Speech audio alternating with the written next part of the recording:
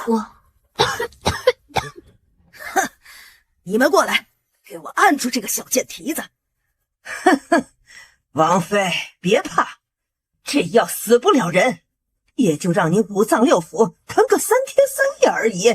哈哈哈哈哈哈！来人呐！救命啊！王妃杀人了！和你大爷！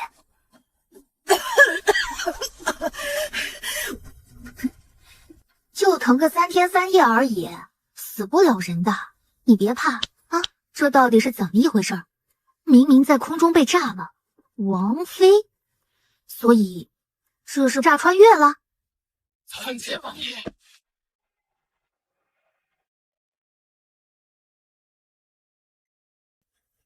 王爷殿下，老奴们是听从了您的命令，把王妃关在柴房反省的。可是王妃非但不知错，还把毒药灌给了容嬷嬷，老奴们也差点死在王妃的脚下。陶七夕，你知罪吗？我有什么罪啊？难道是我还手了，所以有罪？我堂堂的王妃就应该被这些黑心的老嬷嬷们折磨死才是应该的。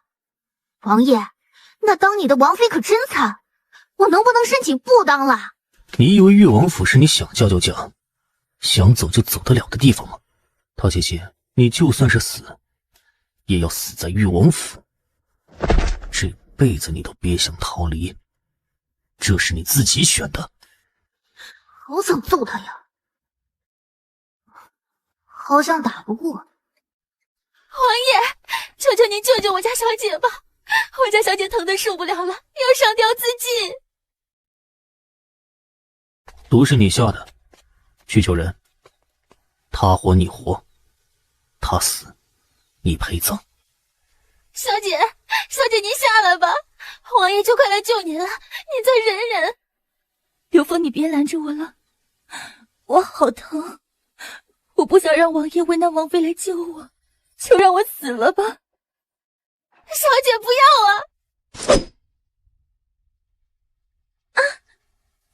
紫妍，别做傻事。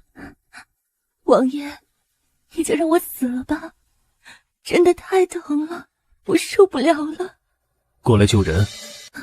王爷，你就别逼王妃了，臣女知道王妃不喜欢我，王妃就是要臣女死，臣女也愿意去死她，只要王妃开心。还不快救人！陶七夕。哎呀，好吧，救，那就请王爷您出门等着吧。你又想耍什么花样？我要给他脱光光才能治疗，如果王爷不在意的话，也可以留下来继续观看呀。别忘了，他死了你也活不了。王妃打算怎么救啊？不装了吗，小婊子！白小姐还是对自己不够狠呀，你就不怕你装的不像露馅吗？对付王妃这般就够了，总归王爷是会信我，不会信你呢。但是我这人信守承诺，答应了王爷要救你，就肯定要救你的。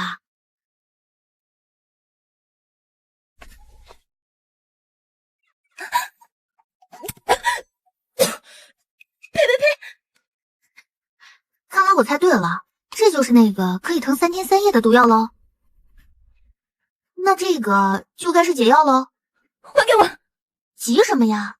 我肯定会还给你的，要救你的嘛。陶七夕，你还给我！我去告诉王爷。哎呀，你去呀，正好让王爷知道真相到底是怎么一回事儿。他肯定没见识过你自导自演的本事吧？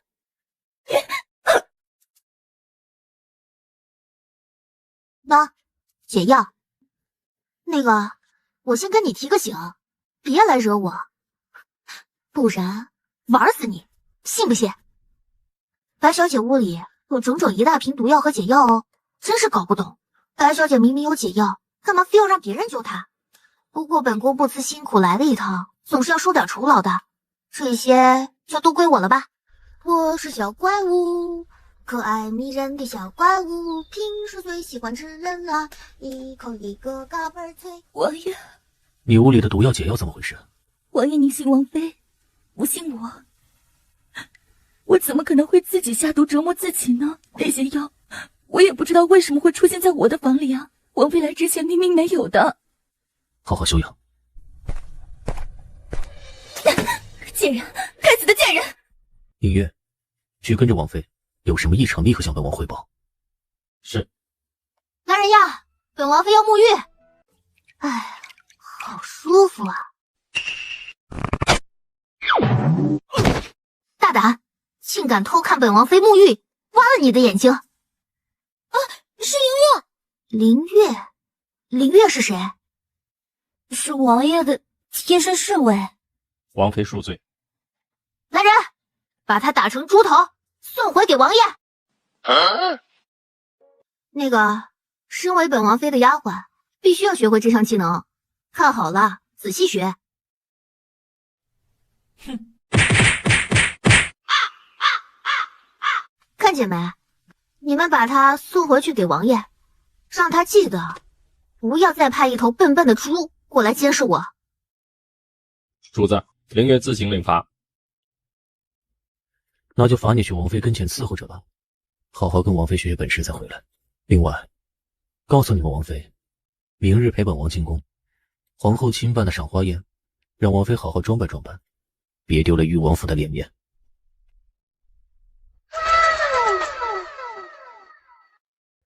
王爷晚安。好好说话，站直身子。臣女给王妃请安。王爷不会是也要把他带进宫吧？王妃，您别怪王爷，是王爷心疼臣女闷得慌，带臣女进宫赏赏花，散散心的。行吧。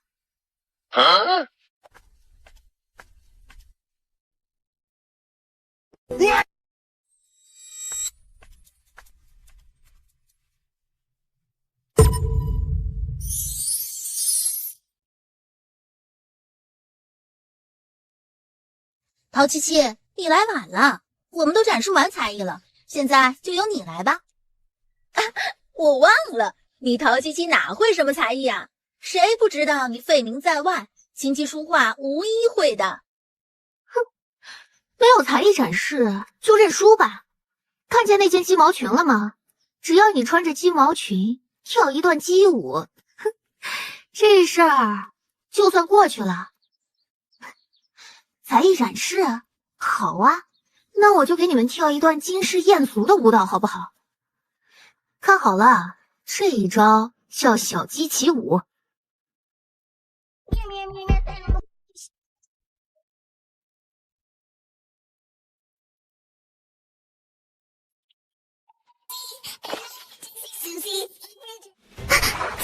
啊！你带本宫上去！哦，来人呐！福公主回寝殿。救命！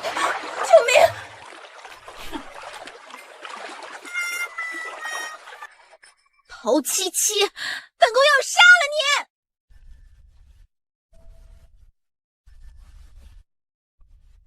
不知三公主哪里得罪了玉王妃，让玉王妃下如此狠手？本王定会给三公主一个交代。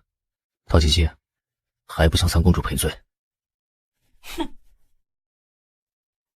臣女参见娘娘，瑞王殿下，求娘娘、王爷们不要怪罪王妃姐姐，王妃姐姐不是故意的。玉王妃，你还有什么话好说？宫里有宫里的规矩，哪怕你是玉王妃，也不能毒害公主。本宫罚你。且慢，残害公主确实罪不可恕。但若凶手不是我呢？不是你还能是谁？本王已经问过了，御花园里是你拿着柳树枝鞭打三公主和其他小姐们。鞭打？那明明是跳舞，而且还是三公主让我跳的呢。可能公主说的对，我是个废物，跳的不好，让公主不满意了。而且，当时三公主落水时，这位白小姐就站在三公主身后呢。三公主到底是怎么落水的？白小姐应该最清楚吧？哼！王爷，你相信臣女，不是臣女推公主下水的。我也没说是你呀，我只是说你应该最清楚。你这叫什么呀？不打自招吗？跪下！王爷，臣女真的没有，臣女还跳下湖去救三公主了，在场的小姐们也都看见了的，可以为臣女作证。你又不会水，跳下去干嘛？添乱还是想讨好谁啊？娘娘，请相信臣女，臣女与三公主没有仇怨，没有理由害公主殿下呀。倒是王妃与公主一向……哼，鬼知道你是不是想嫁祸给我呢？我与三公主是一向不和，但都明来明往的，不屑用那些上不了台面的小手段。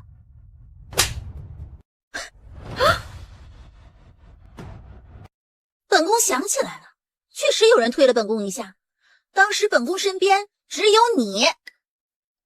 臣女愿意为王妃受罚。脸皮可真厚啊！拖下去打20大板。本宫还要他自打20个耳光。本宫见了他这张虚伪的脸就恶心。誉王可有意见？无。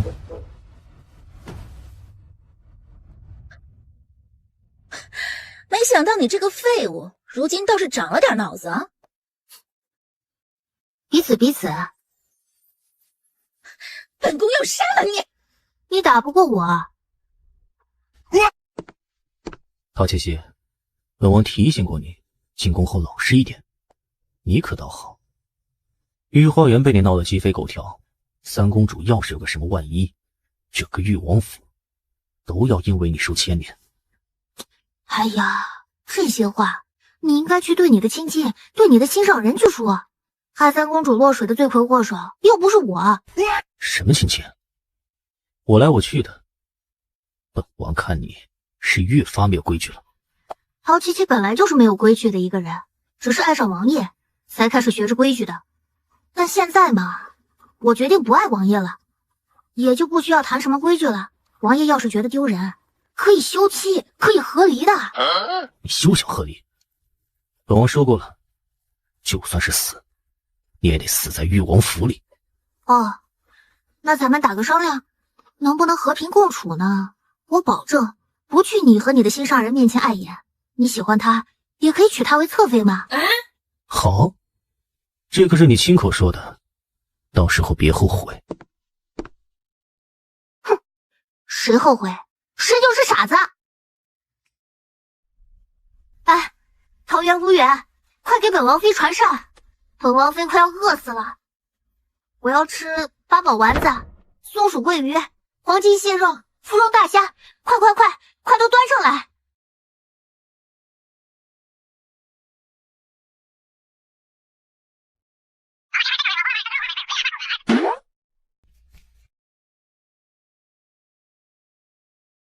受了伤就好好养着，瞎折腾什么？只要是为了王爷，臣女做什么都乐意，哪能是瞎折腾呢？王爷在宫中也累了小半日了，坐下解解乏吧。刘芳，把我酿的兰花酒拿过来。王爷可还记得明德10年在潭县，臣女和您的初相遇？那年臣女还不知道您是王爷，救了您就把您带回了家中，还想着让爹爹在潭县多多提携王爷，为王爷谋个前程。现在想想，臣女真是太天真了，都未曾想到您竟是王爷。你放心，不管你变成什么样，本王都会庇佑你一生。陶七七到底是誉王妃，日后你远着她些，我要招她。又是陶七七。王爷娶王妃时问过臣女，愿不愿意屈居侧妃。那时臣女不想破坏王爷和王妃的感情，可臣女如今才意识到，我不能没有王爷。臣女心中对王爷早已情分深重，无论是侧妃还是妾，臣女都愿意。紫嫣，你还有什么想要的？本王都能满足你。臣女什么都不想要，臣女只想永生永世陪伴在王爷身边。刘芳，扶你家小姐去休息。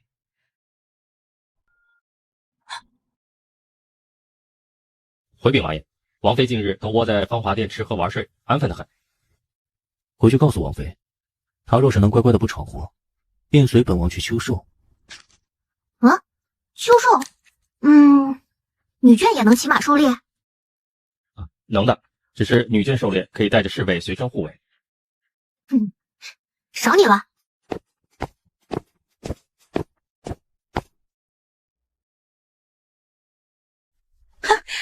陶七七，你可真没用，连本宫皇兄的心都留不住。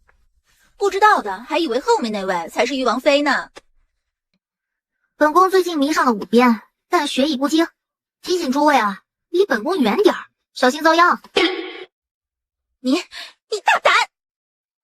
三公主还想同皇嫂一起玩乐吗？谁要跟你一起玩？陶七七，有本事咱们围场见，敢不敢和本宫比一比？既然是比，总得有赌注吧？自然，若是你输了，当众给本宫下跪道歉。那若是三公主输了呢？哼，若是本宫输了，赌注任凭你定。好，一言为定哦。本王警告过你，不要惹事。是他们先来惹我的。三公主自小就有骑射师傅教导，在女子中骑射殊为佼佼者。你，那王爷就笃定我会输吗？算了，别受伤。别丢玉王府的脸。王爷放心，本宫一定拔个头筹给你瞧瞧。王妃姐姐，王爷也是关心您。三公主往年都是秋寿魁首，您要不和三公主低个头就算了，万一到时候输，王爷脸面不好看。懦夫焉知勇夫？白小姐，你害怕的话，就躲在你家王爷身后就好了。臣女才不是害怕。不害怕，那你也来呀。头可断，血可流，尊严不可抛。女子本弱，但亦能刚强。白小姐，你说是不是？是。那臣女也参加秋寿比赛。哇哦！那白小姐记得要为你家王爷争光啊！王爷，臣女也略懂骑射，您别担心。哇哦！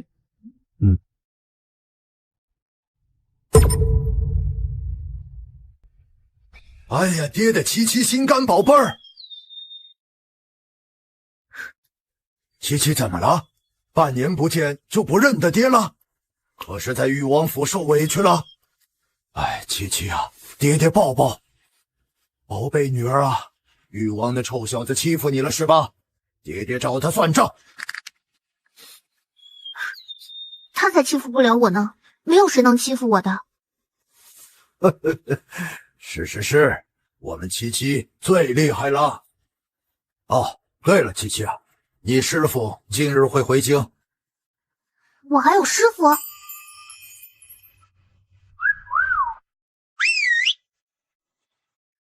塞！别笑得这么招花惹草。王爷，七七，听说你要和三公主比赛啊？我把我的马给你，流云和你熟，保证不会伤着你的。给我看看。那匹马带劲儿。那是誉王的汗血宝马猎鹰，这猎鹰凶悍认主，旁人靠近不得，会伤着你的。况且誉王一向不准旁人碰猎鹰，七七，你还是选流云吧。原来是他的马，选女人的眼光不行，选马的眼光倒是很不错嘛。既然你喜欢猎鹰，那就猎鹰吧。哦，你竟然愿意把猎鹰借我？你别多想，本王是为了玉王府的脸面，就算你赢不了，猎鹰也不会让你当手受。跟本王来。我先来试试。不愧是汗血宝马呀！哎，算了，你的马借给我，我也骑不了，我还是将就一下，就选流云吧。再去试试。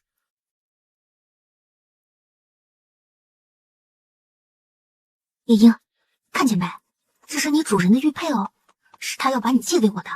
你要是不开心，就踹他，不要踹我，真的管用呀，真的管用。南宫姐，你的马我喜欢。哇，啊，好帅呀！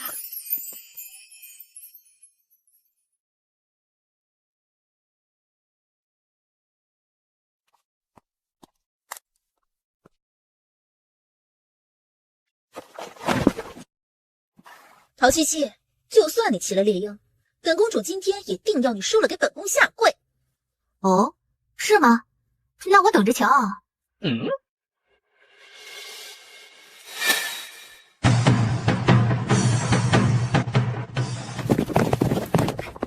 依依，爸爸带你飞，咱们今儿开瑞全场。公主殿下，王妃不喜臣女，臣女可以跟着您吗？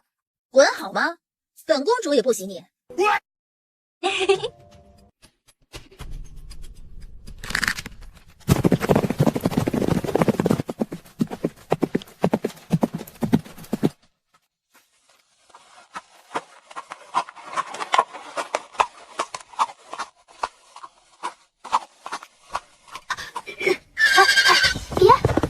依依，冲动是魔鬼，冷静一下。王爷，是猎鹰。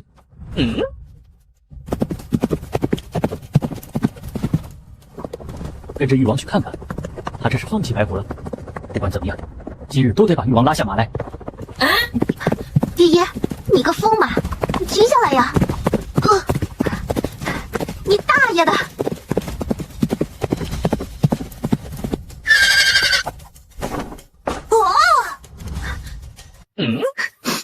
我就说你怎么会好心的把猎鹰借给我？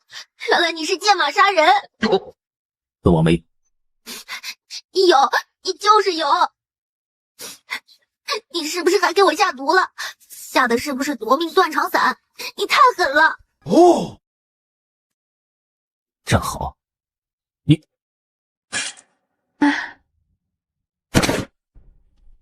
离王爷，王妃中毒了，毒里面还掺了能让马发狂的烈药。我是不是要死了？本王不会让你死。王爷，毒药找到了，就在这小丸子里。可能是因为王妃直接吞咽了一整颗丸子，所以药还没有彻底入骨，否则王妃现在恐怕已经……离，解药拿来。这个会不会很苦？不吃等死。药效得需1个时辰，你最好给本王老实一点。怎么这么久？那你可得保护好我。松开，我不。抱你上去，你可安分点。哇哦，行。咦，这方向不对呀。是你不好逞什么强？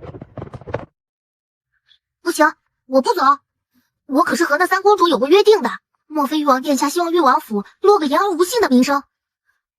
你身上的毒还未解，想过去送死就直说。你在关心我？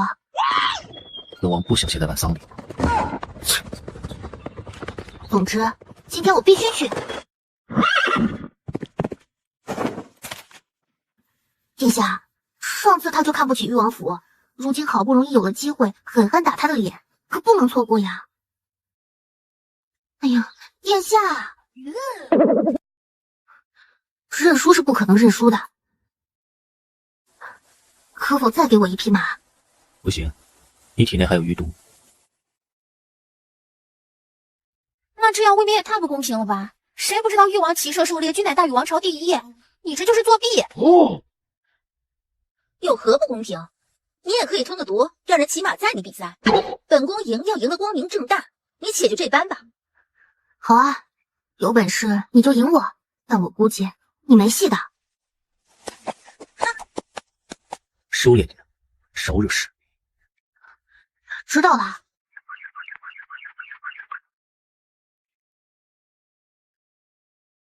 本公主倒是要看看你能有什么本事。本王暂且允许你进入外围，但是什么？只能本王骑马，你射箭。好。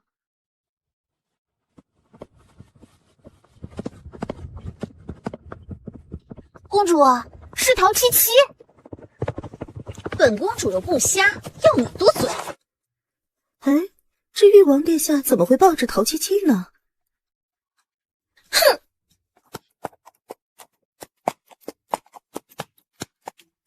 哎呀，马都骑不好，还不自量力的跟本公主打赌。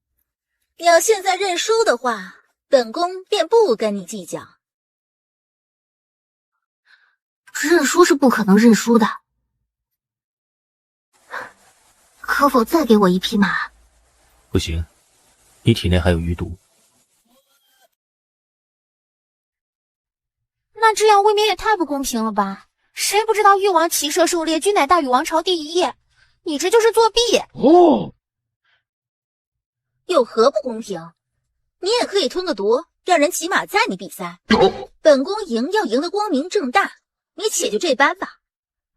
好啊，有本事你就赢我，但我估计你没戏的。哼！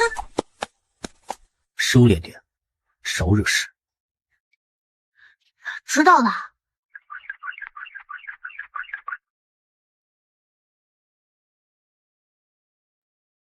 本公主倒是要看看你能有什么本事。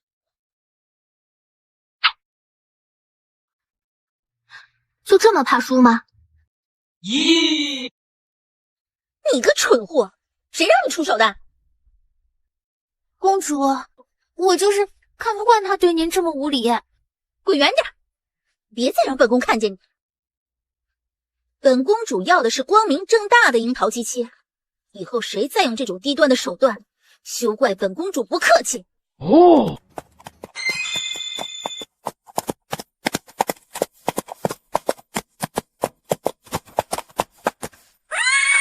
我们去看看。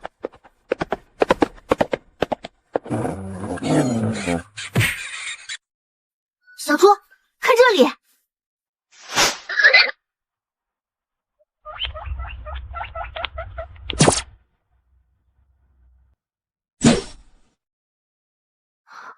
我还得再刷多少只才算赢啊？你比不过他。看这里。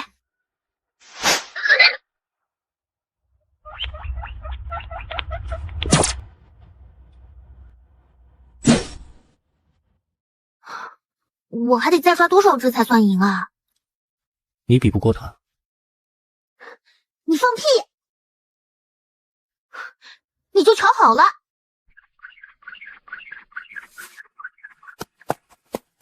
放我下去！小心，他可能会咬人。别怕，我不会伤害你的。过来，对，过来，小宝贝，别怕。你是我的小白吗？我不管，你就是我的小白。以后你再也不用怕有人会欺负你了。我罩着你，知道吗？南宫瑾，我可以把他带回王府吗？你连自己都照顾不了，还要心心管他？你就说可不可以吗？随你，王府不差这点地方。你不是想赢吗？还要我上马？南宫瑾，其实你也挺善良的嘛。小白，七哥要去打猎了，你先跟着林烨好吗？他会照顾你的，他有很好的药能治好你的伤口。你一定要替我好好照顾他。哦，王妃放心，属下一定照顾好他。走，咱们冲！南宫瑾，你看，那有一头很肥的小鹿哎。烤兔子很好吃，不知道烤鹿的味道怎么样？你坐好，摔下马我可不救你。哼！回禀瑞王殿下，誉王和誉王妃在西山的林子里还未离开，似乎也没有打到什么珍贵的猎物。过来，瑞王殿下，请吩咐。你这样，殿下果然好计谋。这下誉王和誉王妃恐怕是没命回去了。怎么越往这儿走，猎物就越少呢？你是不是不想让我打到猎物啊？你想太多了，都是野兔子野鸡，连一只带有杀伤力的都没有。你当我傻呀，南宫瑾？快，带我去猎物多的地方。陶七七，你胆子大了是不是？我去，南宫瑾，你看那是什么？陶七七，你给本王坐好。不是，那里有好多双眼睛在看着我们。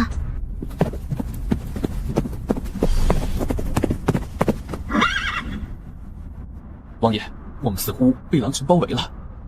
狼？他环视四周，正如陶七七所言，数匹狼正躲在小山丘和草丛还有树后，露出饥饿的眼神，死死地盯着他们三人。为了保持猎物的生存环境，皇家并未派人绞杀野狼，但这狼一直禁锢在后山，怎么会突然跑了出来？这不对劲儿。南宫瑾神色瞬间严肃起来。林烨，带他走。他一把抓起陶七七的衣襟，扔到了林烨马上。啊，你！陶七七揉着自己摔得生疼的肚子，不爽地开口：“南宫瑾，我不走，这里很危险的。”南宫瑾冷脸说道：“陶七七，现在不是胡闹的时候，你留下指挥给本王填了。”我不走！陶七七死死地抓住缰绳。林烨，还等什么？快带他走！南宫瑾脸色阴沉，声音里都带着从未有过的冷意。林烨身为属下，主子的命令他不得不听。王爷，您小心，属下尽快带人赶回来。说完，他猛地一拍马，带着陶七七从林子口往外冲去。狼群被马急促的声音给惊动了，就像是被打开了开关一样，直冲冲的朝着南宫瑾的位置跑去。南宫瑾拿起弓箭，拉弓射箭，一匹狼被射了出去，哀嚎不已。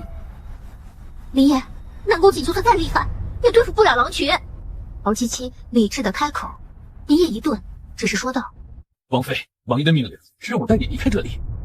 那如果他会死呢？”陶七七凌厉的反问。林烨愣住了。你放心，你家王妃不是乱逞强的人，我有办法，不要下马。王妃，权衡之后，林烨还是停下了马。林烨，你速速回去找救援。话落，他飞快地从林烨身上摸走了火折子。林烨还不知所觉，陶七七用鞭子抽了一下马，马就飞快地跑走了。陶七七一边往南宫瑾那里赶，一边一路收集易燃的树枝。他确实不是逞强，狼群固然可怕，但狼群也有惧怕的东西。等到了南宫瑾那里，他一眼就看见几匹狼朝着南宫瑾撕咬了过去。南宫瑾的马早就被咬死，但他利落挥剑，眼都不眨了就砍掉了一条狼的头。陶七七眼里闪过一丝欣赏，不愧是誉王。然而他出声喊道：“南宫瑾，左边闪开！”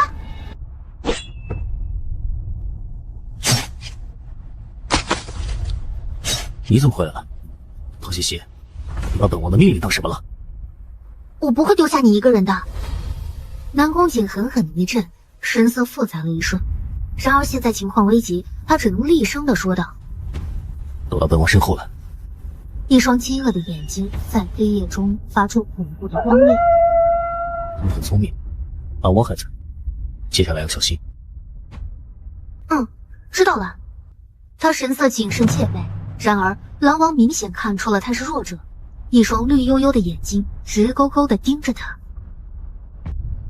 陶七七被看得心里有些发毛，下一秒，狼王径直朝陶七七冲了过来。小心！南宫瑾抬手挡在了陶七七的身前，狼王那流着口水的血盆大口直接咬在了他的胳膊上。南宫瑾忍住疼痛，左手上的剑直接刺进了狼王的心脏，狼王当场倒地。南宫瑾，你没事吧？陶七七连忙查看他的伤势。没事啊。南宫瑾闷哼了一声，这哪里是没事，他的胳膊整个都沾满了血，伤口还在流血不止。痛不痛呀？陶七七凑近吹了吹。南宫瑾浑身一颤，黑眸落在他的身上，偏偏他还不觉，小心地给他吹着伤口。小时候我受伤了，这样吹一吹就不痛了。陶七七抬眸冲着他笑，不是以往的嘲讽或冷淡的笑，是笑得很温柔很灿烂的笑。天色越来越黑，两人坐在草地上，周围布满了狼的尸体。狼王死不瞑目地瞪着陶七七，他不动声色地偏过头，南宫瑾胳膊上的血不停地向外流，俊脸也因为失血过多有些发白。然而他一直俊眉紧锁，阴忍着不吭声。陶七七难得有一丝同情心，毕竟他这次也是救了他，于是抬手在自己瘦弱的肩膀上拍了拍，硬生生地说道：“那个林叶还不知道什么时候能来，天色再黑下去，连出去的路都看不到了。我背着你出去吧。”不必。他好心的想要报个恩，得到的却是这般冷漠的回复。都这么疼了，别逞强，还是你觉得不好意思啊？他转了转眼眸，直白的开口：“其实你也不必觉得不好意思，你就当我们是共同作战杀狼群的战友，不分男女的。”战友？南宫瑾下意识的蹙眉，他又吐出来这些什么奇怪的话了。我不需要背，你留着点力气，少在这里胡言乱语。南宫瑾沉声说道。忽的，陶七七便抬手不客气的在他伤口上拍了下，钻心的疼痛钻至身体。陶七七，陶七七趁势来到他面前，抓起他的一只胳膊，弯身，手攀上他的腰，小腮帮一鼓，使出了吃奶的力气，一鼓作气的将南宫瑾背了起来。南宫瑾的脸色早已难看至极，身子蓦然悬空，隐约听得背着他的女人吃力的嘤咛了一声。其实你没必要逞强的嘛，之前你不是也抱过我吗？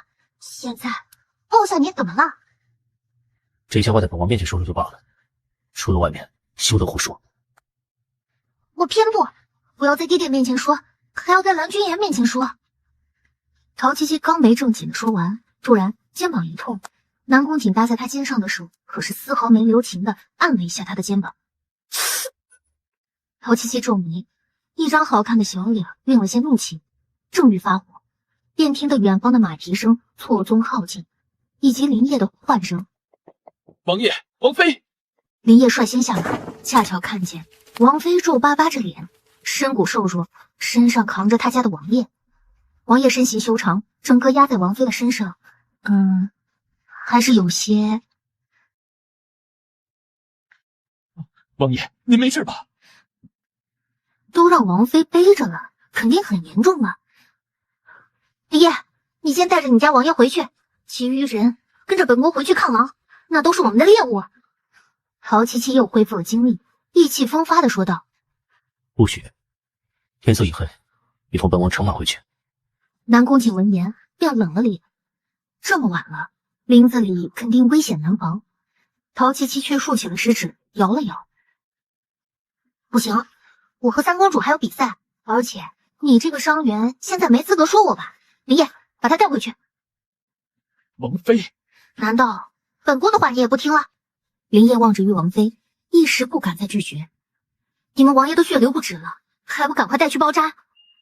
可林烨毕竟是听王爷的，犹豫不决地看着南宫瑾，直到后者松了口。你跟着他一起去，免得再惹出事。惹事，又是惹事，他是惹事精吗？陶七七回眸瞪了一眼南宫瑾，自言自语地说着：“都跟着本宫去扛狼。”说完，陶七七便率先向前骑去，七夫群尾在空中飘飞，背影倒是很飒爽。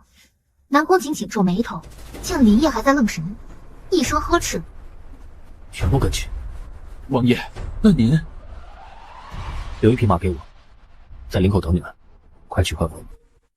此刻的林子里，众人都聚集在一起，面前纷纷摆放着打死的猎物，其中最为壮观的便是三公主和瑞王的面前。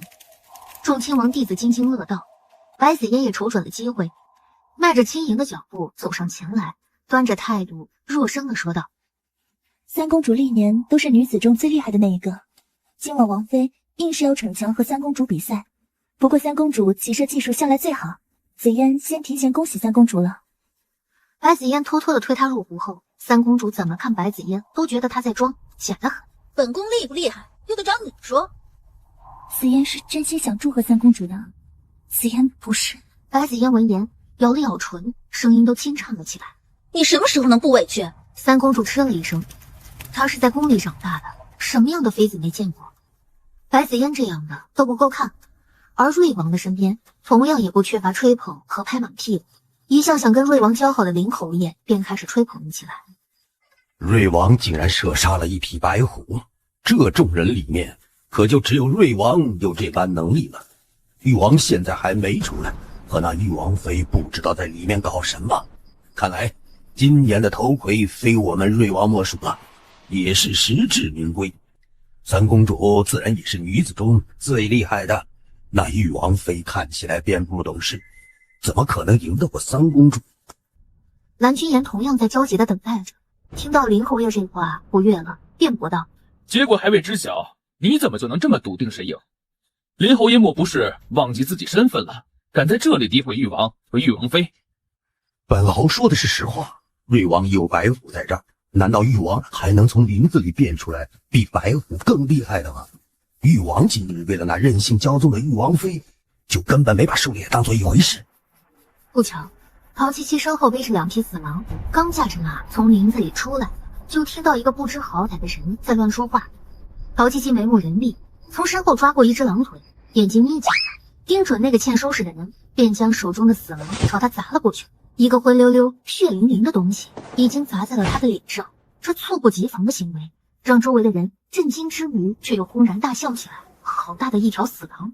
林侯爷的脸色骤变。谁砸的本侯？本王妃砸的，你又能奈我何？众人看过来，只见誉王妃骑着白马，背着狼，英姿飒爽。林侯爷惊呼炸毛的跳起来。本侯哪里得罪誉王妃了？誉王也是你能说到的人，本王妃还以为是谁在汪汪吠呢，原来是尔等小人。陶七七扫了一眼，绝美的脸上也蕴着几分怒气。誉王往年狩猎的确很出彩，可惜今日他陪着誉王妃玩物丧志，未必能拿出像样的猎物来呢。瑞王沉眸，忽地阴阴一笑。陶七七看了眼瑞王，真是碍眼。下一秒，他又拽了一条死狼砸了过去。不过瑞王比林侯爷反应及时，一个偏身，死狼砸在了瑞王的马脚边。那马受了惊吓，仰蹄惊叫一声。那本宫就让你们看看，整个狼群算不算像样的猎物。林烨等人从林子里渐渐齐了出来，每个手下的身上都背着3匹死狼。狼群数量多，场面浩瀚，倒是让不少的人的目光看了过来，随即满脸震惊。这是把山里的狼窝给端了吧？所以，这都是誉王射的。瑞王脸色一黑，声音隐有不悦。陶七七这么一开口，身后不紧不慢说是陶七七猎到的猎物。咦？陶七七难得破天荒的转身看了眼誉王，他这个黑心驴干脆也会护着他了。虽然他刚刚一瞬间是闪过一个念头，哪怕输给三公主，也不能让誉王输给瑞王呀。他不傻，对于誉王来说，魁首背后的意义就是萧齐营。不过看着三公主面前壮观的猎物，陶七七还是蛮震惊的。小妮子看来也不是纯放大话，还挺有实力的。然而瑞王眼眸一扫，心中一片阴霾。这次的萧齐营他势在必得。一直看戏的三公主听到誉王说那么多的狼都属于陶七七的猎物时，秀眉顿时皱了起来。三公主射的动物虽多，也很有分量，但凶狠的程度对比狼群还是差了些的。更何况陶七七那厮还不止射杀了狼群、梅花鹿、野猪，甚至还有一只活白狐正睁着乌溜溜的眸子看着他们。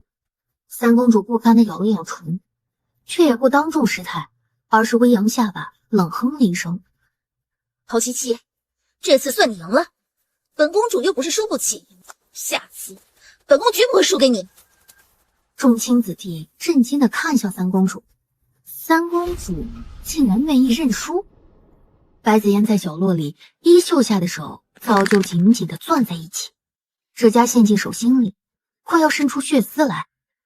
陶七七敛眉，她若是同意了，也赢得不光彩。和三公主较劲儿，不过是觉得好玩而已。陶七七摆了摆手，也难得的软下声来。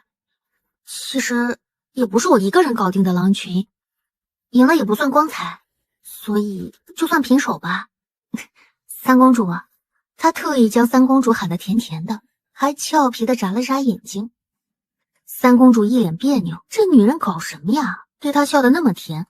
皇上驾到！远处，大太监忽然高声禀报，众人侧目看过去，皆上前跪拜行礼。辛苦诸卿，都免礼吧。皇帝坐在高位上，抬了抬手。陶七七看了看南宫瑾的胳膊，突然凑近小声说道：“南宫瑾，我们要不要先去处理伤口？”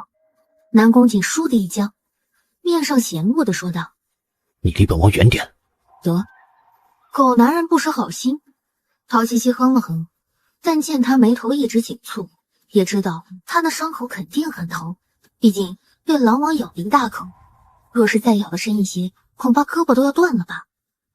难得他陶七七良心作祟，那个，需不需要我扶你坐下？本王没惨，你闭嘴就好。他还没那么虚弱。陶七七当时想给南宫瑾一个流星大力拳，他撇开头，决定不再理他了。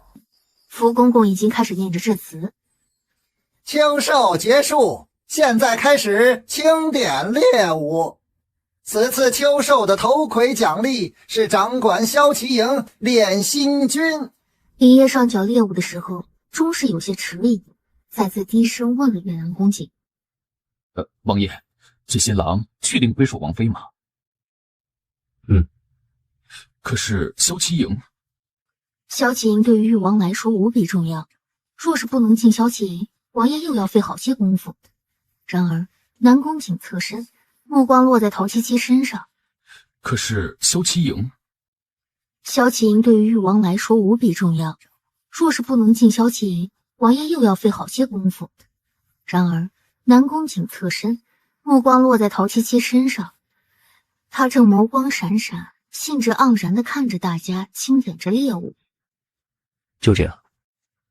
林业劝解无果，只能有些失落的拿着那些狼群去交上去。福公公开始念：今日狩猎的最佳猎物是由瑞王射猎的一只品相极好的白虎。闻言，德妃不禁喜悦地看了眼瑞王，但当福公公念起誉王的猎物时，除了一开始试猎的几只大型动物后，便再也没有了。梁妃脸色微变，连皇上都意味不明地看向那端站着的南宫瑾。陶七七歪了歪头看他，难道他真就这么放弃了？南宫瑾觉察到他的目光，转过头和他对视。别乱想，本王只是不想你输给三公主，坠了誉王府的面子。所以他输给誉王就不掉面子了？陶七七撇撇嘴，狗王心，海底针，他猜不透，索性就不猜了。皇上终于发问：誉王这次狩猎是怎么回事？往年誉王可都是魁首，别说皇上奇怪，诸位大臣也觉得很奇怪。瑞王就已经冷嘲热讽地说道：回父皇，誉王带着誉王妃把狩猎当成儿戏，在林子里好不潇洒，全然忘记了狩猎之争。是吗？皇帝眸光冷淡，扫了誉王一眼。杀臣不争气。他竟也不辩解，难道不怕自己失宠吗？陶七七又是不解，但南宫瑾为了他才错失魁首的。他张了张唇想说什么，可南宫瑾却说的警告的瞥了他一眼。陶七七瘪瘪嘴：那骁骑营练军之事就交给瑞王。皇帝一句话拍板，瑞王和德妃喜不自禁，连连谢恩。之后便是传膳饮酒，工人专门把在外烤了的猎物盛上来，推杯换盏，有人端酒敬誉王。南宫瑾刚抬起酒杯，就被一双嫩白的小手挡下了。你受伤了，不能饮酒，我替你喝。他拿过他手里的酒杯，朝着对面的人遥遥一敬，一饮而下。王妃若是真心疼王爷，便不该连累殿下为你受伤。王妃自己胡闹便罢了，可王爷却错失了萧启莹呢？白子嫣坐在誉王的后面，终是忍不住出声嘲讽陶七七。他受不了陶七七和誉王这般亲密的模样。陶七七忽然回头，对上白子嫣还来不及掩去愤恨的双眸，他笑了，无奈地说道：“他乐意，我又有何办法？”陶七七还怕一句话不够刺激到白子嫣，往白子嫣那边靠了靠，唇瓣勾起一丝笑意，低声地说道：“只是不知道白小姐是以什么身份在指责本王妃？”白子嫣当下被噎得一句话也说不上来，抬眼对上陶七七若有似无的笑意，不禁打了个寒颤。这个陶七七什么时候变得这样伶牙俐齿了？完全不像是他从前认识的那个蠢货。难道……白子嫣在心中转了好几个圈，双手在矮桌下紧紧地扯拽着手中的手帕。难道这个蠢货最近得到了高人指点？越想越觉得自己猜测的没错。白子嫣恨恨地咬着牙，就差一点儿，要不是有王爷在，他陶七七必定会毫无痕迹地死在猎场之上。坐回去之后，陶七七佯装端起茶杯，实则是在暗地里打量白子嫣的表情。看到那个女人果然露出一些奇怪的表情，陶七七暗自嗤笑一声，便埋头苦吃，不再管旁边坐如针毡的人。享受美食的时刻总是很短暂的，刚沉浸在美食中的陶七七就被南宫瑾用胳膊碰了一下。陶七七略有些不耐烦地瞥了一眼南宫瑾。怎么啦？南宫瑾读懂陶七七眼中的不耐烦。瞧你那点出息，给本王有点王妃的样子。我要不是顾及你的面子，早就挽起袖子吃了。陶七七，爷爷在此啊！陶七七此时此刻的脑内剧场可谓是精彩纷呈。这句话要是这样就说出来，那可真是……王妃可知道自己刚才说了什么吗？南宫瑾如同鬼魅的声音，把沉浸在自己世界中的陶七七惊醒。不会吧？会吧？他不会把心里想的那句话说出去了吧？可真是自寻死路呢！不愧是你呀，陶七七。听得南宫瑾冷笑一声。陶七七，你好样的。坐在主位上的皇帝突然地说道：“老刘家的，听说今日你中毒了？”突然被皇帝点到，正跟南宫瑾较劲的陶七七一时之间还没有反应过来，仍然死盯着身旁的男人不放。来啊，比眼神杀啊，谁怕谁啊！眼看着陶七七又要犯傻，南宫瑾屈起手指，在陶七七的额头上不重不轻地来了一下。父皇在与你说话。啊，哦，陶七七赶紧向皇帝那边俯首称是，正儿八经地说道：“回陛下的话，臣妾确实因为吃错了东西中了毒，所幸现在已无大碍，谢陛下关心。”皇帝却不打算就这样敷衍过去，颇有玩味地问他：“王妃在这里如何能吃错东西？”陶七七装作稍稍叹了口气，摇了摇头，柔柔弱弱地说道：“可能就是臣妾命不好吧，除了臣妾，可还没听说过谁吃八宝丸子还会中毒的。”要说之前还是皇帝开玩笑的询问，陶七七这样做作的一回话，倒像是顺杆爬了。回完话，陶七七回头冲着南宫瑾挑挑眉，那表情明显是在说：“怎么样，我厉害吧？”南宫瑾微微扬了扬下巴，嫌弃地看他一眼，那意思是告诉陶七七，差不多得了，给本王收敛点儿。难道朕的猎场还有人敢下毒害人不成？这轻描淡写的一句话，成功的让这场还算热闹的狩猎晚上寂静下来。所有人的眼睛都齐刷刷地看向坐在南宫瑾旁边的陶七七，大家都想看这个空有皮囊的誉王妃还能说出什么让南宫瑾丢尽。南宫瑾厌恶那群人的目光，更莫名其妙的不喜欢他们这样看着陶七七。正想起身，却被旁边伸出的小白手拽住了衣袖。陶七七冲他摇了摇头，施施然走到桌外行礼跪下。陛下此话也不无道理。这话一出，便爆出了低低的惊叹声和议论声。没人想到一个王妃竟然能如此大胆，说出违背皇帝心意的话。高座之上的皇帝听到陶七七的话，反而笑起来。老六家的，你不妨说说，朕说的道理在哪儿？说得好了，朕有封赏。这话潜在的意思就是，要是说的他不满意，必然有罚。白子嫣看着陶七七上赶着送人头，心底嘲讽，面上却不显，轻身靠近南宫瑾。王爷，也不怪王妃这样失礼，不顾大局。今日要是嫣儿被下毒，却是万万不敢如此的。嫣儿自知人微言轻。你这是说的什么话？南宫瑾现在全然是在担心陶七七，听到白子嫣的话，不禁皱了皱眉头。有本王在，何曾让任何人看低你？王爷，白子嫣登时红了眼睛，想要借机再靠近南宫瑾一点儿，却被陶七七掷地有声的声音打断。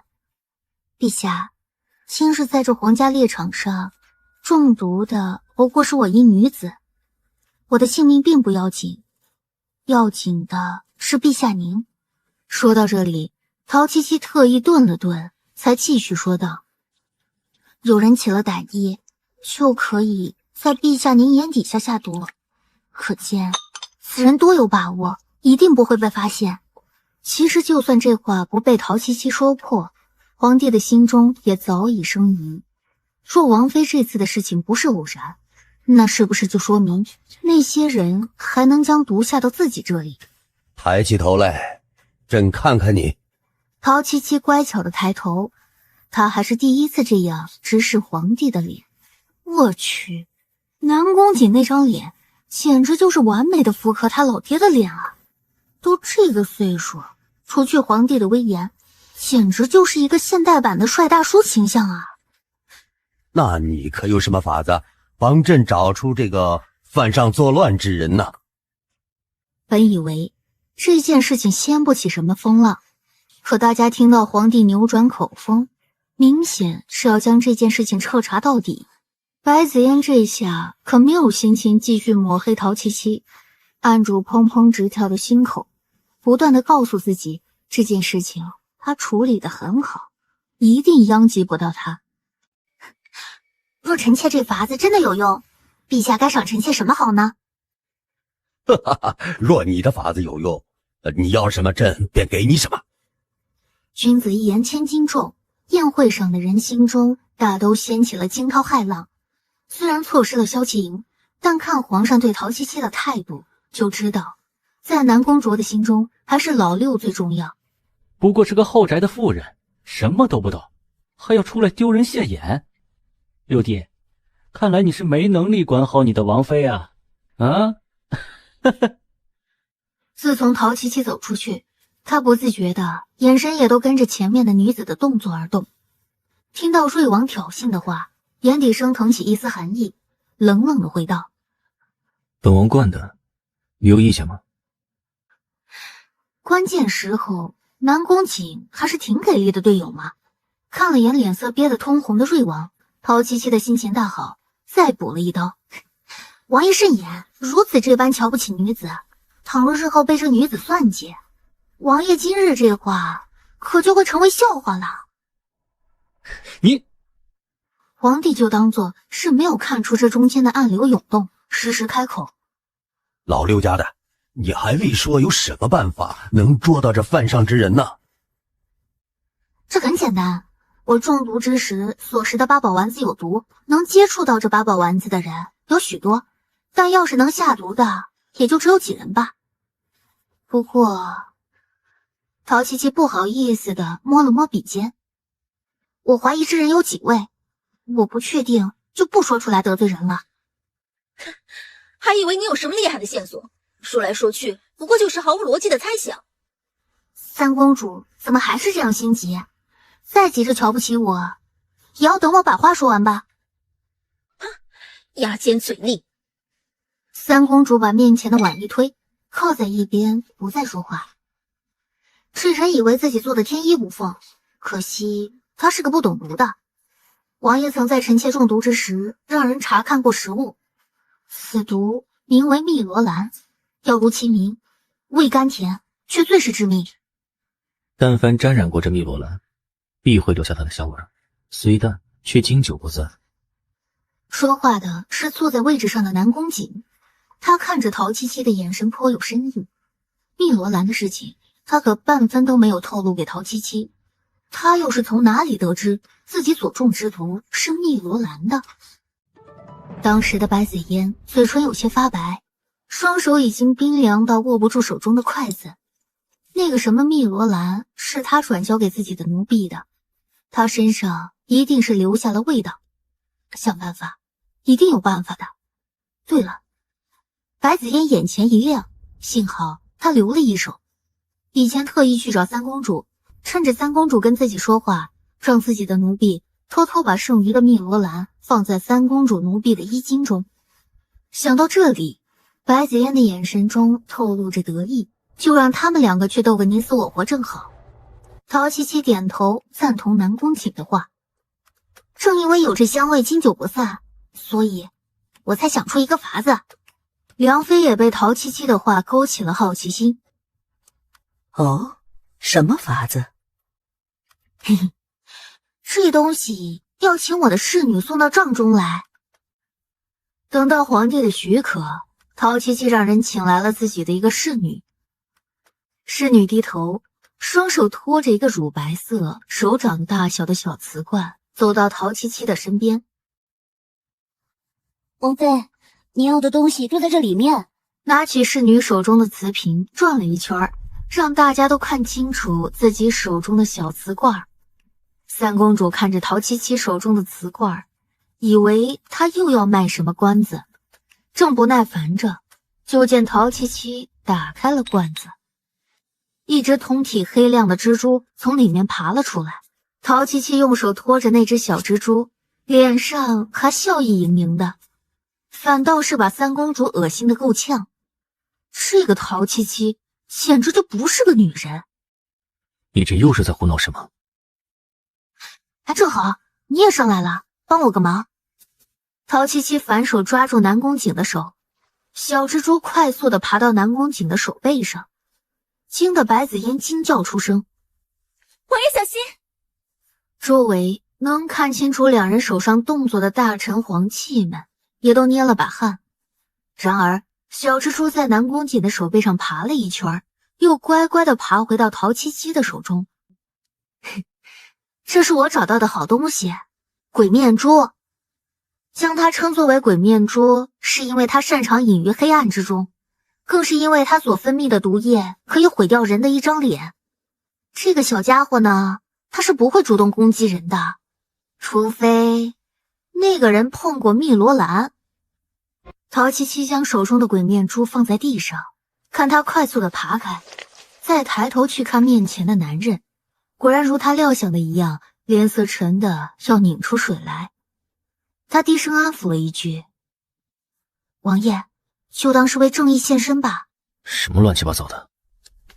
南宫瑾拂袖回到座位上，那种蜘蛛爬过手背的感觉，真是让他觉得厌恶。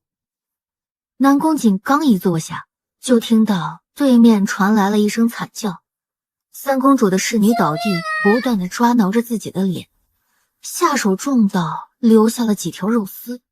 这一场景将大家吓坏，本以为陶七七是在虚张声势，没想到却真就看到一张鲜血淋漓、惨不忍睹的脸。三公主也被吓傻了。不可能的，不会的，有人陷害本宫。此事涉及到公主和皇家的颜面，皇帝这才冷下脸，重重的一拍桌子：“朝阳，你还想如何胡闹？朕是平日里过于纵着你，才让你做出这等事来。”从未受过这样委屈的南宫问下扑通的一声跪下，泪流满面。父父皇，不是女儿，女儿没有做出下毒之事啊！父皇，你连女儿说的话都不信吗？瑞王也撩袍跪下，替妹妹求情。还请父皇明察，不要冤枉了妹妹。说话间的功夫，陶七七已经捏住咬在侍女脖颈处的鬼面珠，将它放回小瓷罐中，又从侍女怀中摸出一小包东西。这个，陶七七把手中的东西展示给大家看。这个应该就是令我中毒的汨罗兰，公主能否解释一下，这个毒药为何会在你侍女的怀中？本宫怎么会知道？本宫承认，今日的确逞口舌之快，说要让你死在这狩猎场上，可我没真的想让你死。白子嫣柔柔弱弱的开口说：“王妃，即便是今日公主说过要将你置于死地的话，那也只是说说，你并没有证据证明这件事就是公主做的，你可不要冤枉公主。”这话说得好呀，看似是站在公主那一边，实则是坐实了公主的嫌疑。她那点小伎俩还不够陶七七看的。陛下，毒确实不是公主下的。我这样说，无非是2点原因。公主既然要下毒，自然不会傻到让自己的侍女下完毒后，还把剩余的药藏在身上。我能活着回来，公主却一点也不惊讶，这就说明公主并不知道我会回不来。三公主咬牙看向陶七七，眼中还含着泪花，说道：“你早知道不是本宫，为何还要吓唬本宫？”陶七七挑了挑眉，哼，谁让你先吓唬我的？咱俩这局扯平了。六哥，你看他。三公主被瑞王扶着从地上站起来，恢复之前傲娇的样子。就知道欺负我！南宫瑾出声叫住陶七七：“七七，回来。”哦。陶七七不情不愿地挪到南宫瑾的桌前，不再继续说下去。嫁祸公主，陷害王妃，数罪并罚，罪魁祸首，行五马分尸之刑。老六家的，你可想好这人是谁了吗？回陛下，臣妾已经知道是谁了。陶七七伸手指向了白子嫣：“是他。”白子嫣慌忙站起来，快步走出去，跪下：“陛下明鉴，臣女并没有做出这样伤天害理之事啊！王妃，我知道你讨厌我，但你也不可以这样对我呀，把莫须有的罪名加在我的身上。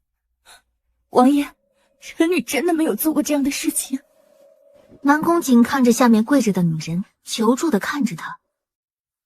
我相信你。陶七七不可置信地看向南宫瑾，这个男人的脑子难道是被驴踢了？竟然会去相信这个女人？不对，南宫瑾要是相信她，那才不正常呢。果然啊，不能因为这个狗男人的意识正常，从而觉得他真的变正常了。大家都知道王妃看不惯我，我也处处退让，却没想到王妃要借着这件事情诬陷我，臣女真的是冤枉的。你若真的是冤枉的，那便试试这个鬼面珠吧。陶七七打断白子嫣的哭闹，端着小瓷罐一步一步靠近地上跪着的人。不要过来，我好害怕。王爷救我！你闹够了没有？这句话应该问你的好嫣儿。陶七七头一次没有嬉皮笑脸，反而是冷冷地看着南宫瑾。人命在你眼里算什么？我的命在你眼里又算什么？陶七七的眼神使得南宫瑾愣了一下，拽着他的手松了些。白子嫣趁着这个时候给自己的婢女使了个眼神，婢女会意冲上来跪下：“对不起，王妃，这一切都是奴婢做的，与我们家小姐无关。”小妾，为什么是你？那个叫小庆的奴婢磕头如捣蒜：“求陛下王爷饶了我们家小姐，奴婢眼见的小姐每日被王妃欺负，实在是忍不了了，才趁这次的机会教训王妃。正好小姐带奴婢去过三公主那里，奴婢这才有机会将剩下的药放在三公主侍女的身上，没有想到会殃及到小姐。”三公主靠着哥哥瑞王，对下面跪着的贱婢说的半句都不信。没有他的指示，你一个奴婢胆敢做出这样的事情？你真当本公主是个3岁小孩子吗？我们家小姐最是天真善良。小庆抬头，一脸的以死明志。所有的事都是奴婢瞒着小姐做的，与小姐无关。说完，站起来就往帐旁的柱子跑过去。有人在喊，拦住他，可惜晚了一步，人还是死了。白子嫣捂脸痛哭，一遍遍重复着都是他的错。这场闹剧就到此为止。这边，白子嫣被送回来，把刘芳吓了一跳。主子，这是怎么回事啊？好好的去宴会上，怎的被人送回来了？小庆也没有跟您一起回来。那丫头还算识趣，替我认罪，撞死在了大殿上。刘芳双眼微微撑大。这怎么会这样？全都怪陶七七那个贱人，他用卑劣的手段想要让我承认要害他，我只能把小庆这个棋子放弃了。白子嫣满不在意的继续说道：“给小庆的家人一点补偿，也算是不枉他对我那么忠心了。那个陶七七也不知道受到什么刺激，比以前更疯。小姐，你可不要被他吓到，这次不过是他瞎猫碰到死耗子而已。哼，只要王爷的心一天还在我这里，他陶七七就没有本事和我争。”白子嫣得意地说道：“王爷今日可是为了我，差点与他翻脸。”刘芳给白子嫣捏着肩膀附和着：“那是自然，小姐跟王爷的关系哪能是他一个外人可以介入的？”白子嫣靠在榻上，微闭着眼睛，食指揉了揉额角。只是最近陶七七年王爷粘得太紧，我根本一点机会都没有。小姐，没有机会制造机会也不在少数，不如就利用这次的机会，晚上主子您邀请王爷到帐内一叙，其他的就交给奴婢。陶七七出了营帐，吹着凉风，抬手伸了个懒腰，抬头看着夜晚的星空，还是古代好呀，连星星都这么亮。伸懒腰的手还没有来得及放下，就被身后的南宫瑾抓着手按下去。你能不能有点女子的样子？女子应当是什么样？哦，我知道，白子嫣那种才是女子应有的样子嘛。南宫瑾没料到陶七七会突然靠近，登时退后一步，却没有放开手。自然，与他没有半分可比之处。在狗眼里呀，粑粑都是香的，他不与他计较。陶七七哼了一声，撇开头不看他。下一秒，刘芳已经走到两人跟前，冲着两人行礼：“王爷，王妃。”子嫣怎么样了？刘芳担忧地摇了摇头：“主子他不太好，回去以后就一直蔫蔫的，说心口不舒服。王爷，请您去看看我们家小姐吧。”心口不舒服，找御医啊！陶七七笑着对刘芳：“怎么，王爷是治心口疼的药？他一去，你们家小姐就能好起来？”没料到陶七七会这样说，刘芳一时竟没能想起反驳的话。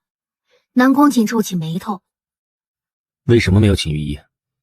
刘芳心中暗道不好，这个陶七七果然是变聪明了不少，都知道用王爷给他们找个痛快。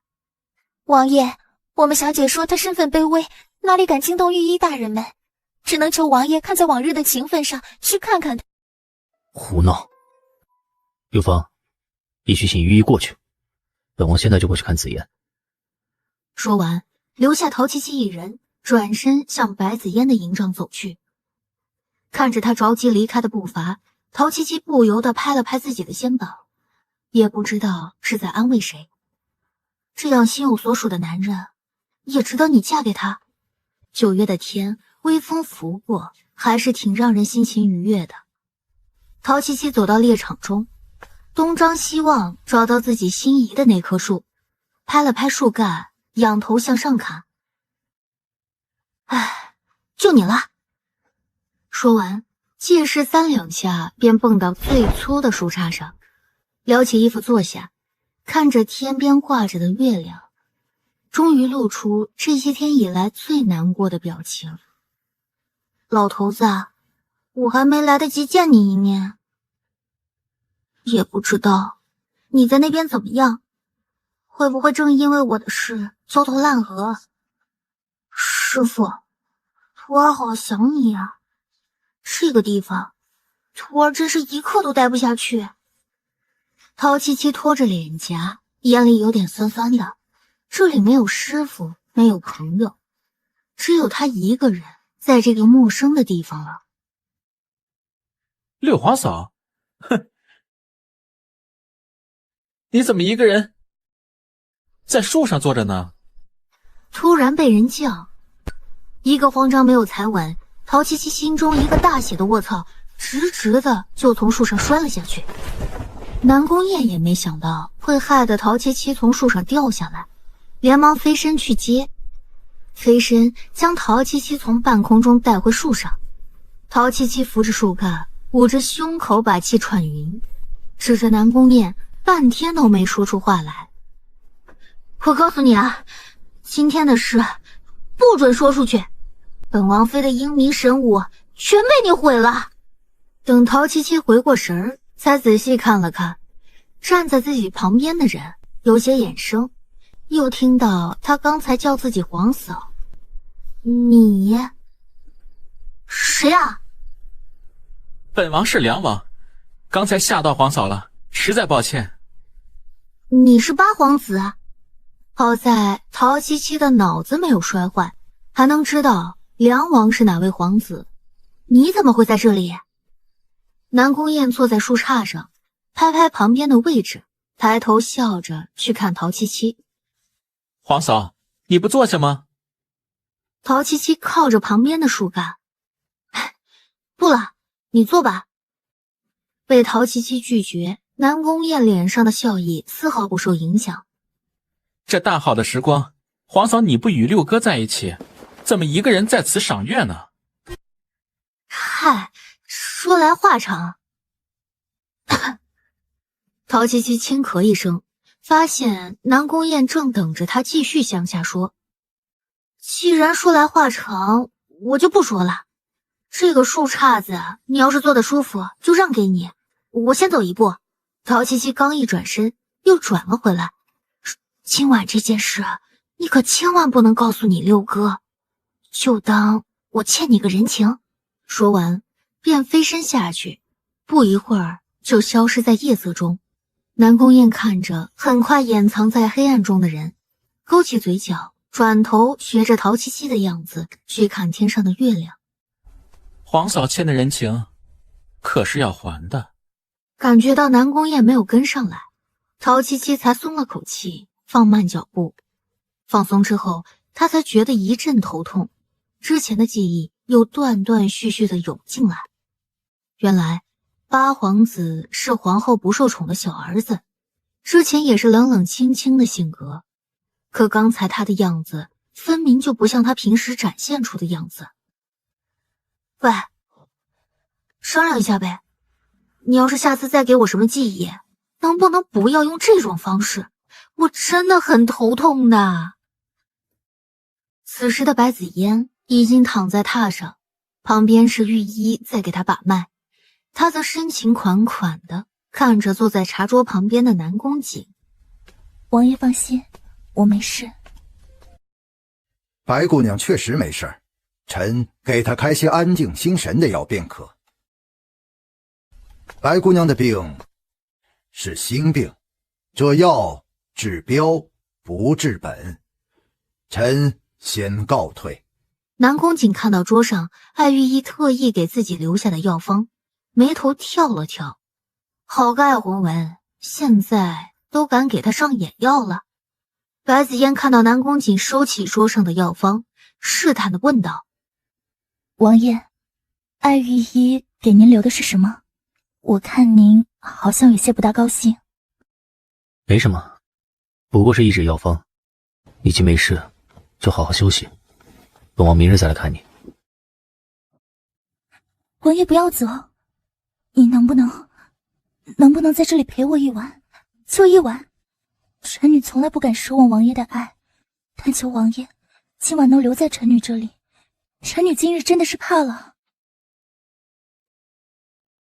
紫妍，这次的事情到底与你有没有关系？白子妍心中咯噔一下，松开手，重重的跪下。王爷，紫妍绝对没有做出对不起王妃的事情。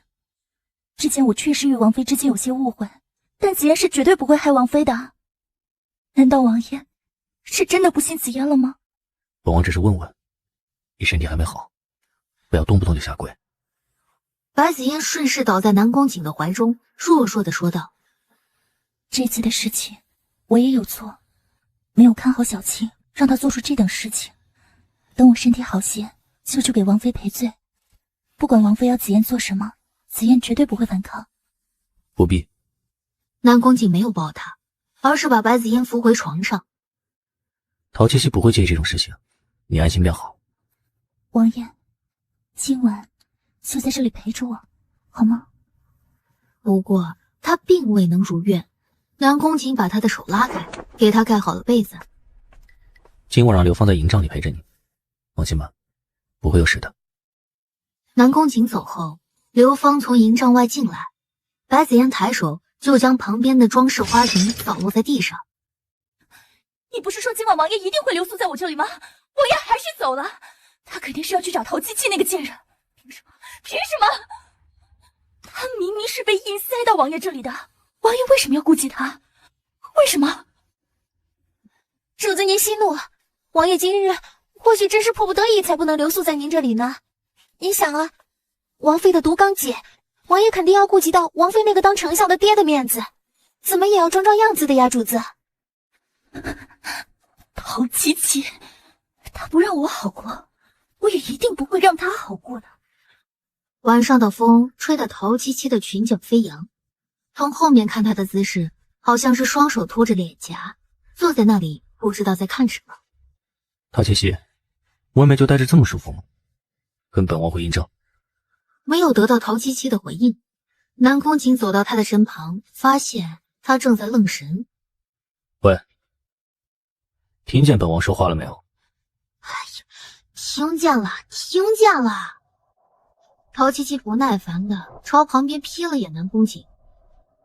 王爷要想就寝，就先去，不必等我。是不是本王最近对你的态度太好了，让你太得意忘形了？你对我太好了，我没聋吧，南宫瑾？是不是本王最近对你的态度太好了，让你太得意忘形了？你对我太好了，我没聋吧，南宫瑾？这样不要脸的话你也说得出来？好到因为莫须有的事情和白子嫣的事情跟我翻脸，这就是你对别人的好？本王……陶七七一摆手打断南宫瑾的话。哎呀，得了吧，本王妃可不稀罕你这种好，你还是都留给你的白子嫣吧，不要来烦我。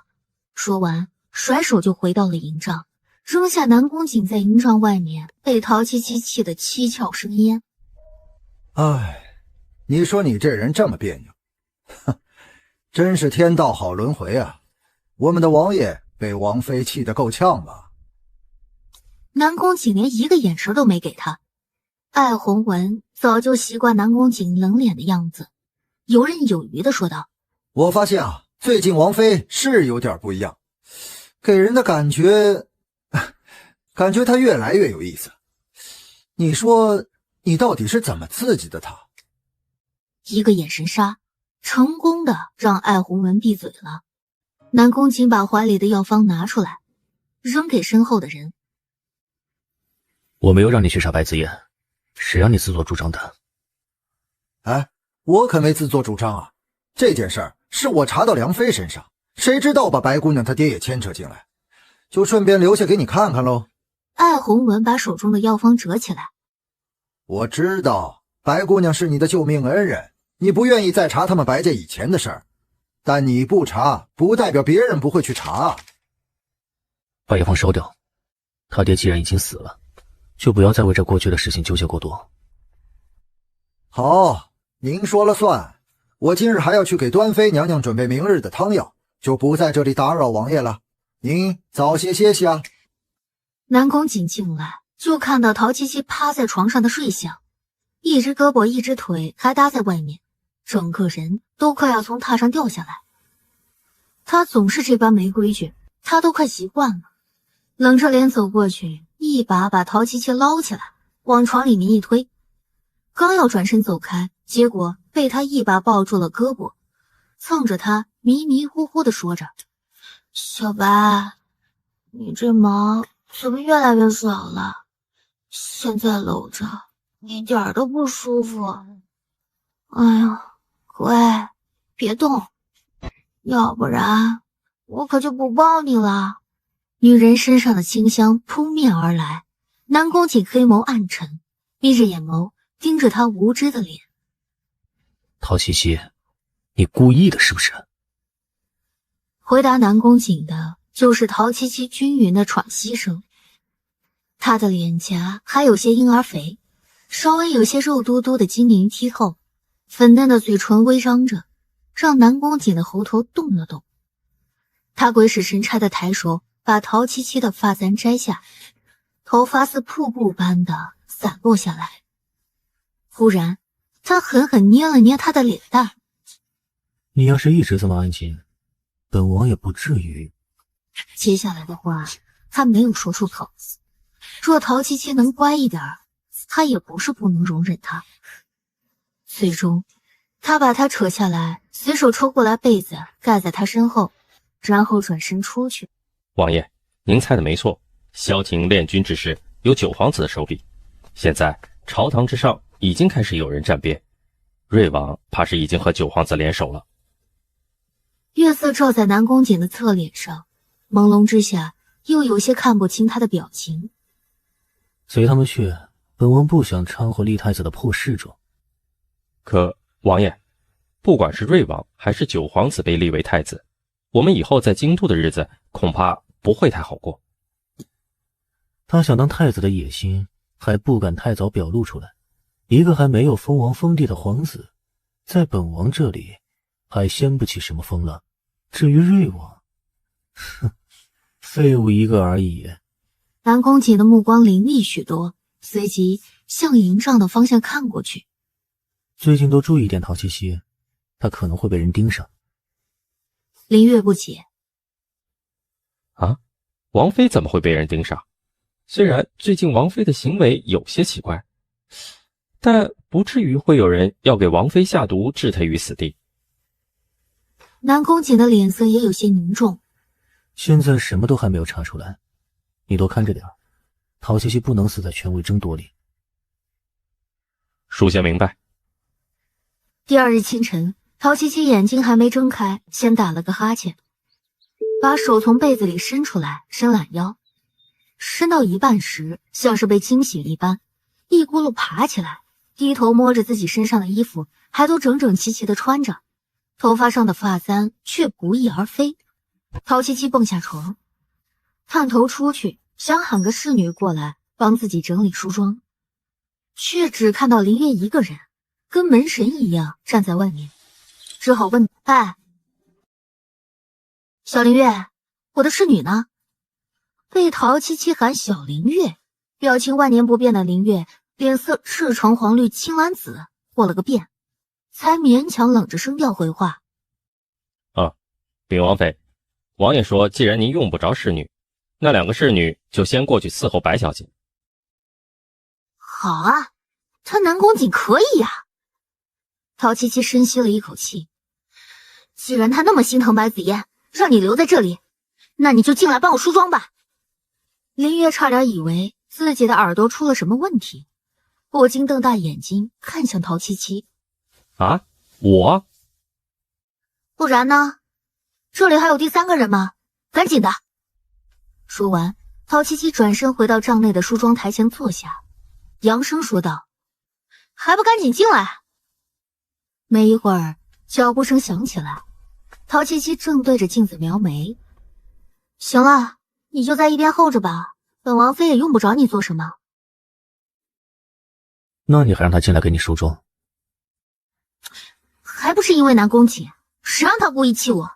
身为男子，小心眼的要命，你可千万不要。话说到一半，陶七七才反应过来，身后的人不是林月，而是南宫瑾。王妃刚才说让林月千万不要什么？本王想听你说完。就是千万别忘记了照顾王爷你呀。你看，你连身边最得力的人都留在我身边，我这不是怕你身边没有个能照顾你的人吗？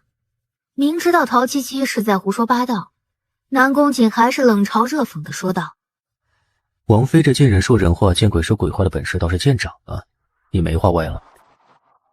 他走过来，拿起眉笔，伸手捏住他的下巴，抬起他的小脸。别动。他拿着画笔，仔细地给陶七七描着眉。分神的时候，看到陶七七正抬眼看着他，心中忽然有一瞬间的慌乱。闭眼。闭眼？我又不是画眼线，闭眼干什么？眼线是什么？本王让你闭眼。闭就闭。本事不大，事儿还不少。陶七七在心里默默地吐槽着。我又不是画眼线，闭眼干什么？眼线是什么？本王让你闭眼。闭就闭。本事不大，事儿还不少。陶七七在心里默默地吐槽着。没一会儿，陶七七感觉到捏着自己脸颊的手松开，马上睁开眼睛去看镜子里的自己，勉强看到镜子里自己的眉毛还挺正常的，点了点头。看来王爷没少在白小姐脸上练习画眉吧？在你脸上才算是练习。南宫瑾淡淡的说。陶七七一下就炸毛了，在我脸上练完，再给白子嫣那个小作精画。南宫瑾嘴角抽了抽，到底谁才是小作精啊？他不耐烦的一把按住他。坐好。陶七七不满的嘟了嘟嘴。哼，坏男人。南宫瑾深吸了一口气，最后到底是没忍住，大步走了出去。陶七七瞄了眼大步离开的南宫瑾，又抱着镜子左右看了看。小气鬼画的还挺不错的嘛。上好妆后，陶七七懒得弄头发，干脆直接就扎起马尾。收拾好自己，陶七七撩开帐帷走出去，看到站在外面的南宫瑾，冲他走过去。走吧，我们先去接小白。南宫瑾看到他今日这一身，头又开始隐隐的作痛。回去把你的头发和衣服换掉。又怎么了？陶七七给南宫瑾转了一圈。我这一身不好看吗？好看是好看呀。南宫瑾咬了咬牙，就是不成规矩。他顺势挽住南宫瑾的胳膊。哎呀，你别管我的衣服了，走啊，去找小白了。白子嫣从营帐里出来，看到的就是陶七七挽着南宫瑾的胳膊往猎营后面去。他赶紧开口：王爷、王妃，用早膳了吗？要不要一起去用早膳啊？不用，我们先去看小白。不过听着你这中气十足的声音，身体应该没问题了哈。刚才一着急，白子嫣喊的声音大了些，她随即开始后悔。听到陶七七的话有些难堪，再张嘴要说什么，陶七七就已经回头拉着南宫瑾走远了。她狠狠地咬住嘴唇，再张嘴要说什么，陶七七就已经回头拉着南宫瑾走远了。她狠狠地咬住嘴唇。来到营地，这里看管着活捉的奇珍异兽。陶七七在看守的带领下找到了小白。王妃，这个小狐狸虽长相讨喜，但性子烈。昨天我们的人都不敢靠近它，生怕被它伤到。看守边说边给陶七七开着卷门，接下来还想说什么，一开门看到一道白影扑出来，他大惊失色，大喊着王妃小心。心中想的皆是自己要完了，这小狐狸伤到王妃，自己必定是吃不了兜着走的。再一转身，发现那个小狐狸正钻在陶七七的怀中撒娇细声叫着，拿脑袋蹭着陶七七的下巴求摸。哎呀，还得是王妃有福气，连这个机灵的小狐狸也亲近您。南宫瑾看着那只通体雪白的小狐狸，就想起昨天陶七七边摸着自己边叫小白的场景，伸手拎着小白的后脖颈拎到自己的面前。陶七七怀中一空，转头看到南宫瑾正嫌弃的和小白对视着，小白正四脚蹬动着挣扎着，闷闷的嗷声恐吓着拎着他的人。透过眼神，南宫瑾好像也感觉到了他的嫌弃，往上提了提。南宫瑾的视线往下挪去。这只狐狸公的还是母的？要你管！陶七七一把把小白抢过去，抱着摸摸小家伙的脑袋，瞪了一眼南宫瑾。咱们不跟他一般见识，姐姐带着你，咱们走。陶七七抱着小白一路气鼓鼓的上了马车。上车后，他把小狐狸放下，小白就老老实实的趴在他的腿上，揉着小白的爪子。陶七七看着他的眼睛，小白，你说你都在这里了，师傅会在哪里呀？有没有可能师傅也跟着我到这古代来了？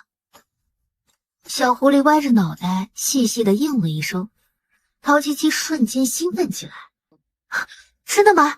小白，师傅真的也在这里？那你能带我去见师傅吗？小狐狸低低的叫了两声，蹭着陶七七的手掌，甩了甩脑袋，窝在主人的怀里，不再动弹。陶七七刚兴奋下来的眼神就落了下去，一下下的摸着小白。你也不知道师傅在哪里吗？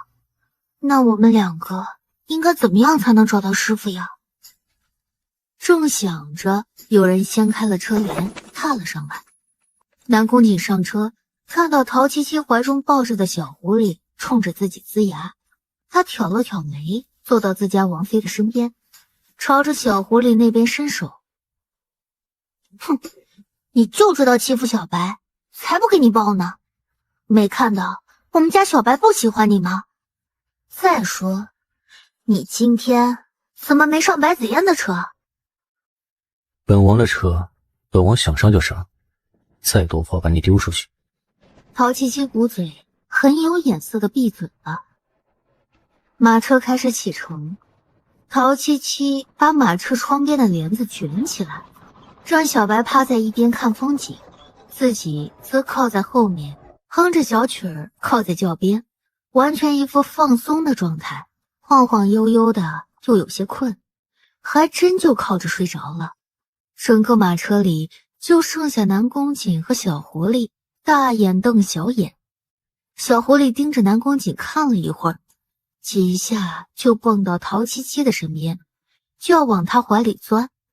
不等他钻进去，就又被南宫瑾掐住命运的后脖颈。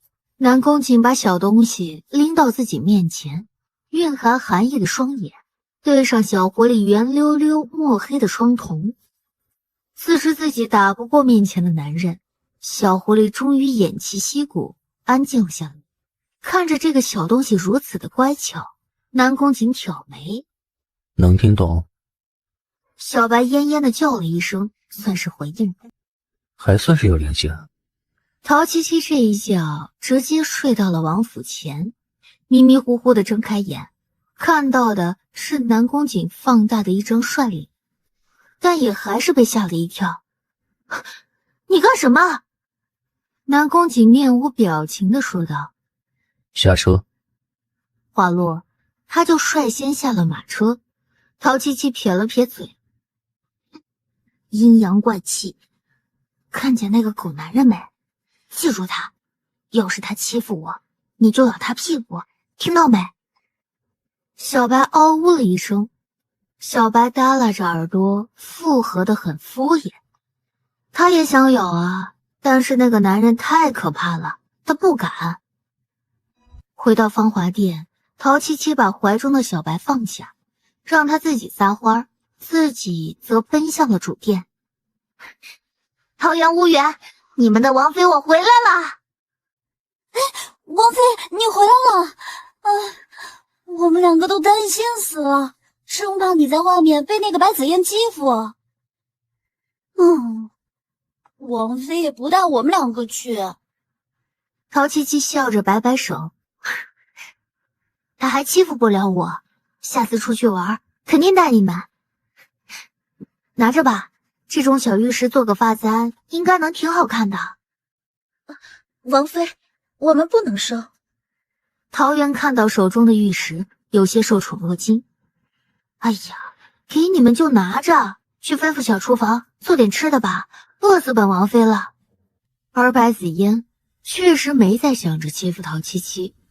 经过秋寿这一行，陶七七和誉王显然关系缓和了不少，这给他带来了极大的危机感。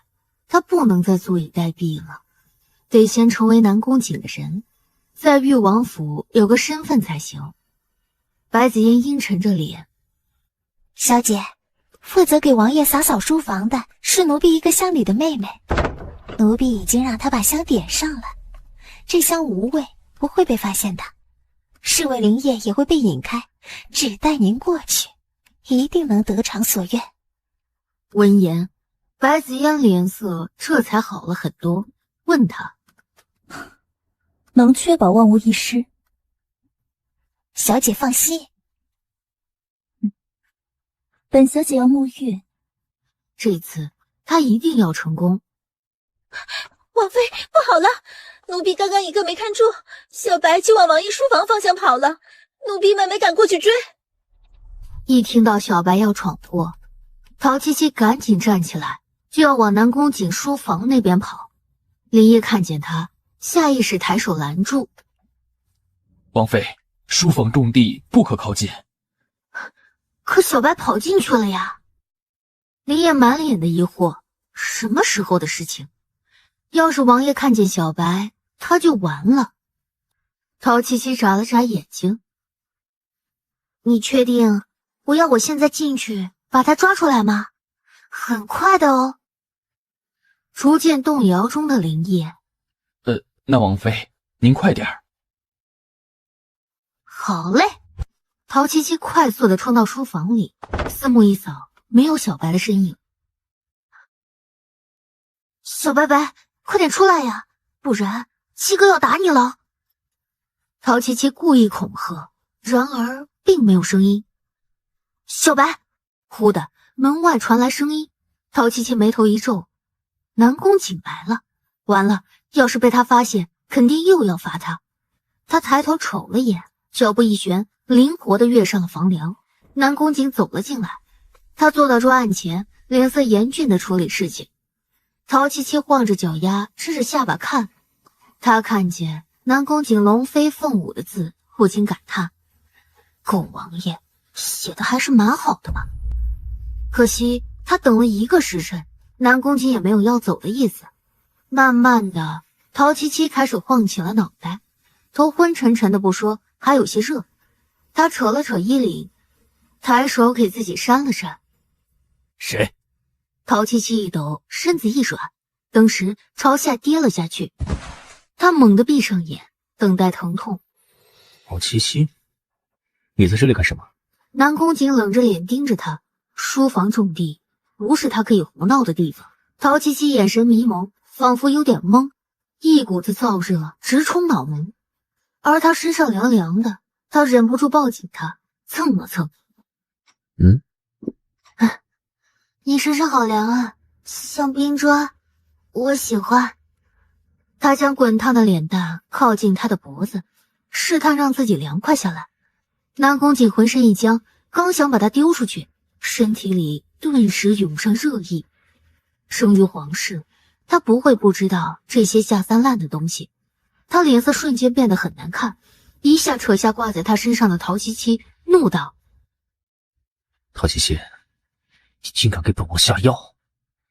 还以为他改邪归正了，结果根本就是他瞎了眼。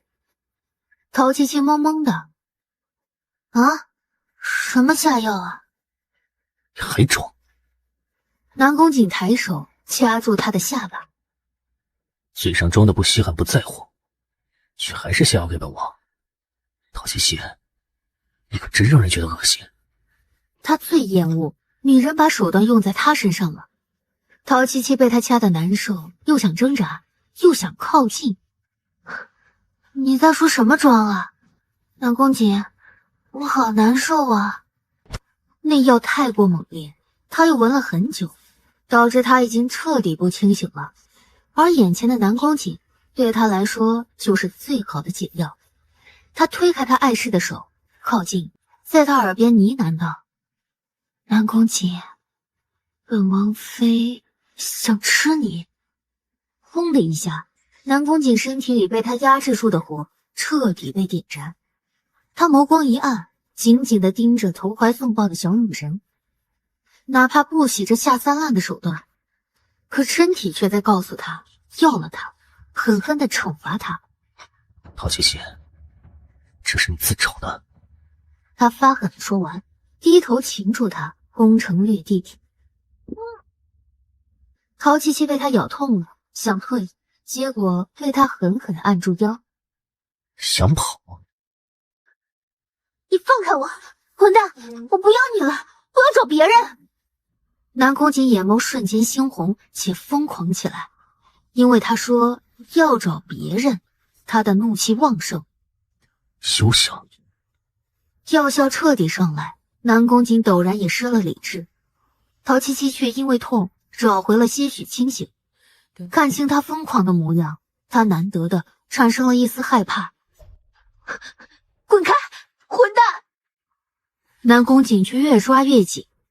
陶七七，南宫瑾的黑眸紧紧地盯着他，抱着他朝后一推，扫落了桌面上的文书，将他抱了上去，而后低头伸手撕开了他凌乱的衣袍，白皙如玉，点缀着点点粉红，格外的迷人。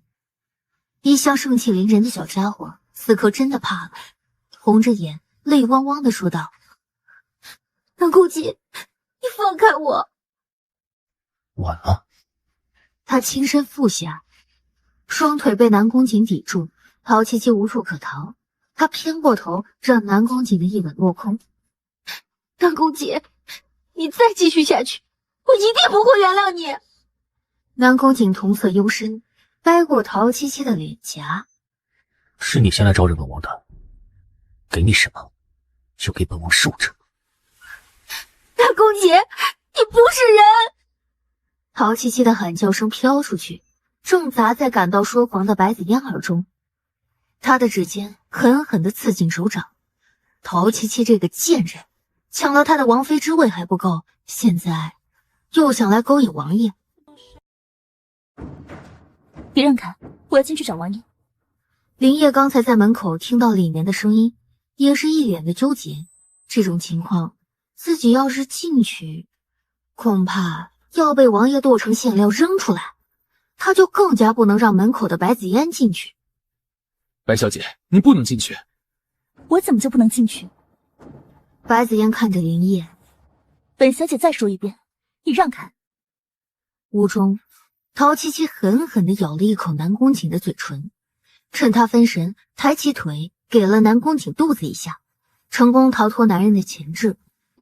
南宫瑾，你清醒过来没有？还从来都没有人敢这样对待本王。好疼！南宫瑾，你弄疼我了！这样的话飘进外面人的耳中，却品出了另外一种味道。门外，白子嫣的手都抖了。林烨，你还不让开？王妃这样在书房中，成何体统？房中，陶七七被那香弄得手脚皆软，再也无力挣脱开南宫瑾的怀抱，抖着手拼尽力气拔下头上的发簪，扎进自己的手臂，一掌将南宫瑾推开。不料他就算清醒几分，也抵不过现在失去理智的南宫瑾，被男人反折手臂拘在了背后。南宫瑾，你给我放开！不放。陶七七手臂上流的血浸透了衣襟，粘在南宫瑾的手掌上。南宫瑾，你放手，我好痛！南宫瑾看到血迹，清醒了几分，一瞬间皱起眉头，将陶七七一把推开。滚出去！撞门逃出来的陶七七差点和外面的白子嫣撞上，幸好被林烨伸手拦住。白子嫣看着头发有些凌乱的陶七七从里面出来，衣服被扯得有些凌乱，她现在都能想象到两人在房中做了什么。看到陶七七错身离开，白子嫣转身追上去。林烨看着两个人的背影想追上去，又关心里面王爷的情况，只好推门进去。王爷，只见里面凌乱一片，笔墨纸砚散落一地。王爷，你没事吧？南宫景睁开眼睛，压下汹涌的躁意，咬牙说道：给本王查清楚，书房中到底有什么东西。属下知罪，给属下半天时间，一定能查清楚。林烨跪在地上，不敢抬头。王爷的书房被人放了东西，自己居然没有发现，这已经是宽恕。他不敢再说什么。那边，白子嫣追上了陶七七。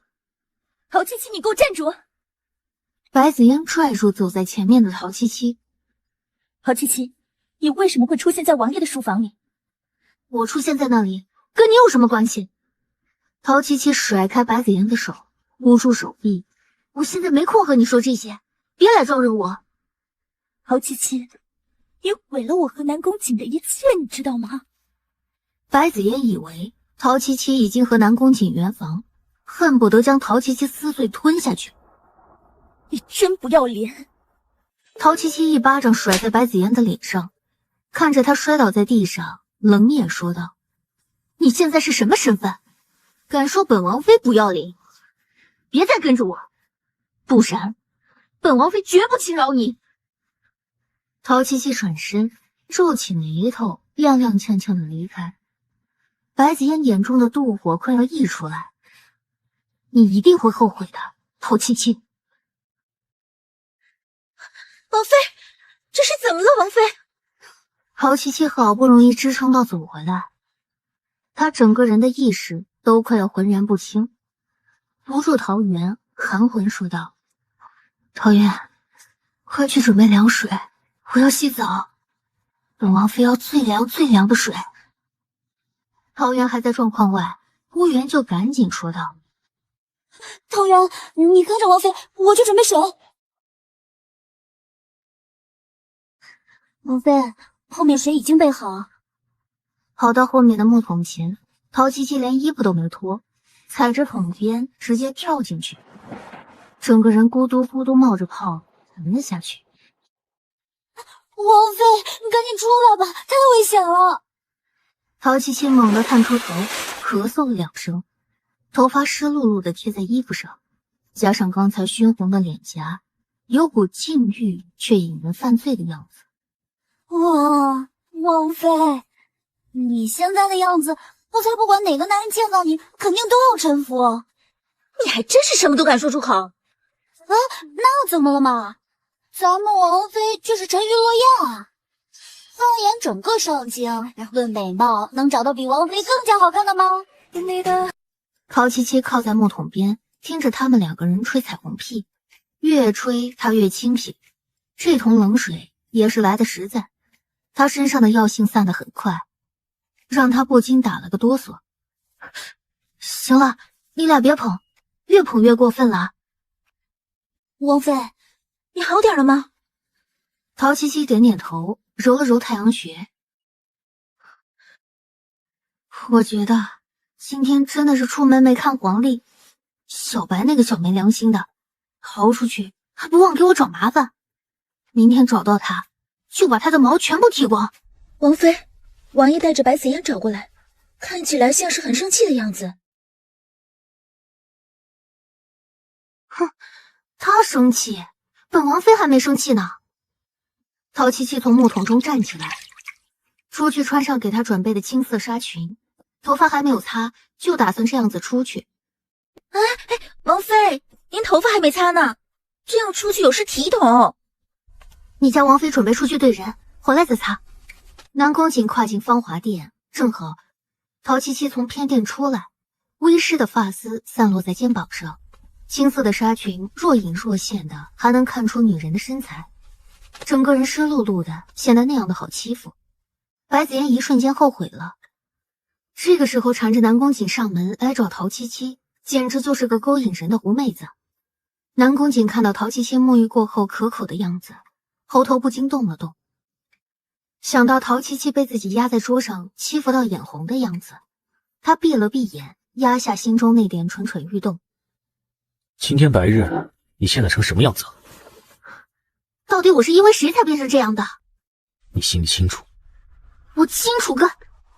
陶七七忍住没把剩下的那个字说出口，几步走上前。还不是因为王爷你是不是要对我负责啊？南宫瑾僵了僵。你做梦！白子嫣实在看不下去两人这打情骂俏的模样，在旁边找存在感的问道：王爷，本来我也觉得没什么，当我追上去想问问王妃这是怎么回事，就被王妃打倒在地。王妃可能真的很急吧？是啊，我特别急。我想王爷应该明白我急着回来做什么吧。哼，陶七七，本王还真是小看你了，这一出自导自演的好戏你还没演够。你少在那里阴阳怪气的，请王爷告诉我演的什么戏？南宫瑾紧紧地盯着陶七七的眼睛。今日之事是不是你做的？陶七七一阵无语。我做的？南宫瑾，你少自作多情。我说是因为你我倒霉才是真的。那是怎么回事？哪有这样巧的事？出事的时候只有王妃你在，这很难不让人怀疑啊。这有你说话的份吗？陶七七扫了白子嫣一眼。从我进去到发作的时间上来讲，我确实最应该被怀疑。但王爷你别忘了，你和我几乎是同一时间发作的，以你的武功内力和我同时发作，是不是有些说不过去？还有，陶七七伸出手指转了2圈，如果这件事是我做的，那我还挣扎做什么？顺势而为就好，别搞不清楚状况，上门就来找我麻烦。其实南宫瑾也确实觉得有些奇怪，但当时只有陶七七一个人鬼鬼祟祟的在他的书房，也只有他有这个可能。陶七七，别以为本王会没有证据。我怕你呀，就怕你拿出证据的时候啪啪的打脸。陶七七的眼神落在旁边白子嫣的身上。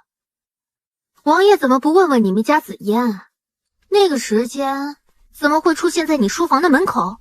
王爷，子嫣怎么可能做出这样的事情呢？今日去书房找您，是想让王爷去我那里尝尝我新做的点心而已。王妃可不要血口喷人。陶七七学着白子嫣的模样，看向南宫瑾。那本王妃也希望王爷不要血口喷人。王爷是聪明人，可为什么这事儿一到女人的身上，王爷就开始糊涂起来？你说什么？没什么，王爷要是没听清就算了。他听清了，这个陶七七分明就是变着花样的损他。南宫瑾上前抓住陶七七的手腕。就算不是你下的药，也绝对与你脱不了干系。有本事王爷就查清楚到底是不是和本王妃有关系。两人正对峙着，桃园从外面进来禀报：王爷，王妃，林烨说事情有进展，要过来请王爷回去。让林烨进来禀报，正好是给王妃听听。听听就听听呗。陶七七瞪了一眼南宫瑾，外面林烨进来，拎着一个婢女的衣襟，直接把人拎起来扔在了地上。婢女哆哆嗦嗦地趴在地上，不敢抬头。是谁指使你做这件事的？王爷的问话使得地上的婢女更加哆嗦了起来。回王爷，奴婢只是收钱在书房中放上熏香，其他的奴婢一概不知，求王爷饶奴婢一命吧。林烨的剑已经抵在丫鬟的颈间。王爷问你话，速速回答。是王妃吩咐奴婢放的。王妃，奴婢想活下来，您不要怪奴婢啊。南宫瑾转过头，冷着脸对着陶七七：“你现在还有什么好说的？你说是我吩咐你的，那我当时是怎么跟你讲的？又许给你什么样的好处？”您当时只说让奴婢把那个东西放进去点燃就好。您给了奴婢20两银子，让奴婢保守秘密。陶七七直接笑出了声。就你这样，还学别人栽赃嫁祸？20两啊！你说得出口，本王妃都拿不出手。刚才还笑语嫣然的陶七七，说话间眼神变凌厉了起来，嘴角的笑意褪去。我劝你，最好想清楚了再说话。你这漏洞百出的说辞，本王妃也能编出好几个。小丫鬟赶紧磕头。奴婢不敢啊！这些都是真的，我们这些做奴婢的，哪敢和王妃讨价还价呀？你是不敢讨价还价，但是你敢栽赃嫁祸呀！南宫瑾看着地上跪着的人，冷声说道：“你说是王妃，除了20两银子，可再有其他什么证据？”奴婢。白子嫣强化道：“这种事情谁会留下把柄呢？更何况这件事情不一定就是王妃做的，趁奴婢的话听听也就算了。”若本王妃真的有那种心思，陶七七信步走到了南宫瑾的身边，在他身边站定。南宫瑾的视线落在他的身上。你有这心思如何？陶七七勾着南宫瑾的脖子，坐在男人的腿上，并不需要那种下三滥的东西。你有这心思如何？陶七七勾着南宫瑾的脖子，坐在男人的腿上，并不需要那种下三滥的东西。王爷，如果我投怀送抱，还需要其他东西助兴的话，那岂不是太对不起本王妃这张脸了？你给本王松手！南宫瑾没想到他会坐到自己的腿上，女子刚沐浴完的阵阵香气冲着他飘过来，他忍住把陶七七扔出去的冲动，狠狠地说道。陶七七勾着南宫瑾的脖子更加靠近了一些，抬手描绘着王爷的唇边，呼吸间的温热气息，两个人都能感受到。王爷若是厌恶，推开我便是。陶七七低声用两人才能听得到的声音说道：“可王爷怎么还不动手啊？”你放肆！你放肆！陶七七挑衅地看着南宫瑾：“我就放肆了，王爷，你能拿我如何呀？”别逼我扔你出去！陶七七施施然地站起来，看着地上跪着的洒扫婢女：“现在可以说说你是被谁指使的了吧？”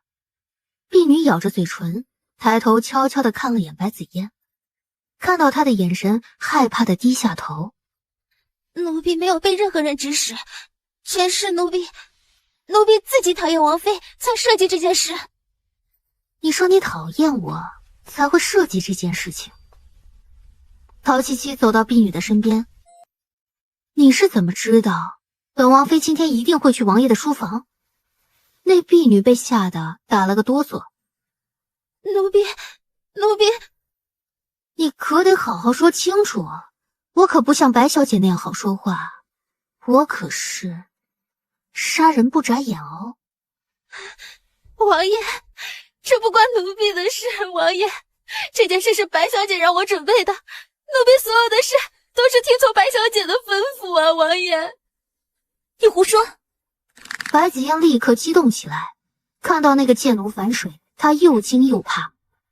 王爷，臣女拿性命担保，这件事绝对与臣女毫无关系。这个丫头污蔑王妃，又来污蔑臣女，你一定不能轻饶啊！南宫瑾的眼神在扫过白子嫣身上的时候，他的呼吸一滞，等到男人挪开视线，他才浅浅地舒了口气：“本王要听你的真话。”是，奴婢不敢撒谎，是白小姐身边的婢女找到奴婢，说只要顺手的一件事就能得到好处，奴婢也是一时鬼迷心窍，求王爷饶奴婢这一回吧。婢女慌乱的磕着头，陶七七实在觉得无趣，这样的奴婢还留在身边，我想王爷应该早日清查身边的人，而不是事情还没有查清楚就来我这里喊打喊杀。南宫瑾站起来，林烨，将他带下去，施极刑。陶七七，你别以为本王这样就会相信你。王爷慢走，下次别来了。王妃真是好手段，这样都能逃脱罪责。陶七七笑了笑，没有白小姐你的手段好，一招栽赃嫁祸也是炉火纯青啊。我与你势不两立。白小姐，你我早就是势不两立。靠着别人的宠爱这种事情，我还真想知道你还能这样多久。别怪我没提醒你，爱会消失的。你想说什么？如果爱消失了，你该怎么办呀？全部都怪你，都是因为你我才这样寄人篱下。趁着现在王爷对你的纯洁无害还喜欢得紧，你多加利用吧。桃园，送白小姐出去。是。王妃，我给你揉揉肩膀吧。桃园绕到陶七七的身后，开始给她放松。奴婢说王爷还未查证就笃定是王妃您，还真的是让人觉得委屈。陶七七倒是不在乎这些，他唯独宠爱白子嫣，怎么会觉得他有问题？你也看到那个丫鬟承认自己上面接头的是白子嫣，可结果呢？南宫瑾不信啊，男人啊就是这样被女人蒙蔽双眼的。回到书房中的南宫瑾咳嗽了一声，皱起眉头。刚才他凑近闻过燃尽的香，虽然点燃的香没有香味，但是靠近后还是能闻到燃尽的烟灰中有股莫名的味道。王爷，这种事属下来便好。王爷，这不像市面上能买到的东西。主仆心照不宣的同时说出2个字：鬼市。王爷，王妃并没有在这之前有任何动作，也确实是因为那只小白狐狸才追到书房这边，误打误撞出了事。起来吧，这些东西你向来比较懂，你来仔细看看，这是什么香？此香在鬼市有卖，一根值1000金，其中混入曼陀罗，过度吸食会产生幻觉。这香向来都是一些王公贵族买来做些见不得人的事情，一个王府中的奴婢怎么会有这种东西？南宫瑾的眼中没有一丝的温度，这就说明他们已经把手伸进本王的王府中了。看来一再的忍让只会让他们更加得寸进尺。这次是属下办事不力，请王爷一并责罚。你们2个都起来吧。林渊，你回去继续看着陶七七，一旦他有什么异常的动作，一定要提前告诉本王。是，属下遵命。林月出去后，南宫瑾才对林烨说道：你最近多注意点紫嫣的动向。王爷是怀疑。南宫瑾揉了揉太阳穴，抬手没让林烨继续说下去。就这样吧，你先出去。是，属下告退。南宫瑾撇着被扔在桌上那只还带着血的簪子，忽然之前他想起还没有完全清醒过来，陶七七拿簪子扎向自己胳膊的决绝，又想起那个小女人刚才坐在自己怀里的感觉。他抬手想将簪子扔到一边，要脱手时却又握住，复而放进了怀中。是夜，陶七七就是太相信自己的身体素质，所以压根就没有好好处理伤口，入夜便高烧不退。桃园乌元急得团团转，掀开陶七七的衣服袖子，随意包扎的地方还是一片红肿，压根没有消下去。乌元急得直接哭起来。王妃，你怎么样？王妃，都怪奴婢不好。乌元，本王妃还没死呢，你留着等会儿再哭行吗？王妃这是说的什么话？桃园去换毛巾过来，就听陶七七在诅咒自己。王妃，这样不行，我们请大夫吧。别，用不着，就是伤口感染，染上风寒了而已。明天一早就好了。王妃，您现在这个样子，要是不找大夫，出了什么事儿，你让奴婢们怎么办？你们拿点伤寒的药，我吃下去就行，不必麻烦其他。拗不过陶七七的脾气，桃园只好出去拿药。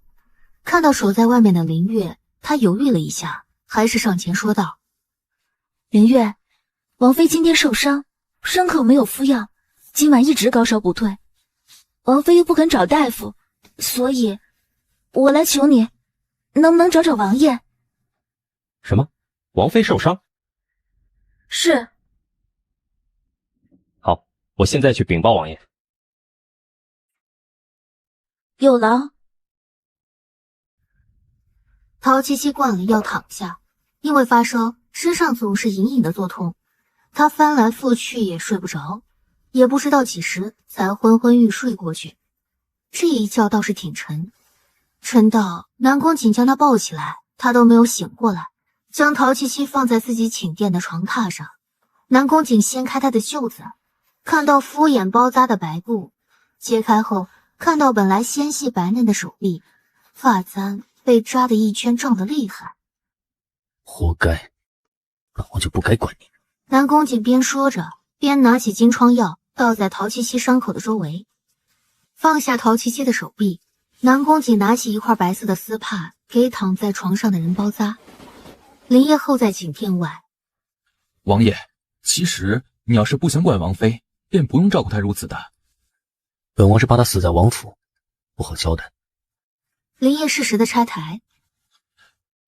王妃是自己不用药，想必丞相大人也不会怪罪到您身上。林月给了他一拐子，用眼神瞪他：你这个人怎么一点眼神都没有啊？林业心中满是疑问，转头皱着眉头看向林月。怎么？林月无语，以前怎么没觉得林业这么少根筋呢？看着陶七七的睡颜，南宫瑾俯身离得更近了一些。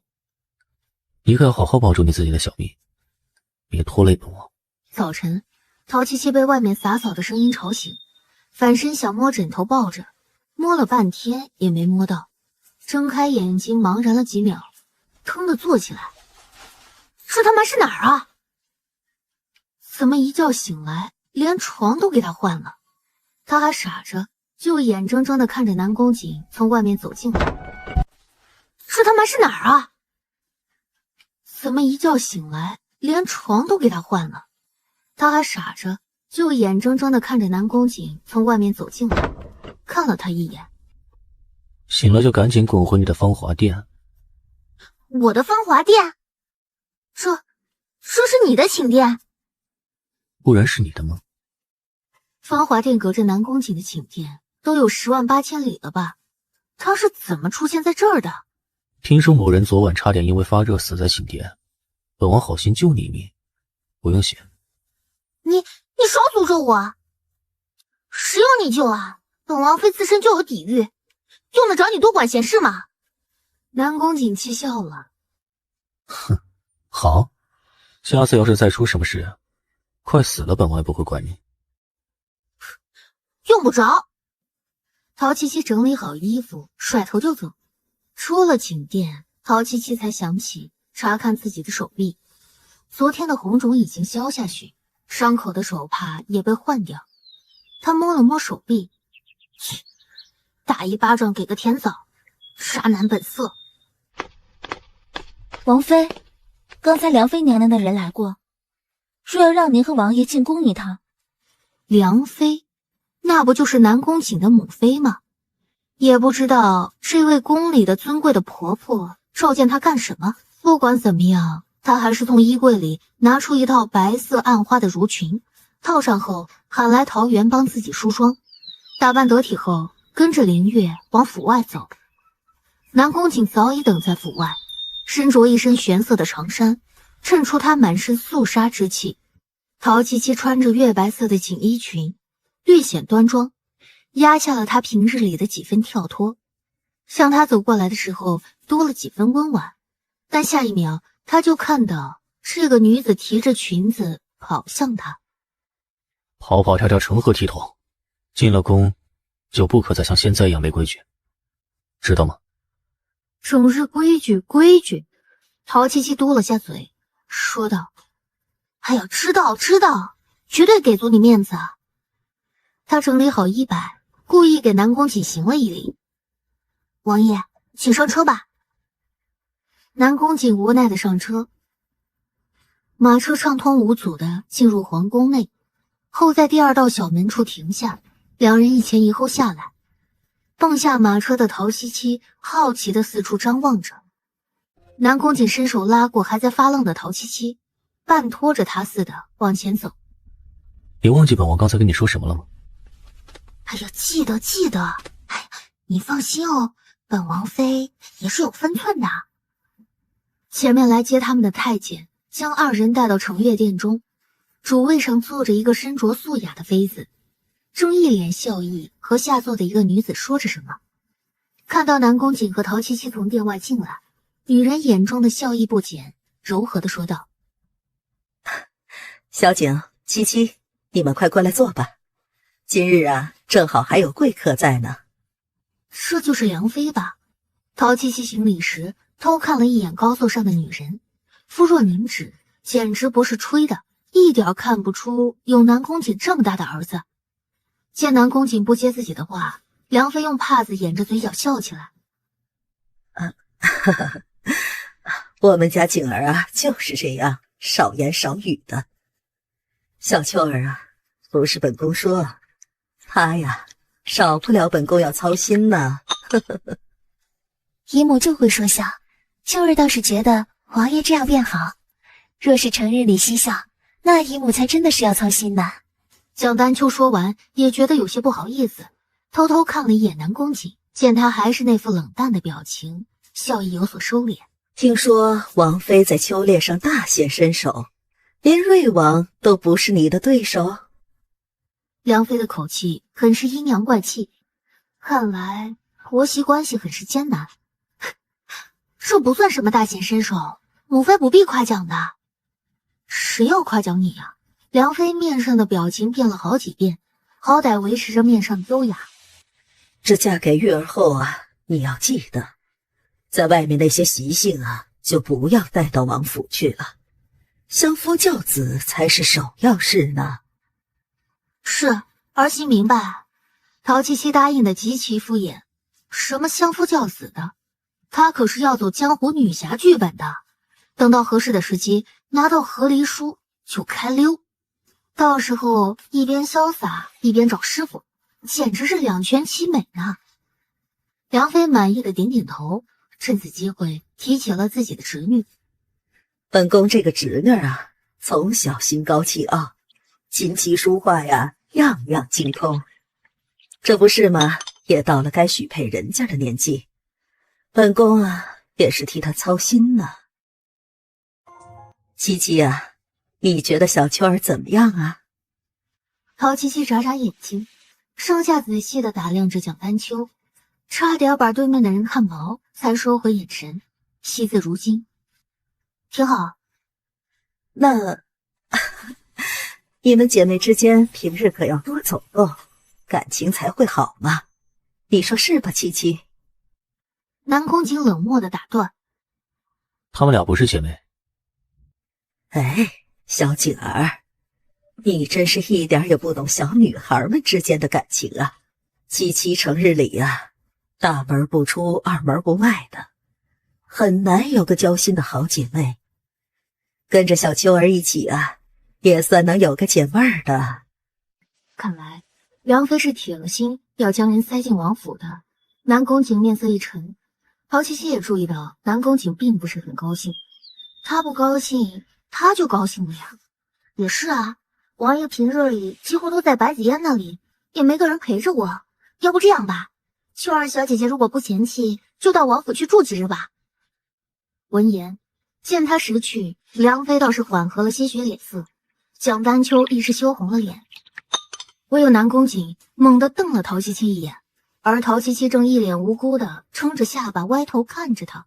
母妃，一个未嫁女子出入王府终是不好，请母妃三思。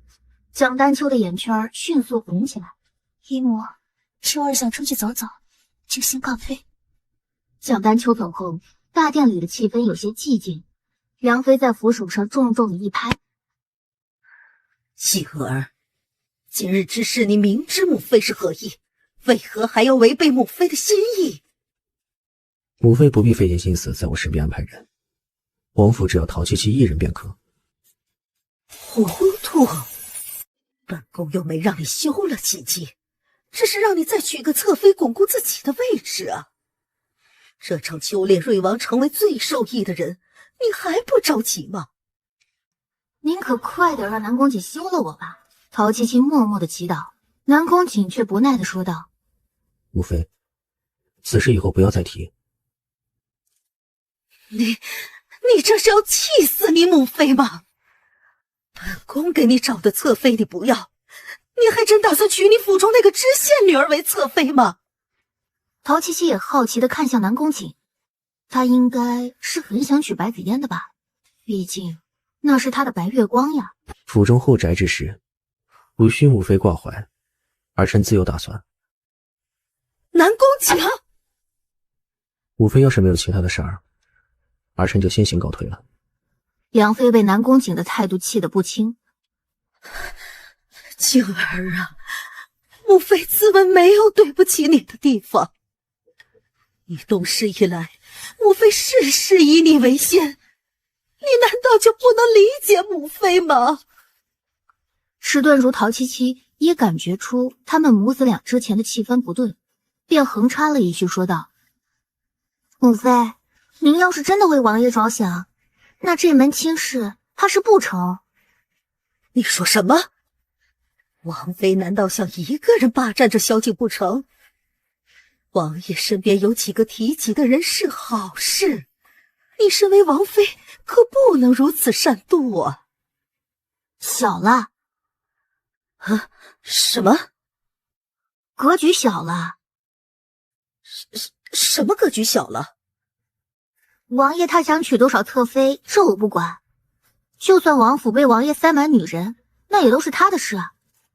但母妃，蒋小姐是您的侄女，有道是宁当鸡头不当凤尾，更何况母妃又怎知道蒋小姐当不了凤呢？恐怕陶七七都没细想他这句话还有两层意思。反倒是南宫瑾和梁妃两人都沉默下来。主位上的梁妃看向了南宫瑾，以为这是南宫瑾的授意，而南宫瑾则眼神有些深沉地看着陶七七。这个女人到底知不知道自己在说些什么？好在大殿中的三个人各怀心思，这件事也就被接过去不提。虽然这件事接过去不提，梁妃却又说道：“七七这孩子还真是讨人喜欢，本宫还想着留你在后宫多住几日。”多谢母妃厚爱，这后宫中恐怕儿媳也不便久住。哼，本宫说可就可，你便留下来住几日吧。陶七七求助地看向南宫瑾，不是吧？真要留他在宫中？南宫瑾向前倾身，挡住梁妃看向陶七七的视线。母妃不是已经有蒋小姐在这里作伴吗？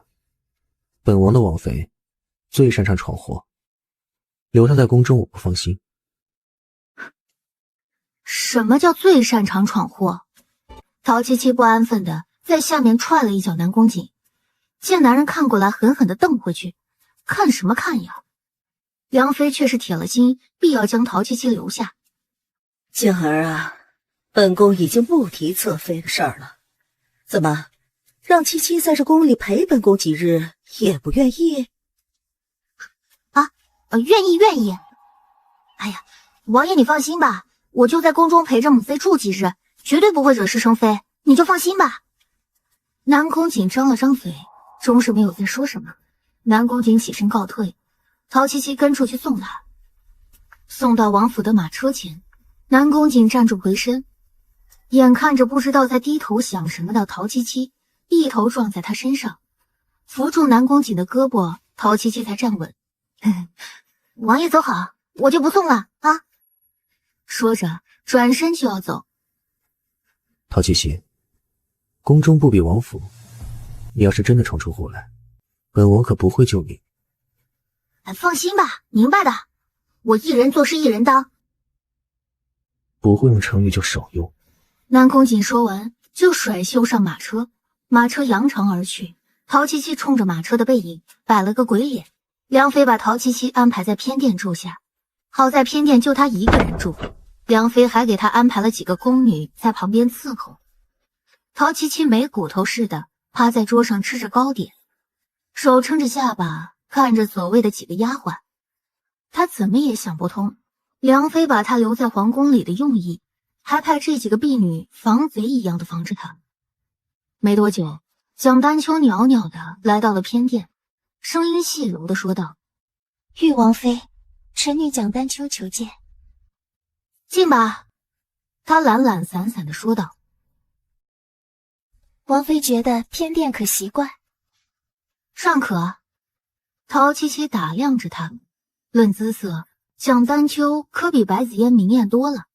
南宫瑾可真是有艳福啊，宫里一个，府里一个，都想嫁给他。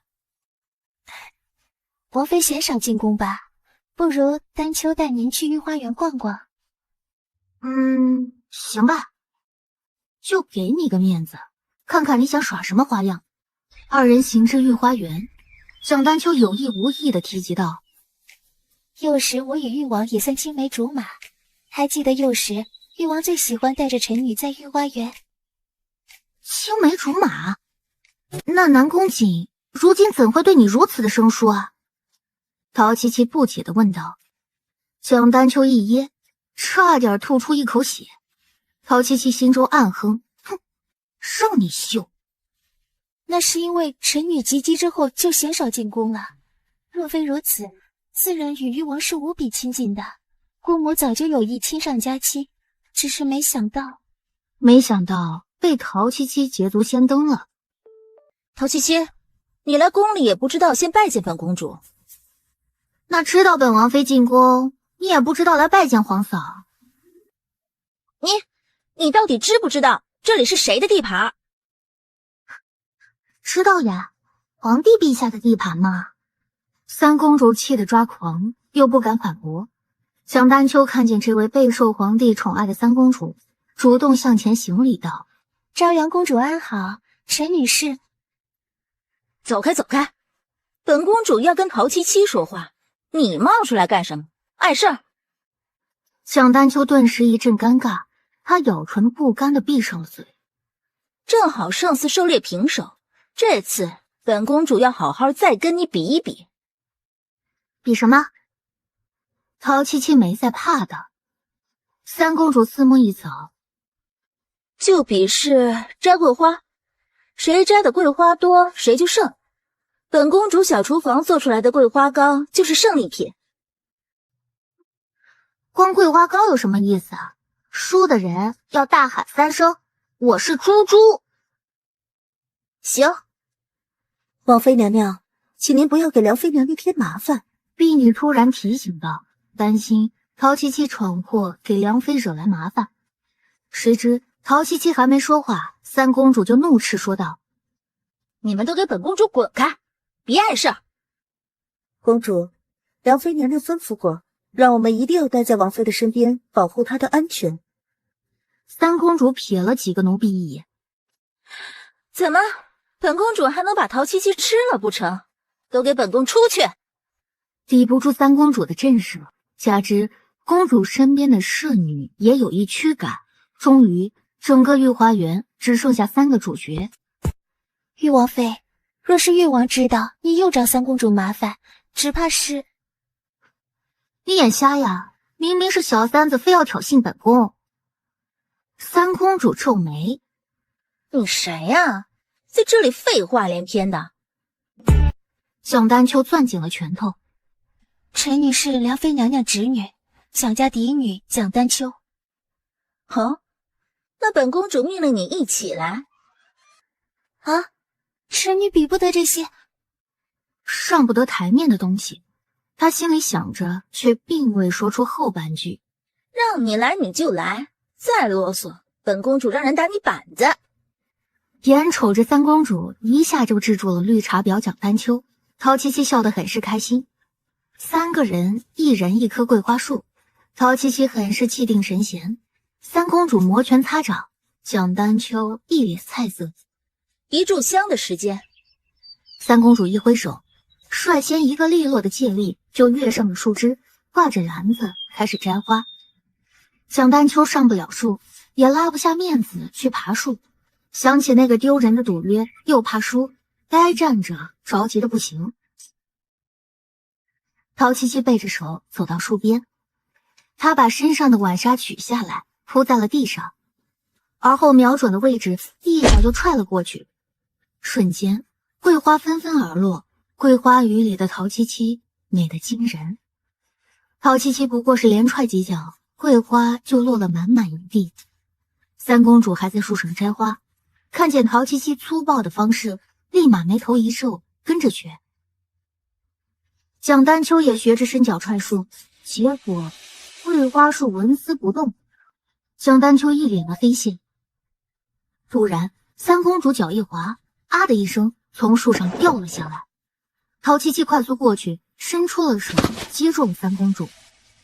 而另一边，皇帝在御花园设宴，叫上几个皇子和安陵怀疑畅聊战场之事，刚好听到三公主那声惨叫。陛下，这个声音听得好像是三公主的声音。三公主？皇帝挑起眉毛，自己的女儿他还是有些担心的。老奴让人过去看看。不必，你们陪朕过去看看。南宫瑾没有什么异议，瑞王听到三公主的声音，更是想立刻顿身奔过去。安陵怀一点头，陛下请。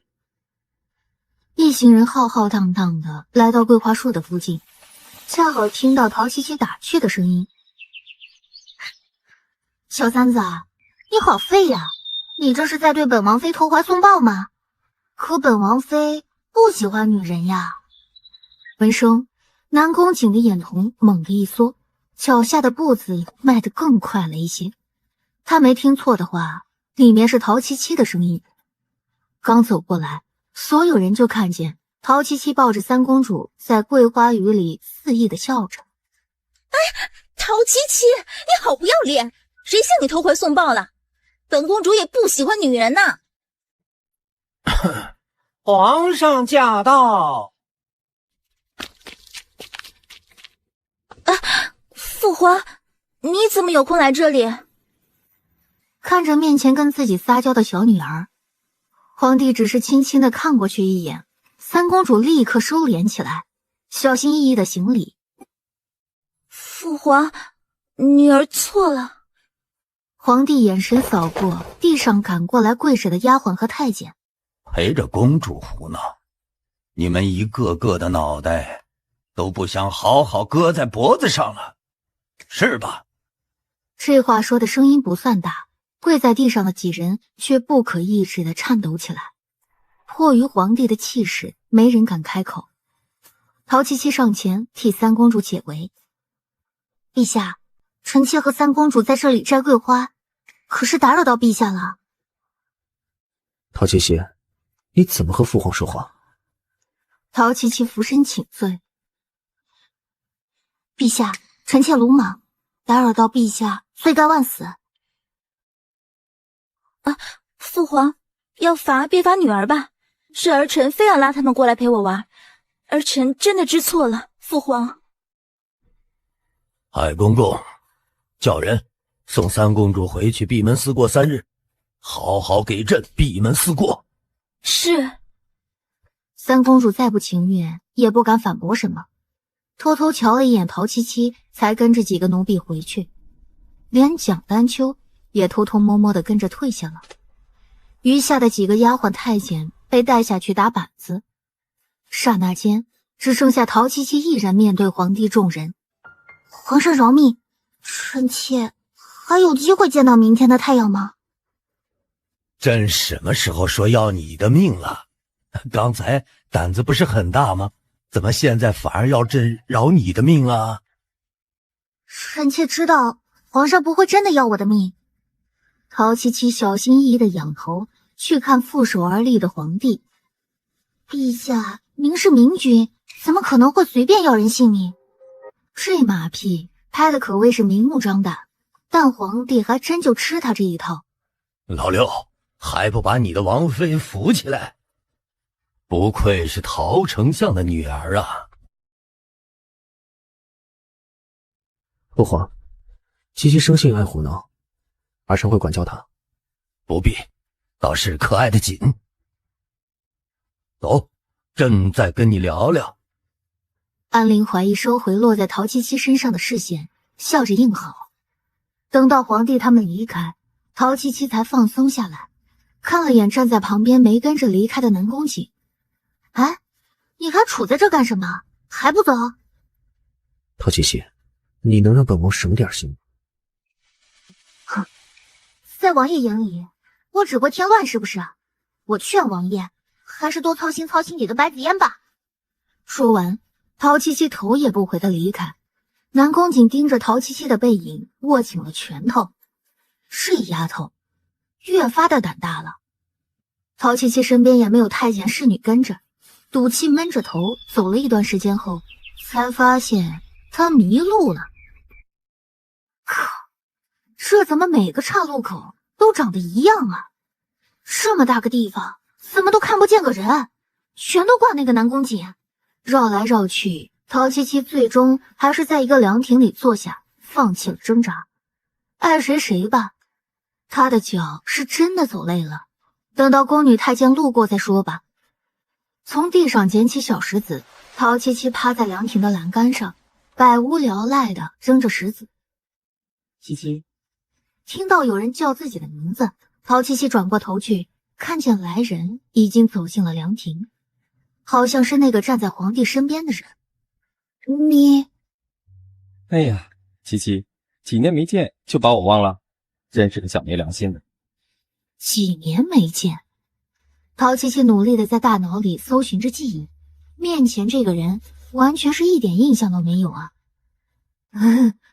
我想不起来了。小胖子，你总能想起来吧？小胖子？你是小胖子？哇，你现在也太帅了，根本认不出来了。他努力翻找原主的记忆，面上却装作像想起来了一般。我还以为几年没见你把我忘了。怎么可能？忘记谁也不会忘记你呀。陶七七继续装着，安陵怀疑的视线一直没从陶七七的脸上挪开，忽然间有些失落地说道：去军营历练几年，回来就听说七七你成婚了。提起成婚的事情，陶七七有些尴尬地松开手。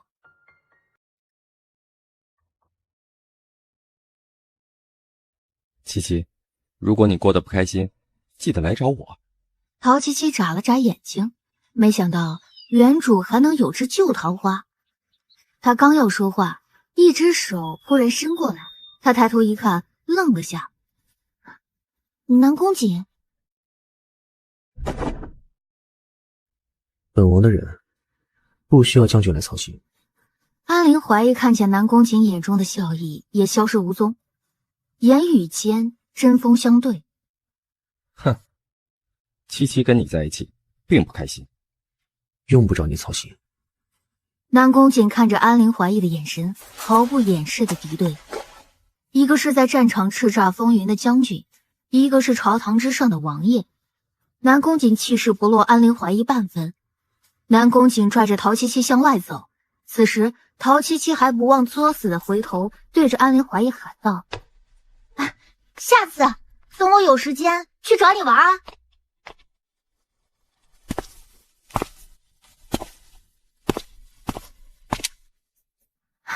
南宫瑾，你慢点，我跟不上。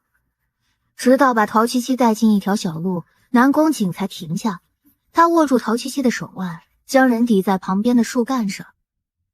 陶七七，你还知道你是什么身份吗？你又发什么神经？南宫景捏住陶七七的脸，让她看向自己，眼神带着寒意。你是本王的王妃，谁准你在外面勾三搭四的？王爷是怕本王妃给你戴绿帽子吗？您尽管放心，本王妃才不会做那么没品的事儿。那你还在宫中就急不可耐的招惹奇葩男人？陶七七觉得南宫景最近越来越不可理喻，也没有那个耐心一步步的退让。她直视着男人的眼睛。南宫景，你是不是觉得我非要喜欢你不可？死死的在你身后那个赶也赶不走的陶七七。你说什么？王爷还记得因为什么娶我的吗？因为是我逼迫您娶了我，害王爷娶不了心上人，所以王爷最厌恶我，不是吗？既然厌恶我，何必担心我招三惹四？既然厌恶，能不能离我远点儿？陶七七扬起嘴角，平淡如风地说着，可他眼里却没有丝毫的笑意，冷若冰霜。南宫景狠狠的一震，刚要说什么，又被陶七七一堵，抬眼对上南宫景的眼睛。难不成王爷爱上本王妃了？你想得美！你以为本王愿意管着你啊？若不是为了誉王府的脸面，本王不会多看你一眼。那最好不过了。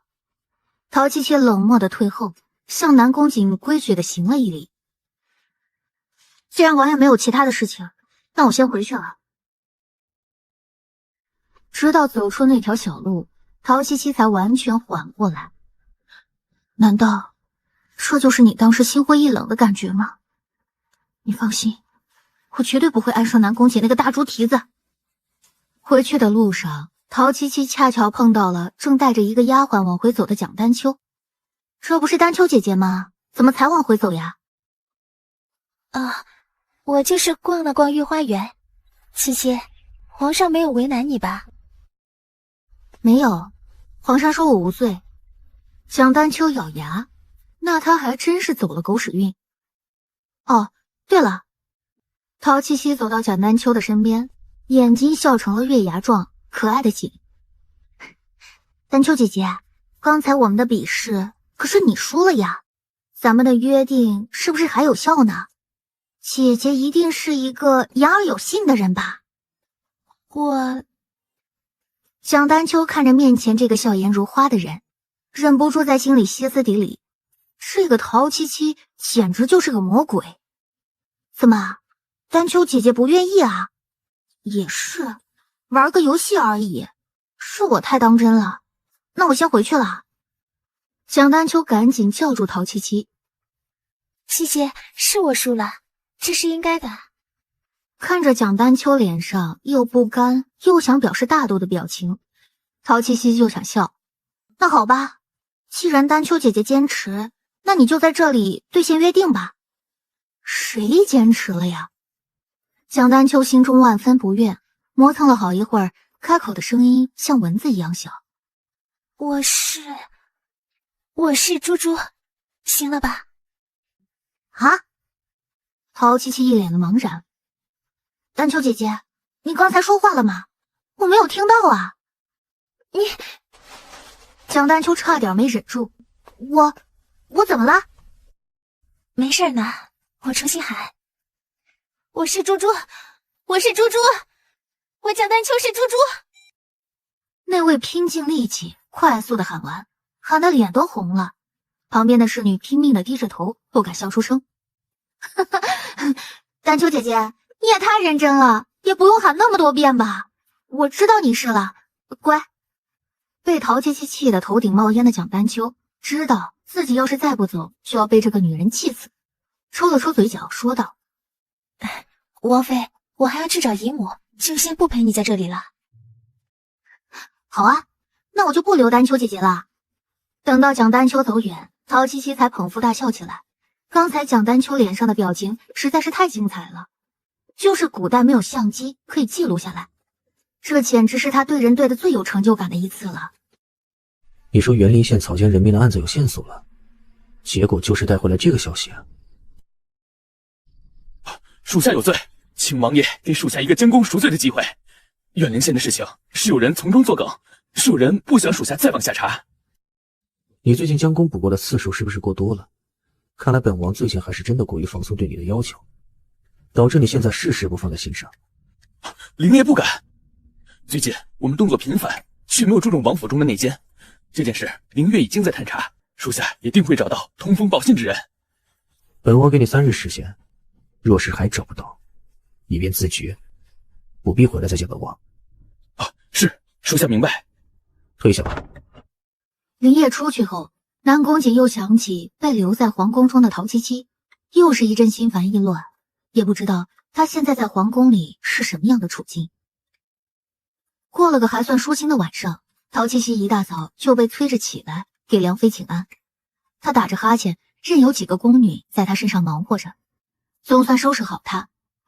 陶七七踏进正殿，被宫女带着去到用早膳的地方。梁妃和蒋丹秋已经坐在位置上用着早膳，陶七七毫不客气地找了个空位，一屁股坐下，端起面前的白粥喝了一口。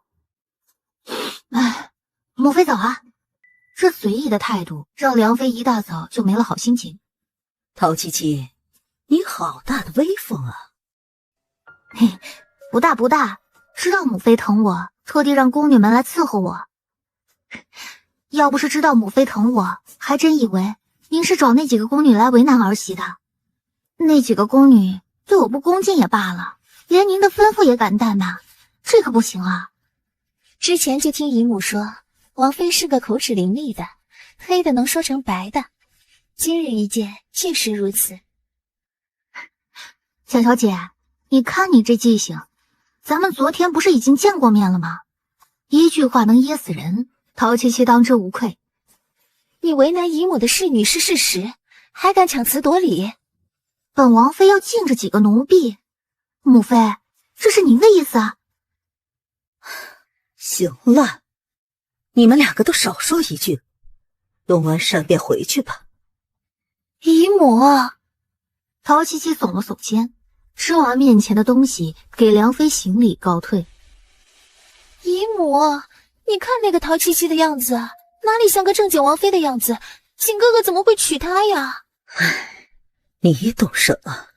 陶衡啊，算是陛下面前的红人。先帝在世时，陶衡就是丞相。陛下登基后，朝廷动荡，官员裁撤，可陶衡的地位完全没有变动。可见呢，他在陛下眼中的地位。他是陛下最尊敬的老师。景哥哥是因为陶丞相才娶了陶七七为妻。景儿需要陶衡做助理，陶衡当然也会选景儿作为靠山，互惠互利的事情，所以陶七七才能坐上王妃的位置。坐上王妃之位又如何？德不配位。秋儿啊，你要先藏住锋芒，要在最有把握的时刻置人于死地，不然春风吹又生，后患无穷。是，侄女明白，谨遵姨母教导。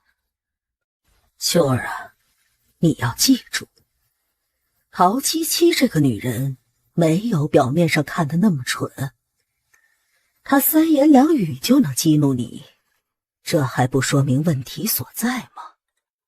姨母，你是说她扮猪吃老虎，其实什么都明白？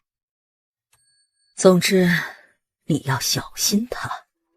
可是姨母，我们的计划被三公主打断，陶七七又不可能一日日住在宫里，我很难再次下手，这可如何是好？这有何难？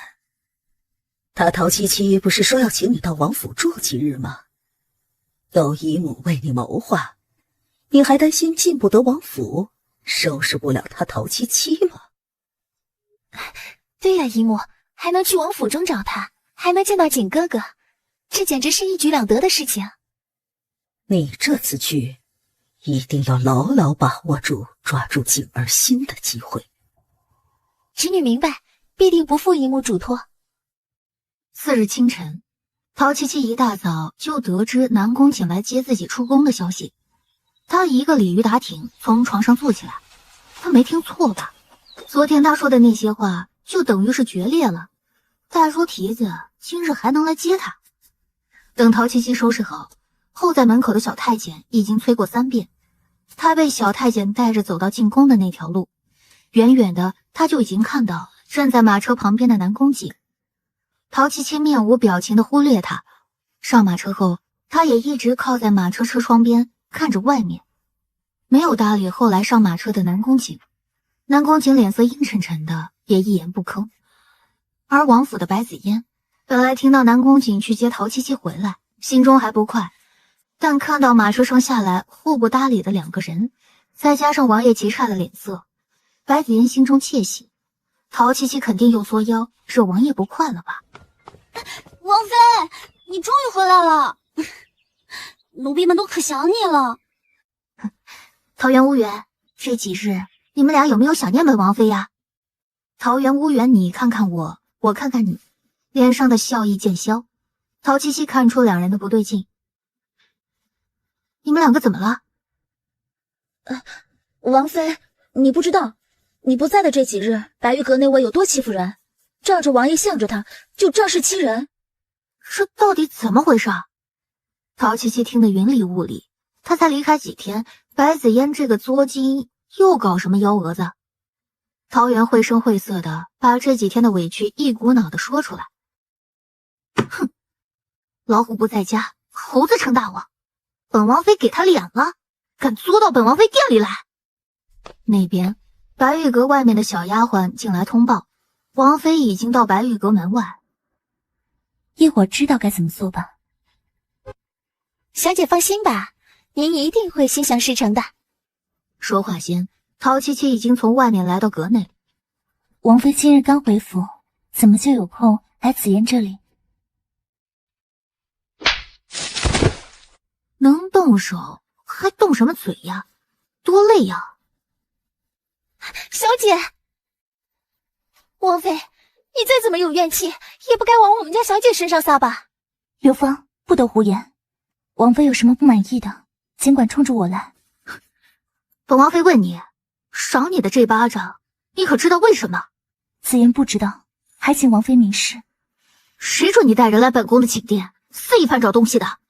真当本王妃没有脾气吗？王妃，事情根本不是你想的那个样子，是王爷的吩咐。刘芳，谁让你说这些的？张嘴！就算今天要张嘴，奴婢也要说，是王爷让我们家小姐去给您的寝殿里放些安神的香囊，却被您的丫鬟们说成去翻找东西。您再讨厌我们家小姐，也不该这样冤枉人啊！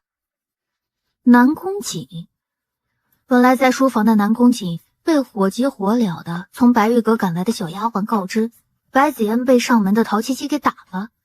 他赶紧带着林月赶过去，到殿前就听到陶七七最后的那句话。掐算着时间差不多，白子嫣适时的刺陶七七一句：“王妃，王爷对你这样好，您不要误会王爷。”误会？他恨不得本王妃死，本王妃可一点都不会误会，还好心放香囊，我怕是你想要毒死我吧？别装了，白子嫣，就你那些上不得台面的小手段，也就是南宫瑾那个心瞎眼瞎的人会相信你而已。王妃，就算您不喜臣女，何必这样诬赖王爷和臣女？门外，林月在旁边听得一身冷汗，她第一次觉得武功好、听力好不是件好事。王爷这低气压都要实质化了，王妃您可少说2句吧。放心，本王妃懒得跟你抢你的好王爷。本王妃也说过了，少来招惹我，否则……白子嫣被刘芳扶着站起来，离得陶七七近了一些，才得意的笑着小声说道：“你也抢不过我，王爷的心在我这儿，你空留一个王妃的名头有什么用啊，陶七七？”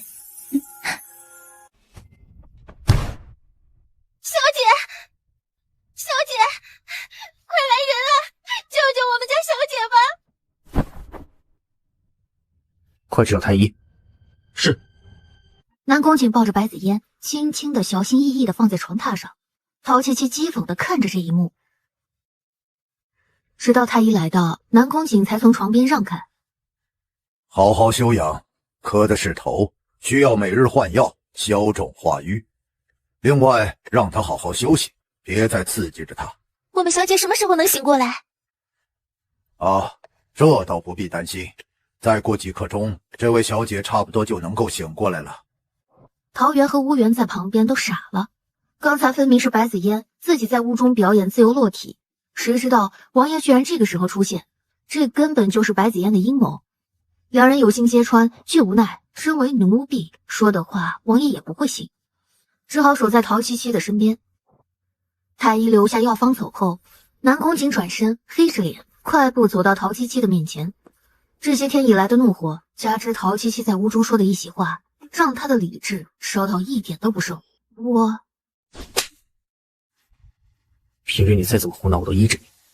你不该伤了子夜。你就不问问我，到底是发生了什么？因为什么？哼，本王又不聋又不瞎，本王只相信自己的眼睛。那感情好呀。既然你都看见，也都知道了，留我在府中也是祸害。王爷，这休书你打算什么时候写给我呀？本王告诉你，你想休书，本王就偏不给你，除非你死，否则你别想离开本王。来人，王妃苛待王府中人，带她去佛堂思过，3日后再将她放出来。本王妃自己会走，带路。陶七七被带走后，南宫瑾深吸了一口气，垂眼看着自己微抖的手掌。其实那一巴掌打下去，他就已经后悔了。看到陶七七决绝的样子，他才狠下心送陶七七去佛堂。林月在南宫瑾身边这么多年，又怎么会看不出，其实他们家王爷对王妃尤为在意。发生这样的事情，也只是罚陶七七闭门思过3日。王爷，其实王妃还需要本王让你跟过去？是属下多话。南宫瑾转身看着榻上还在昏迷中的白子嫣，好好照顾你们家小姐，她醒过来马上告诉我。是，奴婢明白。这古代人总是喜欢罚人在佛堂思过，难道佛祖很有闲心，在这里听我们思过吗？要不您给我个明示，我趁此机会逃离王府，怎么样？越发觉得自己这个计划可行，陶七七起身拿起香案上的求签筒，跪下像模像样的拜了拜，抬起头盯着佛像看。您要是觉得我这个计划可行，那就让我摇个上上签出来吧。不是吧，下下签啊？可我真的不想在这个地方继续待下去，这根本就不是我想要的生活。什么是你想要的生活？是什么都好，总之不会是你。陶七七，嘴硬对你没有好处，做错事情不知悔改的是你，当初要嫁进王府的也是你，现在又想逃离王府，本王告诉你，休想！被压在墙上，毫无反抗之力，陶七七也不做无谓的挣扎。何必呢？南宫瑾，既然你如此厌恶我，何必互相折磨？我给你心爱的白子嫣让位，不好吗？哼，你倒是安排的妥当，可惜本王就是想和你互相折磨。他眼里的光暗沉无比，陶七七忽然有些心慌，他发现他有些看不透南宫瑾了。该不会你动心了吧？南宫瑾深深地看着他，陶七七不等他回答就退开了一下，勾唇嘲讽的笑。王爷可千万别动心，本王妃你可要不起啊。你想得美，本王喜欢谁也不会喜欢你这么恶毒心机阴沉的女人。本王就是来告诉你，好好反省，否则别想出这佛堂。话落，他浑身冷肃的拂袖而去，两人的影子在摇曳的灯光中交叠，透过窗子落入窗外的一双眼里。那抹人影悄悄躲好，等誉王离开后，方才小心的回到白玉阁。小姐，王爷果真去了佛堂找陶七七了。我就知道陶七七那个贱人就会勾引王爷，若是她再怀孕了，我岂不是更没机会了？小姐，刘芳有个主意，可以让你以后都高枕无忧。说。片刻后，白子妍眼睛一亮，说道：“此事交于你去办，办得小心些。若是再被发现，我可保不住你。记住小青的下场。”是，小姐放心。此时，陶七七又被扔在佛堂，一个人孤独的画圈圈，实在是有些无聊。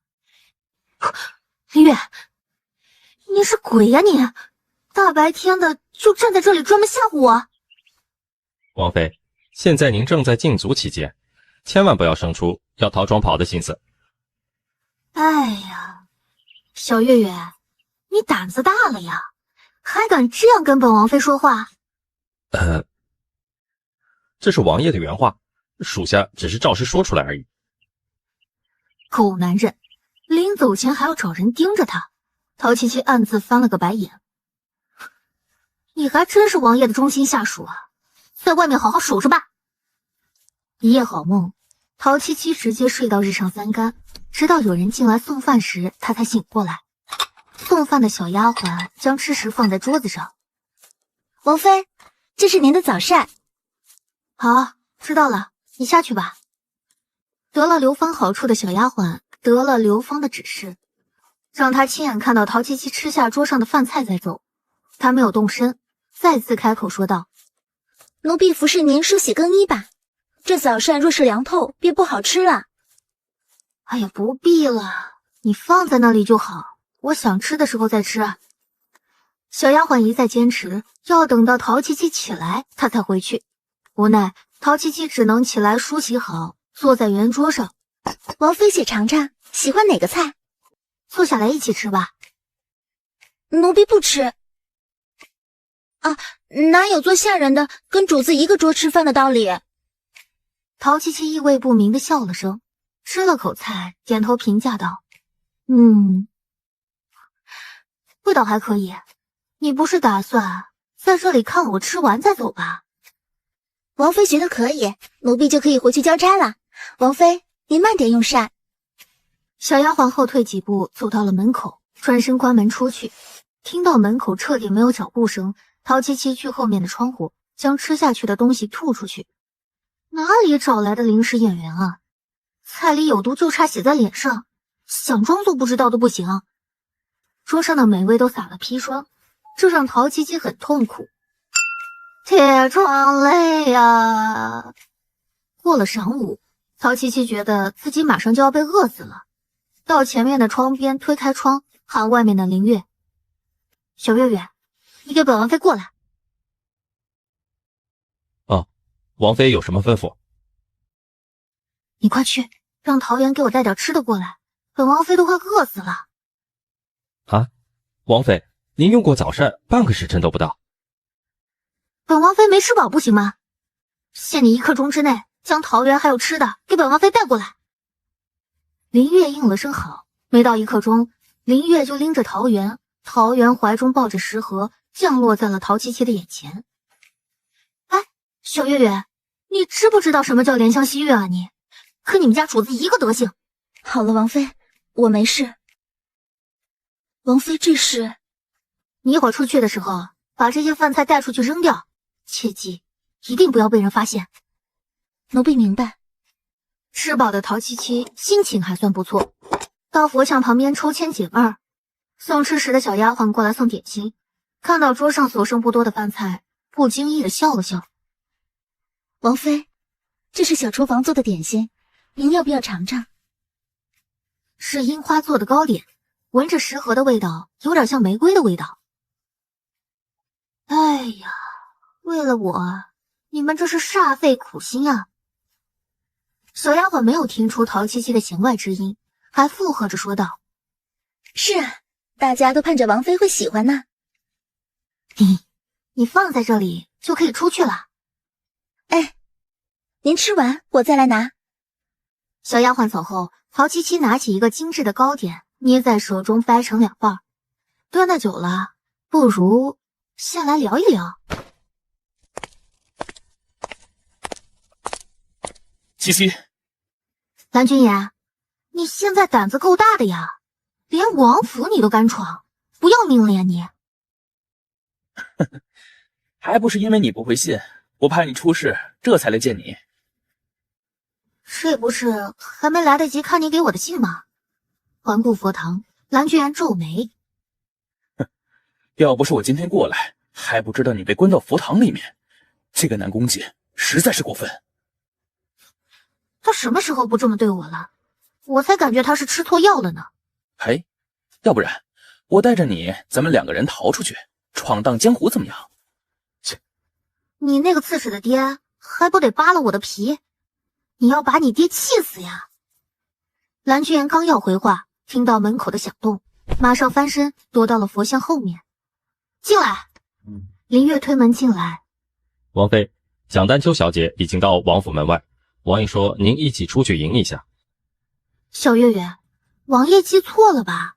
本王妃还在禁足期间，不方便出这个佛堂。你跟王爷说，本王妃遵守规矩，就不去了。王爷吩咐过，您的禁足从今日起便不作数，请您速速跟属下出去。本王妃就不去，这佛堂还挺好的，没打算出去。料到陶七七是这个反应，林月也有些招架不住，僵持在门口也不动。还想说2句的陶七七被一个小东西击中了后脑勺，张开的嘴又闭上。这是蓝君言在指点他呢，让他顺势离开佛堂。哎呀，行吧，带本王妃去见王爷。是。再次见到南宫瑾，陶七七走到他旁边，也选择无视他。南宫瑾也没有搭理旁边的小女人。蒋丹秋下来，他款款走到陶七七的身边。七七妹妹，没想到我们这么快就可以见面。是没想到，蒋小姐这么快就被姨母送过来了，可真是迫不及待呢。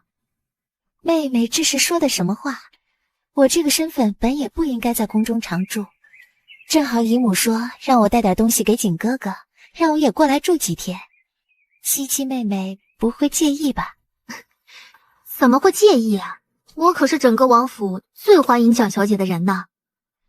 哎，你别不说话呀，你表妹专门来找你的，表示表示呀。东西送到，你便回国公府吧。表哥，丹秋好久都没来你府中住过了，表哥就这样不欢迎我吗？陶七七，陶七七。啊！陶七七正看戏呢，突然回神，看到南宫瑾眼神微冷的看着他。你觉得呢？什么我觉得呢？我说让表哥安排我跟七七你住在一块儿啊，这样我们2个还可以互相照顾，你说对不对？看南宫瑾的表情，陶七七觉得他应该是不想让蒋丹秋住进来。不过他不开心，他陶七七就开心了呀。哎，行啊，你跟我住吧，正好我一个人住还挺寂寞的。表哥，你看，我就知道七七会答应的。陶七七，你很好。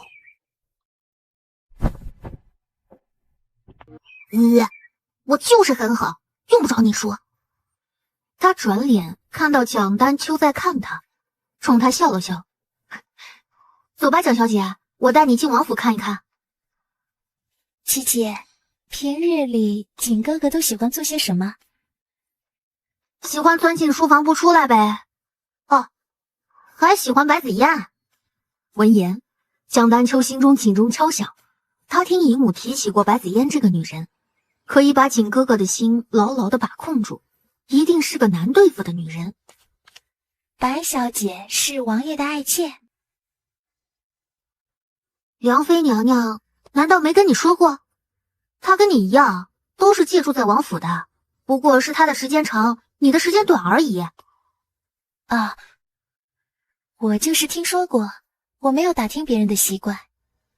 蒋丹秋其实还想问点关于白子燕的别的事情，但被陶七七的一句话给堵了回去，再也没有办法开口。王妃，还好您就在佛堂住了2天，不然奴婢和乌元都不知道该怎么办才好。哎呀，你们2个小丫头人不大，操心的倒是不少。我没事儿，你们不用在旁边候着，都下去吧。是，王妃。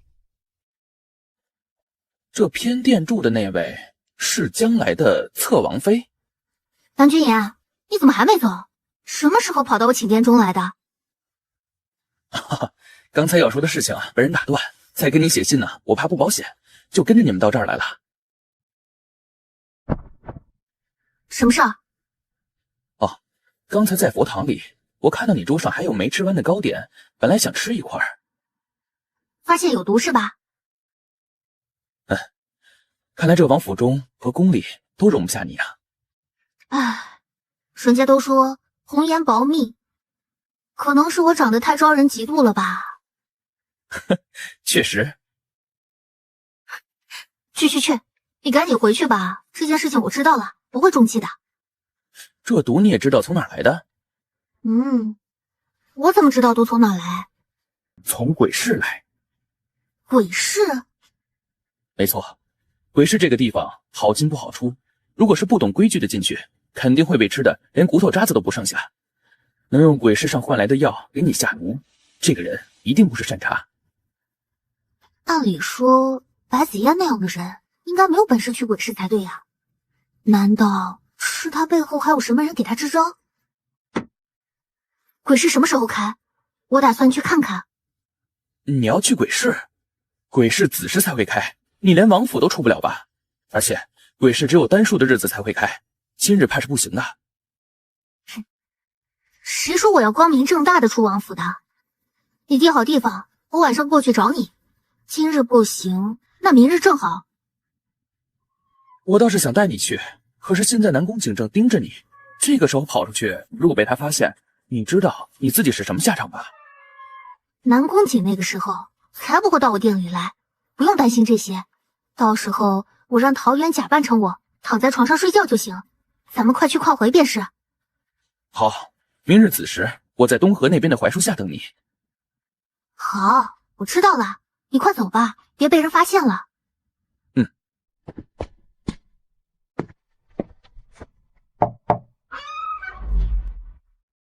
七七，我自己进来了，可以吧？幸好这是蓝君言刚走，要不然他还真想直接把面前的这个假笑的蒋小姐灭口算了。蒋小姐有事吗？七七，你不要跟我见外，我是想着你今天带我逛逛王府，也好让我提前熟悉熟悉。提前熟悉熟悉，陶七七笑起来。好啊，正好我们午膳过后去后面的花园喝点下午茶吧。下午茶？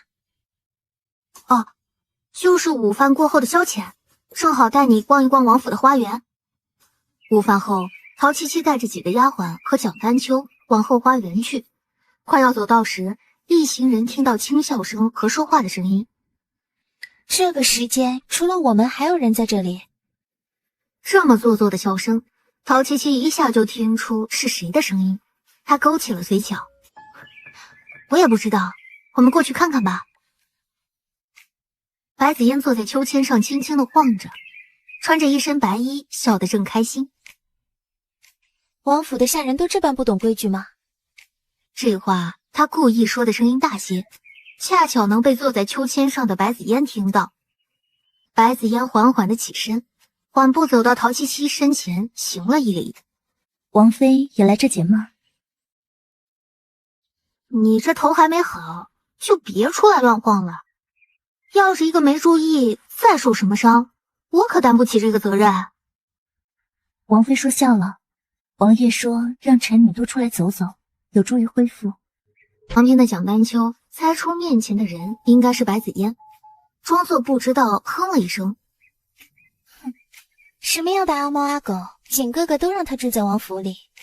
有些人还真是仗着景哥哥的好心，不知廉耻，得寸进尺了。白子嫣抬眼看向陶七七旁边站着的人，蒋丹秋认识他，他却不认识蒋丹秋。听到蒋丹秋口中的话，还以为这人是陶七七特地找来对付他的。这位小姐说错了，王爷叫臣女留在王府时，王妃都还没有嫁过来。不知道这位小姐所指的阿猫阿狗是指……一个外女住在景哥哥府中，还口出狂言。走上前几步，蒋丹秋抬手就要给白子妍一巴掌。南宫瑾也恰巧走到这里，看到蒋丹秋抬手要打人，正要喝止，被陶七七先打断。哎，别动手，这要是碰瓷碰到你身上，你可担待不起啊。你没听出来他是在骂咱们两个吗？哎，白小姐确实是在我嫁进来之前就住在王府呀，她也没说错呀。走吧，我们去凉亭。白子妍偷偷打量过蒋丹秋后，开口说道：王妃要去凉亭吗？婵女正好也要去，我们一起吗？我们要去哪儿你也要去，你刚才不是在这里荡秋千吗？何时要去凉亭的？现在正要去。蒋丹秋刚忍下去的火又被挑拨起来，正要说话，却被一个声音打断了。都在这里吵什么？王爷，王爷，您怎么来了？不是过来走走，你们这是在做什么？景哥哥，我不知道这是你留在府中的白姑娘，她刚才出言不逊，我想教训她一下，但听姨母的教诲，不要跟下人动手，故而没有伤害她。景哥哥，你不会生我的气吧？原来这是南宫瑾的那个表妹。白子妍咬了咬嘴唇。王爷，可能我和这位小姐有些误会，让您担心了。看看这一个两个爆发式的演技，陶七七都想当场鼓个掌。他这边置身事外，正看得起劲儿，就感觉到南宫瑾的视线向他这边扫射过来。陶七七对上他的眼神，挑了挑眉，没说话。陶七七，你身为王妃就在旁边看着他们误会吗？又他妈关他什么事儿？他真是躺着都中枪，狗男人就知道找他麻烦。哦，原来你南宫瑾的王妃是用来调节矛盾的。行啊，林烨，你去把府中互相有矛盾的都找过来，本王妃今天就坐在这儿，跟他们解决一下。陶七七，本王是这个意思吗？元儿，王爷是什么意思啊？你给我解释解释一下吧。你家王妃脑子笨，实在是理解不了王爷这9曲18弯的意思。回王妃，王爷的意思是，应当是同在府中，小姐们误会解开便好。王妃，就是应该大家好好相处。王爷，你是这个意思吗？哼，本王懒得跟你在这里做口舌之争。那王爷慢走，不送。白子妍今天是得到消息，王爷会在这个时候来后花园，才在这里专门等着。他可不想让这个机会流失。王爷，您处理了一天政务，要不要跟我们去庭中坐坐？是啊，景哥哥，不如跟我们过去坐坐也好呀。你们两个倒是贴心，可真是南宫瑾的左膀右臂啊，有用处的很。从刚才开始，南宫瑾的注意力就一直在陶七七的身上，看他就一副不想让自己留在这里的表情。南宫瑾开口：好，走吧。小小姐，那我就不用带你过去了啊，有王爷陪着你，我就先回去了啊。谁准你走的？不是吧，王爷，有这2位小姐陪着你还不够啊？要不我再让桃园出去找2个川河院的花魁助助兴，怎么样？陶七七，你给本王闭嘴！这是你身为王妃该说的话吗？哎，王爷，你看你说的，这不是处理政务辛苦，偶尔放肆也是可以的嘛。我这不是替王爷你想的周到吗？这陶七七穿越到古代，他这阴阳怪气的功力大不如从前。本王用不着你操心。谁稀的操心你？王妃，您就别逞口舌之快了，王爷真生气，罚的还是您。切，真麻烦。最后，陶七七还是跟着一行人来到湖中心的凉亭中。王府的凉亭恐怕没有哪天会像今天这样热闹。陶七七觉得无趣，吃了块糕点以后，撑着下巴，转头看着湖中泛起的波澜。王爷，您尝尝，这是我亲手做的。白小姐，这种事你也要亲自下厨，都是丫鬟们做的事情，你这样自降身价可不好。蒋小姐这就不懂了，东西要亲自做的才算是有诚意。当然，蒋小姐身娇肉贵，自然是不懂这些的。要不是忌讳南宫瑾还在这里，蒋丹秋真想给白子妍一巴掌，还真把自己当做这个王府的女主人了。他气得一转头，看到陶七七正扭着脸拿糕点逗壶里的鱼，心生一气，说道：七七，你也觉得白小姐说的对吗？啊？什么说的对啊？蒋丹秋耐着性子把白子妍刚才的话重复了一遍，期待地看着陶七七。你说呢，七七？又想祸水东瀛，他才不上这个当。挺好的，说的太对了，蒋小姐值得学习哈。哎，这么好的天气，我们来作诗如何？也算是添点乐趣。可以，以何为题？别急。王妃要一起吗？哎呀，不了，没意思，还是你们比吧。七七，你不是不敢了吧？这是作弄他的时候，倒是挺一致的嘛。好吧，你们先来。我们就以这壶为题，如何？好，我先来。湖光月色清悠悠，水桥一醉水明镜，天光水影交相融，愿得一人共白头。聋子都能听得出蒋丹秋这诗中所指的意思。白子嫣的脸色在听到他说到一半的时候，已经变得有些苍白。再看蒋丹秋看着南宫瑾含情脉脉的眼神，他恨不得将对面坐着的人的眼珠子给剜下来。蒋小姐这最后一句和前面的有所不搭呀，王爷且听听臣女做的如何。水光涟漪目晴天，莲叶一树知青天，泛湖舟上风光好，原是君郎在身旁。陶七七都要听吐了，这两个人求偶的意味也太明显了吧。南宫瑾也觉得旁边坐着的两个人作诗过于矫情，皱起了眉头。陶七七，说你的。那陶七七能输吗？身为21世纪穿越过来的女性，这要是没点古人的诗词在脑子里，那她当年不就白学了吗？听着啊，湖光秋月两相和，潭面无风镜未磨，遥望洞庭山水色，白银盘里碧青罗。陶七七背完一首诗，环顾周围的几个人，怎么样，还可以吧？南宫瑾淡淡的挑眉，越来越琢磨不透他这个王妃了。从前他这个草包对诗词一窍不通，现在说出的诗词竟能让他都感觉到惊讶。在短短的时间内能想到如此的佳句，就算是蒋丹秋再怎么不服，也不得不佩服，也在心里默默地把陶七七的危险度提升。他果然像姨母说的那样，就是在扮猪吃老虎。白子嫣气得不断在桌子下面扭着自己的手帕，今天的风头又是被这个贱人陶七七抢走的，没意思啊，反正赢了也没有彩头拿。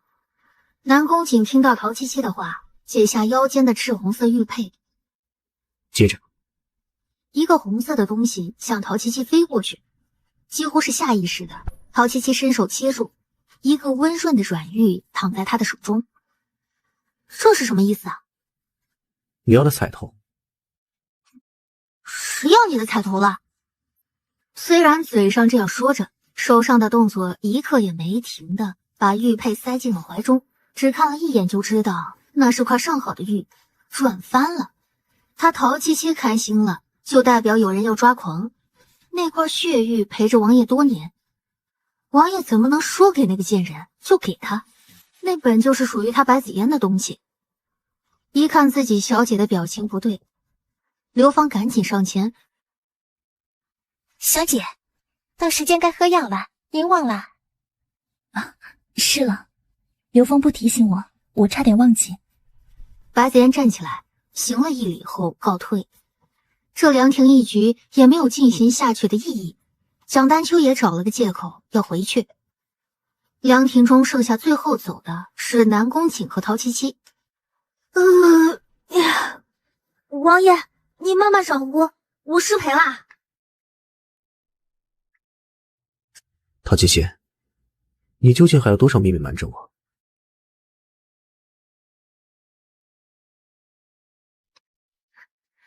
那就要看王爷到底对我有多了解了。看着陶七七离开，林烨才上前。王爷，纵火的小厮已经找到，他临死前说是将王府中的消息卖到鬼市中来换取利益。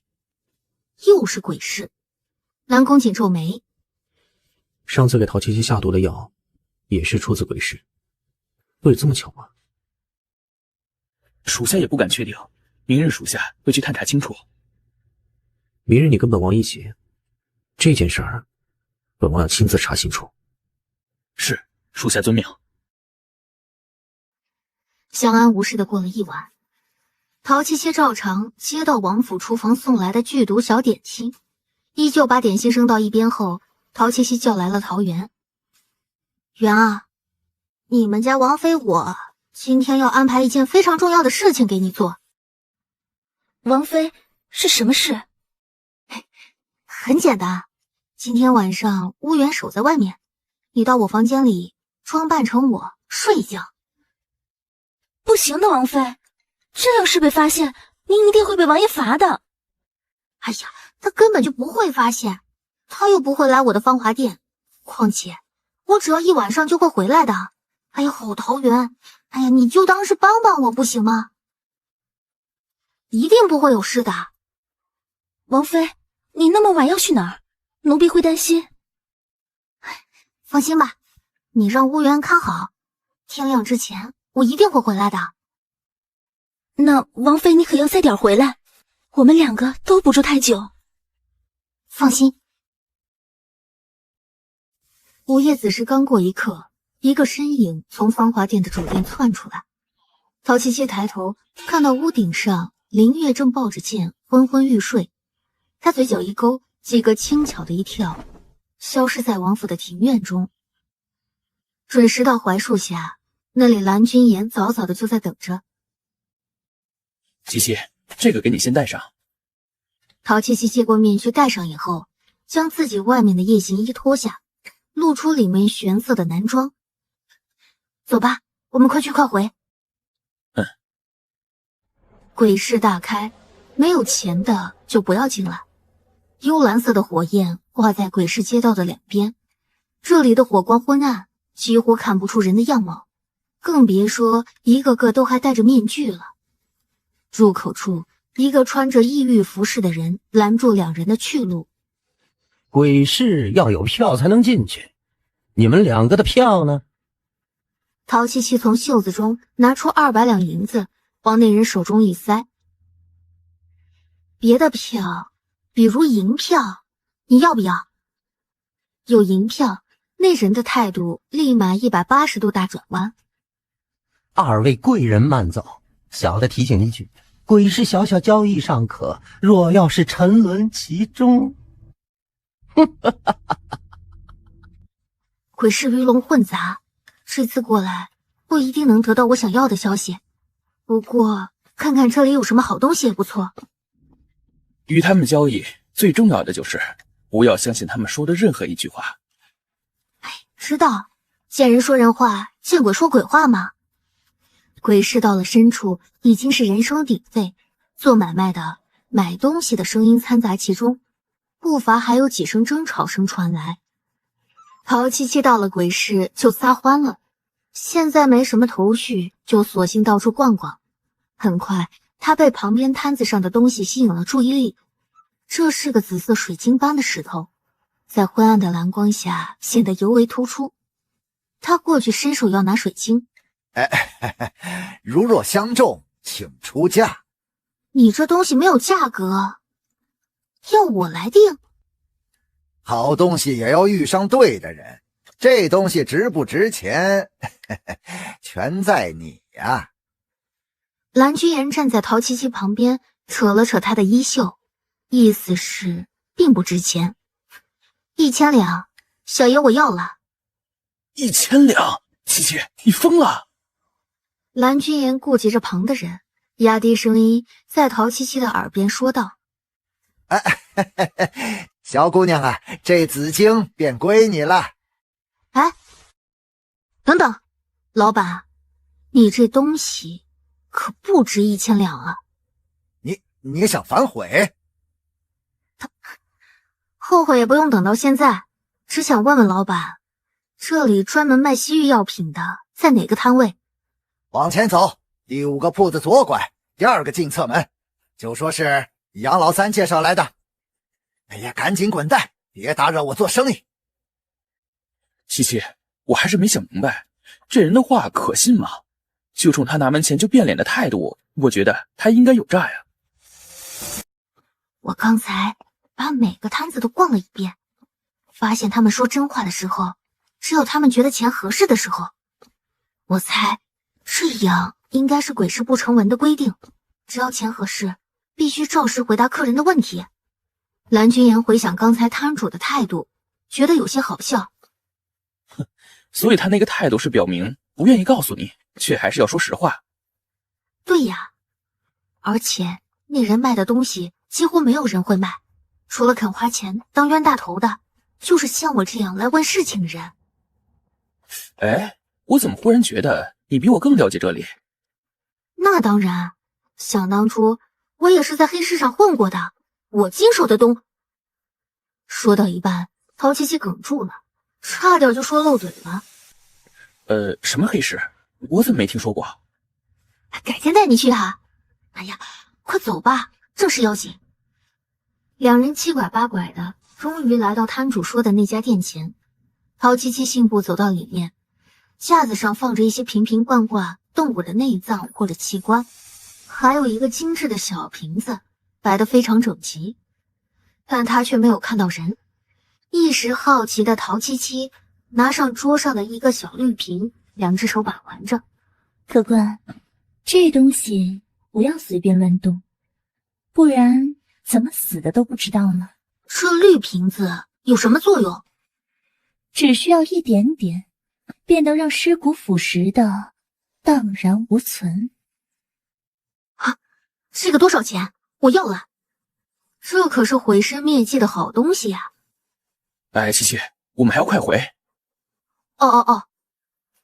陶七七将怀中的糕点拿出来，递给了那个女人。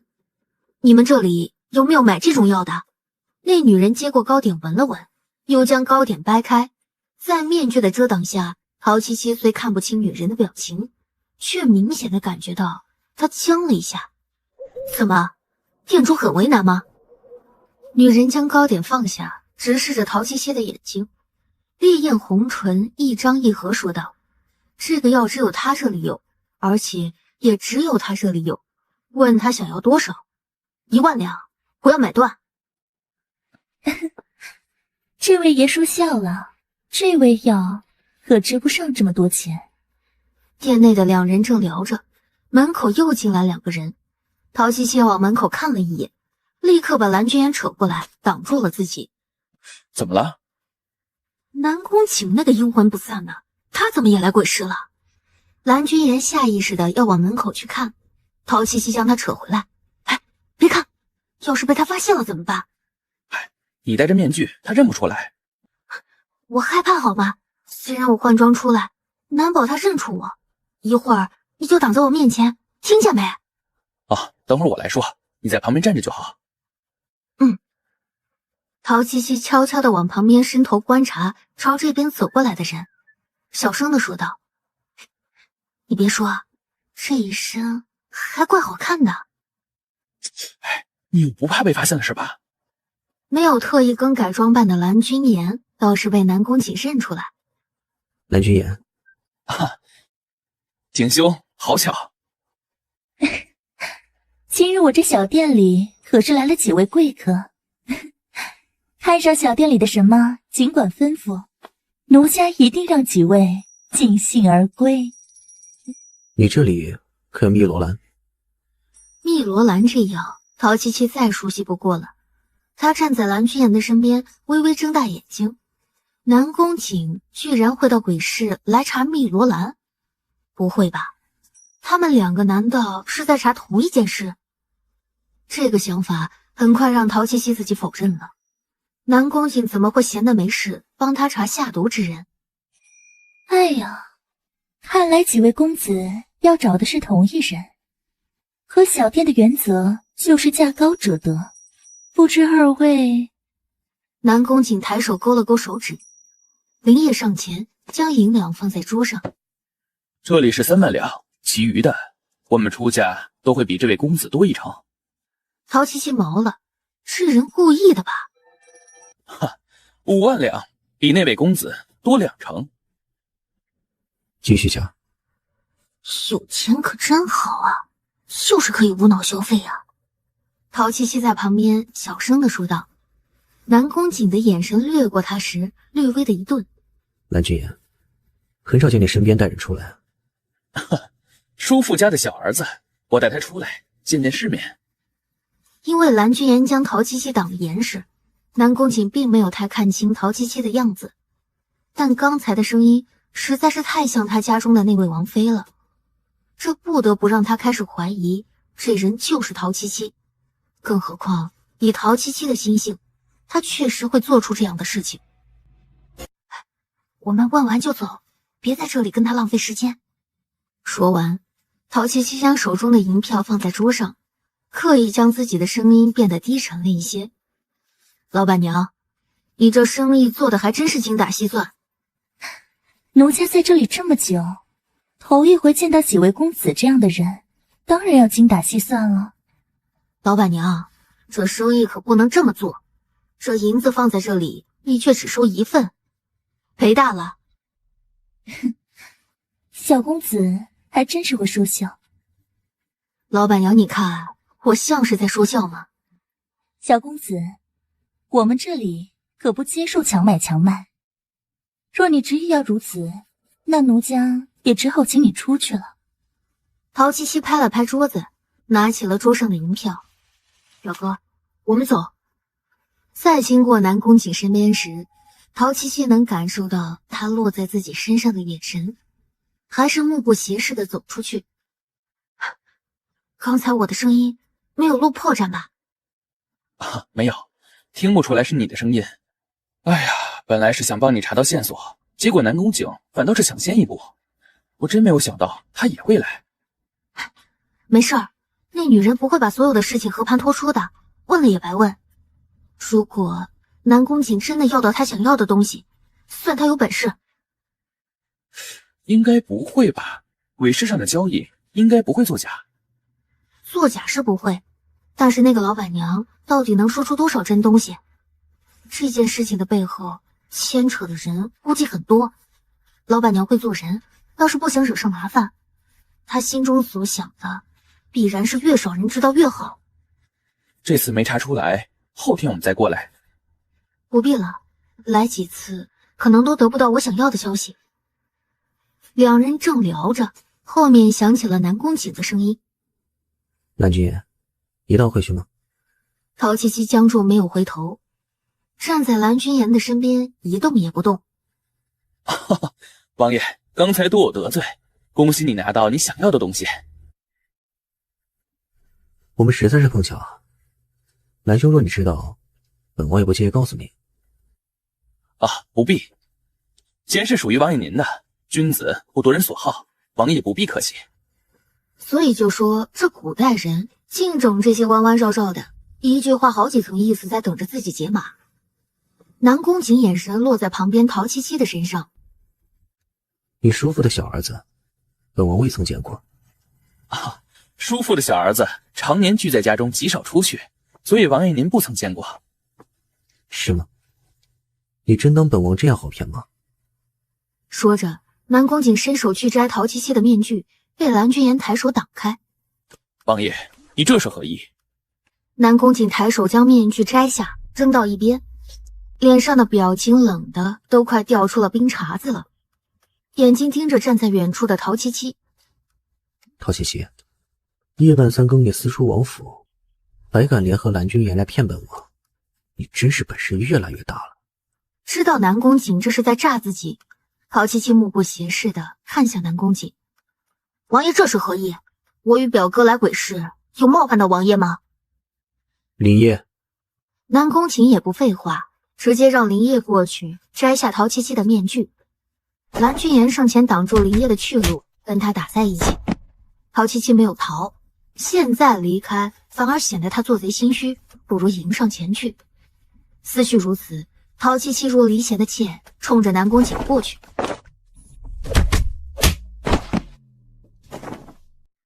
王爷，是在下哪里惹到您了吗？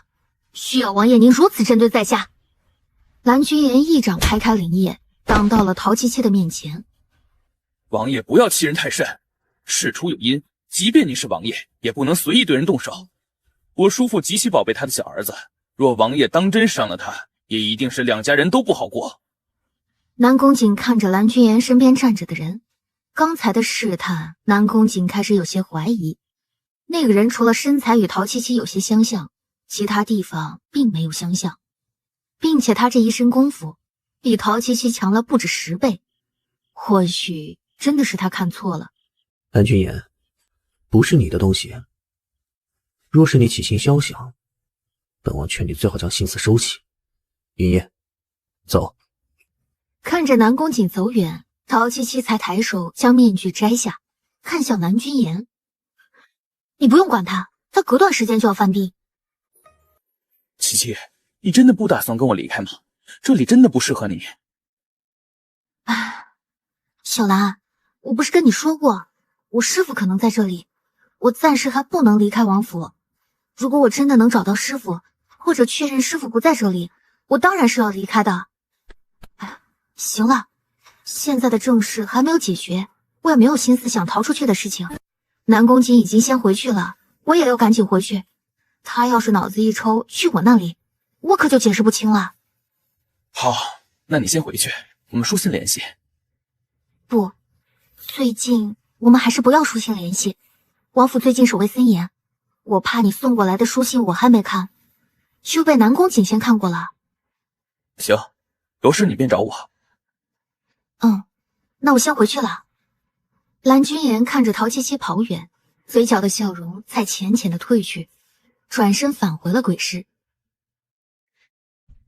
王妃，你回来了。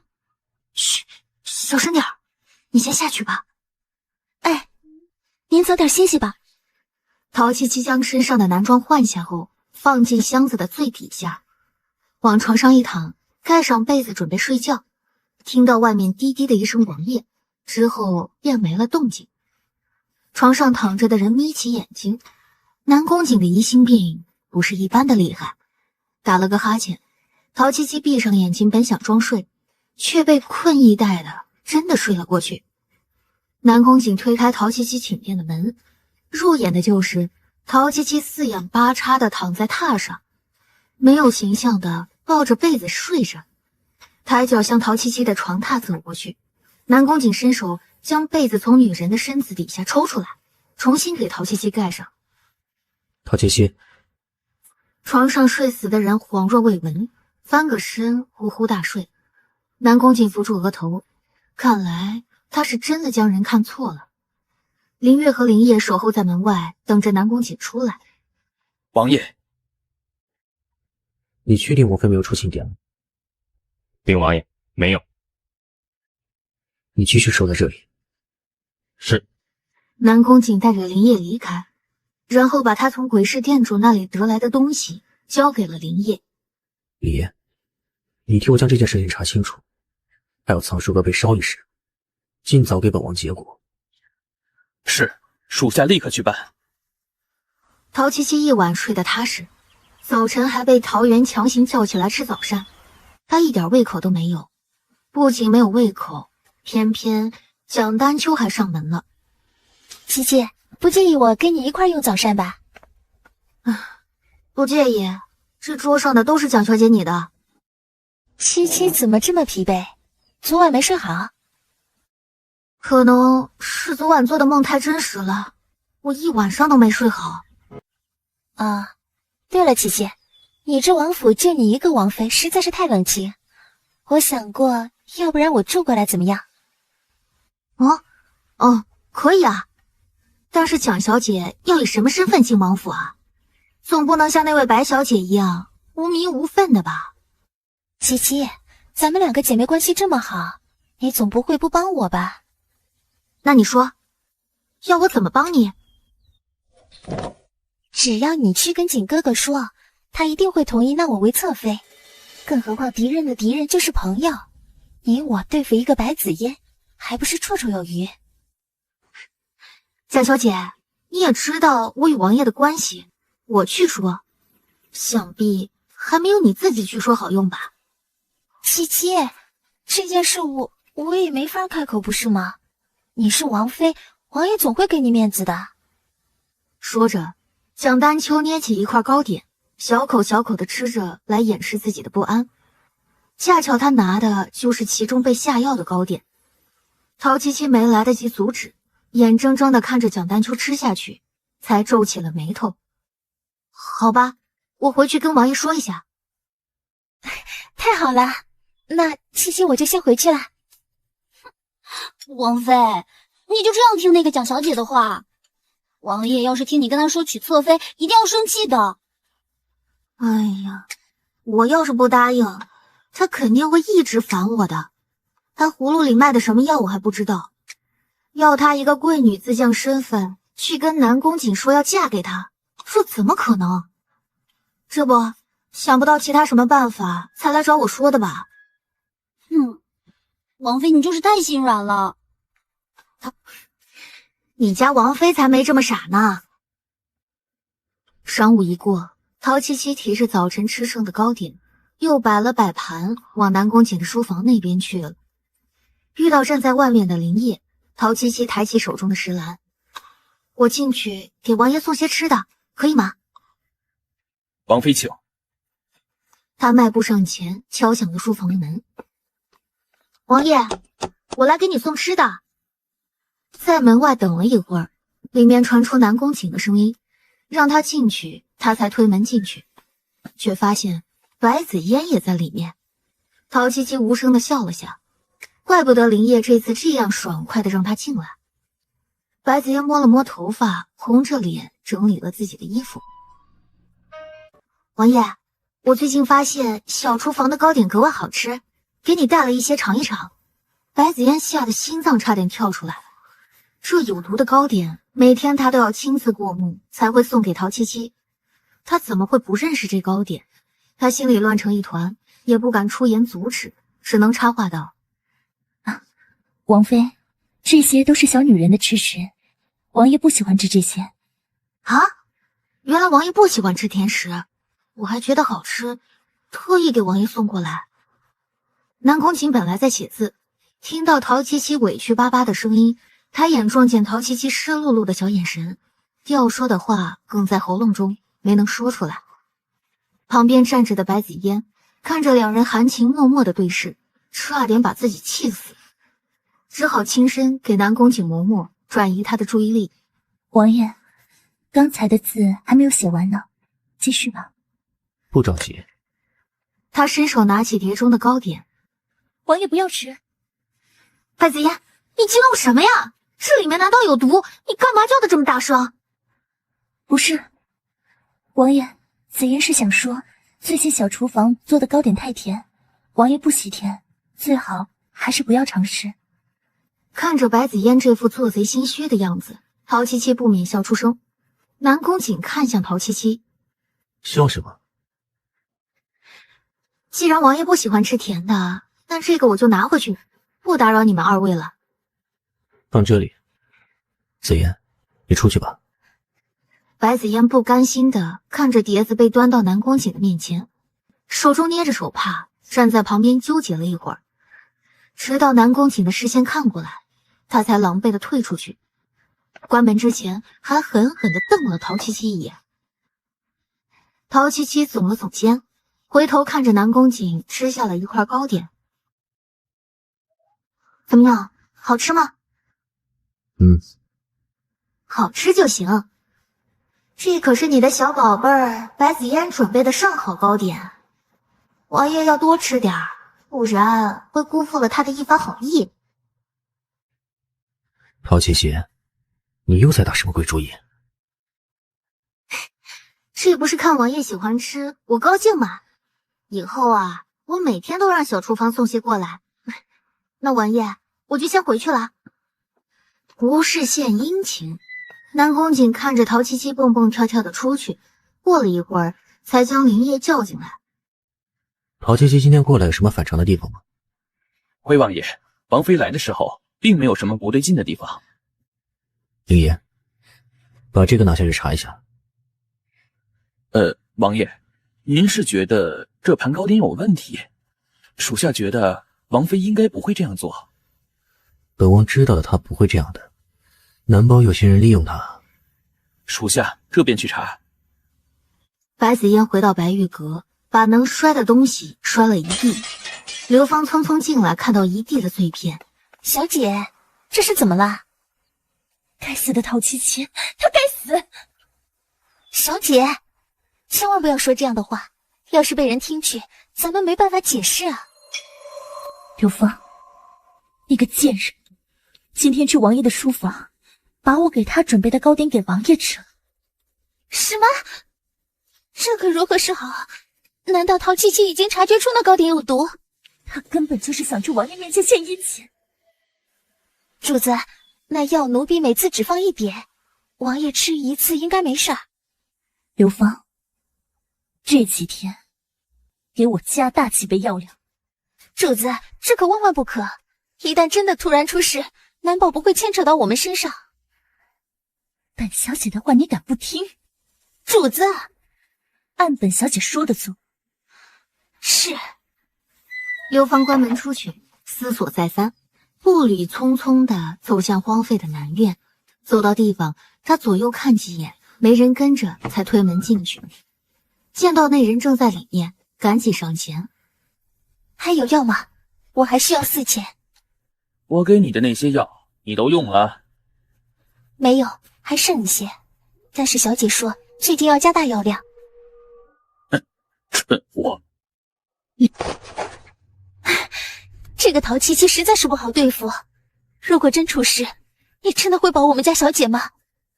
官家人自会保着你家小姐，该怎么做，你心里清楚。说完，那人把一袋东西扔了出来。这是我最后一次见你，誉王近日已经有所察觉，告诉你家小姐，好自为之。那人走后，刘芳拿着东西缓缓起身，悄悄地开门，看到外面没人，赶紧跑了出去。你真的看到他进了南院？千真万确。我今天是去领咱们下人用的冰蚕丝锦缎，回来的路上看到他鬼鬼祟祟的样子，就悄悄跟在后面，没想到他会去南院。南院那个地方早就已经荒废，他去那儿干什么？这我就不知道了。我跟他过去怕被发现，就远远的躲着，只看见他过一会儿才出来，怀里好像抱着个什么东西。啊，看来白子嫣是真的快要按耐不住了。乌远，以后这种事情啊，你看见了要立刻回来告诉我，不要一个人偷偷去跟踪，很危险的。知道了，王妃。我们已经知道他的算计，再将王爷拉下水，是不是不太好？王爷那么谨慎，一定会有所怀疑。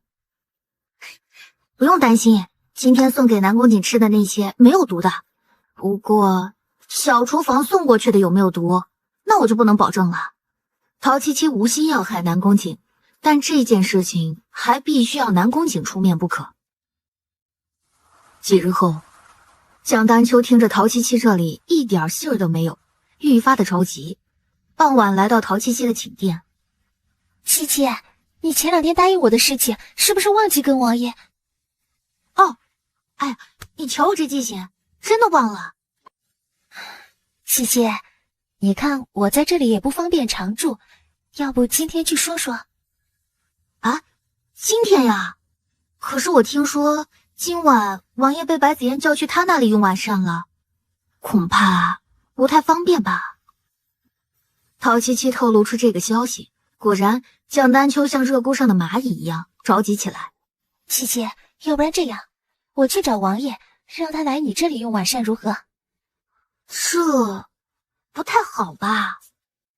好了，七七，你不用担心，我现在就去。蒋丹秋下定决心，距离姨母给他定的期限就剩下2天。这2天要是还搞不定南宫瑾，那他真就一点机会都没有了。蒋丹秋去找南宫瑾后，陶七七忍不住捂住胸口，猛地吐出一口血。王妃，这是怎么回事？奴婢去喊大夫。把这里收拾干净，我没事。都这样了，王妃还说没事儿。他是将药量加大，我才会突然吐血的，不碍事。小厨房送来的东西，您不要再吃了，这样下去会出事儿的。放心吧，你家王妃今日准备好鸿门宴，等着收网呢。这药如此厉害，还好我先前留了一手，提前在老板娘那儿买下了解药。陶元将陶七七扶到榻前坐下，麻利地给主子换好了衣服。王妃，咱们这次兵行险招，真能将白子嫣揪出来吗？白子嫣可舍不得南宫瑾出事，她一定会为了救南宫瑾拿出解药的。贾小姐，什么事吗？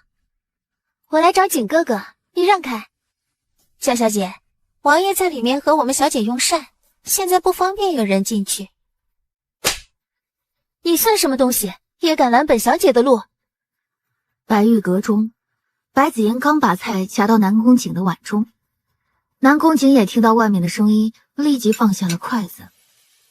外面怎么回事？臣女也不知道，我让人叫刘芳进来。白子嫣让旁边候着的小丫鬟出去叫刘芳进来。王爷、小姐，惊扰你们用晚膳，奴婢该死。刘芳，你的脸是被谁伤的？没事，小姐，是有些误会。怎么回事？是蒋小姐在外面说要找王爷，我跟蒋小姐说您在用膳，不方便打扰，她就打了奴婢一巴掌。岂有此理！这里是誉王府，你在这里随便打骂婢女，是想让本王叫人送你回去吗？明明是他先出言不敬，我出手教训一个丫鬟，景哥哥都不愿意，他说什么景哥哥就信什么。你竟然来找本王何事啊？蒋丹秋的视线落在走出白玉阁的白子嫣身上，特意提高音量。是七七，他让我来问景哥哥有没有时间去芳华殿用晚膳。陶七七，他有事吗？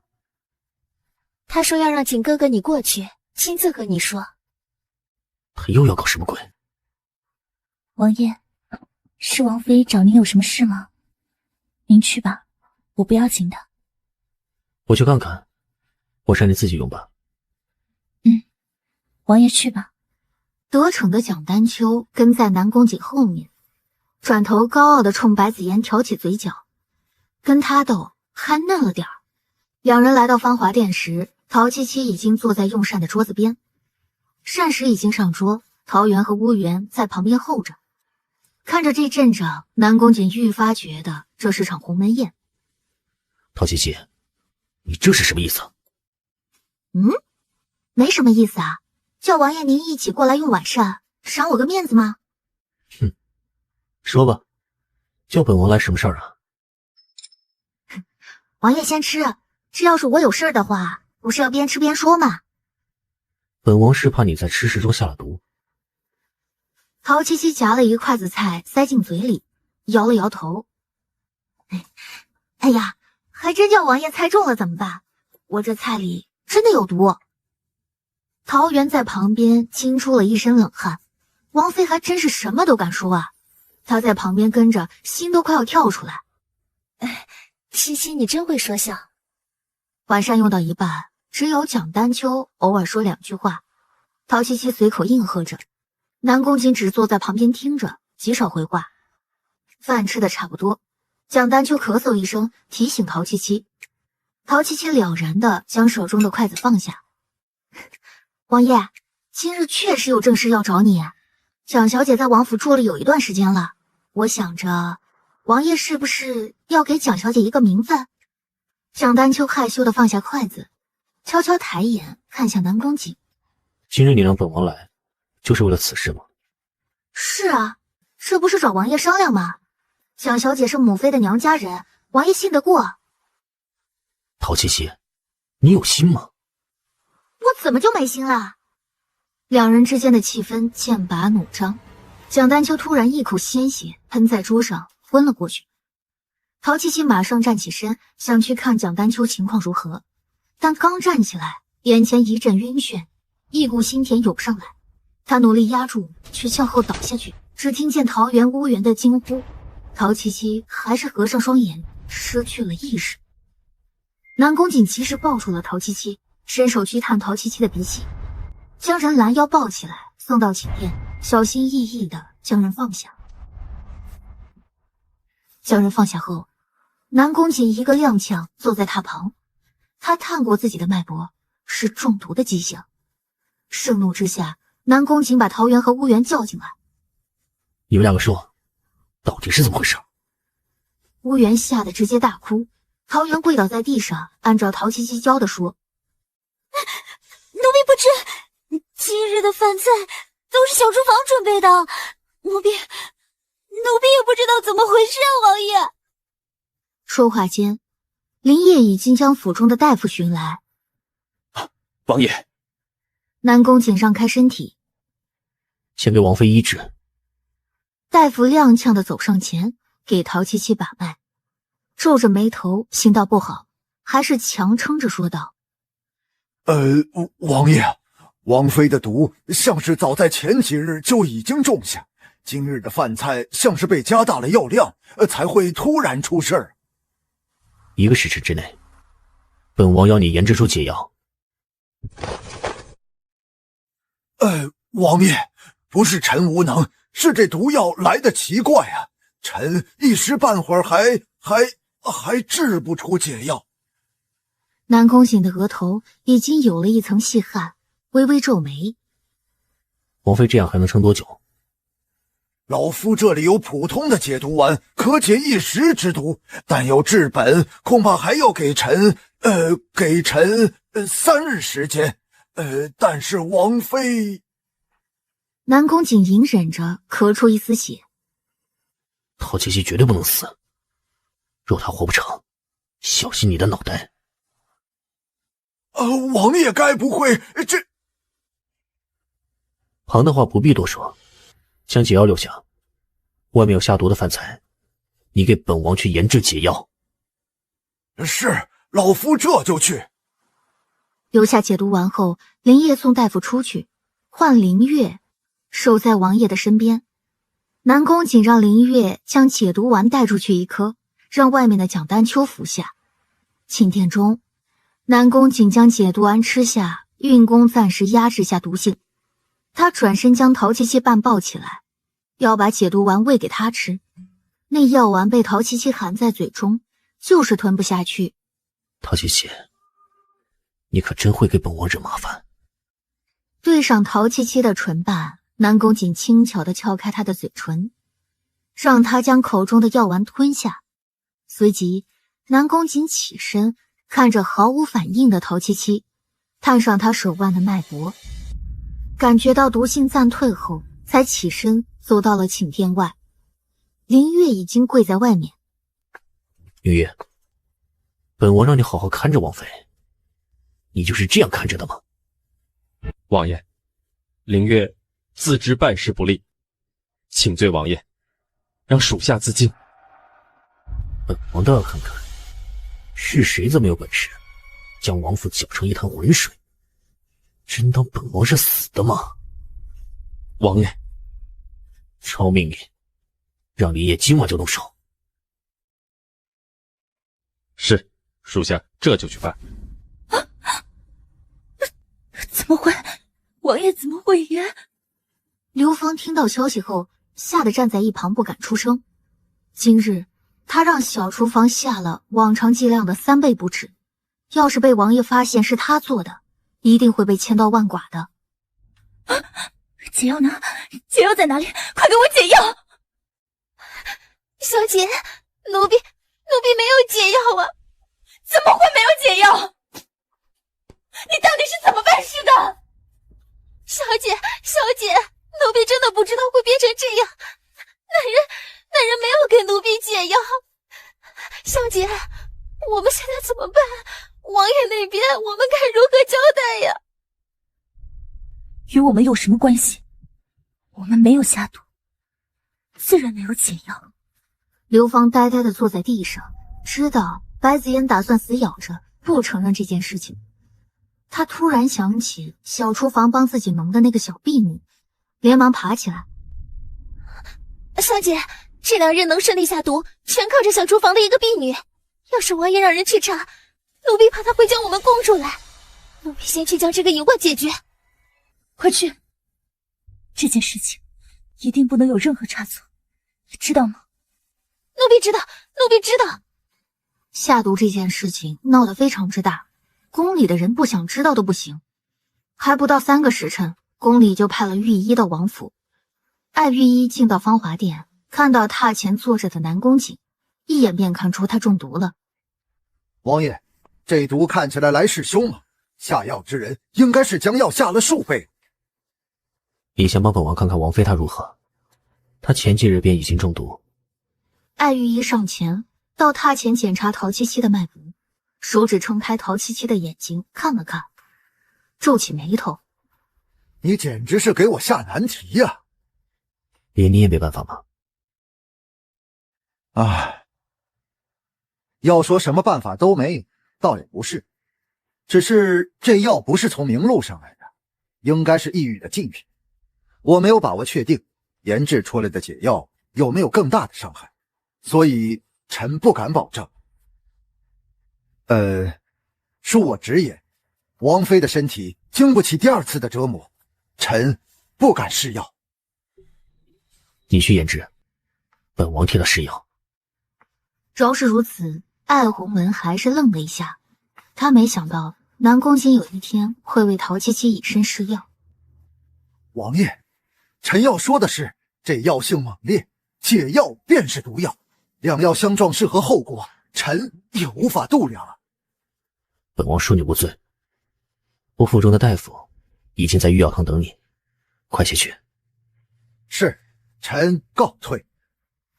艾弘文退出去之后，南宫瑾吐息间调动内力，手掌贴在陶七七的小腹，渡着内宫，护着小女人的命脉。一次功力消耗过剩，南宫瑾脑中嗡的一声，眼前一黑，便没了意识。陶七七醒过来的时候，浑身酸痛，像是被人胖揍了一顿。外面的天色已经是3更天左右，陶七七迷迷糊糊的坐起来，才看到旁边还倒着一个人。陶七七凑近去看，发现是南宫瑾之后，伸手去探了探男人的鼻息。哎呀，好家伙，吓我一跳，还好没死。胸口火辣辣的也疼，陶七七又是一阵口干舌燥，这方法简直是害人害己呀！白子嫣还真够狠心的，都这个时候了，竟然还能撑着，不过来送解药。他是不想要他的王爷了是不是？没办法，陶七七将南宫瑾翻过来，看到南宫瑾的情况后，陶七七觉得不对劲，他怎么感觉南宫瑾中的毒还不浅呢？他搞不明白这是怎么一回事，小心翼翼地穿鞋下床，差点没站住，快走2步，赶紧扶住桌子，慢慢走动着到门口，过去把门推开。王妃，你怎么跑出来了？你身上的毒……先别说这个，南宫瑾他怎么回事？他的毒怎么这么厉害？南宫瑾好像从来没有吃过菜，为何中毒会这般严重呢？王爷为了护住王妃你，耗费内力帮你加速毒药的发作，愈发严重起来。谁要他救？白子嫣呢？都1天了，他就没有过来吗？他确实没有来，已经派人跟他说王爷中毒的事。要是放在平常，他早就过来哭天抢地的。今天却一点动静都没有。哼，他那是做贼心虚。王妃，没事，我先回去。你们俩的反应一定要正常，不要被林月和林烨怀疑。奴婢明白。看在你今日帮我的份上，就不把你从我床上踹下去了。一夜过去，南宫瑾睁开眼睛，感觉到怀里毛茸茸的，下意识地将人推开。看到人翻到一边，他坐起来后感觉到头痛得厉害，他皱起了眉头。林烨，王爷，属下在。进来。南宫瑾说完，将被子一踢，把陶琪琪盖了个严实。属下已经按照王爷的吩咐去办，不出几日，应该会有人找上门。倒是王爷如何应对啊？哼，本王就怕他们不敢来。啊，属下还有一件事要禀报。昨日凌月查小厨房是谁下毒时，唯独丢了一个丫鬟，问过名字，叫做清墨。人抓到了吗？啊，发现的时候，人已经死在距离小厨房不远的小道旁的枯井中。我们查过，是先被人先勒死，再扔进枯井的。属下和凌月以为这人应该是在主子身边，可以随意走动，又不被人怀疑的奴才。府中有些地位的奴婢奴才，近日都要查清楚。王妃身边的2个婢女也一并要查。是。你们后厨的人做出这等事情，孙管家，你有没有话要说？哎呦，我们真没想到过会是清墨下药啊！要是知道他敢如此，我们说什么都不敢收留他。哎呦，他这可是要把咱们这群人给害惨了。别顾着哭惨，你们昨日有谁看到过清墨？最好如实告诉我。现在说出来和一会儿说出来可不太一样。府中的丫鬟奴婢没有见过林月和林烨跟着王爷杀人的样子，但就是林烨这短短的一句话，带上凛冽的杀意，压得几个大丫鬟的腿一软，直接跪下。小厨房一个小打杂的跪下，向前挪了几步，磕头说道：大人，奴才昨天看到刘芳姐姐来到小厨房，说是要找清墨，这是奴才最后一次听见清墨的消息。我昨天是去找过清墨，我是想上次他答应我们小姐新做的饭菜做得如何，况且昨天我并没有见到他。哦，这么巧，那天他出去，你就刚好去找他。要是这样说，奴婢确实没有能证明自己清白的证据。这样说的话，那岂不是王妃自己殿中的人更值得怀疑？毕竟没有人会怀疑自己的奴婢。谁能有你心肠歹毒？不仅要害我们王妃，还想将脏水往我们2个身上泼！我呸！被气得要死的乌元被桃园拉住，才没有去揍刘芳。刘芳淡定地挑拨道：我看你们2个就是贼喊捉贼。吵什么吵？用我给你让个地方吗？我就是被误会，心里不痛快，是奴婢失言。林烨还有林月以及带来的几个人查过这些丫鬟和奴婢，最可疑的却是不排除桃园和乌元，包括小厨房的人以及刘芳。不过还没有证据，他们2个人并不能下决断，只能去找王爷回复。你们2个是属没能找到真正下毒的人。属下无能，请王爷请王爷责罚。今日的解毒丸吃完，南宫瑾已经恢复了几分精力。谁最值得怀疑？林月和林烨2个人互相看了看，都不说话。哑巴了吗？王爷，我们怀疑白玉阁的刘芳，只有她在那天找过死去的清墨，去问过白小姐的菜品，属下觉得有可疑。而且属下觉得刘芳确实很奇怪，她什么时候问不好，偏偏在人死之前去过。她说没找到人，多少有几分假话掺杂。之前紫妍身边的人就被冤枉过，没有证据的事情，不要妄下决断。哦，那属下还往下查吗？等陶琪琪醒过来再说吧。王爷，用药的剂量，臣没有把握。若是真的出事儿……他话还没说完，南宫瑾就毫不犹豫的直接把药丸吞了下去。不管是什么样的作用，本王都要试。艾弘文在旁边候着不敢离开。一炷香过后，南宫瑾的脸色愈发苍白起来。发现异常的艾弘文赶紧上前去查看。王爷，不要忍，将毒血吐出来，否则毒物会侵蚀的更厉害。一口黑血吐出来，南宫瑾强撑着床榻边，胸口气血翻涌，神经脉络统统混乱起来。这药的副作用远比自己想象的还要厉害。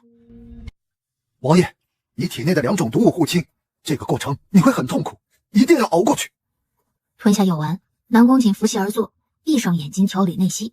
忽然他感觉到体内的气息相撞，他又吐出了一口鲜血，皱起了眉头。艾弘文搭着南宫瑾的脉搏，王爷，你的内力……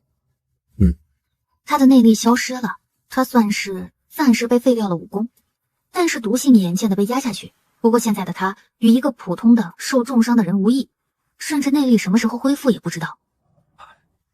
王爷，你内伤太重，最近半个月想要恢复内力，恐怕没有那么容易。这样还不能给陶七七吃，他撑不过去。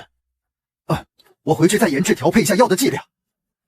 这几日，陶七七昏昏沉沉的睡了醒，醒了睡，到了他再睁开眼睛的时候，又已经是晚上了。不过这次南宫瑾却没有在榻边守着他，陶七七还以为白子嫣来送了解药，他披上外套，赤着脚走下床榻，去门边刚推开门，一个人就进来。陶七七赶紧过去将人扶住，一个没扶住，抱着来人倒在地上，疼的陶七七只想骂娘。扭脸看到南宫瑾双眼紧闭，脸色苍白。南宫瑾，你别吓我呀，你醒醒！怎么回事？他怎么感觉一点内力都没有了？陶七七皱眉，这药对南宫瑾应该不会造成这样的危害才对呀。陶七七下榻，在殿外找到了乌元和桃园。你们2个怎么在这里候着？王爷不让我们进去，我们担心的要命，还不敢进去。王爷是怎么回事啊？王妃，王爷是为您解药才变成这样的。什么？是真的，解药是爱玉研制的，但是以毒攻毒，解药的毒性尤为厉害。王爷怕对您不好，吃药之后才内力全失，现在情况并不好。想到刚才南宫瑾的样子，陶七七突然愧疚起来。是几日？白子嫣难道还没有送解药吗？没有，他一次都没来过。他倒是能狠得下心。王妃，你有没有想过，他其实没有解药呢？要是这样，咱们该怎么收场？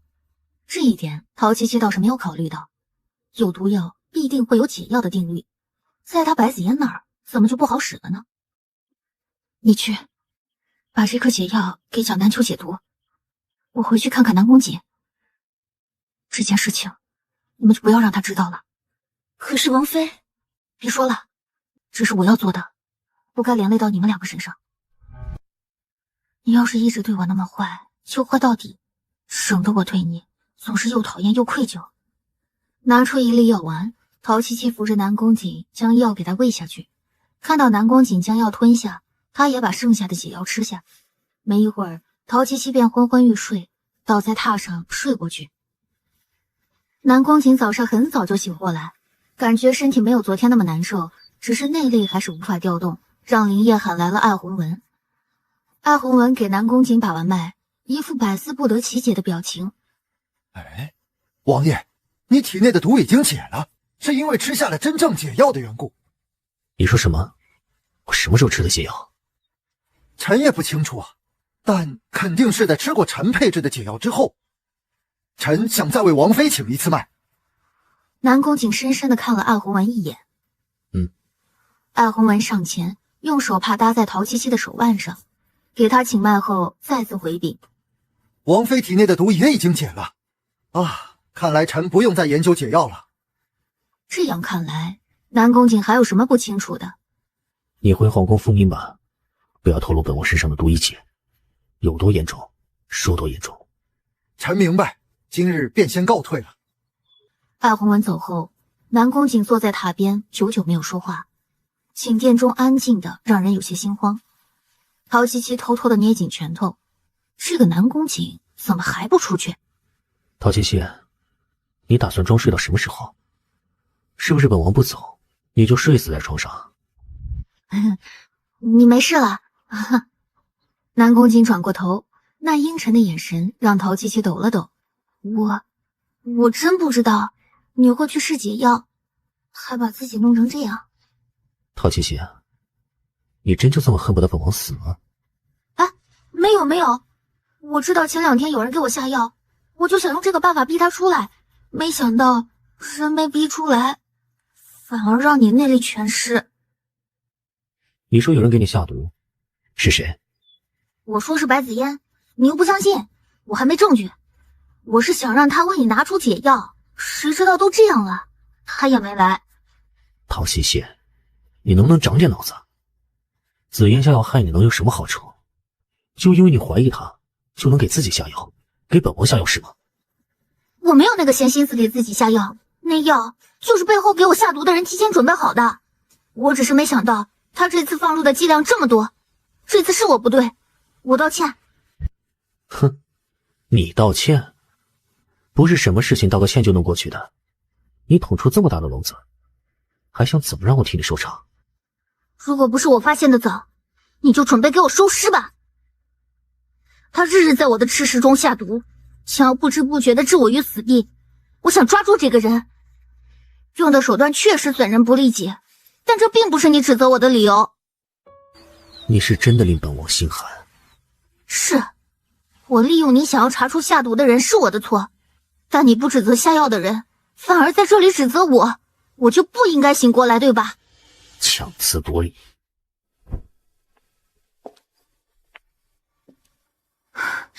气死我了！就不应该给你吃解药，就不应该心软，就知道跟我喊，有什么本事？两人稍微回温的气氛霎时间跌入冰点。那日之后，虽然南宫瑾在王府养病，却再也没有见过陶七七一面。跟陶七七别扭了有5日之久，南宫瑾在书房写着字，将毛笔放下后，将林烨叫进书房。有没有人来找本王？哦，回王爷，没有。陶七七，你很好。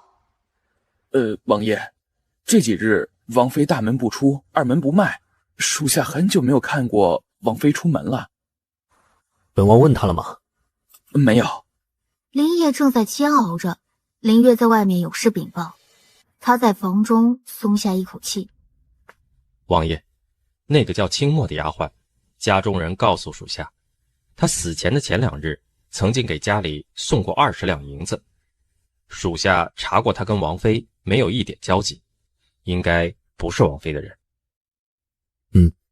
还有，王妃已经好几日没有出过寝殿，听桃园和乌园说，王妃是身体不适。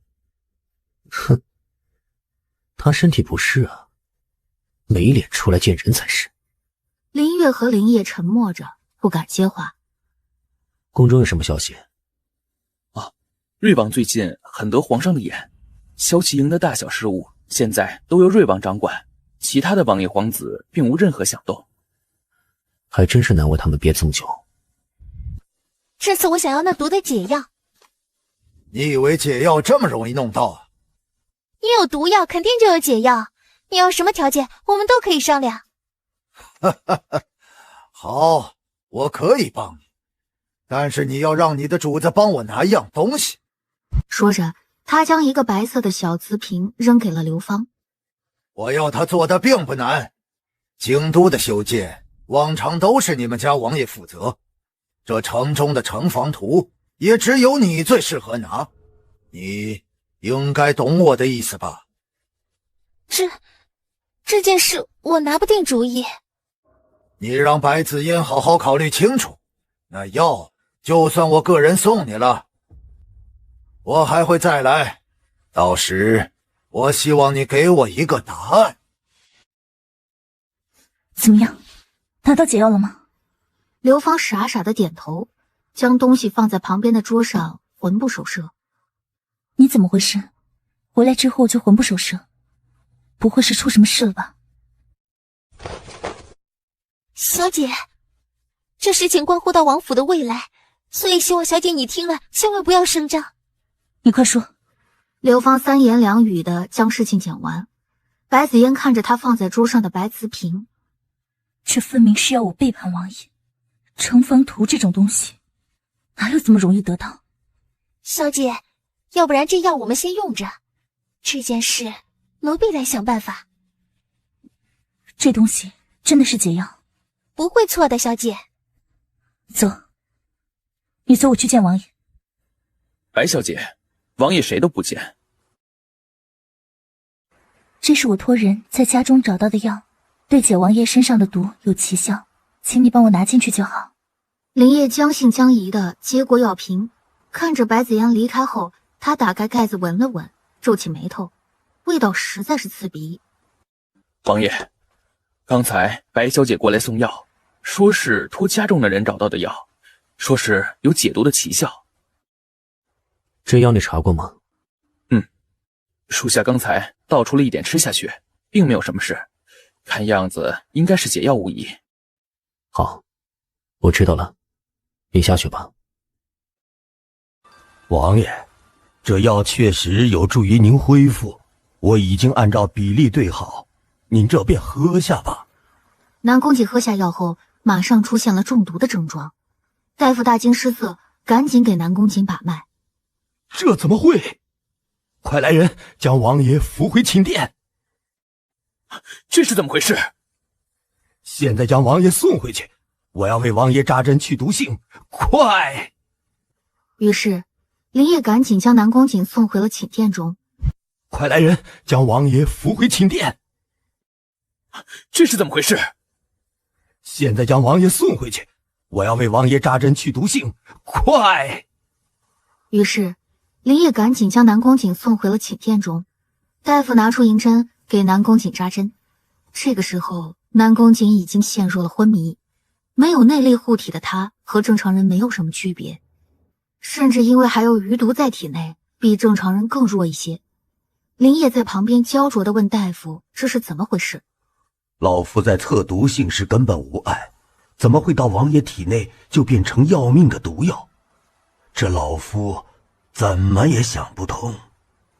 芳华殿中，林月得知王爷出事，第一件事情就是去找陶七七。你说南宫瑾又中毒了？是，王爷吃了白子嫣送来的解药。他倒是心大，什么人给的药也敢吃？不对，那才是他自己的人，我担心什么？王妃，现在不是置气的时候，你想想办法救救王爷吧。你带我去找南宫瑾，我去看看他现在是什么样。是，您跟我来。陶七七跟着林月来到南宫瑾的寝殿，进去看到南宫瑾身上各处大穴都扎着银针，旁边放着男人吐出来的血水。他仔细闻了闻味道，发现味道发苦。白子嫣送的那个药还有剩下的吗？王妃，剩下的都在这里。他用手指沾了沾药粉吃下去，分辨其中的味道，眉头越皱越深。这药本没有毒性，但是和南宫瑾身上的毒相遇后，便会转变为奇毒。如果王爷还有内力护体，便不会中毒。偏偏他现在内力全失。我怎么就没有想到，这是老夫的失职，王妃请责罚。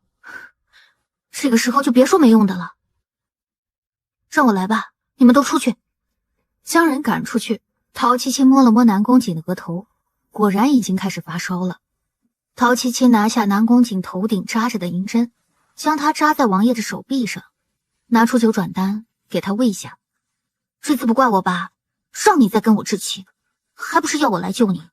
陶七七把针灸的位置调换，在胸口扎下了最后一针，量过南宫瑾额头的温度已经趋于平稳。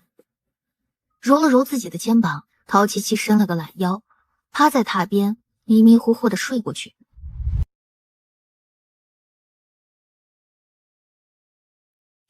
来人！哎呀，别动，我给你把银针拿下来。将银针取下来后，陶七七将银针放在一边，用手背去试探南宫瑾额头的温度。谁让你来的？哼，我真是狗拿耗子多管闲事，就让你死在这里得了，我就不该救你，省得你醒过来就气我。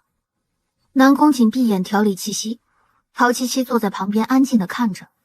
南宫瑾冷汗涔涔，身上的衣服被打湿，依旧没有能恢复内力。南宫瑾，不要再试了。松手！不松！你凭什么管本王的事？你以为我想管你？倒行逆施，最终害的还是你自己。哼，本王有今日，不都拜你所赐吗？拜我所赐？你现在这样也是我害的，来路不明的东西你都敢吃，就因为是白子嫣给你的？跟他有什么关系？那药难道不是他给你的？那药与我体内的鱼肚结合才产生相冲的药性，这一点府中的大夫都不知道，他又如何得知？好吧，就当他不知道这件事情。这药我看过，确实是千金难求。以现在白子嫣的身份，他父亲不在，白家肯拿出这么好的东西来，是冲着王爷您的面子，还是别有用心啊？你以为谁都是你，就想着算计？喂，你个大男人有完没完？我这次是将你算计进去，你南宫瑾以前难道就没有算计过我吗？哼，你算计过我什么？你自己清楚，只许州官放火，不许百姓点灯。陶七七，好，我保证这是最后一次，我保证不会再做这样的事情，可以吗，王爷？本王不信。我吸取教训，下次一定不犯。王爷可以监督我。哼，笑比哭都能看。哎，南宫瑾，你差不多得了，你看不出我在给你台阶下呢？你给的台阶，本王不想下。行，你赢了，本王妃懒得理你。说完，他转身奔着门口去，把木门摔得震天响，把站在外面的林烨和林月吓了一跳。王妃，这是怎么？王爷他……别给我气他，我就不该来，来了还生一肚子的气。林月，跟我回去。唉，还是自己的床舒服呀。王妃，白子嫣在殿外求见。他来干什么？难道是来找骂的？不知道，婺源正在外面跟他周旋。您要是不见，我就出去回了他。不知道这个白子嫣又在打您的什么坏主意。不必，让他进来吧。我倒想看看他还能说出什么来。小姐，你的病还没好，切莫大动啊。行了，别演了，有什么事直接说。王爷怎么样了？我听说是我之前找到的解药与王爷体内的毒相冲，王爷那里不让我进去，所以我没办法，只能来找王妃。怎么，你觉得是我不让你进去见王爷的？难道不是吗？林烨说要见王爷先来找您。陶七七现在想砍人，怎么每次都是他背锅？等着吧，林烨，你坑本王妃的，一定从你身上找回来。来找我，总不能你让我带你进去见王爷吧？林烨应该是怕你进去又给王爷吃些什么奇奇怪怪的东西吧，再让王爷出事啊。王妃，你这话就是不讲理了。这解药也是我费尽心思才找到的，你一句话就否定我的功劳，就凭你是王妃就可以这样侮辱我吗？白子嫣啊，白子嫣，你要装就在南宫瑾面前去装，我不吃你这一套。还有啊，我这芳华殿尤其不欢迎你，所以请你出去。陶七七，你才是害死王爷的罪魁祸首，为什么死的不是你？白子嫣，你就这么沉不住气呀？现在跑到我面前来展露你这一面，你知道你自己是什么下场吗？哼，你不过就是个王妃，王爷不会信你说的话，所以你不要妄想着在王爷面前说我的坏话。撕绿茶这件事情，哼，我还真是越来越有经验了。你想干什么？不干什么，就是让你尝尝人性险恶而已。啊！你放开我的头发！你怎么可以这样粗鲁？是你先要过来找本王妃的麻烦，怎么现在都不会反抗了？王妃，你放开我们小姐，不要动手！这一来一回，殿中只剩下白子嫣的痛呼声，以及刘芳让陶七七松手的声音。将白子嫣收拾了一顿后，陶七七翘起二郎腿，坐在桌子前喝着温热的茶水。白子嫣跌坐在地上，头发一片凌乱。她旁边刘芳的样子也好不到哪里去，被陶七七收拾得够惨了。你说你们两个是故意来找气受的吗？以后要是再想挨揍啊，就过来找我。白子嫣狼狈地从地上站起来，扶着刘芳才站稳。陶七七，你现在不用得意，等王爷好起来，不会饶了你。哎呀，你就省点口舌吧，会说话就说点儿，不会说话就把你的嘴巴闭上，这样活的时间才能长点儿。你这是在威胁我？哎呀，你上辈子是唢呐生的吗？你喊什么？白子嫣被陶七七气得胸口上下起伏。这次他来本想是对付陶七七的，却不想被对方抓个正着，只能撂下一句：我看你还能得意多久。接着带着刘芳狼狈的离开。王妃，刚才太解气了。他也就是在王爷面前惯会装成那副柔柔弱弱的样子。哼，看他刚才那副嘴脸。乌元，人才刚走，你说话注意点。没事儿，他这次是把在南宫瑾那里吃的亏算在我头上。这几日南宫瑾对他冷落下来，他到我这儿来是为了找点存在感。本王妃才不惯他这个臭毛病。王妃，外面林烨找您。我是一顿饭都不能好好吃吗？都喜欢挑别人吃饭的时候来找事儿吗？把林烨给本王妃叫进来。王妃，瑞王带着齐王还有四皇子来王府，说是来看望王爷和您的情况。王爷的情况不能见他们，希望王妃您出去迎一下几位王爷和皇子。敢在别人用午膳的时候过来，你说你是不是过来蹭午饭的？王妃是脑回路想来与正常人不同，林烨早都已经习惯了，却不知道该怎么回复王妃，只能低头站在一边。人什么时候到？哦，已经到胡同的拐弯处，现在应该差不多该到了。行，走吧。陶七七带着陶元和乌元，还有林烨和林月站在门口等着宫里来的几位祖宗。还以为3位的阵仗不会小，结果只有3个人骑马前来，身边连个仆人都没带着。到了裕王府前，瑞王先从马上翻身下来。陶七七，怎么就你一个人在这里？南宫瑾他人呢？你也知道王爷中毒的情况，还要让他出来接你，到底是你看他，还是他看你？本王才不跟你做口舌之争。皇嫂，你怎么样？我听说你也中毒了，就赶紧跟着二哥他们过来了。南宫雁熟稔的上前，上下打量过陶七七。啊，还好，皇嫂你没事。齐王也翻身下马。哼，少有能见到小厮这样担心一个人。别在那儿给本王丢人！你看陶七七这个样子，哪儿像中毒的样子？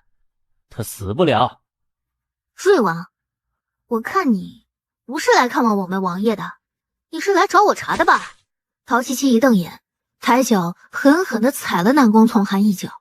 南宫从寒的脸色都扭曲了，当着这么多人的面又不能丢了面子，深吸了一口气，忍下剧痛。陶七七，你给本王等着！皇嫂，不是说你也中毒了吗？难道毒解了？我没什么事，王爷最近不大好。怎么回事？我听爱御医回宫说，六弟的毒虽然已解，但是伤及内力，短日内不可恢复。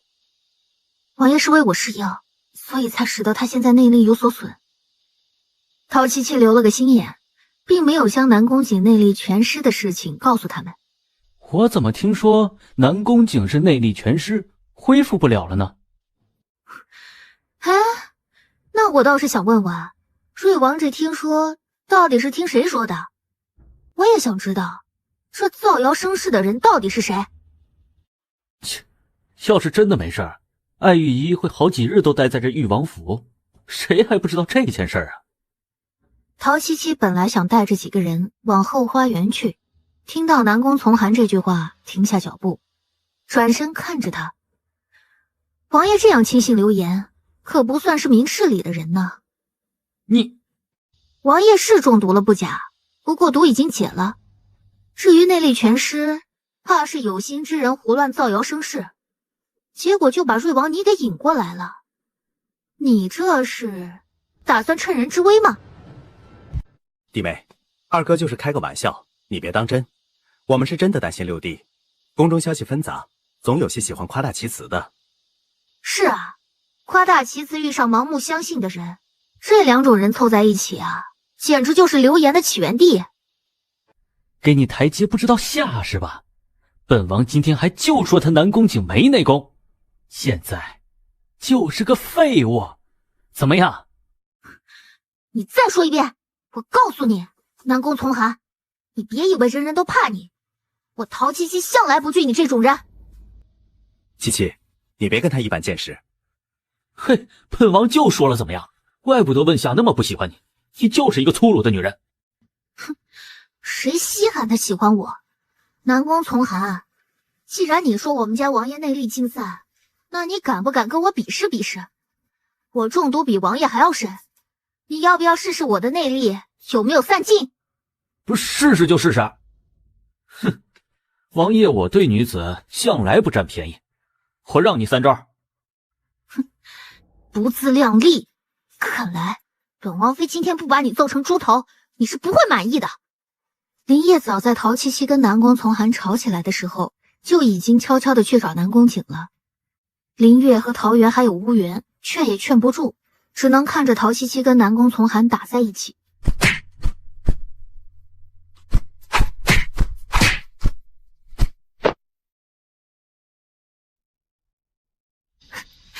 别行这么大的礼，我可受不起。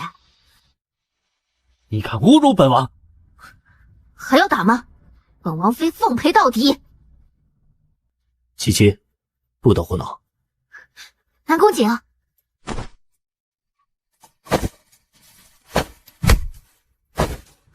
南宫景，六弟，王爷，南宫景，你没事替我挡什么？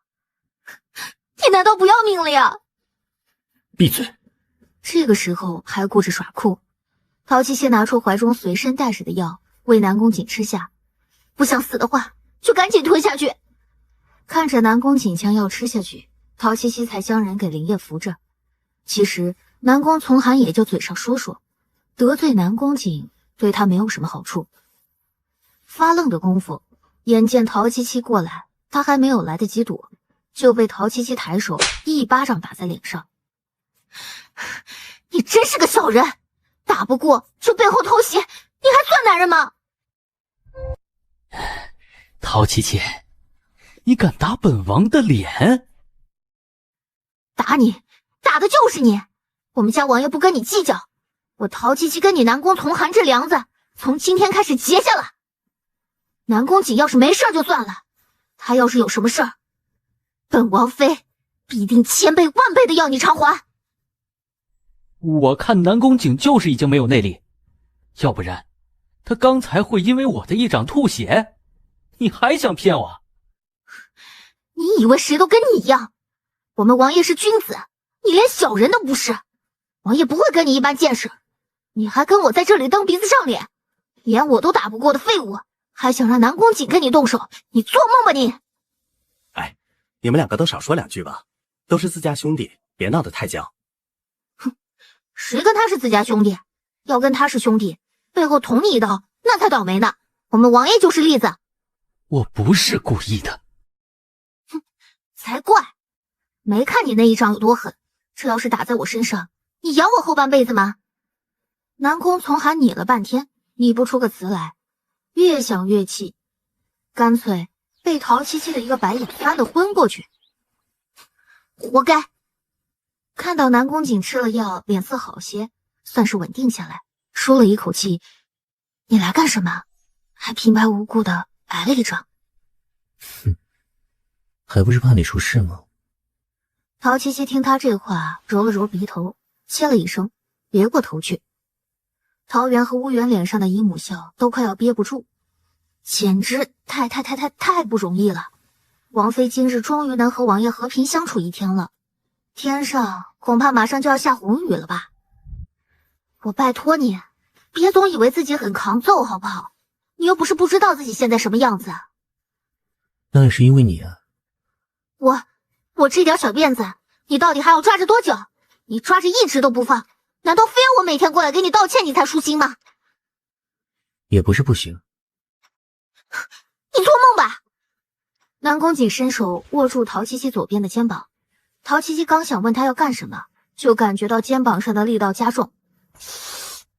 南宫瑾，你这是公报私仇，谋财害命啊！本王谋你的财，那本王怕是要饿死了。把衣服脱了。你要干什么？耍流氓吗？给你上药，你连脑子里还有正常的东西吗？陶七七。哦，陶七七抓了抓耳朵后面，将左边的衣衫半退，露出白皙的肩膀。不过肩膀的左上方一片青紫色，在白玉的肌肤下更显得触目惊心。你轻点儿！南宫瑾看了一眼他肩膀上的伤，莫名的冷下了脸，将手中的药膏搓热，一巴掌按在陶七七的肩膀上揉起来。南宫瑾，你还说你不是在报复我？别好，淤血要化开才好得快，忍忍吧。感情你不是给我上药，说的那么轻松。哎，疼！轻点儿，轻点儿，我错了。你再逞能，跟南宫从寒打在一起的时候，也没见你喊疼啊。那能一样吗？他都那么说你了，还想让我在他面前示弱，想得到婷妹。下次不许再这样。下次他要是再说，我就锤爆他的狗头。这是我俩的恩怨，跟你没关系。南宫瑾不再说话，专心的给陶七七揉着肩膀，感觉到肩膀没有之前那么痛。陶七七试探着动了动身体，被南宫瑾按住。还没好。我屁股坐的都疼了，还没好啊！陶七七已经麻木的随便南宫瑾怎么搓揉。你一个女子能矜持一点吗？张口闭口都是。都是什么？懒得说你。哼，都是屁股呗，还有什么不能说的？赶紧把衣服穿上，滚出去！王爷还真是翻脸不认人啊，变脸的速度就是快。没事就赶紧出去，别在本王面前晃。我就晃，怎么样？哼，气死你！南宫瑾看着面前作妖的人，抬手一扯，将人带到自己的怀里。投怀送抱，王妃还真是主动啊。谁投怀送抱了？南宫瑾，你怎么还倒打一耙？南宫瑾，你松开我！陶七七，你到底有没有什么事情瞒着本王？我能有什么事情瞒着你？你那个眼线，看我看得那么紧。鬼市。陶七七瞳仁微微一缩，看着南宫瑾没说话。南宫瑾盯着陶七七说道：“王妃最近难道没有去过鬼市吗？”皇嫂六哥，你们在里面吗？南宫燕隔着门，冲着大殿里面喊道：“我去开门。”六哥，你身上的毒还没有全解。暂时还未全解。六哥，其实我是站在你这边的。我不懂你什么意思。朝堂表面上平静无波，实则动荡不安啊。你我都知道，父皇猎场一事实为试探，究竟父皇想立谁为储君？六哥心中有数了吗？哼，别人看不出来，我却知道，六哥现在一点内力都没有，对吧？难为你如此了解我。放心吧，六哥，这件事我一定守口如瓶。我说过，我是站在你这一边的。以前我还真没想到，你是在扮猪吃老虎。哥，你这样说我可是要伤心的。你想做什么，要做什么，我不管。你刻意接近陶七七的目的我不追究，但你最好离他远一点。我只是觉得王嫂和我很合得来。南宫言，你最好不要太过分。六哥，现在你最应该相信的人是我呀。我只是希望自己做个闲散王爷，但这和我希望六哥成为储君并不冲突呀。我现在没有心情跟你聊这些。成大事者不拘小节，有时候小的牺牲是必要的。若六哥这内力永远无法恢复，那不如靠谋算，先解决掉挡在我们前面的人。说完，南宫燕转身出去，没有再停留。小姐，那几位王爷来，真的是来看王爷的吗？王爷中毒，他们肯定会来看我。本小姐一定要抓住这个机会。王爷虽好，但你家小姐我要给自己多留条后路。这次中毒的事虽然没有查到我身上，但解药的事情也足够让王爷对我疏远。这全都怪陶七七，她最近总是频频挡着本小姐的路。小姐，你不觉得陶七七这转变有些太奇怪了吗？奴婢记得从上次猎场开始，她就变得伶牙俐齿，不好操纵起来。刘芳，她性情大变，会不会是有什么鬼怪占着陶七七的躯壳，操纵着陶七七？小姐，奴婢的意思是，应该是有人在背后出主意。我们可以想想办法，把出主意的人揪出来。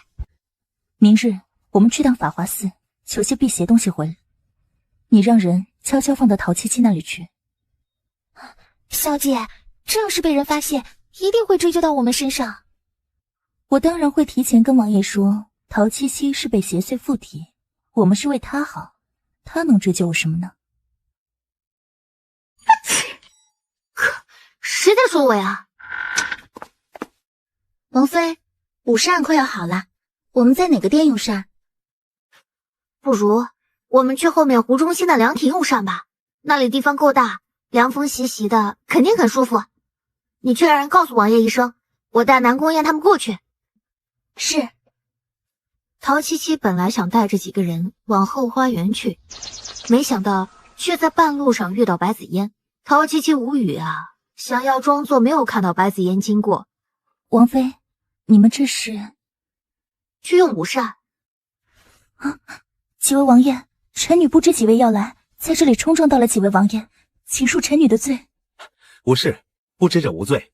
况且我们是在六弟府中，没有冲撞一事。谢王爷。白子嫣起身，想迈步却被绊倒了，惊呼一声向前扑过去。扑过去的方向正好对着南宫从寒。这边的男人下意识地将人接住，温香软玉在怀，淡淡的香气直往南宫从寒的鼻子中钻。这要换成别人，可能还会有瞎心思，但南宫从寒向来不吃这一套，抬手将白子嫣往旁边一扔，齐王赶紧接住。忽悠！二哥，没事，是我该道歉，我的裙摆有些长了，不小心绊到了王爷，给王爷添麻烦了。知道就好，下次出来别穿那么长的裙子，别绊到总往别人怀中扑。陶七七站在旁边憋笑憋得肚子痛。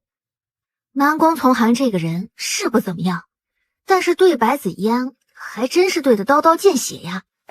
瑞王向前迈了几步，跟白子嫣错开。还不赶紧走，本王饿了。白子嫣在后面脸色铁青，没有人邀请他一起吃饭，他又不好跟上，只好厚着脸皮追上了陶七七。王妃，午膳我还没用过，我们一起吗？好啊，走吧，多个人多双筷子而已。一行人到凉亭坐下有一会儿，南宫瑾才到，看到坐在陶七七旁边的白子嫣，微微的皱起眉头。怎么想着来这里用午膳？这里吃饭不是挺舒服的吗？在店中吃饭闷得慌。王爷，快过来坐。南宫瑾到陶七七的身边坐下，低声问他：你让子言过来的吗？我能有那个本事？刚才在花园里碰到的，他自己要跟过来，我还能拦着不成？听到陶七七说的话，南宫瑾往白子嫣那边看了一眼，白子嫣恰好往南宫瑾这边一看，微微一笑。南宫瑾点了一下头，不再去看他，几乎被南宫瑾无视。白子嫣哪里尝过这个滋味，心里打鼓。最近他好像没有给南宫瑾惹什么麻烦，他现在就这样不愿意搭理自己吗？他思绪万千，桌上的午膳已经上齐，几个人吃着饭都十分安静。风一吹过，只能听到湖水中拍打岸边的声音。这顿饭还是齐王先开口。六弟，这次我们来也是父皇的授意。父皇在宫中无法出来看你，嘱咐过我们，你需要什么尽管提。不必，告诉父皇，我一切安好便可。那可是一切安好，身边几个女人环绕，要不是六弟你中毒，蒋小姐已经被你娶回府中了吧？吃你的饭，那么多话，是不是还想来揍？天不怕地不怕的瑞王，现在最怕陶琪琪突然的回怼，闭上嘴，默默的吃饭。皇嫂，我哥那侧妃，你愿意不愿意啊？这话一出，所有人，包括白子嫣，都看向了陶琪琪。他要是愿意啊，娶多少回来都行，我不管这事儿。我可是很大方的。他愿意，南宫瑾反倒不怎么高兴，冷漠的转过头去，不搭理陶琪琪。这男人又怎么回事？刚才不还好好的，这怎么又开始傲娇了？唉，白姑娘在府这么久，一直没有名分，我还以为是皇嫂你不愿意我哥纳侧妃呢。这不关王妃的事，我们之间只是有些误会而已。是有些误会，不过这是我们两个人之间的事情，你当不当侧妃对我一点影响都没有，你说话可要说清楚呀。当时南宫瑾正看着南宫燕，眼神发冷。陶琪琪在这儿，他提起这件事情分明就是不怀好意，南宫瑾也知道，只是他现在不好揭穿。皇嫂，你们两个别吵起来呀，我就是随便问问，你看你们怎么还当真了呢？那你就不要问，问了再打圆场，有意思吗？看来是我不小心惹到皇嫂，给你道歉了，千万别介意啊，我不是有意惹你生气的。南宫从寒向来看不惯南宫燕这个样子，眼不见心不烦，低头猛地一顿操作，吃完将筷子一放。我们也该回去了，是吧，齐王？齐王这才刚喝口水，被瑞王这话呛了一下，赶紧将杯子放下，边咳嗽边点头。是，我们也还有事要处理，也不好在此久留，用完膳我们就回去吧。我还有些事情要处理，就不在这里陪你们继续吃了。跟我走，别吃了。啊，我还没吃完呢。回去再说。陶琪琪再不愿意，只能起身几步跟在他旁边，扭头跟南宫瑾说话。白子嫣这边听不见，抓心挠肝的难受。白姑娘这是怎么了？心不在焉的样子，有心事？还不是因为我六哥，人家有心插柳，我哥无心成荫，怕是姑娘要失望了。白子嫣羞愧难当，放下筷子，准备起身离去。如果姑娘有用到本王的地方，可以让你身边的小丫鬟到齐王府找我。白子嫣的眼眶已经憋红了，都没有顾及礼仪，回头给王爷行礼，已经迈步离开了。多此一举，你说要帮那个白子嫣，她一看就不是什么简单的女人，小心你想利用她做事情，反倒被她利用。这点倒不用担心。确实不用担心，那个白子嫣的头脑可比皇嫂的简单的多，从她下手确实是个好选择。南宫从寒向来不惜利用女人做事，他虽不认可两人的说法，但那是他们两个要做的事情，与他无关，他也懒得管。南宫姐，你到底什么意思？我顺着你也不行，不顺着你也不行，我干脆以后别说话算了。怎么说都是我的错，我今天还不够给你面子吗？本王用你给本王面子吗？哎，你说这话一点良心都没有。你喜欢白子嫣，又不娶她进来，就让她这样在王府住着。南宫燕那么说，我还能怎么回？本王说的不是这件事。那是什么事？我好像也没说什么吧？谁说我要去侧妃了？啊？我和紫妍的事情用不着你管。哦，这是因为白子嫣生他的气了。南宫瑾看着陶七七，不知道他想到了什么，又叹了口气。他皱起眉头要说什么，被陶七七先把话抢了过去。我没想管，只是话都说到那个份上了，我总要表态吧，不能让别人以为你的王妃是个善妒的吧，连个侧妃都不让你娶。陶七七，你真的很会招惹本王。哎呀，我又怎么陶七七的话还没说完，就被南宫瑾轻身堵住了他的嘴。一时之间，陶七七竟然忘记了反抗，任由男人吻着自己。等到被人抱起放在了床上，陶七七这才反应过来，想起来逃跑被南宫瑾轻松地按住。陶七七不可思议地看着南宫瑾，你不是没有内力吗？怎么还这么大劲儿？不公平！南宫瑾没有回陶七七的话，伸手将女人腰间的丝带抽开，顿时陶七七的衣服散开，肩膀露出一半。别，南宫瑾，我知道错了，好好说话，别动手行吗？我知道你在吓唬我，我真的知道自己错了。你不知道？陶七七看到南宫瑾离境的脸，抿住嘴唇。你说，我哪里有错？我改还不行吗？晚了。别，南宫瑾，你白日轩，你臭不要脸！你放开我！陶七七闭眼挣扎着，使了些内力，将南宫瑾一掌推开。听到男人闷哼了一声，陶七七睁开眼睛，看到南宫瑾紧皱着眉头。南宫瑾，你没事吧？陶七七，我看你是真打算要本王的命不可。我还不是因为你又犯病。南宫瑾闭着眼睛调理气息，陶七七也有些后悔，知道他还有毒没解，用上内力一击，还不知道这毒性会窜到哪里去。陶七七握着南宫瑾的手腕，给他把脉，也幸好他的身体还算好，毒性没有被激发出来。别装了，南宫瑾，没事的。南宫瑾睁开眼睛，入眼就是陶七七衣衫半退的样子。从前，南宫瑾见过不少自荐枕席的人，从没有动心过。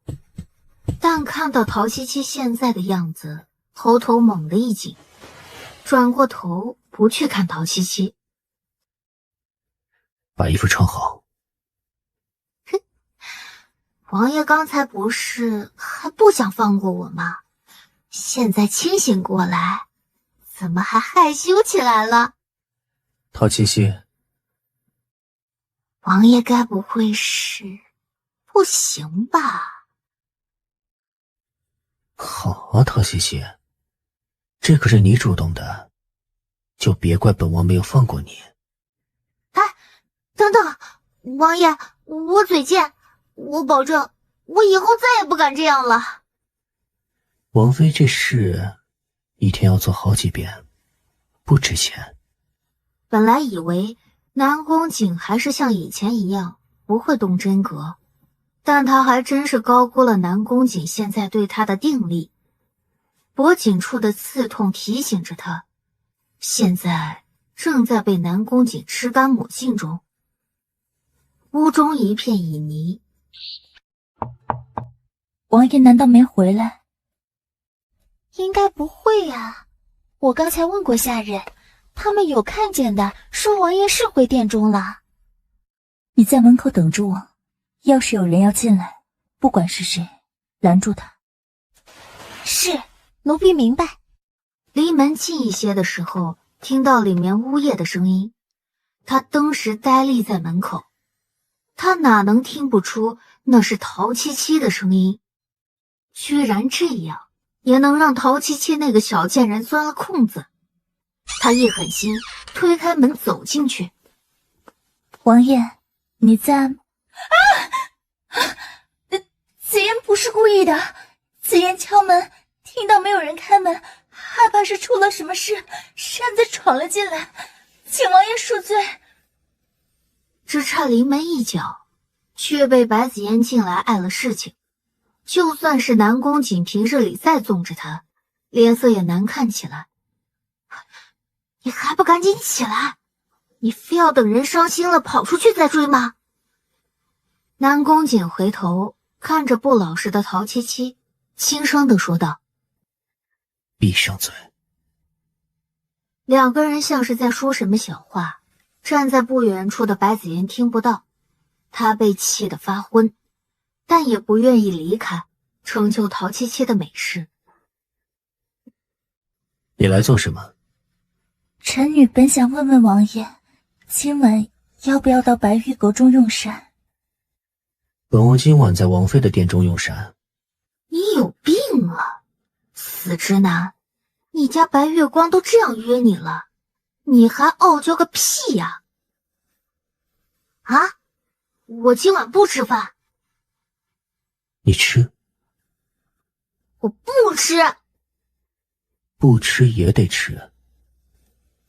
你！白子嫣笑不出来，只好冲向陶七七。王妃，我想跟王爷说点事情，能给我个机会吗？我给你们腾地方。王爷，我先回去啊，你们先聊。有什么事情不能当着王妃的面说的？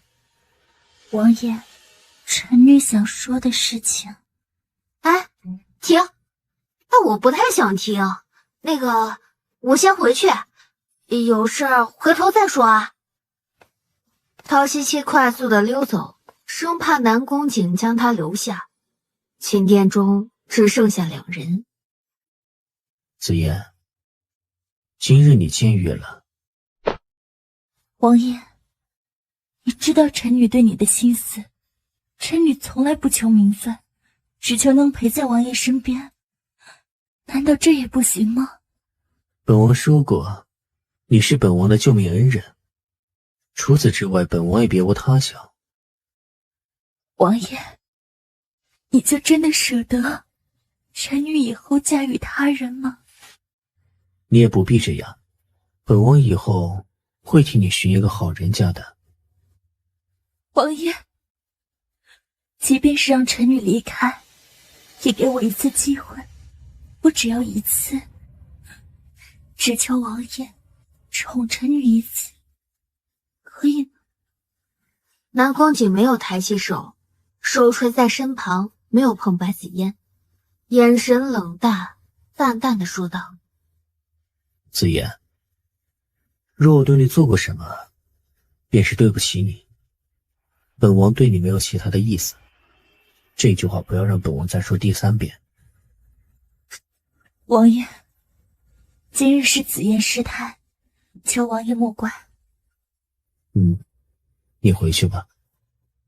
听到南宫瑾冷淡的声音，白子嫣心中发苦。之前她做的努力，全都因为陶七七化作了泡影。她绝对不会放过陶七七。南宫瑾那个狗男人，吃着锅里的，还看着盆里的，渣男！王妃，你刚才说什么？没什么。乌源去哪儿了？哦，乌源去侧殿看蒋小姐去。近日大夫来看过，蒋小姐应该没什么大碍，快醒了。唉，王妃，您怎么啦？从王爷那里回来就唉声叹气起来。别跟我提他，提起他就烦。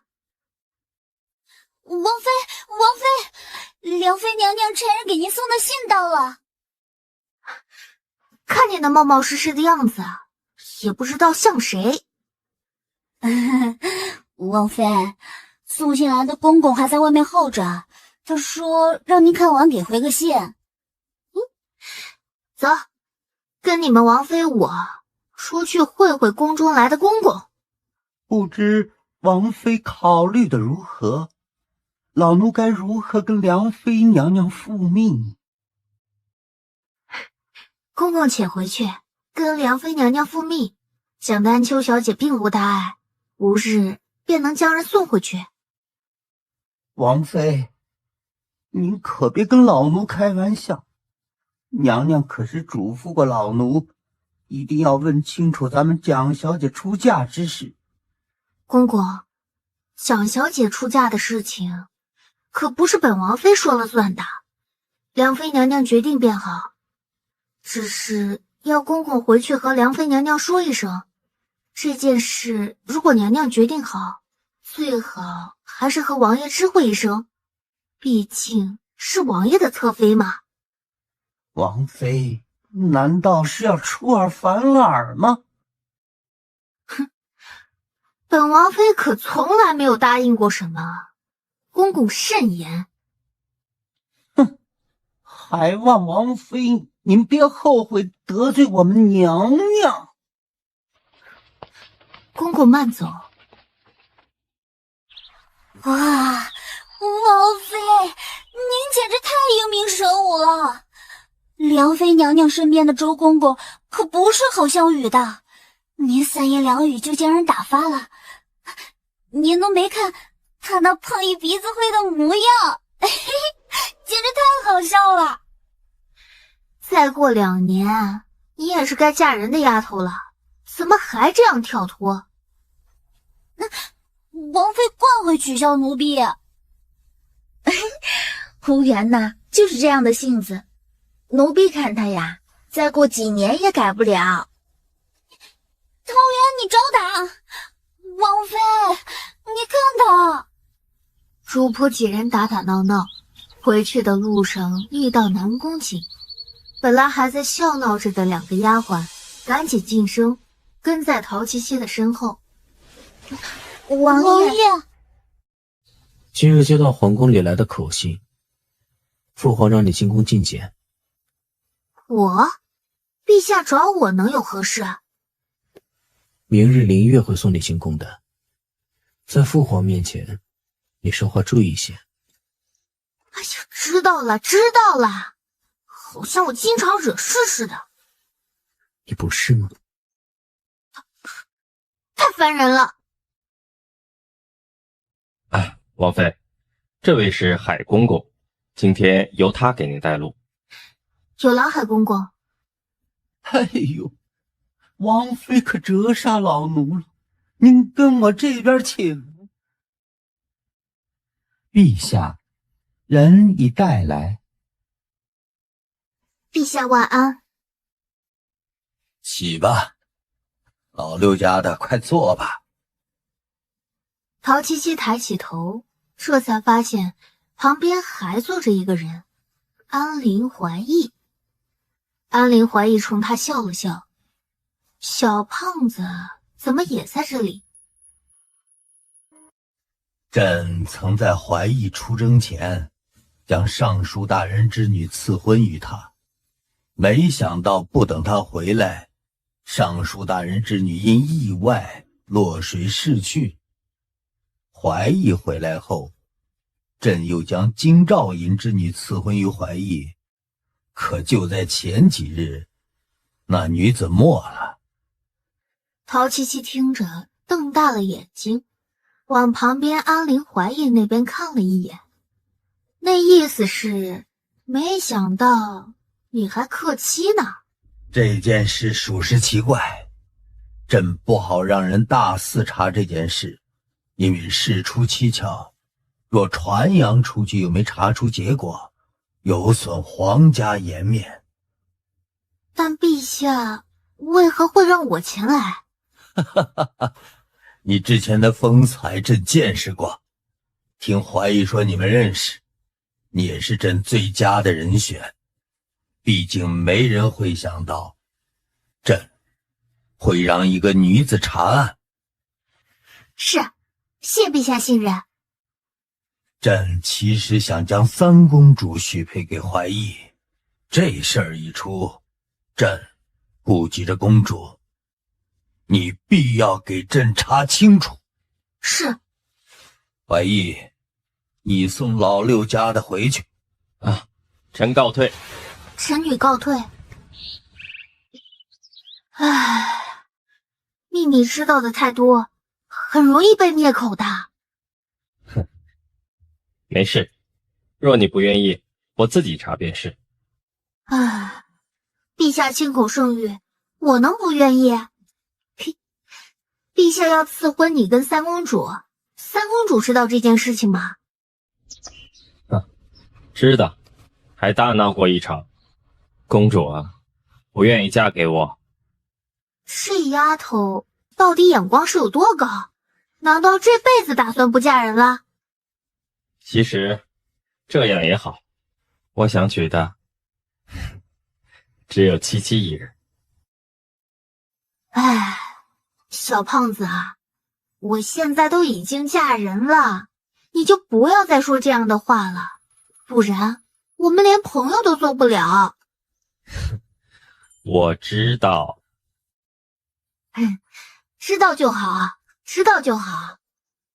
路上，两人沉默着，陶七七感觉到尴尬的要爆炸了。幸好没一会儿，两人就走到了誉王府的马车前。陶七七急匆匆的摆摆手：“那我先回去了。”因为太着急，脚下一下踩空。小心些。温热的气息拂过陶七七的耳旁。那我走了。赶紧弹开，连头都没有回，撩开车帘，赶紧坐了进去。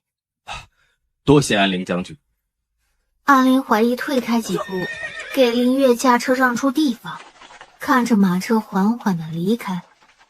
回到王府，桃园和乌元出来迎接陶七七。王妃，没事儿。小月月，跟我到芳华殿一趟。是。小月月，你的主子是南宫瑾，你跟着我，也算是埋没了你这个人才。要不然，本王妃把你还给王爷如何？王妃，不知属下是哪里做的不好，惹得王妃恼怒。本王妃最讨厌的就是被人监视。进宫这件事情，南宫瑾一定让你如实禀报，可本王妃不愿让他知道，就只能把你送回去了。王妃，什么该说，什么不该说，属下明白。王妃不愿的事，属下一定只字不言。哼，小月月，你可以呀，什么时候这么会看人脸色了？王妃，好，本王妃就信你一次，出去吧。是。七七，蓝君言，你怎么又跑到王府来？让你给我回信便好，你当做耳旁风啊？嗨，信上一句半句的说不清楚，我总不能半夜把你叫出王府吧？那也太不像话了些。你都知道什么内部消息？安陵将军出征之前，大约是在2年前吧，陛下给他配过婚事。就在婚嫁迎娶定下日子的前一天，尚书大人之女杨千枝失足落入府中的荷塘，愣是没能将人救回来。还有京兆尹之女温月珠说是自枪。其实我看过仵作验尸的陈案，是认为的没错。蓝君言，你还真是什么都知道。皇宫之中的机密，难道你都知道？你就不怕知道的多了被……我是不知道点别人不知道的，你陶七七还会用得到我。哎，说真的，蓝君言，你都是怎么知道这么多事情的？这些恐怕连南宫景都不知道吧？哎呀，这南宫景不知道这种事情啊，很正常。他身为王爷，这种事啊是不会过问的。哦，我知道了，是不是你又偷看叔伯的案卷来着？仔细你爹爹知道，揍你个屁股开花！案卷你都偷看了，还不赶紧把话说全？我想知道，杨千之真的是落水而死的吗？仵作没有查出死因吗？这个在我爹的案卷上没有提到过，只是一笔带过了。尸体检查的陈案上写的也很模糊。越是这样，才让我觉得越奇怪。哎，你先回去，今晚我跟你去趟叔伯的书房，再去看看案卷，我要自己看看，才能知道到底是怎么回事。你就不怕我爹晚上发现你，把你屁股打开花？去你的！哎，不闹了啊！还是上次的时间，我在外面等你，我带你回府，我们直接去书房。那个时候我爹早就请了，肯定不会被发现。夜半时分，陶七七穿好夜行衣，悄悄地翻窗出去，直到飞身到院墙边，才看到一个熟悉的人——南宫景。王妃，夜深了，你准备去哪儿？这件事情吧，一时半会儿说不清楚，等我回来再跟你说。说完，陶七七左脚借力，飞身上了院墙上，越过王府，消失在南宫景的眼前。黑夜很好的掩饰了南宫景眼中的墨黑，若陶七七有时间留下来，一定会发现南宫景不同往常的令人生寒。可惜他这一走，更加激化了现在的南宫景。蓝君言，我感觉等我回去，免不了要被说一顿。怎么回事啊？我今晚出来的时候，被南宫景抓了个正着，他就在院墙那里等着我，我简直冷汗都要被吓出来了。这种情况，南宫景还能放你出来？怎么可能？我逃出来的呗。蓝君言向后看，陶七七叫他：“哎呀，别看了，没人追过来。要追我的话，当时出来就会被追上。我们快去快回。”好。左右看到真的没人后，蓝君言才带着陶七七往书房的方向去。吱呀一声，门被蓝君言推开，陶七七跟在后面进去，跟着蓝君言来到了书架处，看着他好像在找什么。你在找什么？蓝君言摸着书架的旁边，找开关。话音刚落，书架动了起来，朝旁边挪了一个人的距离才停了下来，里面放着几本案卷。陶七七凑过去感叹道：“不是吧，这案卷这么宝贝，叔伯要将他们这样藏起来？”那当然，如果不重要，我爹也不会将案卷都收到这案阁之中。啊，你看看。果然有问题。你是说温月珠？不是，我是说杨千之。你看，虽然写得很笼统，但还是有迹可循。比如口鼻中并未发现大量的泥沙，小腹微鼓，这已经很不对劲了。七七，这溺水之人死前肯定要喝进去很多水，小腹微鼓也不是一件什么奇怪的事情啊。但如果口鼻中有大量的泥沙和小腹微鼓同时出现在一起，这就很奇怪。人死之前是喝了大量的水，口鼻中必定会有大量的泥沙。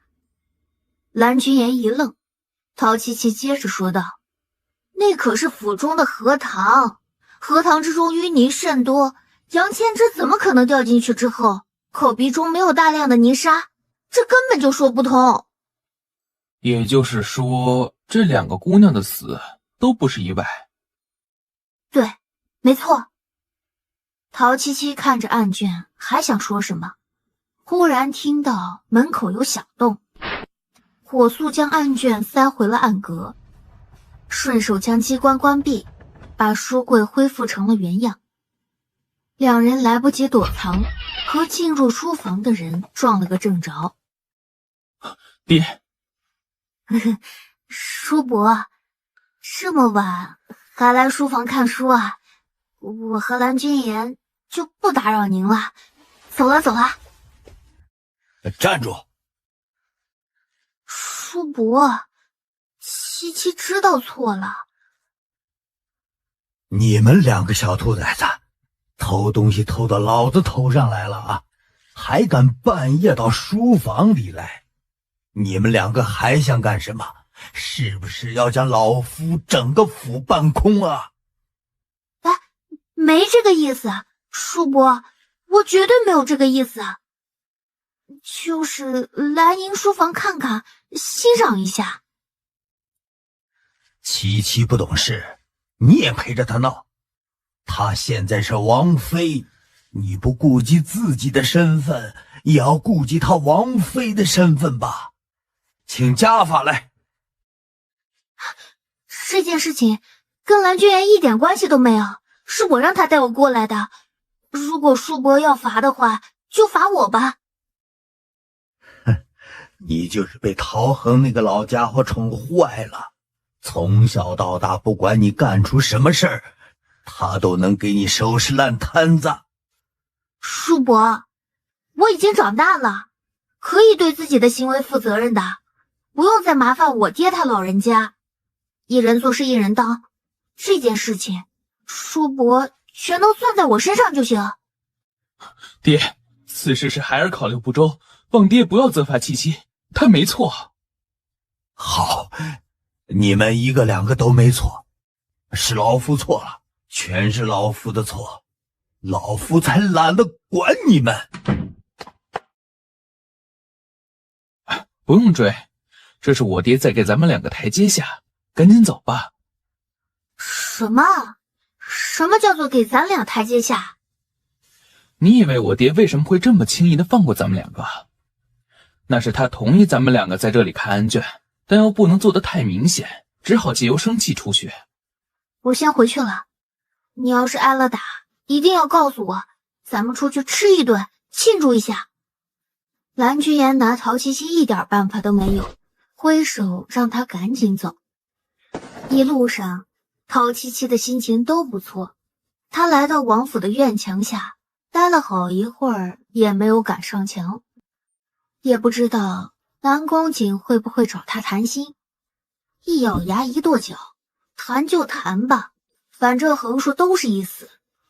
陶七七就飞身上墙，点足平稳的落地后，嚯，好家伙呀，这王府的人都到齐了吧？至于吗？就为了抓他？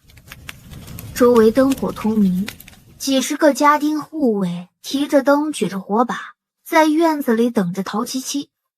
为首站着的就是南宫瑾，陶元和乌元站在后面，连头都不敢抬，更不敢看陶七七的惨状。大家晚上好。哎，南宫瑾，有话好好说，别动手。南宫瑾。南宫瑾一言不发，任由陶七七一路嚎着被带回他的芳华殿。南宫瑾，你是不是要本王用铁链将你锁在这芳华殿，你才会老实呢？哎，别，我错了。王妃认错倒是认得快，可就是一次次不知悔改。哎呀，知悔改，知悔改。这件事情我其实可以解释的。本王并不想听你的解释。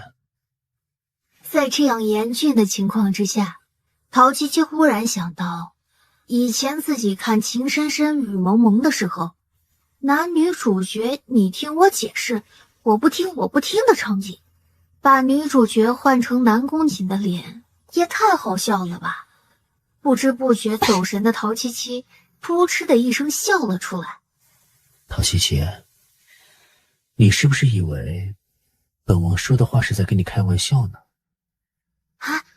不是的，南宫瑾，王爷，这件事情是我欠考虑，没有早点告诉你。但是这件事情，我实在是不知道怎么说。是吗？这件事我不能知道，你却能告诉蓝君言，他敢闯王府还不算，你还要跟着他夜半出去，你可真是本王的好王妃呀！鬼市那次，是你吧？陶七七。是我。好。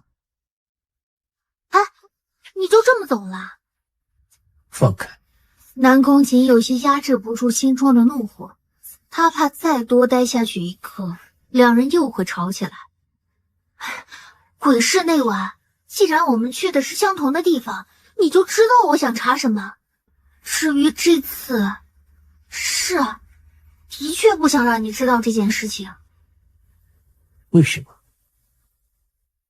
这件事情关系到三公主，宫中谁人不知你和瑞王的关系有多差。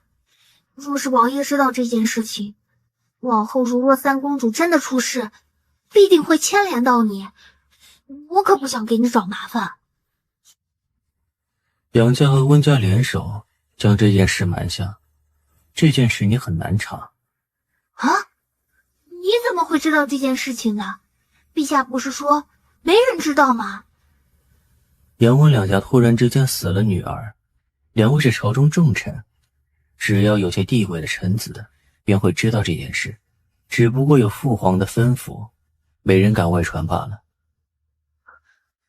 那陛下还说就我们几个知道呢？不这样骗你这个好骗的，你会心甘情愿替父皇卖命吗？被你这样一说，本来我有些线索的，现在又是一团乱麻。我知道从哪里查起，但那个地方你不能去。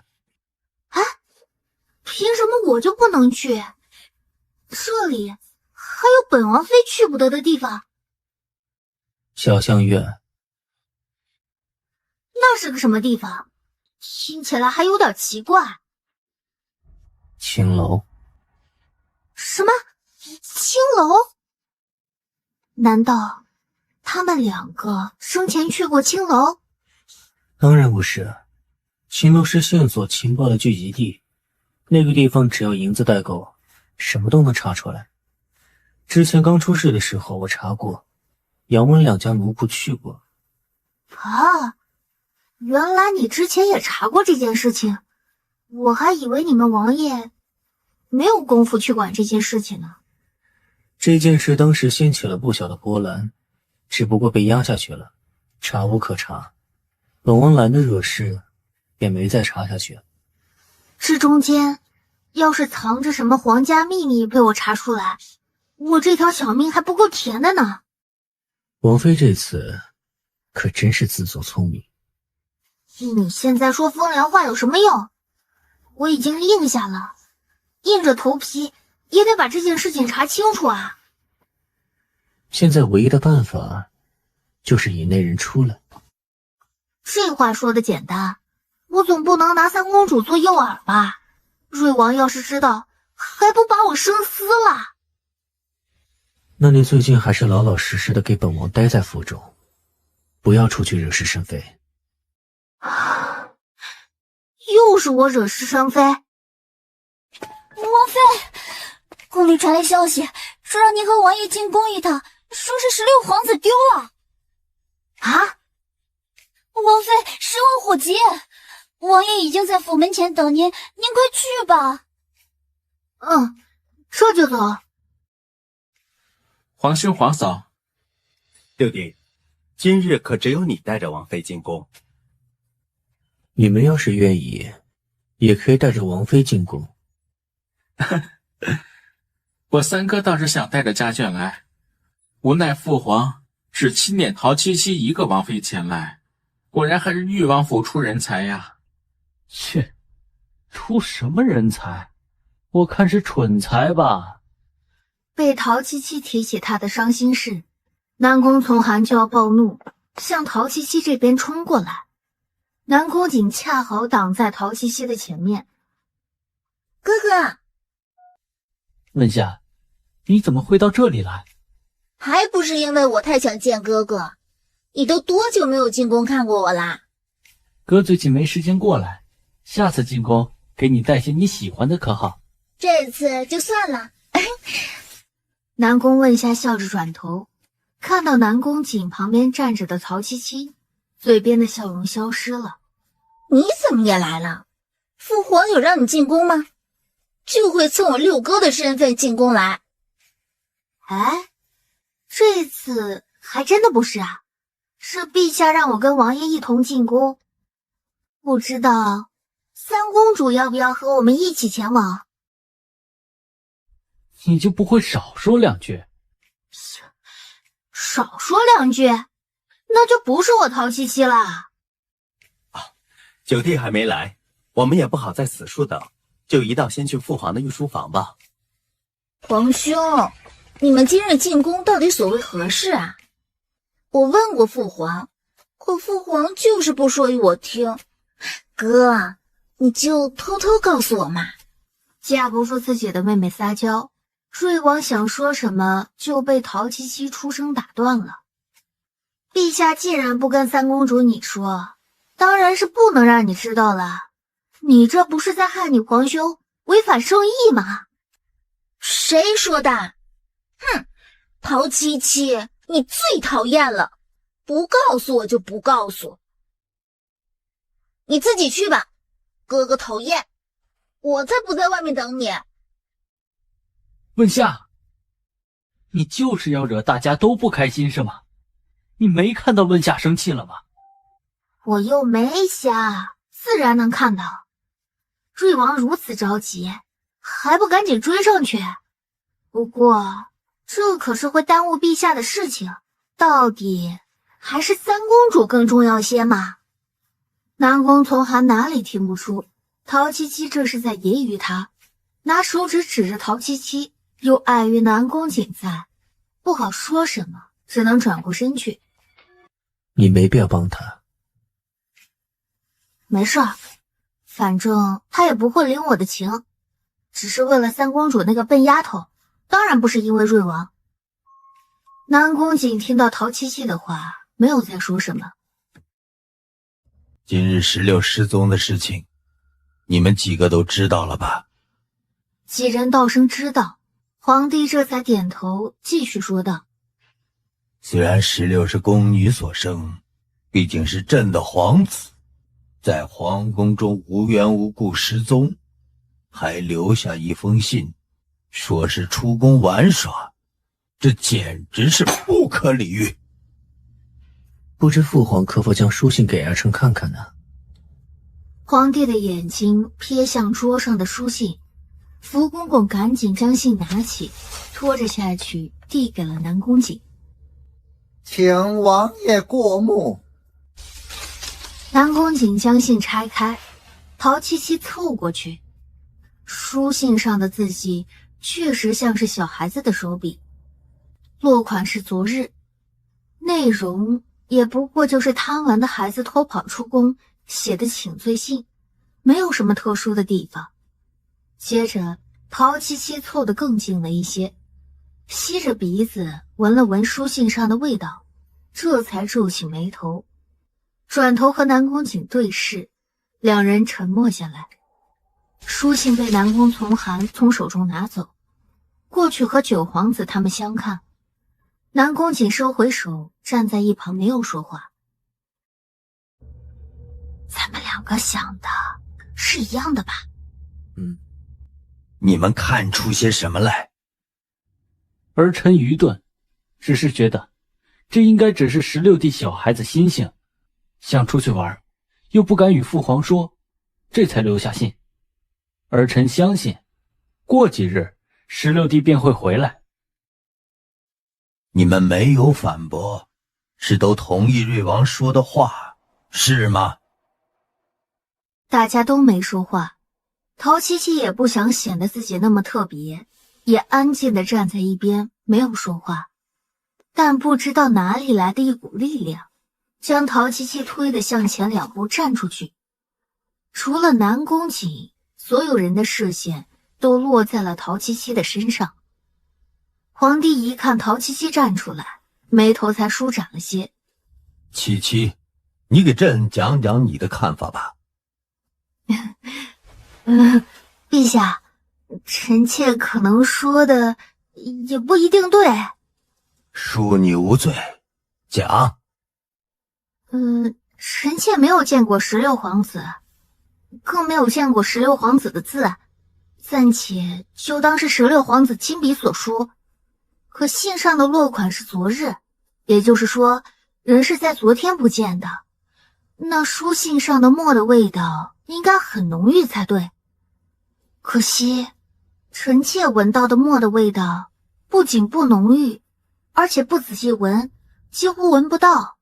这说明这封信是早就准备好的。可惜，臣妾闻到的墨的味道不仅不浓郁，而且不仔细闻，几乎闻不到。这说明这封信是早就准备好的。皇帝自然是能看出这其中的关窍，不然也不能在瑞王说出他的猜想时语气那样的不高兴。那你便说说，从何查起？陛下，臣妾刚才所说的都是王爷教的，查案这种事情还是要让王爷来。你算计我，我算计你呗，两人这局算是扯平了。老六，说说吧。纸上的字迹像是半月前写下的，若人丢了半月之久都没能被发现，只能是工人有意隐瞒。其实他只说了一半，那封信上的落款是昨日才填进去的，墨迹相较于之前的较深，不仔细看的话根本看不出来。以你之见，朕当如何？父皇，现在人已经不见了这么久，有很多的线索已经被破坏了，只能将16弟宫中的宫女太监带来问个清楚了。南宫瑾的话没有说的太绝对。老六家的，你说呢？我和王爷的想法一样，现在再去16皇子的殿中，应当也找不到什么有用的线索。现在的当务之急是将皇子殿中的人找来问清楚。皇帝点头，抬眼示意旁边的福公公，公公行礼后退了出去。你们都是朕出色的儿子，今日叫你们过来，也是想看看到底谁是有能力的人。现在看来，朕也不必再纠结人选了。父皇，就因为这件事就决定，是不是太草率了些？上次猎场之事，真当朕不知道到底谁狩猎的多，不要想着瞒过朕的眼睛。父皇，这件事确实是二哥做的不对，倒也不是二哥争强好胜，他是希望父皇可以对他另眼相看。这话说的急了一些，而他的性子直，不懂得拐弯抹角，让父皇不高兴，确实是二哥的错。父皇，刚刚儿臣鲁莽，口无遮拦，望父亲饶恕。朕会因为这件小事罚你不成？老六立储君一事，朕现在已经想好，你是最合适的人选。说完，扫视一遍下面的众人，有谁有意见的，现在就给朕提出来，让朕也看看你们有什么更好的建议？话音落下，等了好一会儿也没有人说话，皇帝这才点了点头。既然没人有意见，那朕便拟旨，择日宣布。从宫中出来，陶七七坐上马车，跟南宫瑾商量起晚上去潇湘院的事情。南宫瑾就回了他2个字：不行。南宫瑾，为什么我就一定不能去？你带上我去会怎么样？再说了，这件事情是陛下让我来查的，你去算怎么回事？南宫瑾当作没有听见他在自己耳边的叽叽喳喳，眼神落在窗外，没有回话。南宫瑾，南宫瑾，你能不能不要装作听不见？马车突然一颠簸，他重心不稳，向南宫瑾扑了过去。你投怀送抱也没用，不能去就是不能去。谁投怀送抱？是这个马车太晃了好吗？自恋狂！你想去也可以，必须答应帮本王一个条件。我答应。本王还没有说什么条件你就答应啊？是啊，你让我答应和你和离我都愿意，所以你要说的是什么条件？陶七七，和离你就别想了，本王不可能与你和离的。好，我不说这个行吧？那你的条件是什么？说吧。本王没想好，等想好了再说吧。你只要记住，你欠本王一件事便好了。行，本王妃记住了。回到王府，天色已经完全暗了下来。他回去换了身男装，一个人去南宫瑾的店前找他。到店中才听到里面还有一个人的声音，仔细听着，应该是白子嫣的声音。还没来得及踢到门上，门便被打开，南宫瑾从里面出来，白子嫣跟在后面，眼睛有些发红，像是哭过的样子。呵呵，你们2个要是还有别的事情，我就先回去了哈。我们走。什么？陶七七被南宫瑾拽走，回头看向门口站着的白子嫣。我的天哪，那是哭的叫一个梨花带雨，让人心疼不已啊。潇湘院外，陶七七看着灯火通明，招来客人的潇湘院，不禁哇了一声。这个青楼也太豪华了一些吧。南宫瑾，你说这家青楼的背后的人是有多大的势力呀，才能在上京开这么大的青楼？不知道。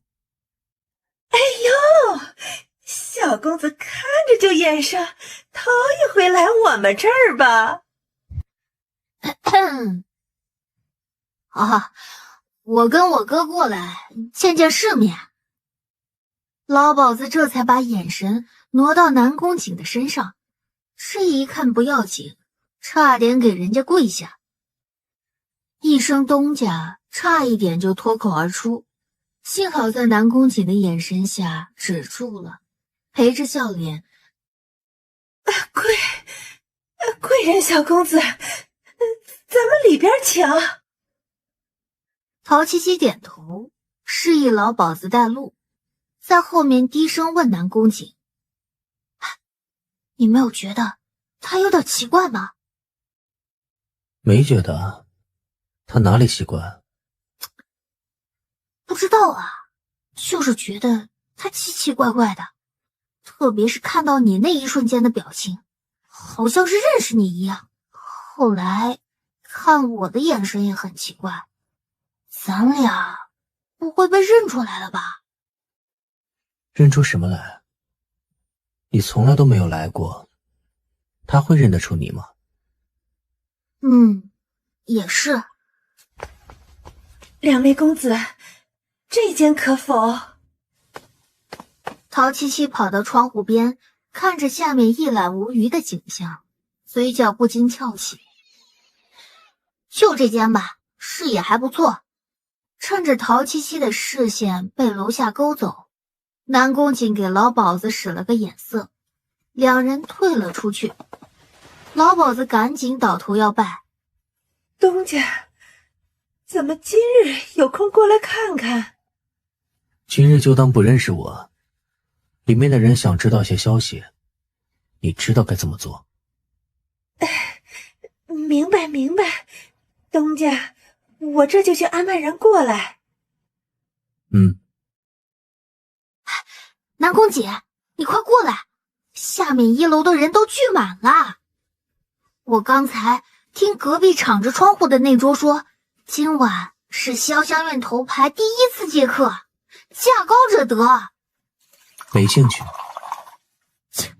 你就不好奇吗？看下面那么多人就知道，这个花魁一定是朵牡丹花，娇艳无比呢。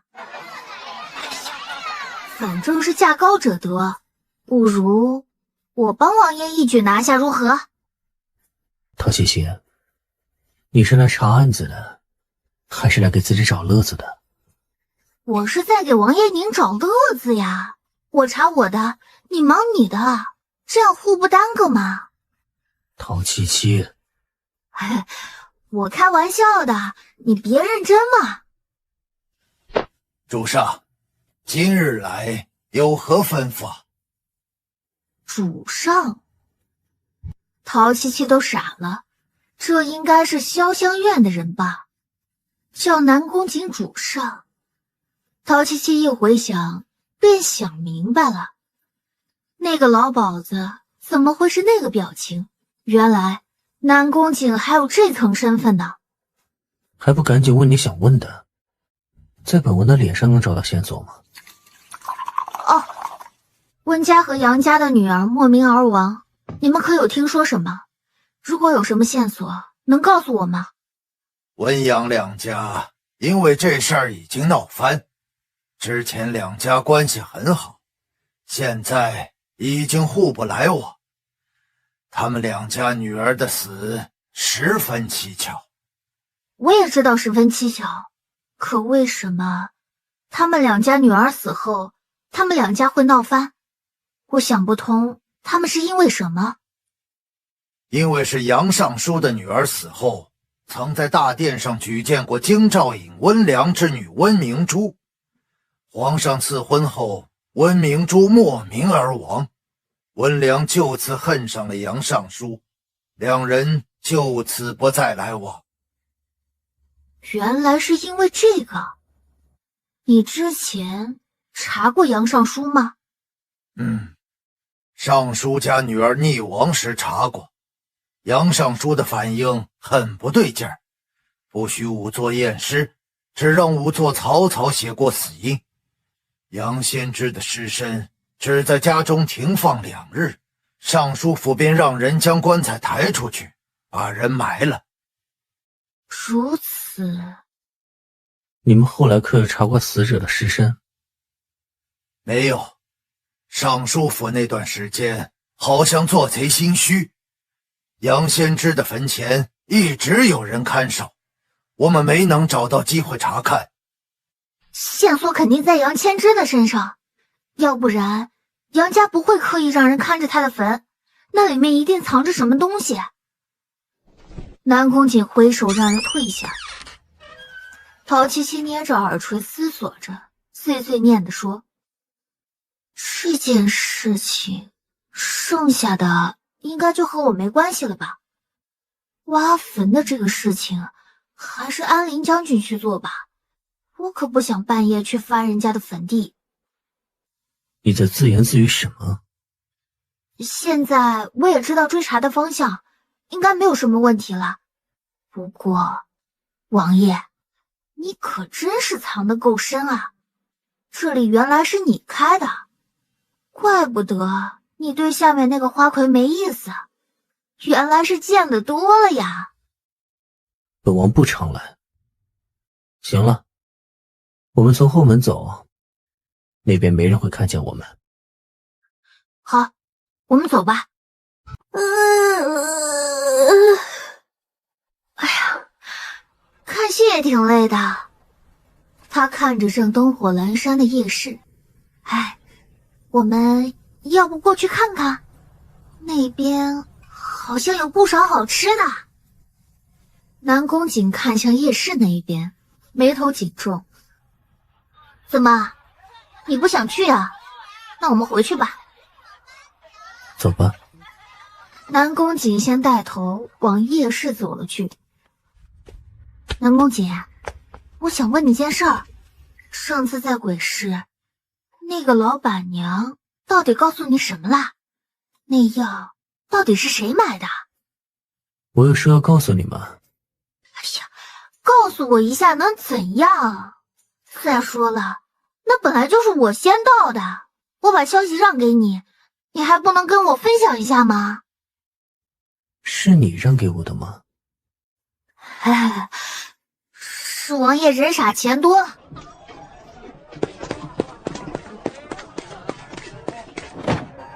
啊，对不起，姐姐，不是故意的，我是有急事。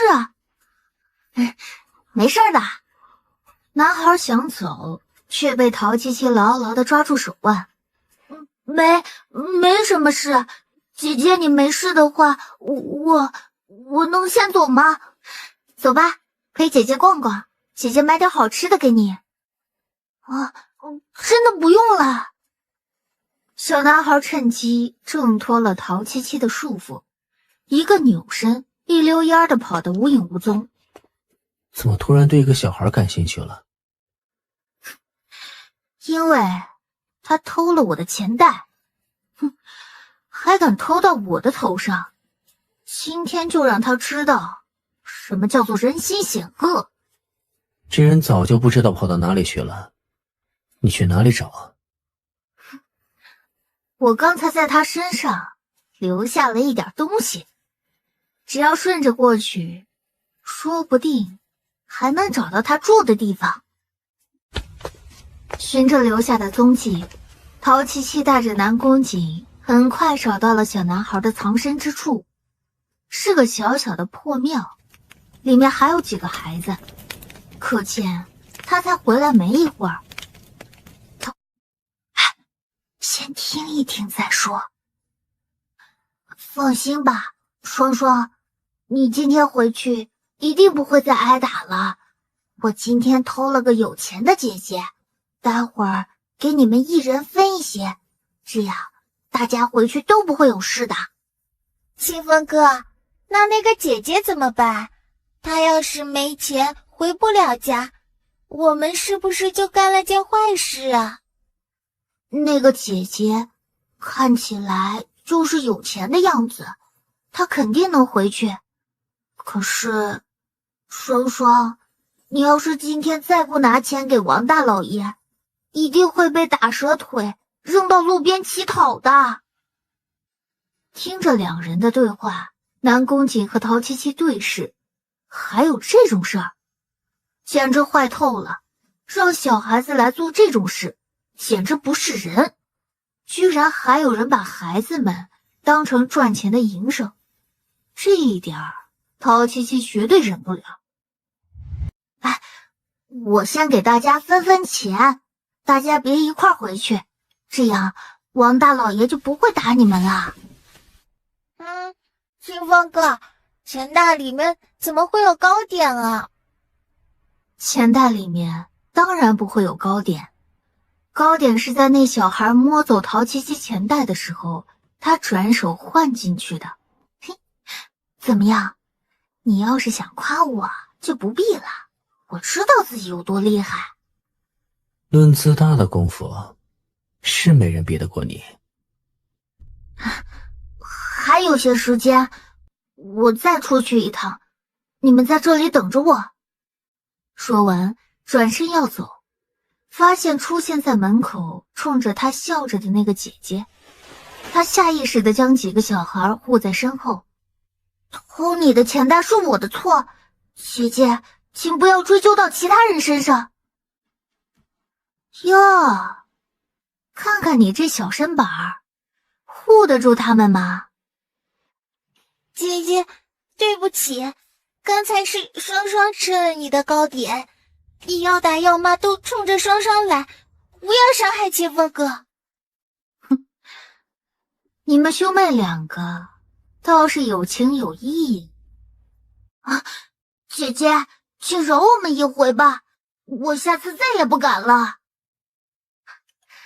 我没那么小气，你叫我一声姐姐，我自然是要帮你的。一袋子银钱出现在自己跟前，何清风呆愣愣地抬起头，伸出双手托住钱袋子。陶七七松开手，站了起来。我想知道，你们这么多小孩子是怎么非要做偷盗的事情的？清风哥，这个姐姐要帮我们，你快说吧。陶七七看何清风还是沉默着。我可没有什么要利用你们的地方，姐姐我不缺钱，也不缺人。我们其中有些是孤儿，有些是走失的孩子，还有一些是王大爷偷过来替他卖命的。我们还算好一些，只要能偷着钱回去，就不用挨打挨骂。还有一些本来就体弱的小孩子，会被打断腿，送到街上去乞讨。本来我也会被扔过去，是哥哥救了我，带我一起偷东西，我这才没有被害。你一个人要养活这么一大家子啊？不是的，姐姐，今日是大家都没能偷到东西，清风哥哥才出去帮我们想办法。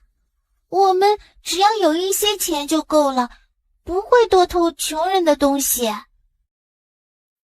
唉，其实我们也不想偷别人的钱，但是我们为了活命也没有别的办法，只能这样下去。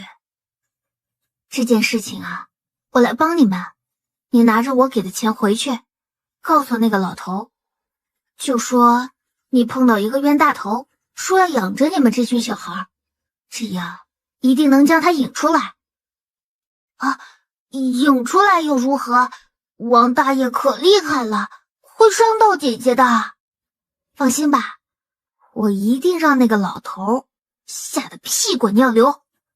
你们快回去吧，明日啊，我还在这里等着你们，你们一定要把他引过来。你就这样相信那几个孩子的话吗？我小时候也是被师父捡回家去养着，也经历过他们这个时候，那简直是我最难熬的日子。不管是不是真的，我都想帮帮他们。陶七七，你什么时候还经历过他们的事了？我可没有听说过陶丞相提起过这件事情。完了，陶七七真想给自己一巴掌。说着说着，怎么把自己绕进去了，还把他在现代的事情说出来，被南宫瑾怀疑了。他可真是一头猪啊！我在听你解释，陶七七。我小时候的事情，爹爹怎么会跟你说？再说了，这件事情关乎我的名声，怎么好说出去让别人知道？陶七七，你知不知道你撒谎的时候不敢看着我？我怎么不敢看你了？再说了，我还能骗你什么？我小时候的事情，难道王爷能保证事无巨细的都知道？你确实和之前大不相同，现在本王会想起，仍旧会觉得十分的奇怪。真的会有人一夜之间和之前完全不同吗？你够了！被南宫瑾扯了一下脸颊，陶七七有些恼火，甩开南宫瑾的手，自己捏着脸颊两边扯了扯。南宫瑾，你是不是有病？我就是陶七七，我看你是画本看多了，有被迫害妄想症吧？什么被害妄想症？就是总觉得有人要害你。你难道不是总在憋着劲儿的要害我吗？放！我才没有好吗？我害你能有什么好处？你要真的追究我小时候的事情，可以去问我爹呀。我爹总不可能也是假的吧？今日先回王府再说。你别扯我，我自己会走。陶琪琪又是被拖着走的一天，她加快步伐，跟在南宫瑾的身旁。王妃，蒋小姐说要见你。蒋小姐，哎呀，那就让她进来吧。好几日没见她，还怪想她的呢。陶琪琪，你居然想害死我！哎，等等，我要想害死你，你今天还能站在这里跟我说话？你、我、王爷三人，是我中毒最深。我要是只为故意害你，那我这牺牲也未免太大了些吧？陶琪琪，你是不是在糊弄我？哼，糊弄你？之前王爷中毒，你也中毒，你还没醒过来，你让王爷怎么娶你？你别是醒来之后脑子坏掉了吧？你才脑子坏掉，我现在也醒过来了。你现在可以去跟王爷说答应娶我的事情了吧？哎呦，我知道了，我现在就去，行了吧？陶琪琪来到了南宫瑾的书房外，现在这里没有一个人在看着。刚要敲门，门就从里面被打开，陶琪琪抬着的手悬在半空中。呵呵，早啊。你站在外面干什么？替本王看门吗？不是啊。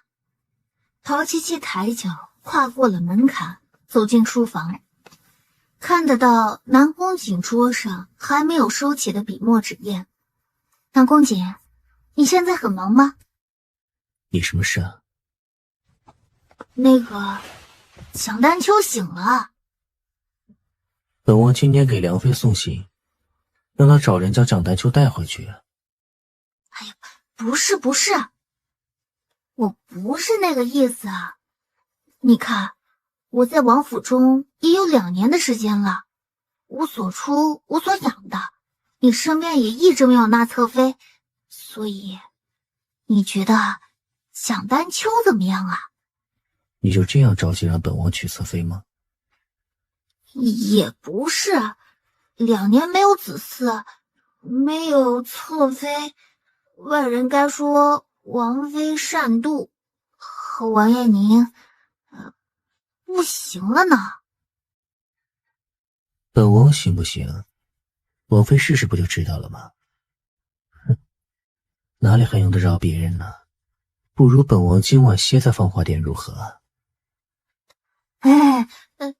不劳烦王爷您了，我今晚不是要去庙里看看吗？没空就下次吧。这边陶琪琪逃也似的，一溜烟的消失在书房中。陶琪琪回到芳华殿，蒋丹秋还在殿中等着。一看到陶琪琪回来，他站起身来，赶紧问：“情况怎么样？”王爷今天不大高兴的样子，我把能说的都说出来了，被王爷一顿说，然后就被赶了出来。你是不是骗我？什么都没说就回来，怕我跟你抢景哥哥的宠爱，对不对？哎呀，我当然说了，我现在可以跟你去找王爷对质。哼，不用，我自己去。你要是去了，还指不定要为自己辩解什么呢。陶琪琪挥了挥手，让蒋丹秋赶紧走。蒋丹秋往王爷的书房那边去，还没走到地方，就在外面的院中遇到了南宫瑾。景哥哥，你来做什么？景哥哥，我醒过来你都不去看我，也太不关心我了吧。姨母让我来王府小住几日，景哥哥一点儿也没有尽到地主之谊。是，还让你在王府中毒，这实在是不好。所以我已经给母妃传信了，告诉她我会找人将你送回国公府。是不是陶七七让你这样做的？她不想让我做侧妃，是不是？跟她有什么关系？一切都是本王的意思，你有什么不满吗？蒋丹秋从来没有像今天这样被人呵斥，他忍不住哭了起来。景哥哥，你怎么可以这样说丹秋？王爷，蒋小姐，这是在说什么？怎么还哭起来了呢？白子嫣和蒋丹秋几乎是同时到的，只不过白子嫣一直躲在后面，听着蒋丹秋和南宫瑾的对话。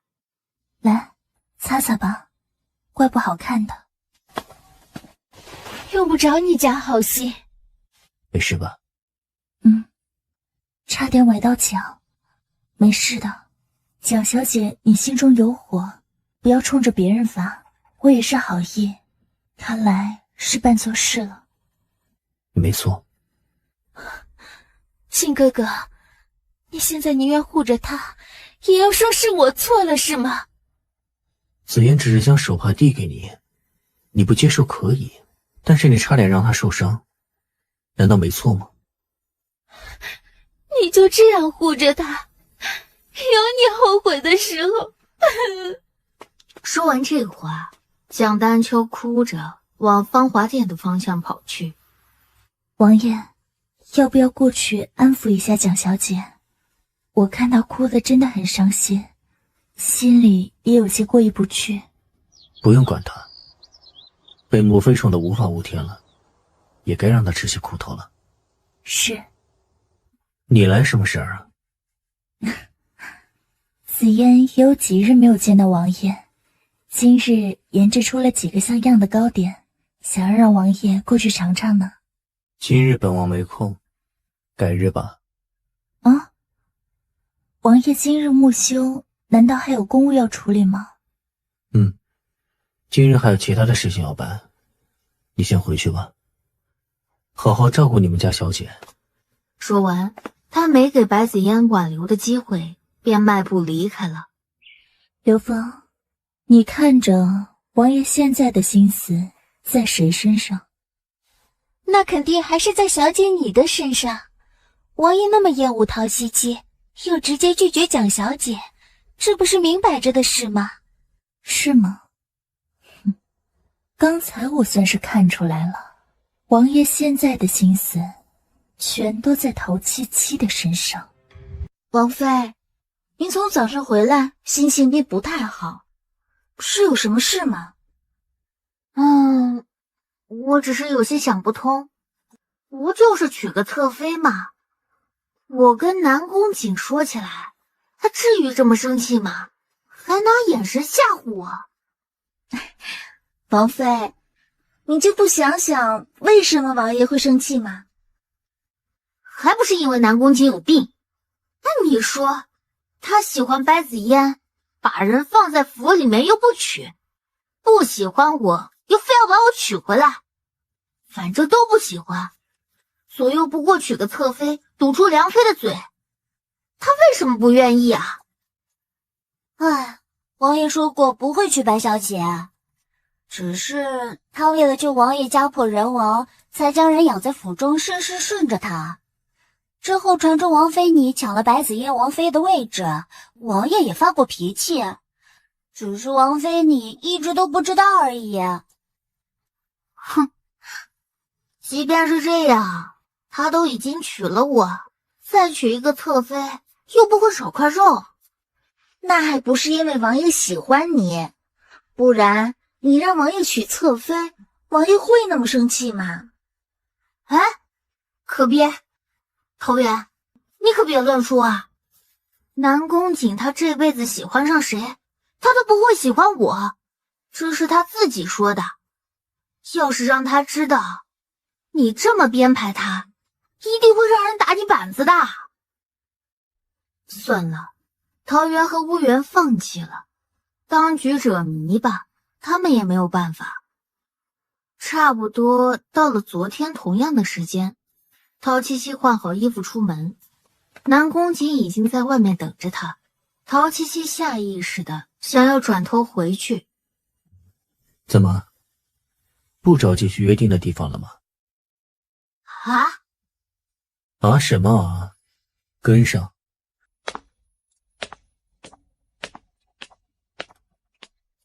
那个，上午，南宫瑾，你不生气了吗？本王也不是第一天知道你什么样子。那个，其实梁妃娘娘就是想在你身边安排一个她的自己人，不是蒋丹秋，以后也会是别人。反正一个也是刘，两个也是刘，不如……本王知道你是什么人，不代表着本王不会生气。知道了，不说了，我闭嘴。姐姐，我还以为你今天不会来了呢。怎么会呀？姐姐呢，今天只是来的晚了一些。怎么就你一个人？那个人没来吗？王大老爷说完，让我把你们带过去，说你们是块肥肉，要拿住你们，要挟姐姐的家里人。哼，原来他还不止做些缺德的买卖，连绑架这种买卖他也敢做。所以姐姐，我是想告诉你，你不要去，大不了我回去就是挨一顿打，大老爷不会把我怎么样的。但姐姐，你不能因为我们出事情呀。既然他敢请君入瓮，我当然要好好的跟他玩一玩。你的内力还没有恢复，我一个人对付那群混混没问题的，我可不想让你旧欢未好，又添新伤。本王虽然对你有诸多的不喜，但也做不出让你一个人身陷险地之事。切，我一个人能行？姐姐，还是让哥哥跟着你一起去吧。我们那里人多眼杂，我怕到时候如果真的动起手，会伤害到你的。快走吧，你带路。好的。南宫姐，你要不就在这里等着我，我怕里面会来阴的，到时候你如果受伤倒是小事，就怕你受伤的事情传出去，王爷的威严就保不住了。你想太多了，对付那群人还用不着我使内力。那到时候要是打起来，你不行的话就躲在我身后。啰嗦。陶七七对着南宫瑾摆了个鬼脸，心想，你以为我愿意管你啊？终于几人来到一个较大的废宅前。姐姐，到了，我先去敲门，你们两个就跟在我后面进去，什么都不要说。大老爷，人已经带来了。王大老爷一口黄牙呲出来，看着陶七七长得如此好看，便起了歪心思。听说你要养活和清风他们这群小的。是啊，清风说要我来问问，你这里给多少银子才能放他们走？我也不是多要的人，1万两，你把他们带走。你要是没有1万两也行，今晚暂时先住在这里，写封信跟家里人把银子凑齐，或是跟了大老爷我，这1万两便省了。是吗？我倒是不知道，我还值1万两呢。此时王大老爷说的话已经不上当，伸手就要来摸陶七七的脸颊，被南宫瑾从后面一脚把人踢出去老远，翻了2下，一屁股坐在地上。真有你的，看来真是我多担心你了。没了内力，你还能把人传那么远，佩服佩服。少在这里恭维。南宫瑾余光看到旁边围上来的几个男子，提醒陶七七小心旁边的人。你们两个都到了我的地盘了，就别想完好无损的从这里出去。居然敢踹本大爷，给我上！拿住那个男的，这个女子给本大爷带过来。南宫瑾本就不满那个老头对着陶七七的言语和动作，心中带着火气，下手也一点没有留情面。几个人被两人揍得站都站不起来。好你个小子，敢找人来骗老子！看老子今天收拾完他们两个，我活扒了你的皮！老头脱了外套，光着膀子，冲着陶七七冲过来。陶七七正要动手，却被南宫瑾拦住。我来。啊，你不是说怕脏了你的手吗？陶七七这话还没说完，南宫瑾已经跟那个大老爷打在一起。几招过后，陶七七恨不得搬个凳子坐着看。那个所谓的大老爷被南宫瑾打得根本没有还手之力，两个人根本就不是同个等级上的。南宫瑾，你别下死手啊！等会儿如果把人打死了，就不好玩了。听到陶七七的话，南宫瑾一个背身，狠踢了老头一脚。哼，你刚刚说要清风他们，要和我要多少钱来着？我记性有点不太好，记不清楚了，不如你再说一遍。你们有胆子对我，知道我是谁的人吗？你们等着回去遭殃吧。哟，我还真想知道。大爷我上面可是有尚书杨大人顶着，你们今日砸了我的场子，明日一定会来给本大爷我磕头道歉。我当是谁呢？叫他有本事就来找南宫瑾，我等着他。不出意外，陶七七觉得杨尚书可能要倒大霉了。走，现在我们去找你的双双妹妹他们。好。双双他们今天都被关在这个屋子里，里面还有些岁数比较小的孩子。哥哥，大姐姐。双双，没事了，姐姐现在是要来带咱们出去呢。陶七七看了眼屋中的人，都是些可怜的孩子。这里的地方官难道不管吗？这里离京都不远，也算是皇城脚下，还有人敢如此蔑视圣意吗？我们这里曾经有个小孩，偷偷报官后，第二天便被王大老爷打死，说这就是不听话的后果。从此以后，我们没人再敢往外乱说话了。你有什么办法吗？现在倒是能想起我来啊。哎呀，你别矫情了，这么多孩子，我总不能一个个去查吧？更何况还有几年前被带到这里的，我这要查到什么时候去啊？南宫瑾低头看了眼仰头盯着他看的双双。这种情况，身份最好用，没有其他的办法。南宫瑾抬眼扫视了一圈房里的孩子，眼神忽然停留在一个小男孩的身上。男孩算得上虎头虎脑，长得周正可爱，比着周围的这群孩子惹眼了不知多少。喂，你看什么呢？陶七七刚才跟南宫瑾说话，见他没有回复，便顺着他的眼神看到了那个男孩。怎么这个孩子这么眼熟，好像在哪里见过。16皇子，你怎么会在这里？他是王大老爷6天前带回来的，当时他身上还穿着极好的衣服，身上还带着不少的银两。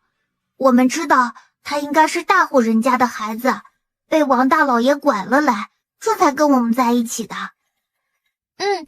这个小弟弟来的时候也没哭，我给东西一开始也不吃，只是坐在旁边傻傻的。我们一开始还以为他不太聪明呢。这些事情等等再说，我们先出去。我们先出去再说。就是他闯了我们这里一阵捣乱，还要带走我的孩子们，一定要请外面的大老爷做主啊！他哭天喊娘的叫冤，有几个衙役上前要压住南宫瑾，南宫瑾一个眼神，那几个人便缩手缩脚的不敢上前。陶七七护着这群孩子走出去，南宫瑾走在最后护着，总算出了废宅。大胆，见到大人胆敢不跪？恐怕这轿子里的人受不得我这一拜吧，我怕他折寿。本不打算与你计较，但你今日之话藐视朝廷命官，必要拿你回去。哦，不知道官爷与这废宅中的王大老爷是何关系？狼狈为奸，还是官贼勾结？师爷听着陶七七这话，越说越大胆，抬手就要让身边的人拿陶七七。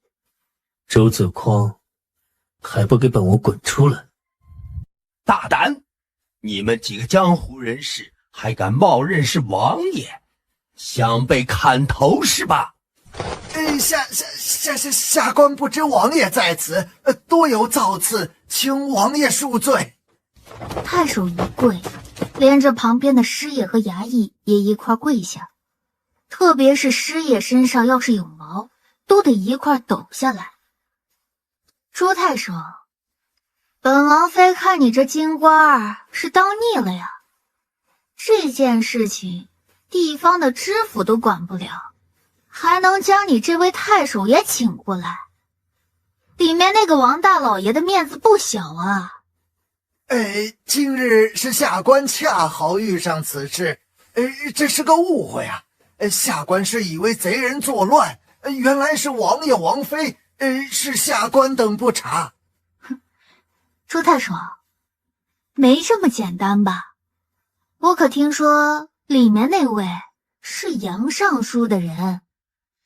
王爷，朱太守和杨尚书他们关系如何呀？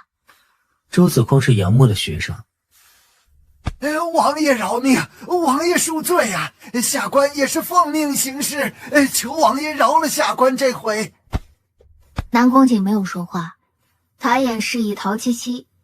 小女人会意的开口说道：今天啊，饶了你也不是不可以，我要你帮本王妃一个忙。王妃请说，下官能办到的一定尽力去办。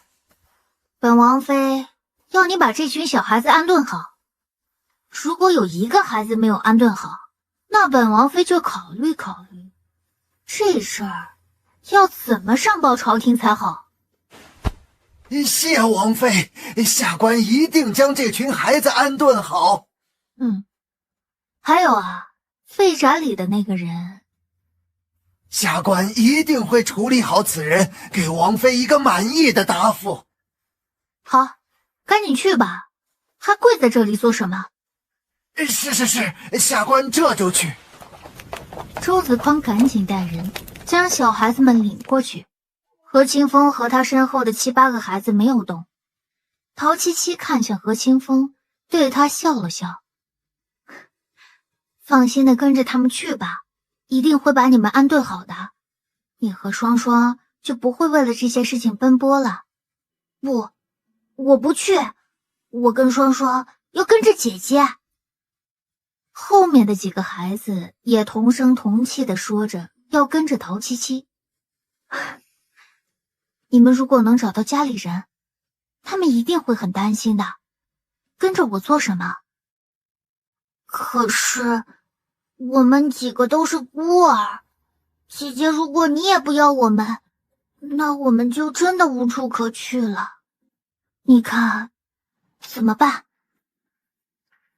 南宫瑾看着陶七七身后那群小尾巴，有些头疼。这样吧，本王还要解除外宅，让他们先去住下，住到他们想离开为止。和清风在这里代替各位弟弟妹妹，谢过王爷哥哥、王妃姐姐。快起来吧，我们帮你们也不是为了别的，只是不想看到你带着妹妹现在出去偷，将来出去抢。姐姐，我将来一定要做个好人，不会再去偷东西了，一定不会辜负姐姐的期望，做姐姐的左膀右臂。你呀，现在把他们照顾好就行。这样吧，你们先跟着我回王府，等回去以后，我会找人把你们带到外面的宅子里。王妃，这个小孩子也是您从外面捡来的？不是，那是16皇子。什么？16皇子怎么会跟您回来的？不是说……唉，说来话长，算了，我还要将17皇子带回皇宫去才行。一路上都没说话的16皇子终于开口说了第一句话：我去。他不回皇宫的话，你能去哪儿？我要跟嫂嫂住一起。那可不行哦，你是皇子，是不可以一直待在王府里的。那我不做皇子，是不是就可以留在嫂嫂这里？为什么这么不愿意回宫？因为在宫里人人都可以欺负我，我才不是什么16皇子。那你可以找陛下呀，你是陛下的儿子，谁敢动你？我都见不到父皇，父皇也应该不愿意见到我吧？我还没问你呢，小16，你是怎么到那个地方去的？你不是跟着贵公公出去玩吗？我当时想出宫看看，我宫里那些人一个都没有敢出去的，只有小桂子说要带我出去，但是要我写一封信留下。我当时就按照他说的写好，所以他才将我带出宫。出宫之后，我觉得哪里都新奇，却不敢离开小桂子身边。跟着小桂子玩了几天后，我是想回宫，但是小桂子却不想，说离开皇宫后便不再想回去。这个小桂子真是要捉他回来砍头才行，竟然为了一己私欲将你一同带出来，太可恶了。我们拿了不少盘缠出来，但都在小桂子身上，所以我只能听她的话。但是有一天晚上，我没有睡得太熟，听到她悄悄在跟人说话，好像是要威胁父皇给他们更多的钱。知道这件事后，我便跑了出来，但是没想到左拐右拐的迷了路，然后就是那个人说要带我去吃点东西，我才会跟着他回去。放心吧，进宫以后啊，这些事情我都会解释给陛下听的，陛下也一定会派人捉拿小桂子。不用找小桂子了。怎么，你心软了？不是，是他已经死了。什么？他是怎么死的？那是我被带到跟那群小哥哥一起的第3天吧。我们一起去街上偷东西，发现有一群人凑在一起，不知道在看什么。我们也凑上前去，我才发现地上躺着的人是小桂子。我看到他被一刀割了喉咙，我再没敢往下看，赶紧从人群中逃了出来。好吧，今晚呀，你先住在王府，明日我和王爷一块送你回去，不可以说不回皇宫，我会保护你的。从来没有人说过要保护我，你真的会保护我吗？当然啦，我陶七七说话向来都算数的。来，我们拉钩。什么叫做拉钩？陶七七勾住16皇子的小手指，这就叫拉钩。小16，你叫什么名字？我叫南宫寻。好，我陶七七若是不能保护南宫寻，就叫我这辈子都吃不到好吃的。我们拉过钩的一定算数，这下就不用担心了吧？快喝点水吧，我之前已经让乌元去准备吃的，应该一会儿就能好的。南宫瑾办完公事，想到16皇子还在陶七七的芳华殿中，本想回自己的寝殿，脚下去就转了个方向，向陶七七那边走。他到芳华殿中时，陶七七正带着小家伙喝茶，没有察觉他的出现。嫂嫂，嗯，我以后可以娶你吗？南宫瑾，你什么时候来的？他说以后要娶你的时候。那个小16还小，他懂什么嫁娶？你别听他乱说。我知道，就是娶嫂嫂回去给我当娘子，跟我住在一个屋子里，睡在一张床上。小16，你说什么呢？你知道为什么叫我嫂嫂吗？因为我已经是你皇兄的王妃了，不可以再做你的娘子，懂了吗？可父皇有那么多妃子，为什么嫂嫂不能同时嫁给我？这不一样。南宫瑾在陶七七的旁边坐下，将人揽入自己的怀中，冷眼看着16皇子。本王没有跟人分享王妃的喜好。哎，可我喜欢她。她是你皇嫂。哎，你跟个小孩子置什么气？赶紧把我松开！本王可不觉得说出这样的话还能放任不管。南宫瑾的手滑到陶七七的腰间，将她搂住。是吧，陶七七？这个狗男人竟然趁机耍流氓。是啊，王爷说的都对，现在可以松开手了吧？南宫瑾松开手后，陶七七急忙站起来躲开他。我去看看乌元做的怎么样，你们两个先坐着啊。屋中只剩下16皇子和南宫瑾，两人一大一小的，谁都没有先说话。屋内的气氛僵持着，屋外的陶七七却开心了，跑到自己院中的小厨房里，看到乌元正在炖乌鸡汤。哇，味道好浓，我都饿了。这乌鸡汤还要再炖1个时辰才能软烂好吃，现在还没好呢，王妃仔细烫的。没事的。哎，王妃，你怎么出来了？留小皇子一个人在殿中没事吧？哎呀，他和他皇兄在一块儿呢，没事儿。啊，王爷也来了，那我再做几个菜，正好留王爷在这里吃饭。陶七七摆了摆手，随便吧，不知道南宫瑾又犯什么病，没事就到这里，跟个孩子还杠上了。那个太监已经死了吗？你刚才这张嘴，在本王的王妃面前不是挺厉害的吗？皇兄，你这样子我是有些怕你。是吗？16我不常在宫中见到你，但却不是不知道你的情况。你在本王的王妃面前装作不谙世事，她信你，本王却不信。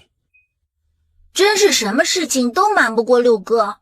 不过我没有骗皇嫂，我说的都是真的。你到底为什么出宫？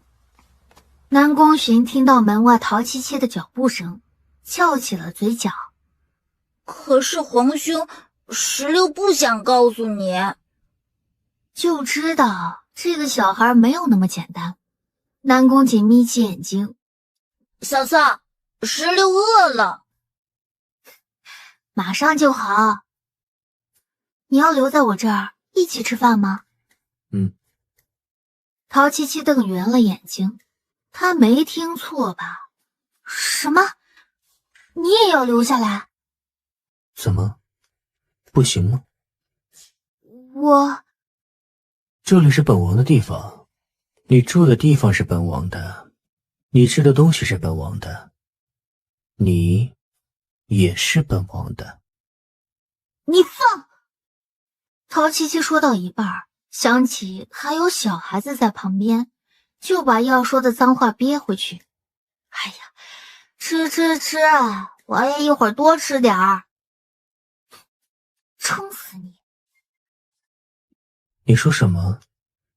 啊？什么都没说。我带小石榴出去走一走，王爷你坐着等你的饭吧。说完，带着小家伙跑了出去。七七，你怎么这么怕我六哥？谁怕他？还不是因为……小石榴，你叫什么？叫你七七。以后我六哥不在的时候，我就叫你七七；我哥在的时候，我再叫你嫂嫂。哼，你这小子，没看出来你还挺叛逆的呀。王妃，您今日也在这里？我还以为王爷在那里，所以出来逛逛。原来王爷不在你那里吗？我皇兄在我嫂嫂那里，嫂嫂是带我出来走走。你是谁？子言不知是小皇子，请恕罪。我是王爷的……这话说到一半，白子嫣卡住，他不知道该怎么跟小孩子介绍自己尴尬的身份，想说是王爷的人，也没敢说出口。我是白家女儿，王爷心疼我，让我住在王府。既然是跟陶七七无关的人，他也没兴趣知道。他点了点头，扭过脸去，不再问话。王妃，王爷在你那里吗？怎么，你有事儿？啊，我是有些事要找王爷商量，不知道王妃可否让我见王爷一面？走吧，小石榴，咱们差不多该回去了。经过白子嫣的身边，他看都没看一眼。你不是要去找王爷吗？跟着吧。好像施舍一样的语气，把白子嫣气个够呛，憋着气被刘芳扶着跟在陶七七的身后。喏，你家白子嫣找你有事呢，还不快去？白子嫣站在殿前看着南宫瑾，以为南宫瑾会出来跟自己说话，没想到王爷连动都没有动一下。有什么事情要来这里说？南宫瑾最近真的没有精力去管白子嫣的事情，信已经递进宫中，梁妃迟迟没有来将蒋丹秋接走，还是有意要拖着他，这一点已经让南宫瑾很不高兴。加之最近一直跟陶七七处理事情，差点连白子嫣这个人都没想起来。王爷，子嫣是想请您过去白玉阁坐坐。您好久没有去子嫣那里了，子嫣怕您把子嫣忘了。本王最近公务繁忙，没空去。白子嫣什么时候被南宫瑾这样驳过面子？公务繁忙，还天天跟陶七七出去，他手中的手帕差点被自己搅碎。那王爷什么时候有时间，记得去趟白玉阁，子嫣给您准备您爱吃的点心。殿中没人回话，三个人都安静的在吃饭，直到南宫瑾吞下口里的饭，才了一声，算是答应白子嫣。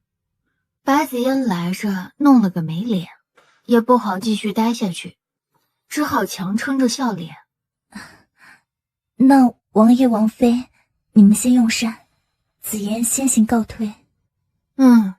退吧。这话是陶七七说的，他扬了扬手，让他赶紧走。白子嫣站在这里，当真是妨碍他的食欲。刘芳，齐王说什么时候见我？齐王让人传信来，说是今日在悦来客栈天字1号房中等你。好，给我收拾收拾，我要去悦来客栈。小姐，我们不知道齐王是什么样的人，如果他到时候把小姐您的事泄露出去，咱们可就在王府住不下去了。放心，齐王和王爷是死对头，如果我能跟他合作，他绝对不会将我供出去，否则他也是吃不了兜着走。你在外面守着，我一个人进去。小姐，孤男寡女。白子嫣瞪了刘芳一眼，看见他闭嘴，才推开门，抬脚走进去，将门关上。紫嫣姑娘请坐。白子嫣也不跟齐王拐弯抹角。你要王府中的消息，我可以帮你递，需要我在南宫瑾身边做什么，我也可以替你做，这个够诚意吗？齐王安插在誉王身边的眼线都没有能近身的吧？这话说的不错，南宫瑾除了林月和林野，没有再重用府中的任何一个下属。紫嫣姑娘不是喜欢誉王吗？你肯替我做事，我可不敢收啊。我喜欢他，可他现在眼中只有陶七七。若是我得不到的东西，即便是毁了，也不要让给别人。果然是最毒妇人心。齐王语气中带着笑意，抬眼看白子嫣。作为交换，你希望本王如何做？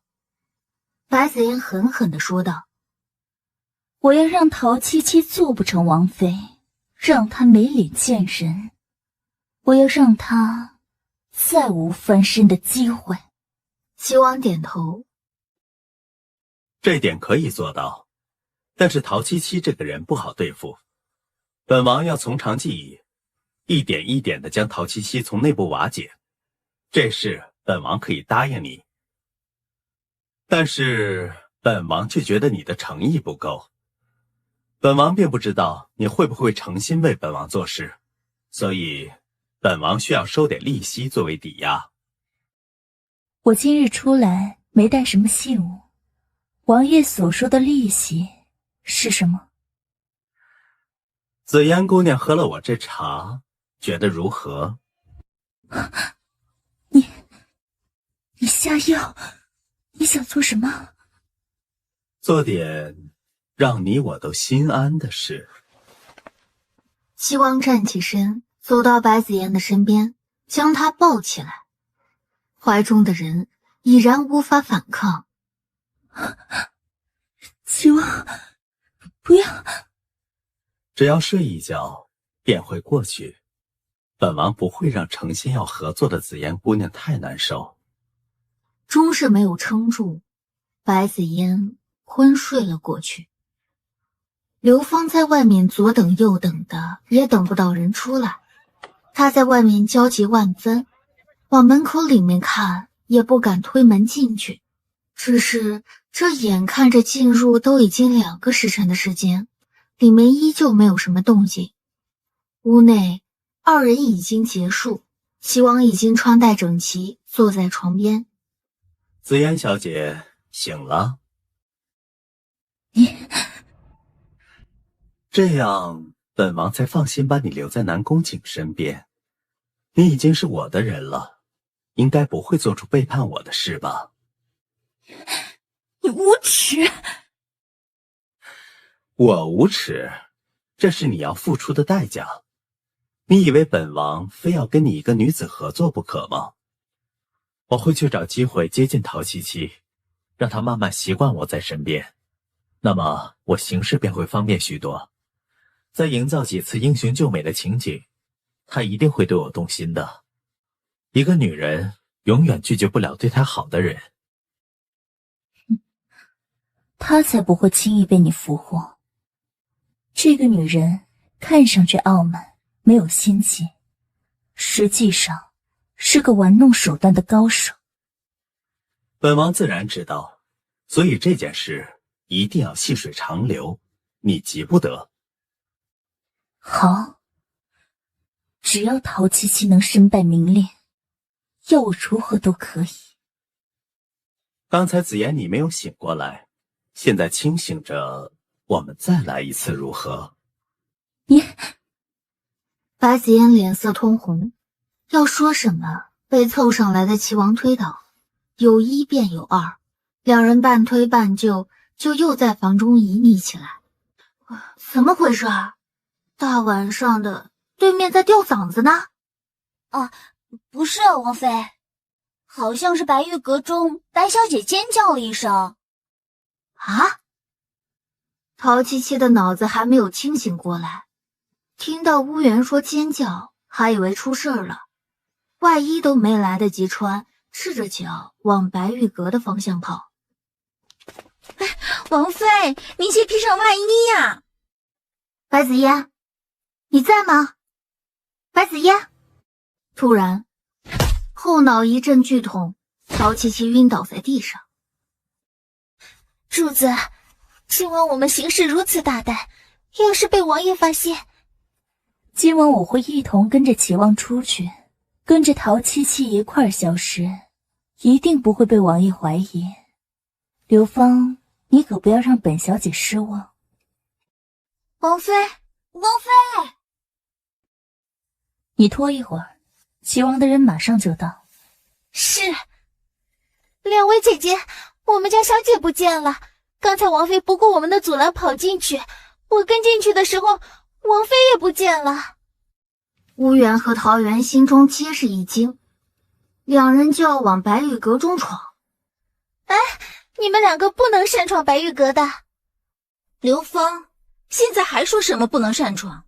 人命关天的事情，你还要拦着我们？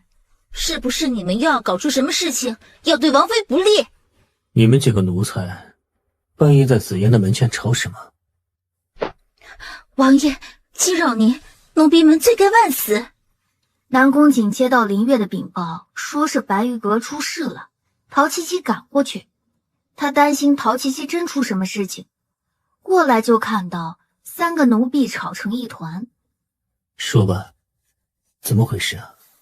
回王爷，今晚小姐梳洗过后便歇下，但是刚刚奴婢听到里面一声惊呼，跑进去一看，我家小姐已经不在，我赶紧出来喊人，是王妃先到的，不顾奴婢的阻拦冲进去，便也消失了。让开！王爷，贼人应该是从外面的树林中翻墙进来，找到白姑娘的院内，他们的目的是要带走白姑娘，却没想到王妃赶到，便一同将王妃抓走了。南宫瑾从进入白玉阁中，眉头就没有舒展过。他现在满脑子都是陶七七现在的情况如何，会不会被那帮贼人对付？王爷，咱们现在应该多找些人出去找王妃的踪迹。属下觉得人应该还没走远，循着痕迹去找，应该能将人找到。追踪的事情让别人去做，你去大将府还有蓝君言的府中，将陶七七失踪的事情告诉他们，让他们速来帮忙找人。王爷，这王妃失踪的事情，若是告诉不相干的人，这传扬出去，本王现在只想尽快的找到王妃，顾不得这么多。怎么，你要违背本王不成吗？属下不敢，属下这便去。南宫瑾一掌拍在旁边的木桌上，转身看到站在一旁瑟瑟发抖的刘芳。刘芳，你当真没有看到那贼人如何模样吗？回王爷的话，奴婢真的没有看清。你最好说的是实话。刘芳瘫坐在地上，汗如雨下。今日谁找到玉王妃的下落？本大将定有重谢。有劳各位兄弟们。王爷，人我可是帮您弄过来了，有没有什么奖励给我？你想什么说便是，本王一定满足你。我要王爷找几个人，将这个贱人弄得回不了誉王府。哼，没想到六哥喜欢的人原来是这副样子。王爷，八皇子这是在恐吓燕儿吗？行了，暂时还不是说这件事的时候，我们留着陶七七还有用，你的事先等等。我等不了，好不容易将陶七七弄出来，你还不帮我解决他？现在陶七七在我们手上，还不是我们想怎么样便怎么样，你何必急于一时？子言，这不是你一个人的事情，你懂吗？是我太心急，差点误了王爷的事，请王爷莫怪。哈哈哈哈，本王怎么会怪你呢？疼你都来不及。这六弟还真是有福气呀，仔细看七七这脸蛋和身材，当真是京都第一美人儿。美人在怀，三哥难道还要惦记我的皇嫂吗？没见过八弟这样护着一个人啊。若是八弟有意思就先来，我不介意和兄弟分享一个女人。可我介意。三哥可别忘了，今日将皇嫂带出来，是要阻止他查杨尚书的事，莫要节外生枝啊。马车走到一半便停下。王爷，前面有查马车和行人的关卡，好像是在找两位小姐。属下看到外面除了誉王的人，还有大将府以及蓝府的人在寻人。誉王妃果然有本事，能让这些人大半夜的被他出来搜成。这可如何是好？要是被查出我们两个在马车上，一定会解释不清的。二哥，先让你的人把白姑娘送回誉王府，为了逼真些，难免让白姑娘吃些苦头。咱们声东击西，只要白姑娘被送回王府，我们就能争取更多的时间。子言，我让我的人先将你带回去，我们要带陶七七先出城，你要帮忙拖住时间。见过誉王，咱们这是怎么回事？发生什么事了？三皇兄这个时间出来有事吗？今日我们家王爷带着八皇子去找姑娘，现在才回来。二皇兄难道不想出来跟本王聊聊吗？什么事这么大阵仗？你们三个人半夜在这里设关卡，逮谁呢？王爷不方便掀开帘子给我们看一下吗？你们这是要连着本王一块儿查呀？六弟，这是你的意思？本王的王妃被贼人掳走，心下着急，希望三皇兄谅解。什么？这可是大事，不过本王并没有见过，但是也要卖我八弟一个面子，六弟你可要收敛些。车帘被撩起，几个人看到里面是南宫燕搂着一个女人的腰，而女人靠着南宫燕，披着南宫燕的外袍，两个人的姿势倒是让人有几分遐想。我们将姑娘带出来，六弟不会这也要查吧？蓝君言立刻移开视线，看多了这样的事情是要长针眼的。南宫瑾看着马车中的人，他说有些害怕，六哥能放行了吗？盯着车上女子的后背，南宫瑾没有说话。安林怀疑看了眼，便移开视线。那不是七七，让他们走吧。南宫瑾就是觉得哪里不对劲儿，但又说不上来，到底是不是因为南宫燕的缘由，让他的方向出现了偏差。让我看看他的脸。安林怀疑和蓝君言同时看向南宫瑾，他不会真以为这车上的女子是陶七七吧？六哥，我这女子胆小得很，你可别吓到他。我说，让我看看他的脸。王爷，有人到王府将白姑娘扔下，我们已经派人去追了，请王爷回去看看吧。看来是误会一场，六弟赶紧回去看看白姑娘吧，顺便还有可能问出玉王妃的下落，比拦在这里为难我们要好得多。南宫瑾不等他说完话，已经大步的离开。差点露馅儿，还好他们的及时来报，要不然你跟我都要交代在这里。我早料到六哥会怀疑，所以才让人将白子燕送回去。厉害，不过南宫瑾怎么怀疑到你身上，还非要看陶七七的脸不可？大概是因为我打乱了他们的计划，不过我也没得到什么好处呀。你打算怎么办？费心费力的在陶七七这里做好人，要是让他知道今天抓他的是你，我想他应该不会顾念什么情分放过你吧。他今日并没有看到我的脸呀，就算日后他知道了，我也有办法瞒过去。王爷，白小姐身上多处擦伤，头应该是被硬物撞击过，暂无大碍。有没有什么办法能让她快点清醒过来？请允老夫施针，这样白小姐能早些醒过来。王爷，万万使不得呀！我们家小姐身子弱，不能再强行施针啊。谁说我强行施针了？只不过是针灸之术，让她早些醒来罢了。这都要阻拦，你怀的什么心思？请王爷千万不要误会，奴婢只是心疼主子身体弱。施针。这一下刘芳不敢再说什么，只好退到一边，紧张地盯着床上的人。没一会儿，白子燕转醒，有些发愣地睁开眼睛，转头再看到南宫瑾后，眼泪不自觉地滚落下来。王爷，我还以为见不到你了，我真的太害怕了。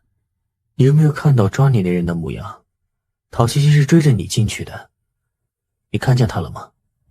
我只知道，我醒过来的时候，有个不知道什么人站在我的屋子里，我被吓到尖叫，之后被打晕，便什么都不知道了。王妃难道也被抓走了吗？为什么他要送你回来？我只有一点模糊的记忆，其他的子妍真的什么都不知道。在醒过来的时候，便是现在看到王爷，现在一点线索都没有，让南宫瑾三人极为头痛。三人出了白玉阁，我先去城外找找，或许是他们没有看好，已经将人放出去。你们再在城里找找吧。安陵怀疑离开后，蓝君言看着旁边一言不发的南宫瑾。七七很聪明，相信他现在应该没有事情。那些人费力抓他，也肯定也不是想要他的命。本王是在想，我们拦下邪王的马车，车上南宫宴抱着的女子，很有可能就是七七。那女子实在不像七七呀，只是从背后看，你说像谁都可以。走吧，出去再找。城外，马车停在一处老宅。杨尚书，杨尚书，时隔这么久，这个丫头却又查起这件事，还查到本官头上，她本事不小啊。如果她本事小，我父皇就不会只招她进宫，让她查这件事。此人不能留，虽然我很欣赏他的才能，但此人若不能为我们所用，就是祸害。如果他查到这件事，因而将我暴露，那九皇子一定会失去一个助力。九皇子留他还有其他用，这次将他抓来，就是想等安陵怀义和三公主成婚后，再将他放出去，那样他在场的什么都以为是已晚了。三公主与安陵怀疑，成婚在10日后。你们难道有把握将此女留在这里10日？好了，别装了，我知道你没有被我点住。南宫雁，又是你！我怎么觉得皇嫂你不是很想遇见我呢？这件事情有你的参与，也就是说背后还有其他皇子或者王爷的手笔。我就说啊，做女子啊，不要像皇嫂这样聪慧哦，聪慧之人活不久的。哼，谢你吉言。南宫雁伸手将陶七七眼上的黑布摘下。皇嫂，这算你欠我的第2个人情了吧？你什么时候能还清呢？你这是什么意思啊？当然是放皇嫂回去啊。不过我也告诉你，行凶的人不是杨峰，他顶多算是个帮凶。至于到底是谁，我也不能告诉你。你要放我走，那你为什么抓我？哎呀，皇嫂，我跟别人好歹是一条船上的，做做样子总可以吧？皇嫂只要记住欠我2个人情就好了，若是再不走，可就真的走不掉了。现在不是思考南宫雁说话是真是假的时候。陶七七站起来，3两步的走到窗边，回头看了眼南宫雁，一个转身消失在窗户外。三哥，杨少叔，不好了，陶七七跑了。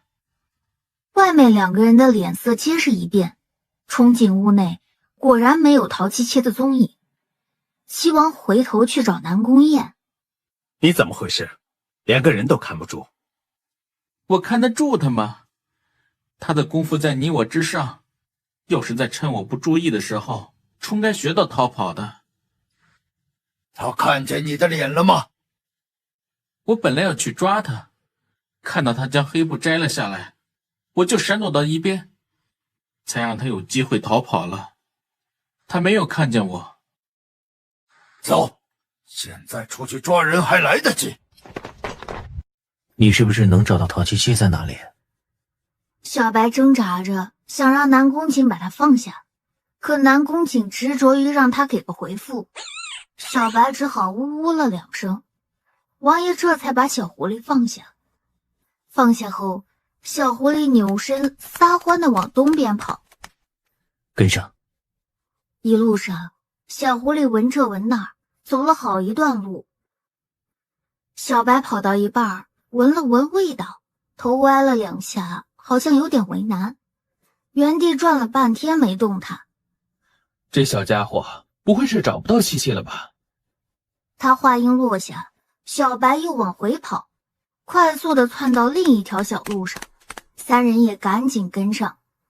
主人的味道逐渐清晰起来，小白跑得更快了一些。在一棵树下，小白仰着脖子，冲树上细细地叫了几声。这个时候，南宫瑾和身后的2人也赶到。南宫瑾抬脸看着树上，并没有见到有人在，还是喊了一声：“陶七七。”陶七七本来躲在树上，想等到天光大亮之后再回去，结果听到南宫瑾喊他的声音，看到下面果然是南宫瑾他们，飞快地踩着树干飞身下树。南宫瑾将人接住，2手护住，将人揽入怀中。陶七七感觉到南宫瑾心跳的速度很快。你怎么心跳的这么快？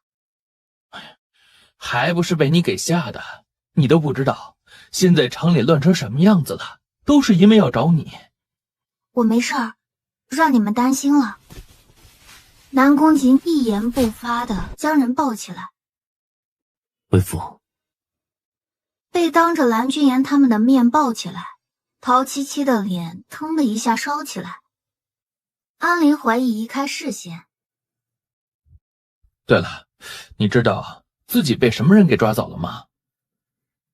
陶七七原本想说南宫雁，但又想到那个男人说的话，还是决定隐瞒下来。不知道，我全程被蒙住眼睛，抓我的人到底是谁，我也不知道。那你怎么逃出来的？趁他们没注意跑出来的。但我知道，抓我的人跟杨峰脱不了关系。我听他们说，抓我是为了不让我破坏小胖子和三公主的赐婚。哼，看来我是必须跟公主成婚不可。大概吧，只有这样才能引出背后的人。你们大婚那日，由我来守着三公主，不会让她有事的。眼下还有一个难题，若是凶手真的在我们去玉河道那天动手，也算是个下手的好机会。那我就多带些人去玉河道守着。要是真的能带那么多人去，那就好了。那日船上都是王公贵族，你怎么将人带上去？哎，南宫瑾，你倒是说句话出个主意啊，那可是你妹妹。南宫瑾垂眼看着怀中还有心思担心别人的陶七七。你再多话，本王就将你扔出去。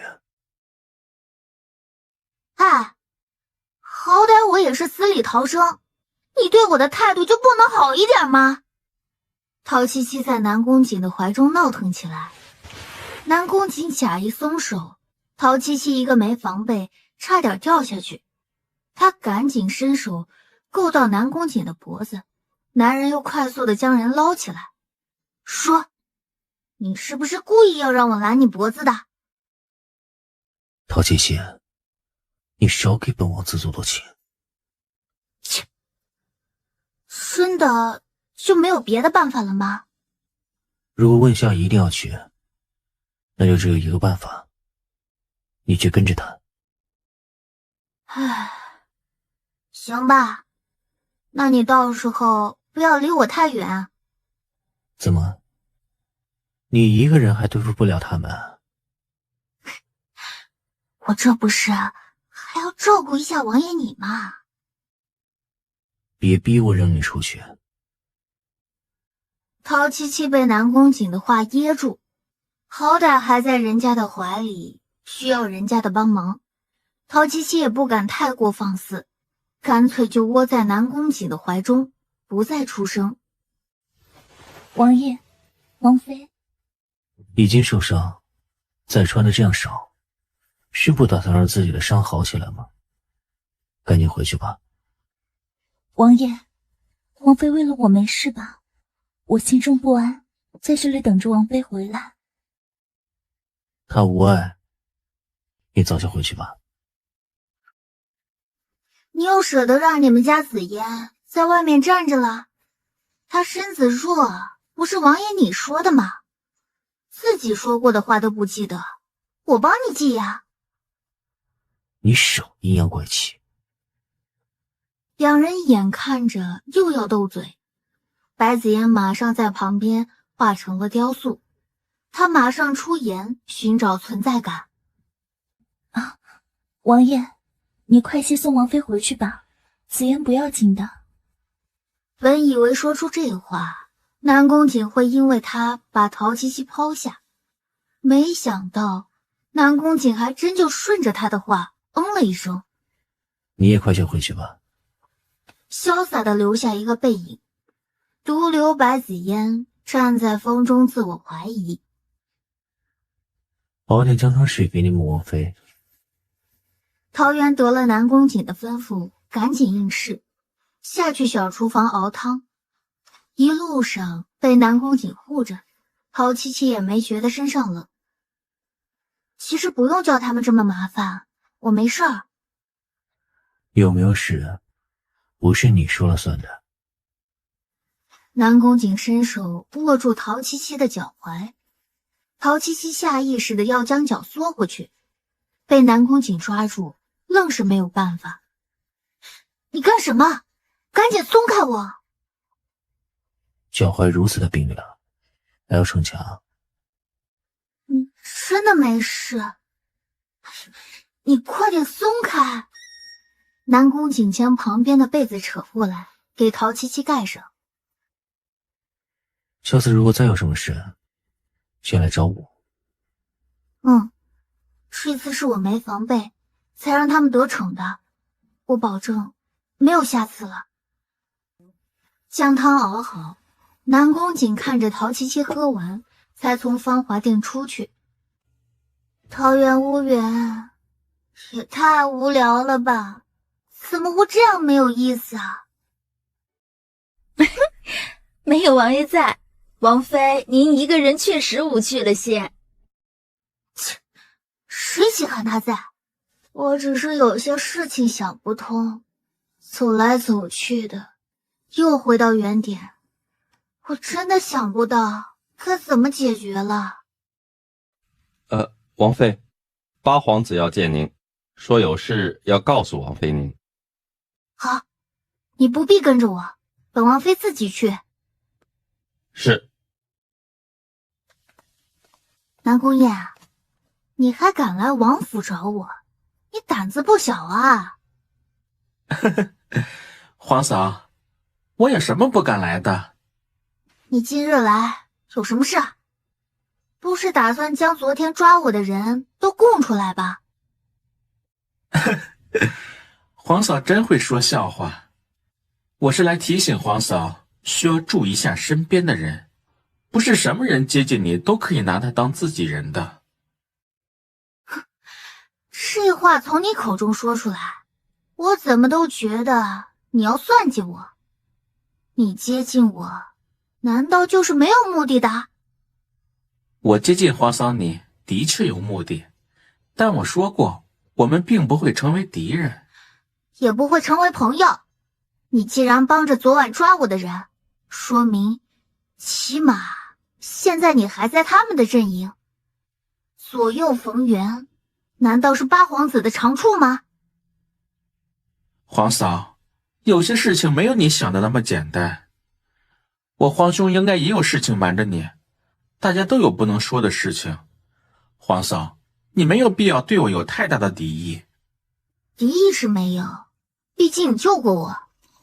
不过，我不可能将你当成自己人。我当然明白，将来皇嫂一定有用得到我的地方，我也有用到皇嫂的地方，只是希望我们两个人可以互惠互利嘛。好了，事情也说的差不多了，你该走了吧？好，我走。哦，对了，皇嫂，还有一件事情忘了跟你说了。过两天你们要去的玉道河，玩是好玩，但一定要看好三公主啊。那可是你皇妹，你也能眼睁睁的看着她出事？你背后的那个人就一点都不顾及兄妹之情吗？皇嫂，你这话说的未免有些天真了。皇家哪有什么兄弟兄妹，不过是为了权力利益相互利用罢了。怎么了？坐在这里做什么？我正在想杨峰的案子，还有些地方想不通，自己跟自己聊一聊。今日有没有什么难受的地方？没。你今日进宫为的是何事？玉河道竣工，父皇让我们明日傍晚去玩玩，顺便考察一下民情。三公主真的要一起去吗？父皇宠她，他说要，怎么会不应呢？南宫姐，你出来的时候就没有劝劝他吗？让他老老实实的待在宫里不好吗？南宫从寒出来的时候，还撺掇他一起去玩，亲哥都如此，我劝有用吗？即便是知道明日去了便是龙潭虎穴，还硬是要往那里去，还真是难受。放心吧，有我们跟着，也不会让南宫温夏出事。我还不放心你呢，要是明天乱起来，即便本王没有内力，他们也伤不到本王分毫。陶七七在心中吐槽，不愧是南宫瑾啊，这个时候还不忘记耍耍帅。你的紫嫣也要去，那你可要分神，保护好她呀。你给我过去坐好。我可是提醒你了，到时候你可要注意些。刚上马车，就看到两人贴耳说话，白紫嫣就不禁想到陶七七又在说自己的坏话，心中万分紧张。王爷，紫嫣在这里，不打扰王妃和王爷吧？无碍。王爷，玉河道上有什么有趣的地方吗？去了便知道。南宫瑾这样惜字如金，白紫嫣也不气馁。王爷，听说上面还有抚琴之人，你也好久没有听紫嫣抚琴了，不如今日紫嫣为你抚琴一首，如何？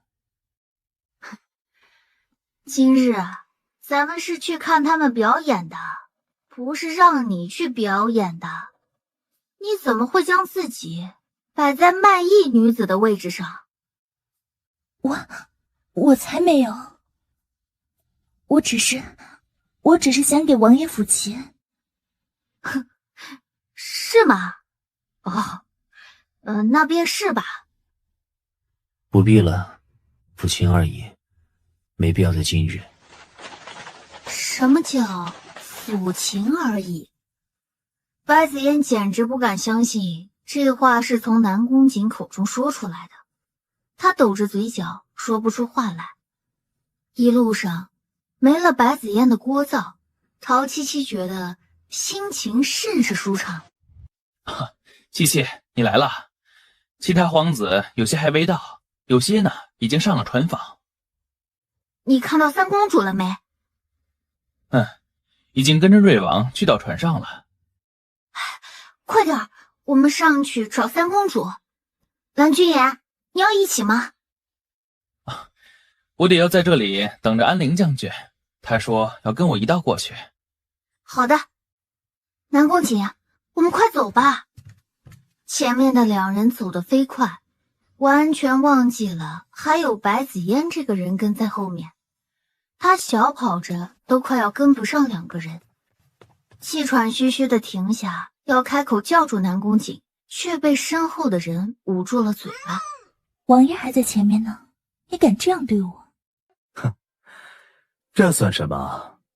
更过分的是，本王也敢做。没个正经的。今日你尽量引开陶七七的主意。你想做什么？放心，只是要你引开陶七七的注意，其他的自有我们来办。王爷王妃，请。昭阳公主，你这是多早就来这里蹲着了，还特意叫我们一起过来？还不是本公主找你有事，要不然会让人带你上来。哎，文夏，你找红兄帮忙便是啊，找他们两个来做什么？你既然看不上我，还把我引到这里来干什么？六皇兄，你看他。南宫瑾早在进来之后，便倚着房中的窗边，看着外面的湖面，听到三公主的话，淡淡的回了句：“怎么了？”这冷淡的几个字，将三公主想要说的话噎回去。你怎么跟问夏说的话的？我说，你们俩能消停点吗？三公主，你到底有什么事情要求我？如果你没事，我可就要跟着王爷出去了。我给你一盏茶的功夫，有话赶紧说。南宫问夏咬了咬嘴唇，不得不示弱。是关于安陵怀疑的事情，父亲将我赐婚于他。我不想嫁给安陵怀疑，我要看婚，你要帮我。你看婚？我说南宫问夏，咱们能聊点你能做到的事情吗？你抗旨不婚，知道是多大的罪责吗？我父皇这根本就是推我入火坑。安陵怀疑在外是什么样的名声，谁没听说过？那2个女子还没嫁给他就死了，我可不想做第3个。那你说吧，要我怎么帮你？你进宫和我父皇进言，就说我与安陵怀疑不合适，父皇对你不是欣赏有加吗？说不定就能听进去你说的话呢。瑞王，这是你妹妹，你就没有一点想法吗？那你就按照我妹妹说的去做，反正父皇这样心疼六弟，对你自然是爱屋及乌。抗旨不婚这事儿，谁都帮不了你。父皇决定的事情，什么时候能因为我们改变过？三公主咬住嘴唇，脸色也变得苍白起来，眼看着就要哭出声。陶七七赶忙拦下：“哎，南宫问下，你别这样。安陵怀疑的为人真的不错，她肯定会保护好你的，别总是担心这些事情。”我能不担心吗？他要是能保护好我，那些没过门的女子是怎么死的？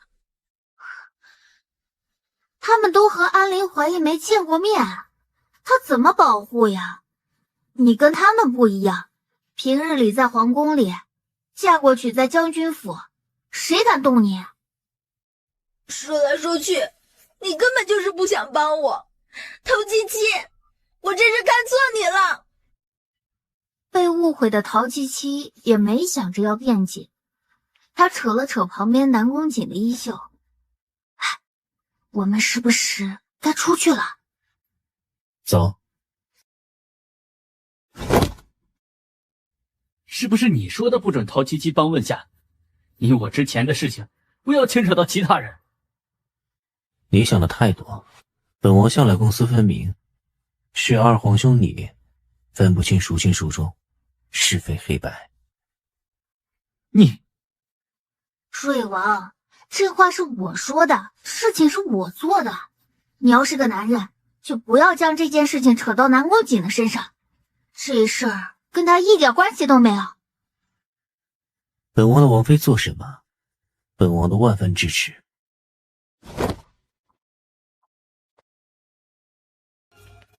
这应该是在抚琴吧？怎么会有这么多？陶七七的话还没说完，看到那个抚琴的人，后面那半句就吞了回去，扭头看了看南宫瑾，发现男人面无表情。你的白子嫣都在上面登台表演给这么多人看，你难道就一点也不生气？本王为什么要生气啊？喂，王爷，他可是你的白月光啊！白月光在这么多人面前弹琴，你不是应该愤怒的将人从上面拉下来吗？然后拉回房间，这样那样再这样？这个男人怎么不按剧本走呢？不知道陶七七走神又想到什么，南宫瑾抬手弹了一下陶七七的额头。在想什么？我在想你的白月光。什么白月光？你不去把白子嫣拉下来，还等什么呢？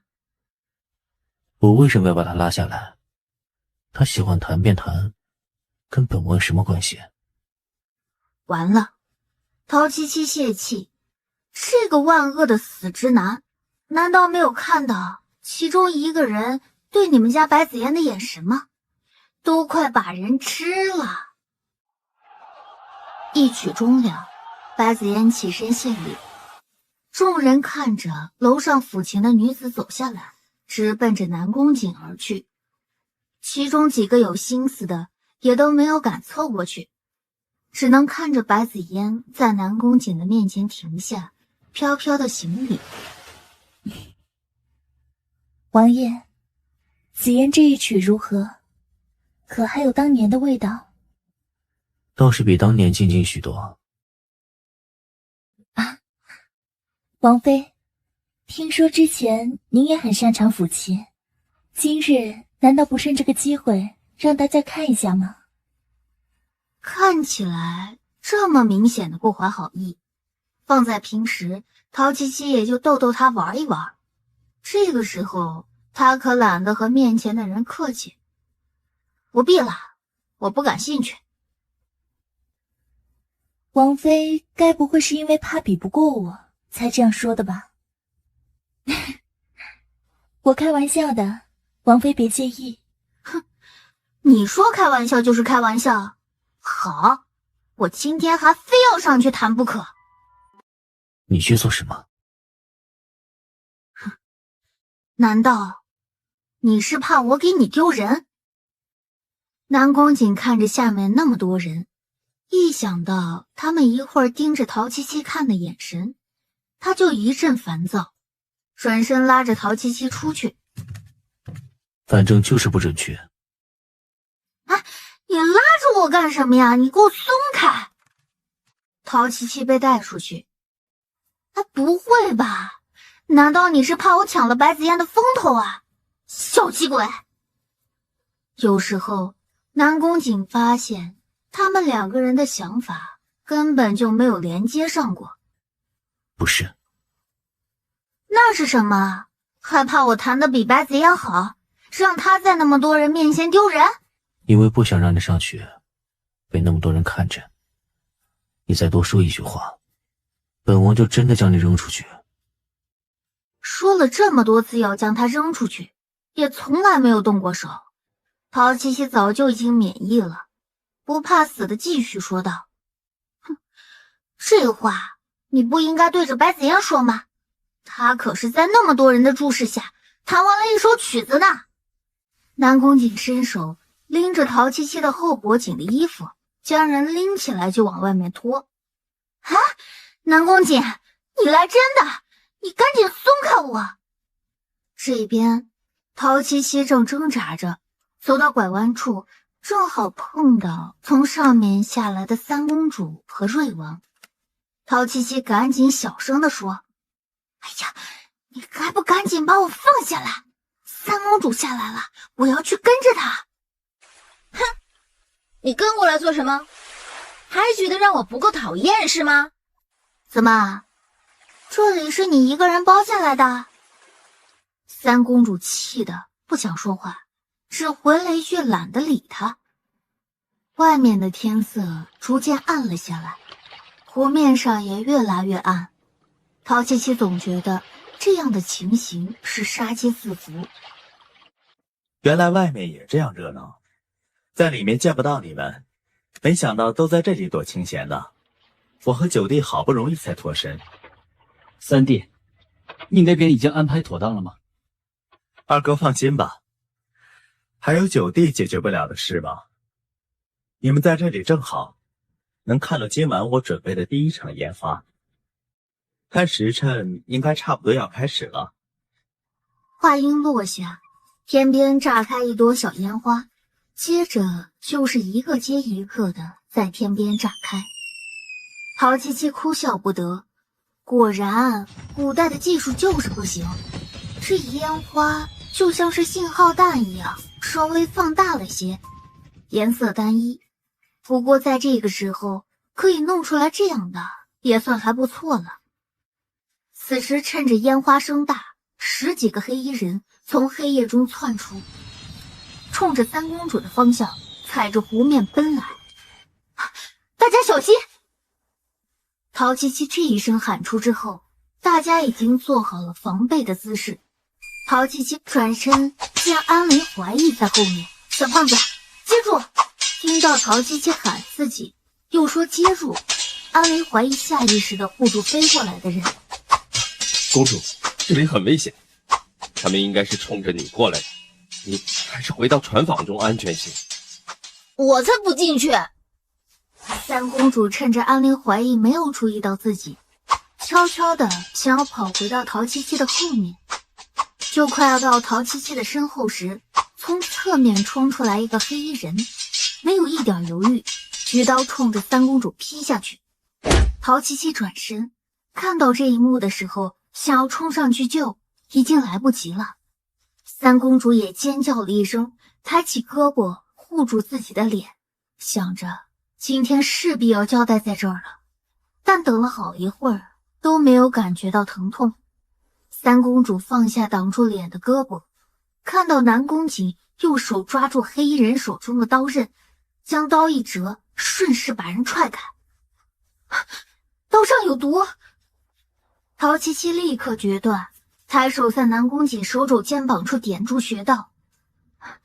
这只能暂时压制住毒性，具体是什么毒，还要回去再看。皇兄，你没事吧？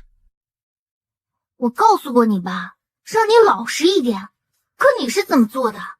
三公主，你能不能不给别人找麻烦？你说什么，陶七七？我又不是故意的，我怎么知道会有一个人从侧面冲过来？你至于这样说我吗？我告诉你，三公主，今日南宫瑾要是因为你出事，我陶七七跟你势不两立。陶七七，你今晚去鬼市之时，带上爱玉衣。啊？我带上爱玉衣做什么？她不会武功才危险吧？那解药只有爱红文认得，你去，就算真的得到解药，你能知道你是真的还是假的吗？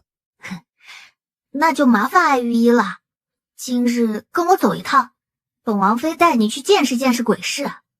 啊，那便谢过王妃了。哎，我说王爷，你和王妃的关系看起来没之前那么僵持不下，看来心结解开了。什么心结啊？白子嫣，你打算什么时候送走啊？暂时还不行。子嫣父亲的事情没有查清楚，还不了白家的清白。在这个时候将人送出去，你觉得他能活下去吗？那你不如就娶了白子嫣，就可以名正言顺的让他住在府中了。他对本王的救命之恩，本王记着，对他再多的不过就是这些恩情。艾洪文，如果你再胆敢说刚才那些话，就给本王滚出去。是，臣不敢。两人的对话被白子嫣在外面听了个清楚，她浑身发抖的用力捏住拳头。夜半时分，啊，原来是由你带路啊，我还以为只有王妃一人呢。哼，我是怕他在鬼市惹出什么麻烦。我怎么了？上次明明就是懒得和你说。哎，我可是第一次看你吃瘪，还笑得这么勉强。那去你的！你之前不是还说过喜欢陶七七吗？放弃了？嗨，不是一种喜欢，我两个人算是从小一起长起来的，我是最喜欢她，可也就是对于妹妹朋友的那种喜欢。再说了，七七都已经成婚了，现在还谈什么喜欢？哎，安陵将军喜欢陶七七这件事儿，可不止我一个人知道。嗨，他那是不怕死。安陵怀义这个人向来是我行我素，受陛下赏识却不居功。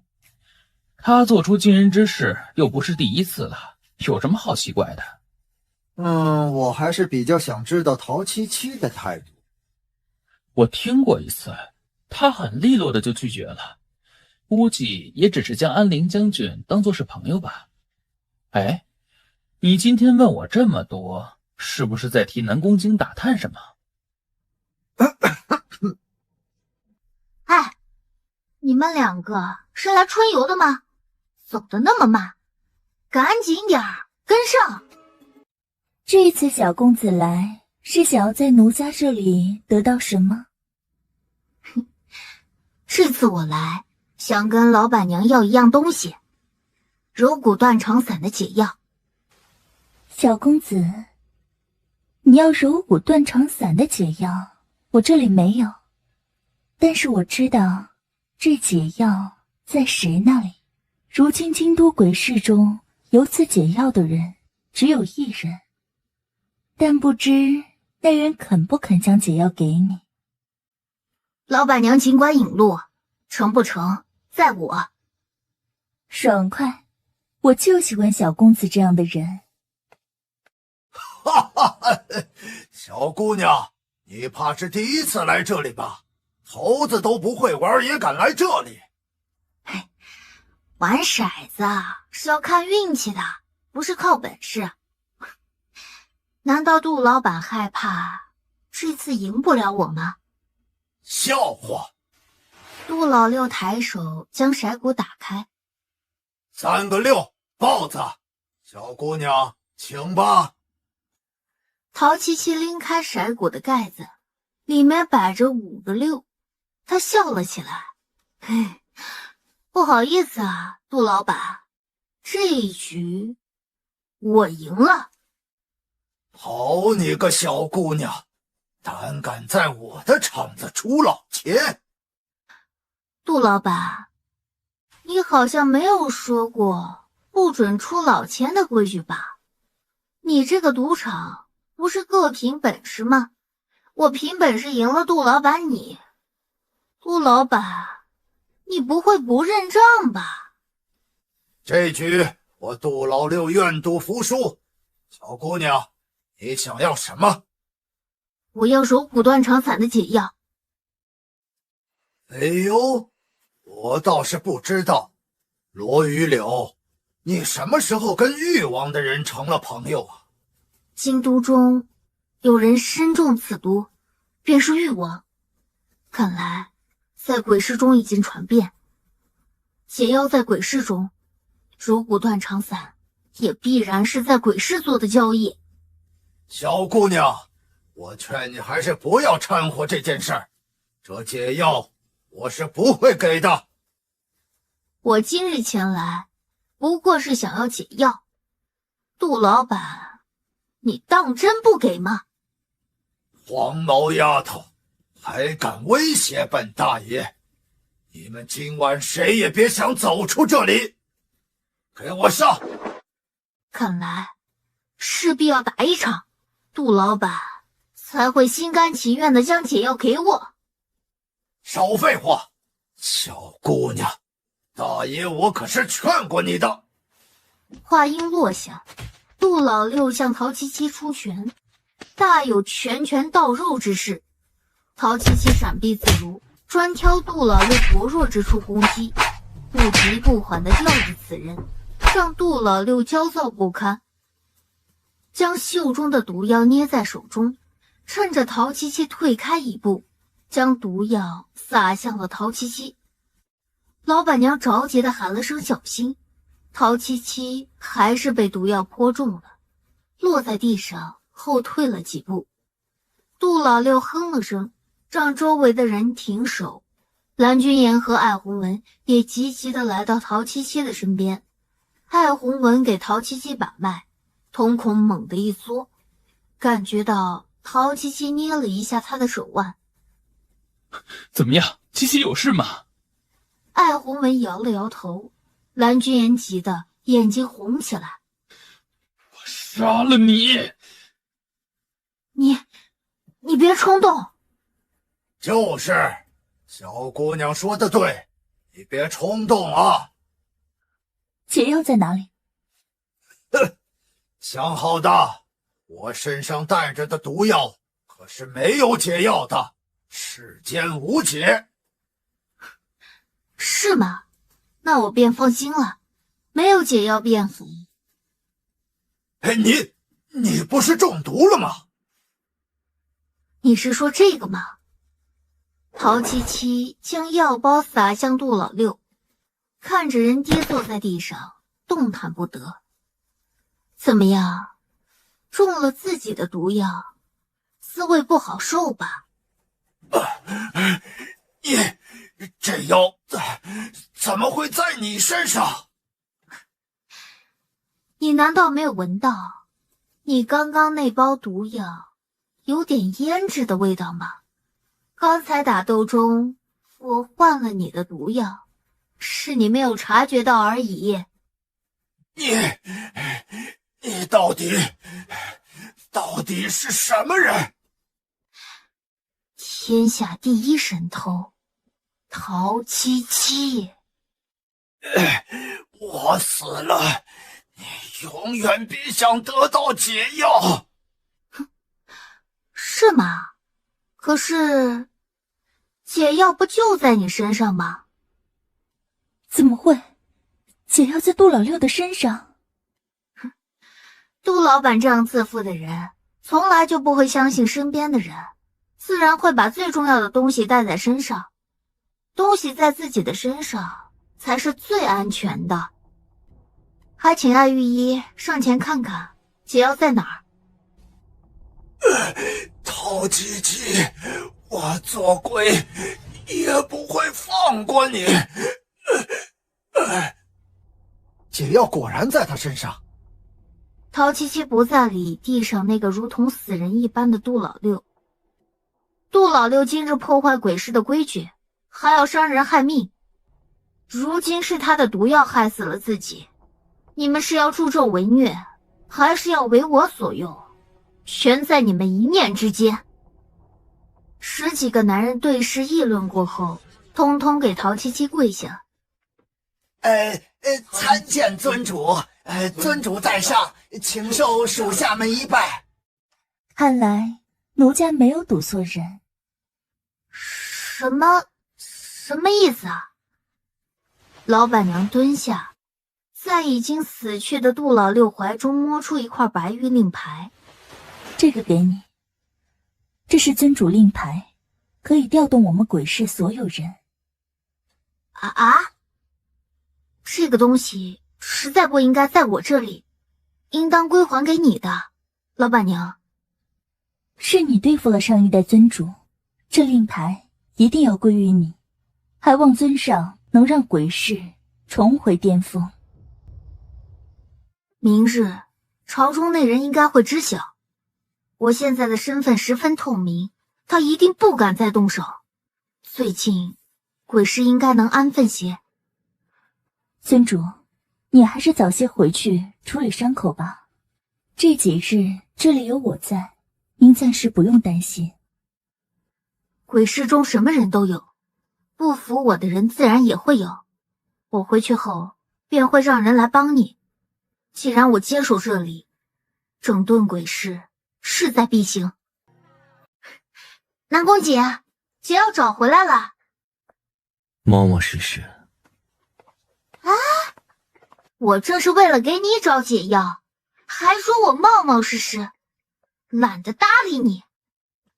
你们两个就是这样看着他的吗？不关他们的事情，这是我自己伤到的。艾御医已经给我处理过，没什么大事，你的事情才重要。解药已经拿回来了，快让艾御医替你解毒吧。时辰不早了，我要回去换药就寝，困得要命。你回去赶紧处理伤口。我知道，麻烦你了，艾御医。我先跟蓝君言离开。艾洪文，陶七七今日如何会受伤？本王不想听你撒谎。因为要拿到解药啊。艾洪文放下小瓷瓶，坐到一边，跟南宫瑾重复了一遍他们在鬼市的情形，却唯独省掉陶七七被称尊主的那一段。哎呀，王妃确实不像你之前说的那样，我看你啊要对她改观了。她为了你这样危险的事儿都去做，你还不心动啊？艾洪文，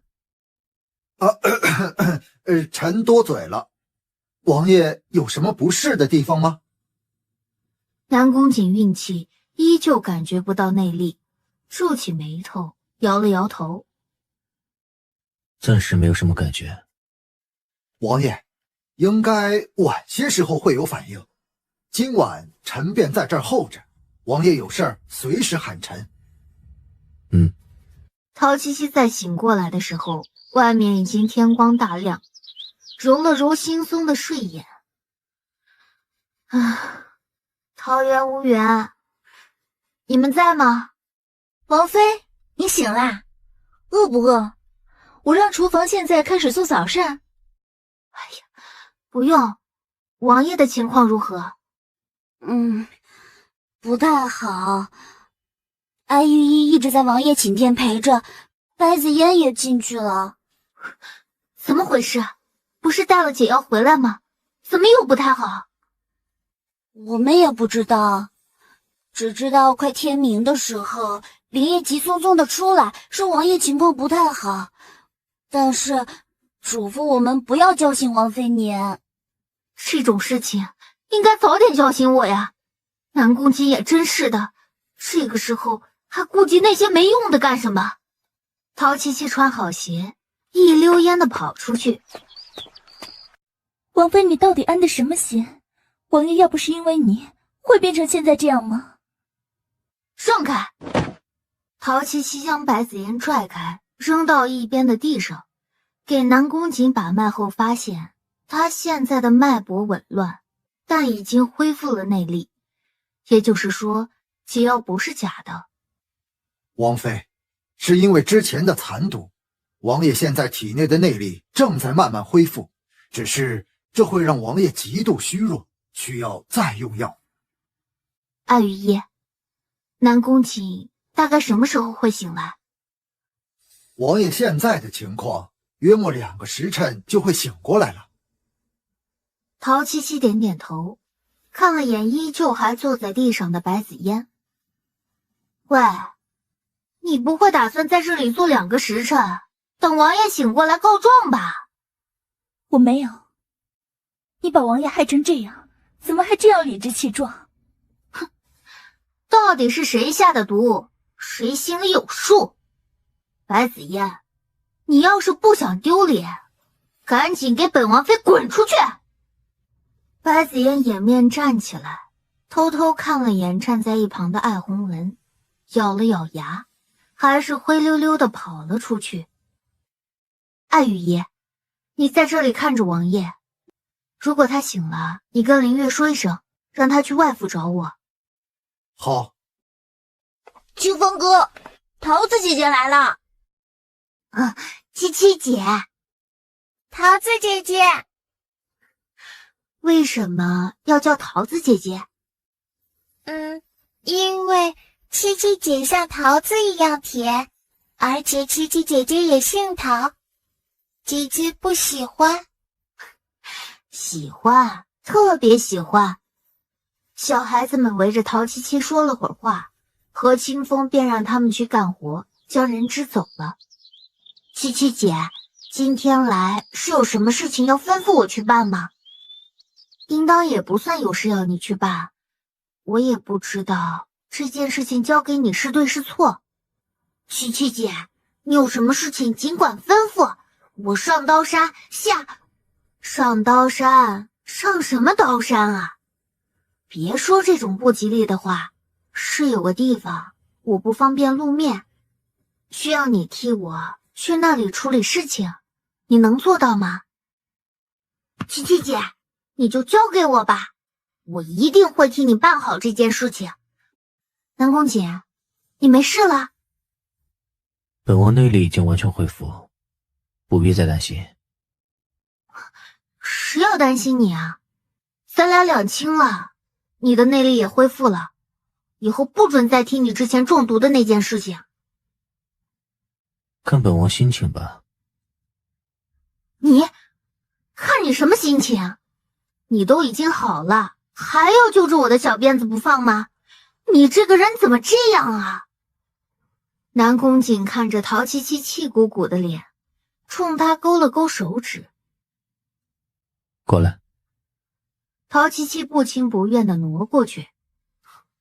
干什么？本王心情不错，这件事便算了。哼，咱俩彼此彼此嘛。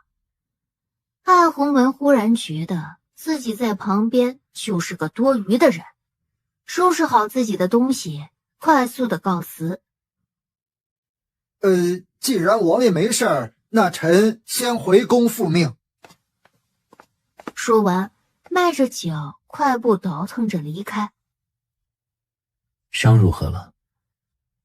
哎呀，没事的，就是被划了一刀，没有多大的事情。艾红文说你当时伤口很深，你不必骗我。哼，这个艾红文还真是多管闲事，这一刀伤不了我几分的，看着深，其实有技巧在里面，只是流点血，没有什么大碍的。如果下次再有这样的事，你不要动手伤害自己。这样能救人一命，我为什么不做？南宫瑾，你不用觉得欠我什么，是我欠你的，还清了。陶西西，你有没有……话说到一半，没了下文。陶七七探究地看着南宫瑾。啊？有没有什么？有没有？南宫瑾看着陶七七的眼睛，忽然有些说不出来。王爷，听说你醒过来，紫妍马上带着些吃食赶过来，看着王爷没事，真是太好了。我先回去，你慢慢吃。白子嫣将吃食放下。哎，你干什么，南宫瑾？过几日三公主大婚，我们也应该到佛山寺去礼佛了，王爷。佛山寺礼佛？王妃不知道也很正常。前些年王爷没有带着王妃去，只带了紫嫣过去。王妃自然不知道这件事。也怪紫嫣没有和王妃解释清楚。王爷的生母忌日将到，王爷总会在那几日到佛山寺礼佛，住在寺中几日，今年也不会例外。王爷可要带着王妃一同去。王妃可要跟着本王去礼佛？陶七七点了点头，对于他来说，能过去都算是放风了，去佛寺拜拜也好啊。紫嫣，你还有什么事啊？啊，没事，吃食我放在这里，王爷想吃便吃，那紫嫣便不打扰你们了。白子嫣转身走过门口，也没听到南宫瑾的挽留，心有不甘的向里面看了一眼才离开。给白子嫣的爱心午膳。什么爱心午膳？没什么。你每年都会到寺庙中给你母妃祭奠吗？我母妃无人祭奠，连皇家的坟冢都没有入。若我再不记得，就没有人记得我母妃了。这件事情得陛下恩准了吗？私下里祭奠宫中亡故的嫔妃，是不是不合规矩？父皇知道，他恩准我每年去佛寺几日，就当是为母妃积福。原来王爷的身世也这样的坎坷啊！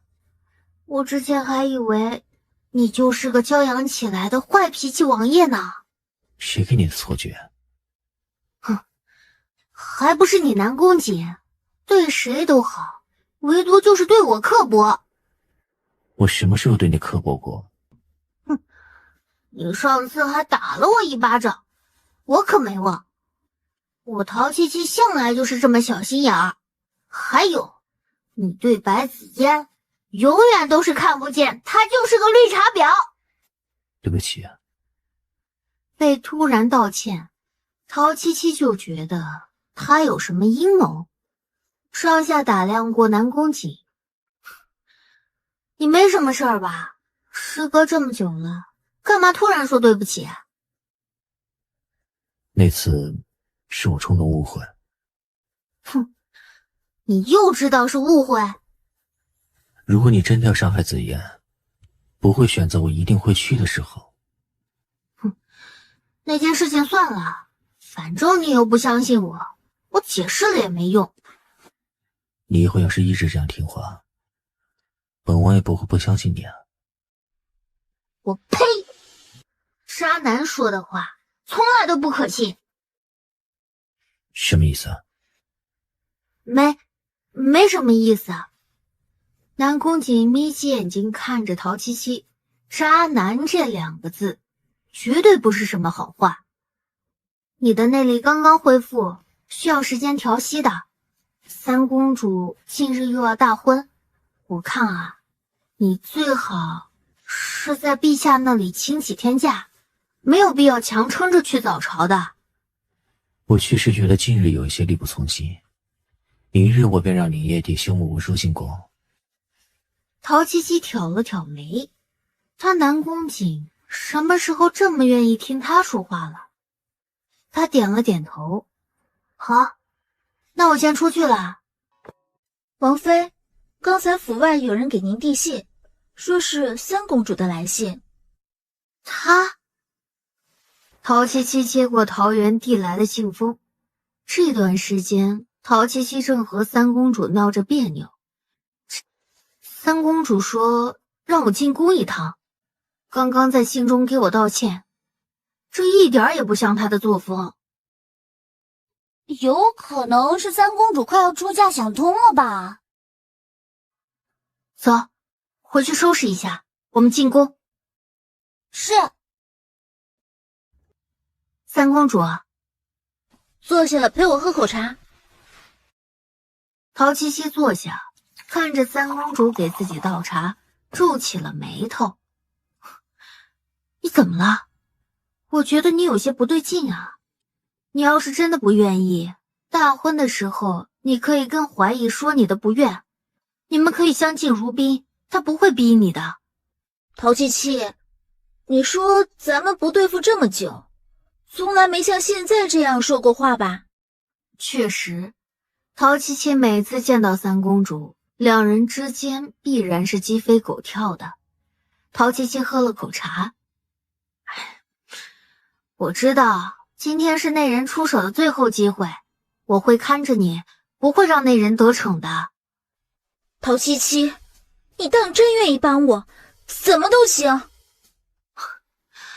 我说过我会帮你的，你是王爷的妹妹，自然也就是我的妹妹。那我就放心了。他站起来，走到放嫁衣的榻边。你看这个嫁衣好看吗？好看啊，挺适合你的。那你觉得适合你吗？你这是什么意思啊？你既然说要帮我，难道不是要帮到底吗？我不想嫁给安陵怀义，只有一个办法，就是找人替我嫁过去。如果随便找一个人应付，一旦被发现，我也会受到责罚。但如果是你，就算是被发现，安陵怀义也不能怪罪吧？哼，这件事情我可没有办法帮你，我不可能替你嫁过去。如果今天你找我来，就是为了这件事情，大可不必。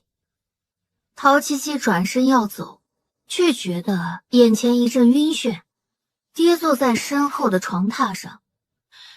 你在茶中竟然下药？哎，七七呢？没有跟你一起过来？应该是和王府的人在女眷那边。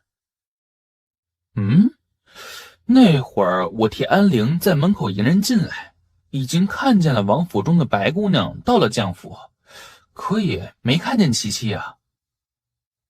去让他们看看后面的女眷，王妃有没有到？没有，都说王妃没有来。林月在哪儿？她应该不会不来。林业去将林月从府中叫来。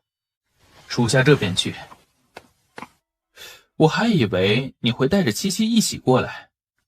今日我先去宫中，就没能跟她一起过来。哦，对了，你送三公主出来的时候，就没有感觉有什么奇怪的地方，像是走路什么的？没有。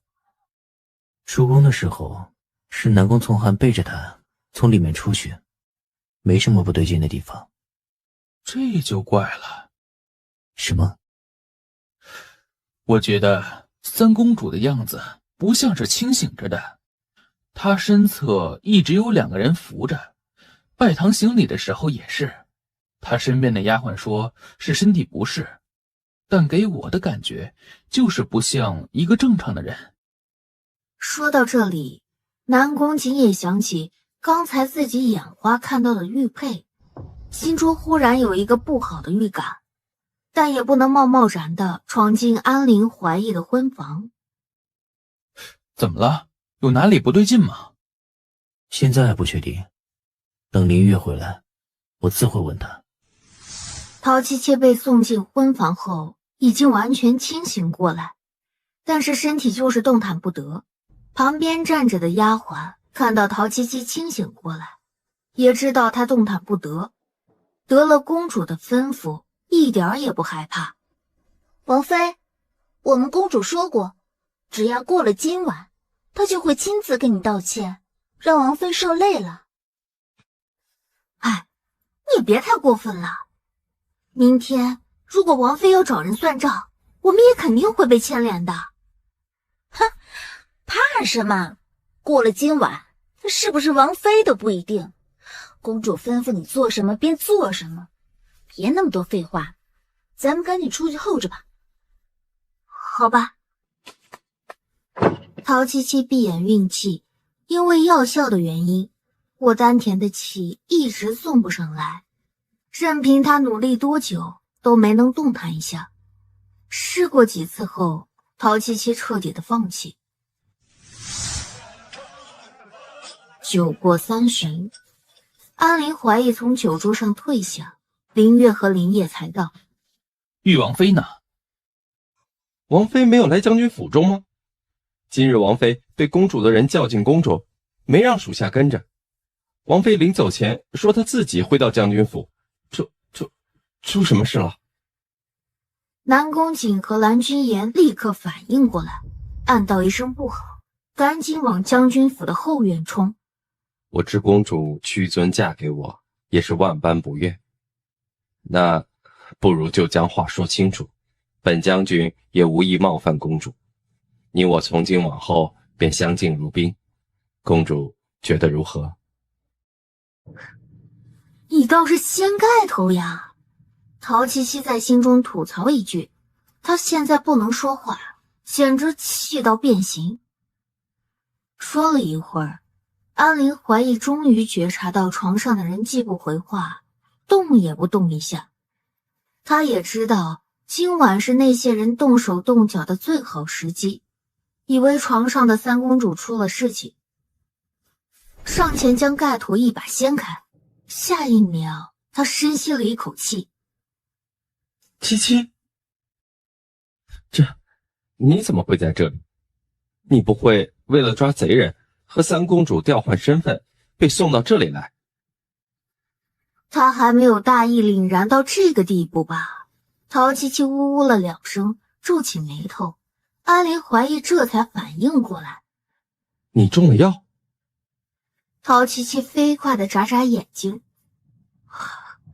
你终于开窍了。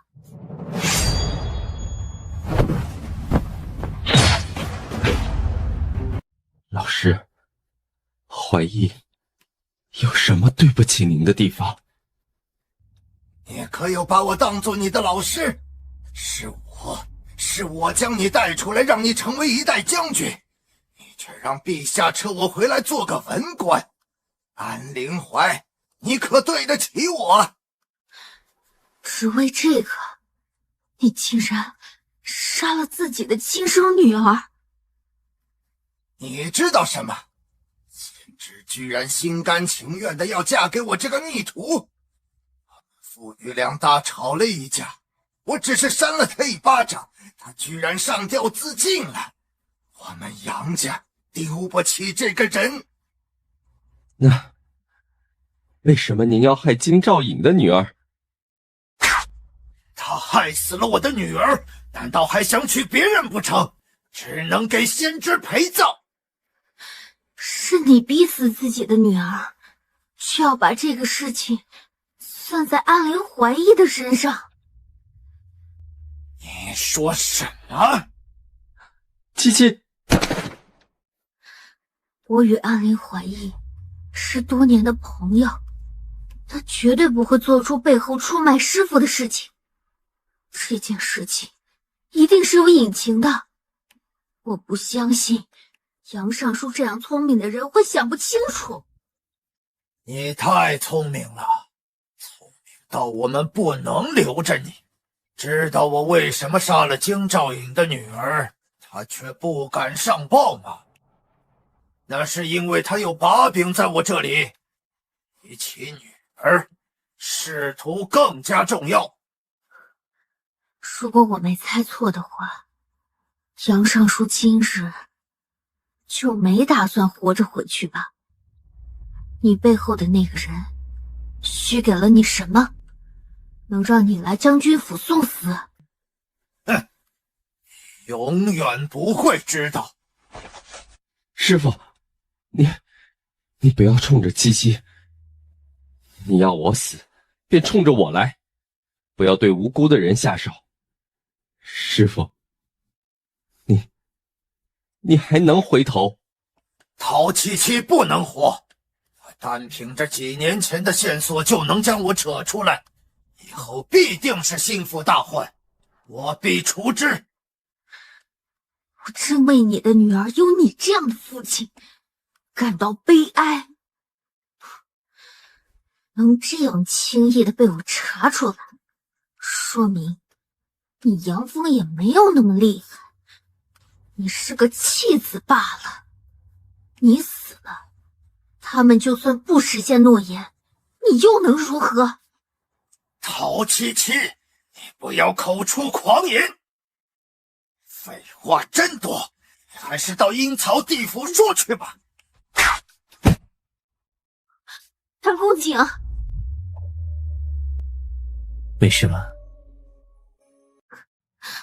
我还以为你不会发现我不见了，我以为你不会来了。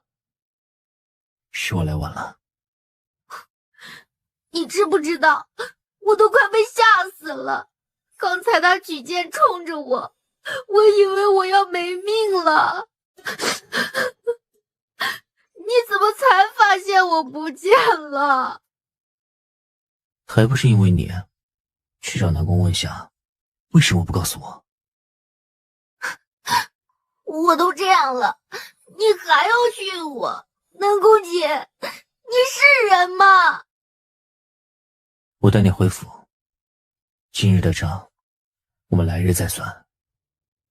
彼时，安林怀疑的伤口处的血已经被止住，这已经伤到骨头，并且伤得很深。蓝君言将怀中的龙骨丸的小瓷瓶递给了安林怀义。我以为这瓶东西我这辈子都用不上，看来是要用在你身上了。哼，谢了。安林怀义知道这东西是恢复元气的上品，没有拒绝，但是眼神一直落在床榻边说话的两人身上。就这样，你还要继续喜欢？七七那么明确拒绝你，也是不想让你浪费时间。哼，起码他还认我这个朋友。哼，真朋友总比假朋友来得好。出去以后，不论什么人说话，你都不要出声。为什么？你是怕丢人？人多嘴杂，今晚抱着你出去的事情，如果被传出去，传到城中那些人口中，还不知道你的名声会变成什么样子。本王可不想听到那些人对你指三道四的。笨！你才笨呢！闭嘴！做好准备。什么准备？玉王，这是要带三公主去哪里啊？老爷子，本王今日身体不适，要先回府。六弟，我知道你心疼朝阳，但你也不能这样惯着他吧。今日是他大婚，你这样将他带出来，让父皇怎么和老将军一家交代？将我妹妹还给我，我带我妹妹回去，本王就不计较这件事。今日之事，本王定会追究到底。你们之中到底是谁在耍手段？仔细记着自己的所作所为，免得日后本王找你的麻烦，你不知道因为什么。誉王，今日便看在老夫的面子上，将三公主留下，我便不追究这件事。父亲，放他们走。哎呀，我的儿，这一会儿不见，这如何成了这样？誉王，你要带三公主走，老夫不再拦你，但你不该伤了我儿。父亲，跟王爷没关系，伤我的是今晚抓到的那个要下手的人，不是王爷伤的我。老爷子愣了一下，想起之前那些被赐婚后死去的女子，以为南宫仅是因为三公主差点出事，才想将人带走。誉王，老夫多有得罪，还望王爷原谅则个。爹，让王爷将人带走吧。明日我自己会找陛下说明白。今日此事，不仅王爷要追究到底，本将军也要追究到底。明日此事，我一定会禀报陛下。大家早些回吧。安夫人听到儿子这样说，才明白这其中的事情应当不简单，到前面招呼大家去前厅。大家心思各异，瑞王最是心虚，走远后才对着身后的齐王说道：三弟，这件事已经被南宫景发现，他知道这件事和我妹妹有关系，这该怎么办？齐王还想着自保的事情，刚开口就被九皇子拦住。二哥，这件事你不过是护妹心切，看到妹妹不愿嫁，才出此下策。你和父皇请罪，他不会重罚你的。九弟，你说的对，我不过是为了妹妹，确实对不起南宫景，我给他道个歉，这个事儿不就过去了？齐王在心中骂瑞王真是个成事不足败事有余的，有他这样的哥哥呀，什么时候才能成事？白子言追出来的时候，只能看到南宫景一骑绝尘的背影，咬着牙跺了一下脚。身后有人在他旁边说道：看来我六弟又将你落下了。你们怎么这么没用？木已成舟的事情也能让陶七七躲过？此一事本就不一定能成，你就这样急于让陶七七死？那是当然，我一刻也容不得他。他现在与王爷越来越近，弄得我在王爷面前已经说不上什么话。我恨他。这件事还要从长计议，你急也没用。本王让人送你回去。齐王，我可等不得从长计议。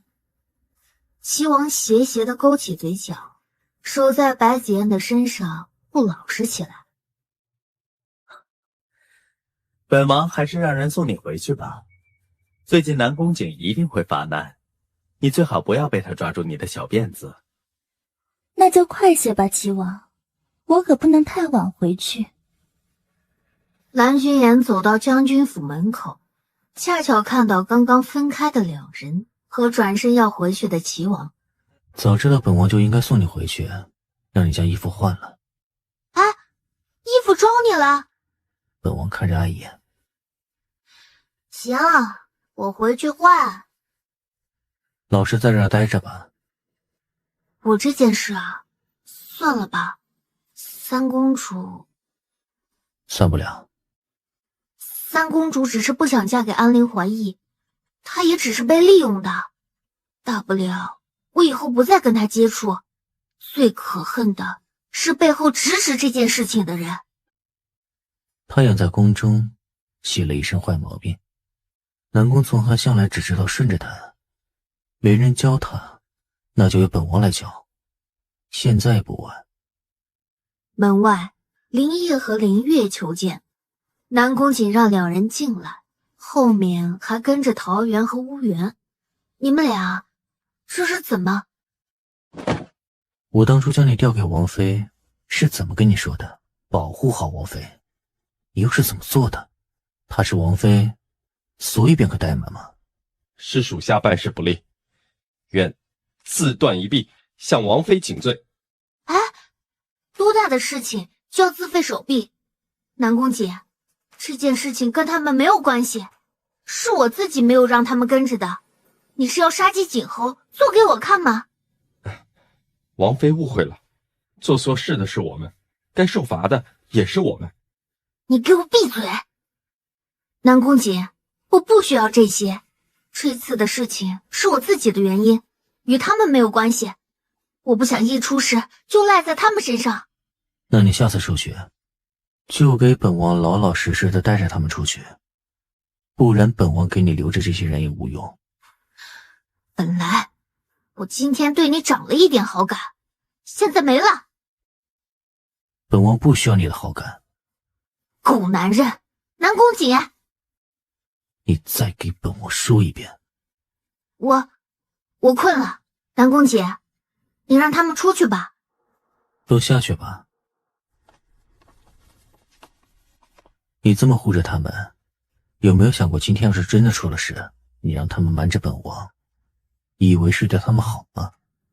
我保证以后都不这样了，行了吧？吃一堑才能长一智，你总要我吃个亏才行吧？本王不想让你吃这种亏。没事儿，反正三公主这个嫁衣还挺好看的，一点儿也不亏。好看？没有，我逗你的。我不是看你冷着脸，想让你笑笑吗？一点也不好笑。不好笑，不好笑。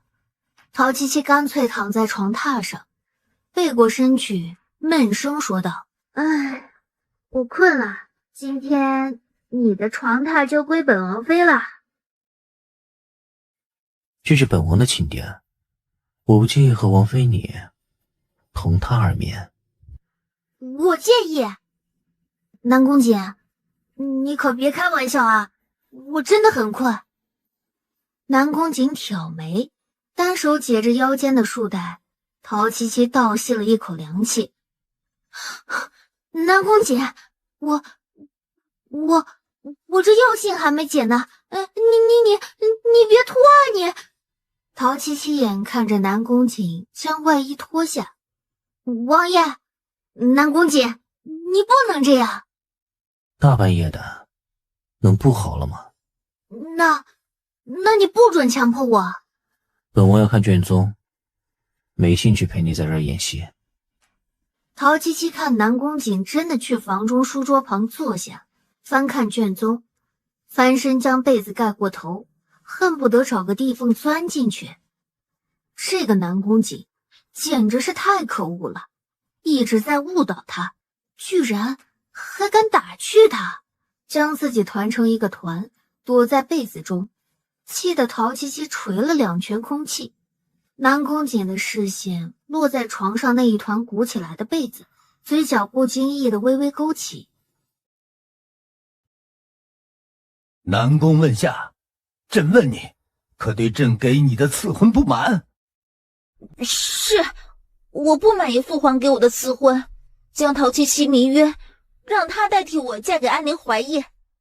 荒唐！父皇，此事与妹妹无关，这方法是我想的，事儿也是我办的，求父皇不要怪罪妹妹。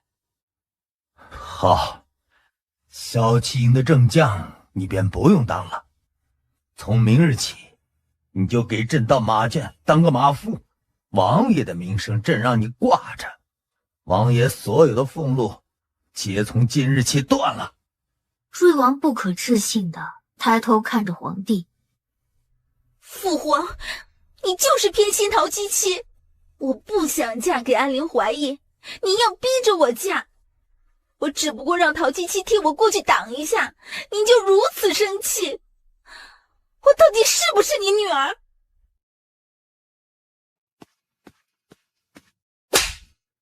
从小到大没有挨过打的三公主傻眼了，捂住脸颊动也不敢动一下。你们两个真是朕养出来的好儿女，不但不替朕分忧，还险些给朕惹出大乱子。这件事还好将府的人愿意替你们瞒下，这件事要是传到世人耳中，朕这皇帝的脸面要不要了？整个皇家的颜面要不要了？你们是想让朕活剐了你们是不是？这话说的真重啊！三公主的牙齿打架，身上颤抖的不行。南宫姐，说，你替三公主说说话。为什么？别让三公主太没脸了。我现在也没事，安陵怀疑也不计较。陛下把事情说得这么严重，我看三公主都快被吓死了。不关你的事，就不要多嘴。陶七七，陛下，陶爱卿还不知此事，难为你了。陛下放心，这事儿应当不会传到我爹的耳中，我也没有什么大事。公主还小，总会被引着犯些错。陛下，气大伤身啊，您要保重。你说，朕该如何罚他？三公主已经能想象到陶七七幸灾乐祸的样子，咬着嘴唇低着头。要不就算，不如就请父皇将他贬为庶人。陶七七傻了，看向冷着脸的南宫瑾，这人是疯了吧？那可是他妹妹呀！你怎么能如此恶毒？我妹妹没做错什么，你要是有不满，冲我来便是。迫害王妃，用意要将人代嫁；迫害联姻，让皇家言而无信，这就是你口中的无错吗？如果昨日是本王下药，将南宫问夏送去别人的洞房，恐怕你南宫从寒等不到今日便要提刀去找我了吧？朕知晓你心中有气，但若真将问夏变为庶人，世人一定会有所猜测，这事传出去对皇家无益。这样吧，三公主为恶，便罚她出宫做3个月的庶人，让她去体会平民的生活。三公主已经听不见大家说的话，僵住一动不动，直到瑞王过来扶她，她才踉跄着站起来，膝盖已经跪得没有知觉。出了御书房的大门，三公主泪如雨下。哥，父王是不是放弃我了？这全怪陶七七和南宫瑾，哥去裕王府替你讨回公道。哥，你怎么还不清醒？你还嫌不够丢人吗？我有什么公道？我害陶七七是真，逃婚是真，我有什么脸要公道？妹妹，哥，你别再管我了。另一边，南宫姐，你刚才说的那些话是不是有些太过分了？虽然我是觉得三公主不值得我原谅，但毕竟你是她的皇兄，连贬她为庶人这话你也能说得出来，你也不怕她伤心吗？善良是好事，但是善良过头，便是纵容他们再次行凶。我不是善良，我是觉得三公主其实本来没有那么坏，只是她识人不清，加上在宫中被宠坏了，做出这样的事情也不是出自她的本意。所以我才让父皇将她贬为庶民，让她尝尝事事不如意的滋味。你还是心疼她的，对吧？不管怎样，她害你这件事不会就这样算了，总要让她知道，身为公主也要为自己做的事情付出代价。另一边，哦，静儿真是这样说的？是，奴婢听得真真的。在御书房候着的陈公公出来就是这样跟奴婢说的。王爷为了王妃，让陛下将三公主贬为庶人，当真是护着玉王妃。哼，我自己养大的儿子，我还不清楚他什么样子吗？不过是当下要做给陛下看罢了。安陵一家若不安抚好，皇上与安陵家要是真的出了什么嫌隙，这件事三公主还有那个德妃可担待不起。恭喜良妃娘娘，这样一来，宫中的大权几乎落在您手上，您所求的终于如愿。唉，还要多谢我那德妃姐姐养的好女儿。哼，断送了她自己的前程。杨峰，玉王和王妃怎么有空来天牢找我这个将死之人呢？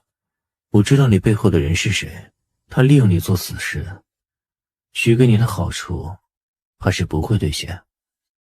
玉王，你不必来探我的口风，我既当初下定决心做这件事，已经回不了头了。你手中的城防图残卷在哪里？哈哈哈哈！玉王，你觉得我会将藏残卷的地方告诉你？你手中没有残卷对吧？你说什么？哼，我说你根本就没有残卷，或者说，你手上的残卷已经被人拿走了。不然，就凭我们家王爷想要回的东西，我就不信没人会来救你。哈哈哈哈！杨峰，你真的以为王爷今天来这里是跟你要残卷的？只不过是为了看你的反应罢了。你也太笨了吧！王爷会傻到跟你要残卷吗？杨峰，你一心求死是吧？可这里偏偏让你不行，让王妃可以帮你。一刻钟后，南宫瑾和陶七七被狱卒送出去。你在里面和杨峰说了什么？王爷这么聪明，不想猜猜我说的是什么？不想。哼，真没意思。其实王爷去找他，应该早就知道结果如何吧？我不懂，你为什么还要去找他？若是什么事都靠猜测就能知道结果，那这世间就没有冤案了。啊，也是啊。不过杨峰这个也不能算是冤案，只是他嘴太硬了。虽然你想要的东西不在他那儿，但是他知道在谁的手中。是啊，不过也没什么用，他是绝对不会告诉我们的。从他身上得到的消息已经足够了。王爷，这么早来我这里，到底因为什么事儿啊？杨峰死了。我知道。你知不知道，昨天只有我们去过天牢。他的死，父皇一定会怀疑我们，况且杨峰与你我还有莫大的过节。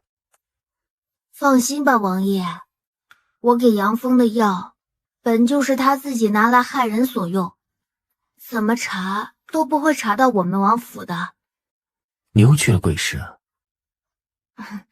没有，上次恰好看到，我就买了一点儿，没想到会用上。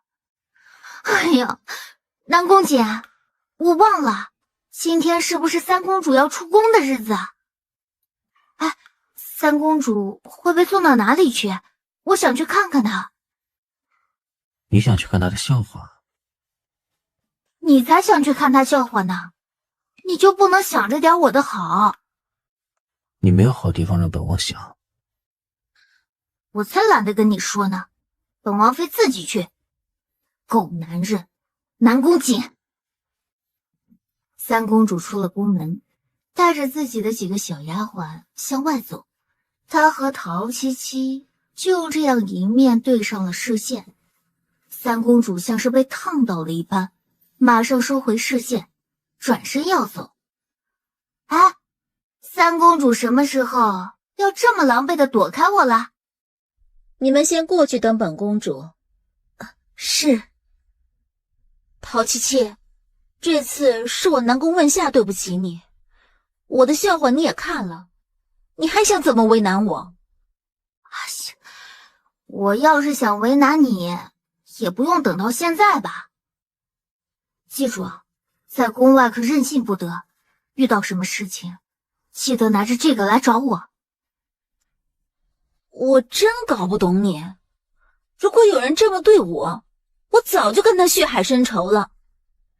你是不是个傻子？其实吧，我觉得你这个人不坏，但就是蠢了点儿。希望这次能让你变聪明一些，不要再被别人利用了。你才蠢呢！本公主不要跟你说了。虽然这样说着，三公主还是紧握起拳头，将陶七七给的玉石攥在手中。不要走了，不能再耽搁了。好，路上小心。还有件事情要跟你说，我哥头脑简单，这次的事我和我哥被利用，我怕我不在，我哥会吃苦头。我现在才知道，你和六哥是唯一能帮我们的人，我能求你替我看着我哥吗？你也知道瑞王有多讨厌我，恐怕我帮不了你。如果我哥真的要做出出格的事，你把这个给他，我知道他从小到大最心疼我，看到这个他不敢做得太过分。可拜托你了。三公主没有给陶七七拒绝的机会，转身快步的离开。二哥，你这是？你们两个来这里做什么？本王几日不见客。二哥，你再这样下去如何是好？你忘了三公主被南宫瑾害得出宫受罪吗？你就只能在这里买罪。我妹妹让我不要管这件事，我还能怎么办？反正我肯定是不能饶了他南宫瑾。这件事不是没有办法。最近南宫瑾在准备生母继承的事宜，趁此机会让南宫瑾和陶七七在佛山寺永远出不来，将此事做成意外还不简单。佛山寺？对，佛山寺。南宫瑾每年都会在这个时候去佛山寺祭奠他的生母，我们何不趁此机会将人解决？三公主的事情我们还可以帮帮忙，二哥，你说是吧？三弟，这若是没成功，你二哥我是不是还要背上谋害同胞兄弟的名声啊？这次的杀手都是我麾下得力的人选，二哥不必担心。我们只是上山礼佛偶尔碰到，而且我们也会受伤，怎么能说我们是凶手呢？你们想怎么做？要我如何配合？唉，王爷这几日心情好像一直不太好，他每一年这个时候都这样吗？奴婢听别人说是这样的，王爷的母妃是陈妃，听说当年是文采武艺双绝，算是我朝第一美人，深得圣宠。可惜红颜薄命，竟能染上怪病，就这样去了。哦，第一美人呢？看南宫瑾的样子也看得出来，她的生母一定非常美吧？她看起来不太像陛下，果然还是像她母亲多一点。对啊，奴婢也是这样觉得。晌午过后，林月来报，所有的东西都已经准备好，请陶七七跟着王爷出府。王妃，咱们上马车吧。南宫瑾呢？王爷在前面的马车上。白小姐出来的时候说是一个人坐马车害怕，硬是跟着王爷去前面的马车上了。知道了，不要耽搁路上的时间，启程吧。王爷也是的，怎么就让那个白子嫣上去了呢？你小声点儿。王爷原本也没有想带着白小姐上马车，是他。死皮赖脸！无缘。本来就是，还不让我说呀！你们两个说什么，我都听得见。王爷跟他在一个马车，便在一个马车上。本王妃怎么觉得你们两个比我还激动呢？王妃，都被你听见了。我们就是觉得那个白子嫣也太有心机了，硬是要上王爷的马车。随便他。我现在才没心情跟他斗气儿呢，他爱怎么钻就怎么钻。王爷，臣女有事想跟你说，不知道王爷想不想听？说便是。王爷，你可是觉得我住在府中，爱到你与王妃了？近日你都没有去我阁中陪陪我，我知道这不是王爷的本意。但求王爷也能多怜爱我一些。子言这样的话以后不必再说，本王可以事事依顺你，但若你有其他的心思，那本王劝你收收心。我只将你当救命恩人，当妹妹。是因为王妃吗？最近王爷和王妃的关系近了许多，王爷是爱上王妃了吗？与他无关。那与谁有关？王爷明明之前还很讨厌王妃的所作所为，为何现在却对她如此的上心？难道王爷已经忘记他从前对我做的事情了吗？一个人一旦做了件好事，就可以抹杀他之前做的所有坏事吗？之前也有很多事是误会吧，子言。是我不好，我怕王爷不要我了，才情急之下说出这样的话。过去的事不要再提了。是。王爷每年今日都要到佛山寺礼佛，当真是有心了。还需要主持多费心了。看来今年与往年不同了，王爷带来了一个很不同的人呢。我？贵人第一次来本寺，抽个签，让和尚我帮贵人看看吧。不用了，大师，我不相信这个的。贵人不试试，怎么知道今后的路该如何走呢？陶琪琪没办法，接过签筒，看了眼站在一边的南宫瑾，走到佛像前跪下，垂眼看着手中的签筒，闭上眼睛，摇着签筒，直到听到竹签落下的声音，才睁开眼睛。好了，住持在旁边站着，捋了捋自己的胡子，半天没有说话。大师，王妃这一签求得不好吗？主持，如何？下签。此签文主大凶，两虎相争，孤军陨落，独着一煞，无可避免。浊煞，两虎相争，孤军陨落，这虎说的必然不是我，那孤军便是我了。住持这话的意思是我会死在这寺庙中吗？阿弥陀佛，出家人不打诳语，贵人还是小心些好。这签文中的意思是要贵人这几日多加小心啊。谢过主持，我明白主持的意思。你不必在意主持今天说的话，那签文不一定准。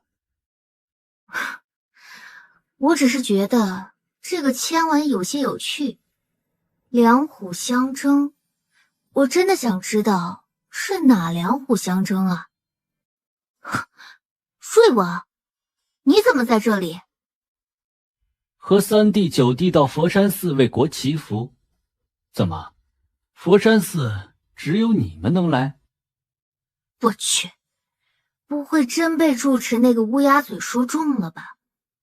哎，我们走吧，不要在这里跟他浪费时间。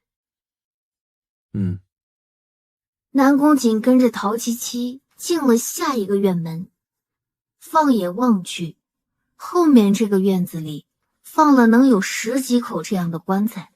陶七七看见里面躺着一个年岁不大的和尚，看样子死去的时日不多。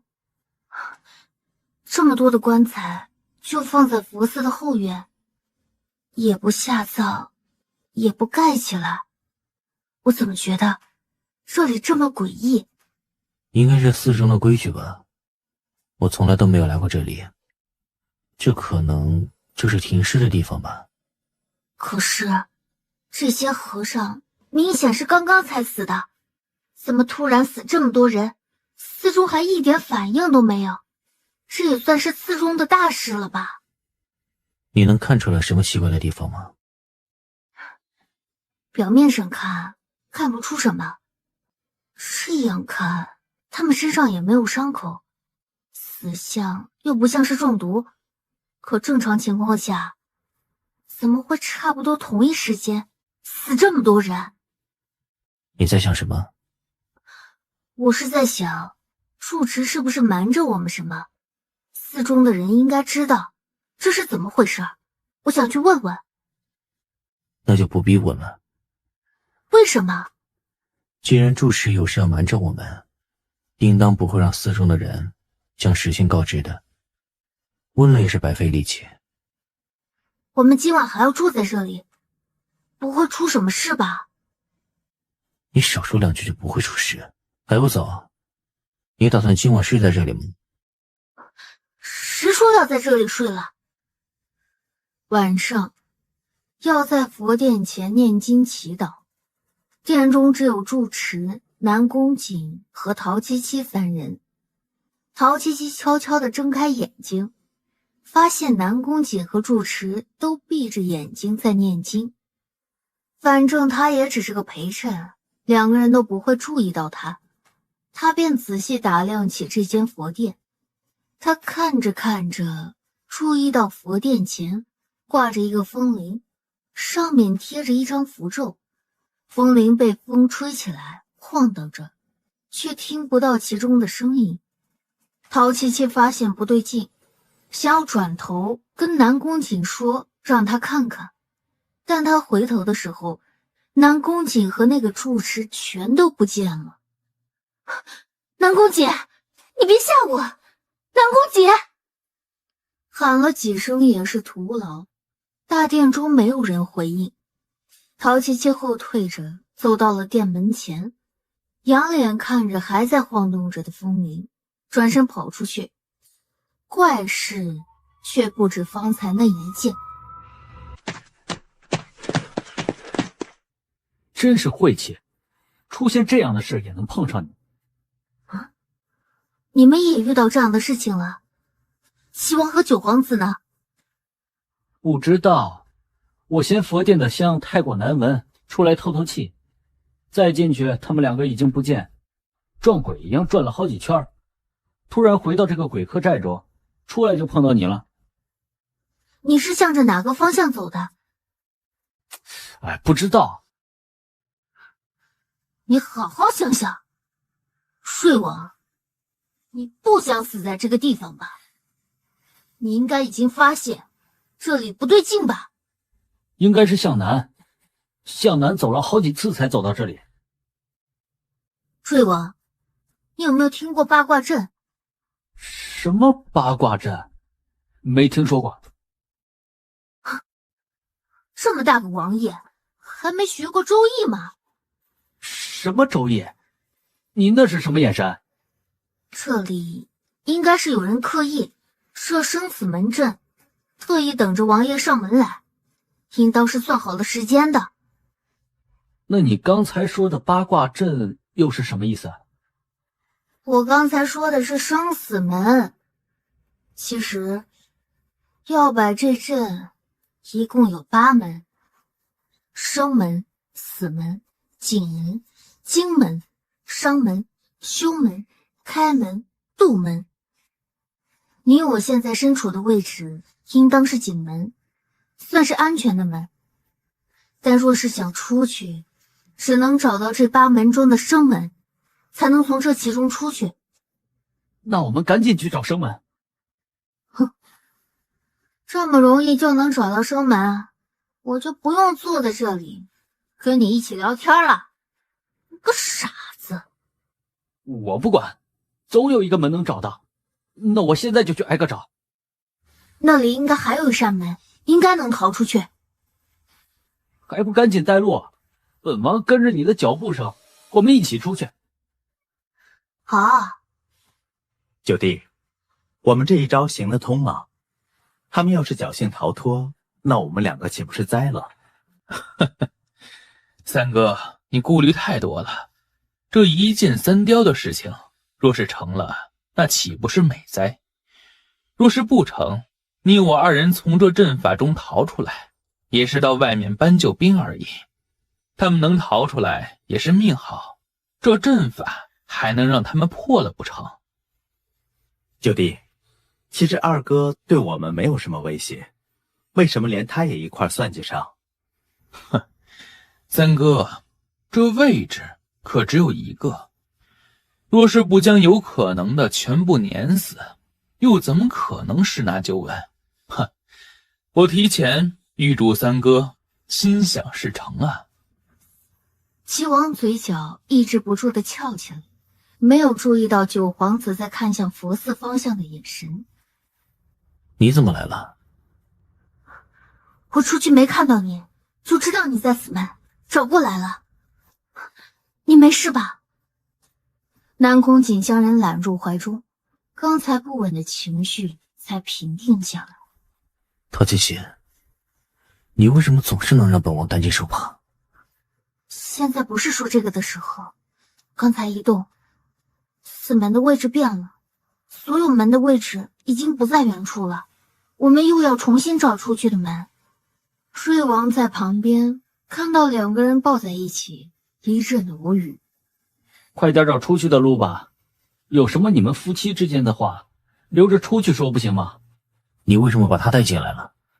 现在不是说这个的时候，我们先找出去的路。将符箓去贴上吧。陶七七没有搬椅子，青台步轻松上去，将符箓贴上，稳妥的落下。现在主殿的门应该已经变成生门了，我们出去吧。不毁了这个地方吗？身处阵法中，无法毁了阵法的，先出去再说。我们是不是还在阵法中啊？我们折腾了这么久才出来，怎么会丑时3刻呢？不，我们已经出了阵法，阵法不过就是障眼法，其中所对应的时间和现实中大相径庭，你想太多了。走吧，破解的地方是在后院的棺材中。对，就在棺材中，那个棺材中的小和尚应该就是阵眼。哎喂，南宫讲，你也知道那什么周易？什么周易啊？那你不懂装懂什么？你懂那个什么门吗？不懂，这和解9环没什么区别。走错了几次岔路，总能有解开的源头。你怎么懂这么多东西？连我们没听过的都知道。会些奇门遁甲是八卦学的皮毛而已，每样东西都要学一些。其实我也不是很精通，毕竟我又不去盗墓，神偷平时用不到这些的。盗墓？神偷？盗墓？神偷？啊，我是说，我朋友会一些，我跟着学了一点儿。你这朋友藏得够深的。是啊。陶七七抬手推开门，果不其然，里面只剩下一口棺材。此时棺材盖已经钉上，三人上前，瑞王左看右看，看不出所以然。然后呢？我们把这个棺材劈了？劈了有什么用？阵眼在小和尚身上，他身上一定有破阵的东西。棺材里钉着的是不是他还不一定呢。那你什么意思啊？难不成我们还要起棺吗？解决了。几位贵人，为何在此叨扰我徒弟的安宁啊？住持，我们刚才从佛殿中没有见到你，敢问住持去了哪里？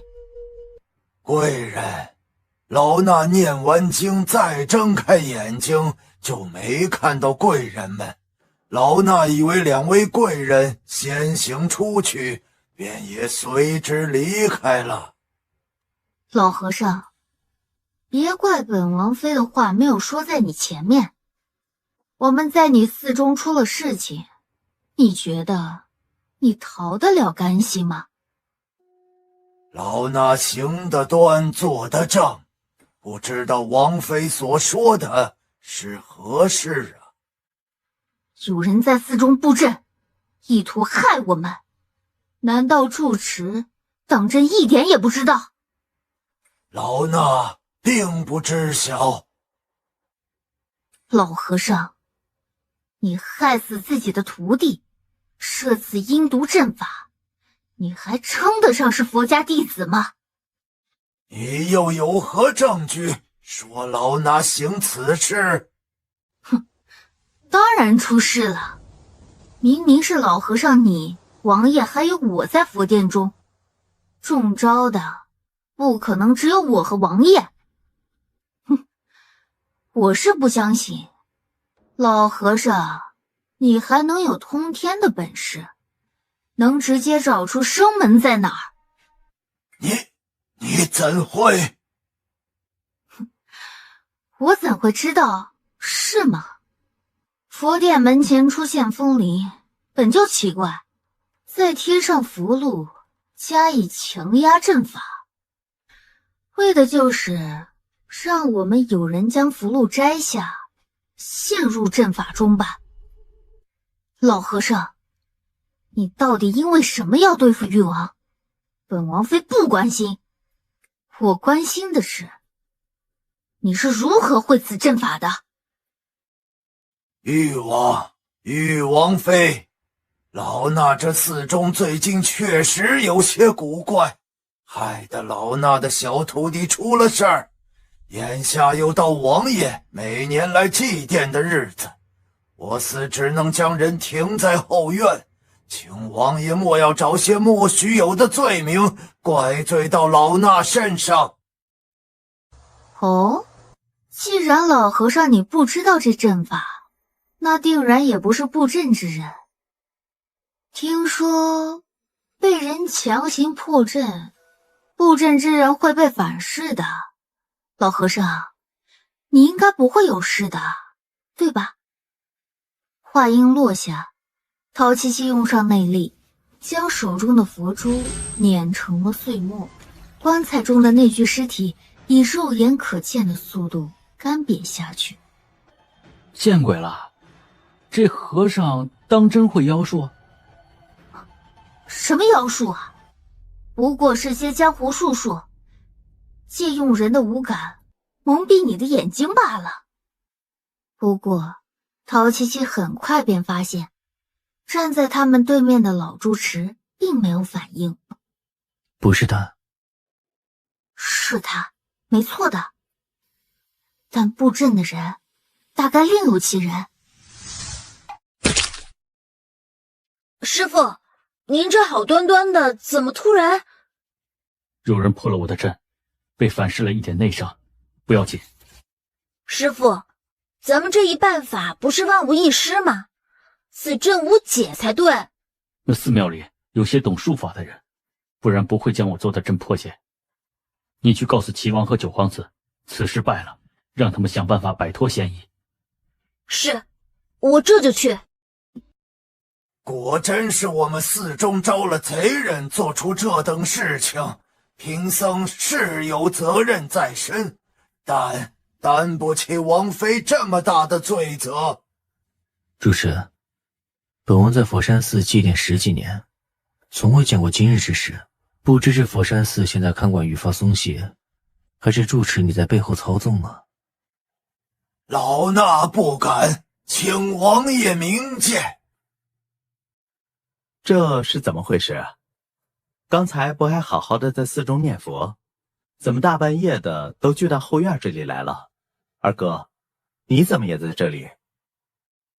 你们两个出来了？我刚才在这里就没看见你们。二哥，你忘了，九弟晚上有些不舒服，我将他送回去，一直在房中没出来啊。刚才听到外面吵闹起来，才跟着九弟过来看看，这到底是怎么回事？我也不清楚。看来这个老和尚是不打算承认寺中布阵一事了。我们现在没有证据，拿他没有办法。你知道本王是什么样的人，本王不希望在接下来的几日里再生事端。住持可听懂了？阿弥陀佛，贵人教诲，老衲明白了。这不会是你们安排的吧？当然不是，我们不是计划好让那个杀手假扮成山贼动手的吗？我们两个哪有这个本事？让你的部下退下吧，这个计划本王不想继续下去。二哥，你心软了？那三公主怎么办？我妹妹的事，我心中有数。这次一定不能让陶七七在寺中出事。这次计划就此罢手。二哥，这件事情就依你说的做，我们这就让他们回去。三哥，我还是有些不舒服，你先送我回去吧。好。两人走了一段距离后，齐王才将手松开。南宫从寒如此作态是什么意思？和咱们划清界限？哼，你还没看出来吗？他从刚才就一直站在陶七七那边，不知道这期间陶七七给他灌了什么迷魂药，连自己的妹妹都不顾了。那我们是要将南宫从寒撇清吗？这事不能做得太过，瑞王知道我们太多事情，如果不能一次将人解决，就要先稳着他。兄弟之间的关系还是同从前一样便好。我们接下来怎么办？那人现在身负重伤，无法帮我们再做事，只凭那个住持也无法生事啊。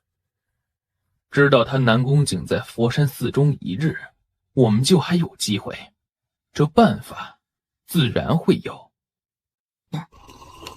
哎，南宫姐啊，你倒是来的轻车熟路的，进来怎么连个声音都没有？你还真是不客气啊。看你在做梦张牙舞爪，就没有打扰你。不是，你这么早来我这里干什么呀？不会这个时间就要开始礼佛吧？哎，昨晚才刚闹完一场，我是真的没有力气再起来了。不是这件事。那是什么事情？值得你这个时候闯进我的房间找我？我忽然觉得这件事会不会和南宫从寒有关系啊？不会，他那么笨，如果能想出这样的办法，也不会被困在阵法中。如果他是装的，那未免装的也太像了一些吧。我说的是他身旁的那2位。我每年这时间来祭奠母妃的事情，不是什么秘密，可偏偏他们3个在这时候来说是为国祈福，是有些奇怪啊。但我们还是找不到他们的漏洞。不急，我们还要在佛寺中几日，如果他们想再动手，一定会露出破绽。啊，不会吧？不会是我想的那样吧？就是你想的那样。唉，真是怕什么来什么。如果离开佛寺，出什么意外都有可能啊。请贵人将手边的佛珠放入佛龛中。南宫瑾拿起桌上的佛珠，将手伸进佛龛中放下，然后给陶七七让出一步。陶七七拿起中间的佛珠，将手伸进佛龛，松手将佛珠放下，感觉到了一下的刺痛，好像被什么东西咬了一下。怎么了？我刚才把佛珠放下，好像被里面不知道什么东西的咬了一下似的。南宫瑾听了陶七七的话，反复看了看他的手指，依旧白皙光滑如初，看不出什么。没有伤口。这佛龛已经有100年之久，很难保证里面不会有脱落的木刺之类的东西会被扎到，贵人多心了。算了，可能是我想多了。你们2个不是都没事吗？主持，你我去年的棋局可还在啊？1年以来，老衲从未让人动过。贵人请。啊，白子被黑子压制，落入下风，这样一局，白子还有翻盘的机会吗？有没有翻盘的机会，试了才知道。难道这白子是南宫瑾吗？陶七七站在南宫瑾的身后，看着他捏起旗鼓中的白子。白子烈士先行一步，住持将黑子落下，稳稳地把南宫瑾的白子堵住后路。哼，落子简单，他这一步走上走下都能活。走这一步虽然能活，但下一步又会被堵死啊，损失掉的是3颗棋子。走下也是一样的，两边都是死路。所以我说落子简单，这一步看似有很多下子之处，都能让白子活过来，其实也算是棋术上的障眼法。行啊你啊，你也没有那么不学无术嘛。本王怎么就不学无术了？陶七七，我告诉你，你少小看本王。嘘，我这不是在夸你吗？你那么大声做什么？有你这么夸人的？2人争辩着，南宫瑾落下一子，没有在陶七七预想的位置，也不在瑞王预想的位置，他的白子落在黑子围困的一角。这落子的位置你见过吗？有什么讲究？他下错了吧？看来住持是忘记了我去年在这里说过的话了。阿弥陀佛，老衲年岁已高，很多事情记得不是很清楚，还望贵人赐教。本王说将这残局留给住持，若是明年住持的白子能够得胜翻盘，本王愿为住持所说的俗家弟子。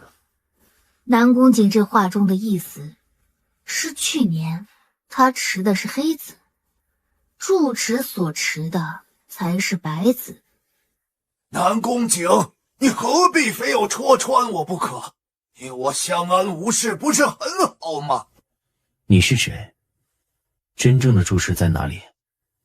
假住持被揭穿，将脸上的人皮面具揭下。独孤道见过王爷，王爷果然如传闻中一般厉害呀！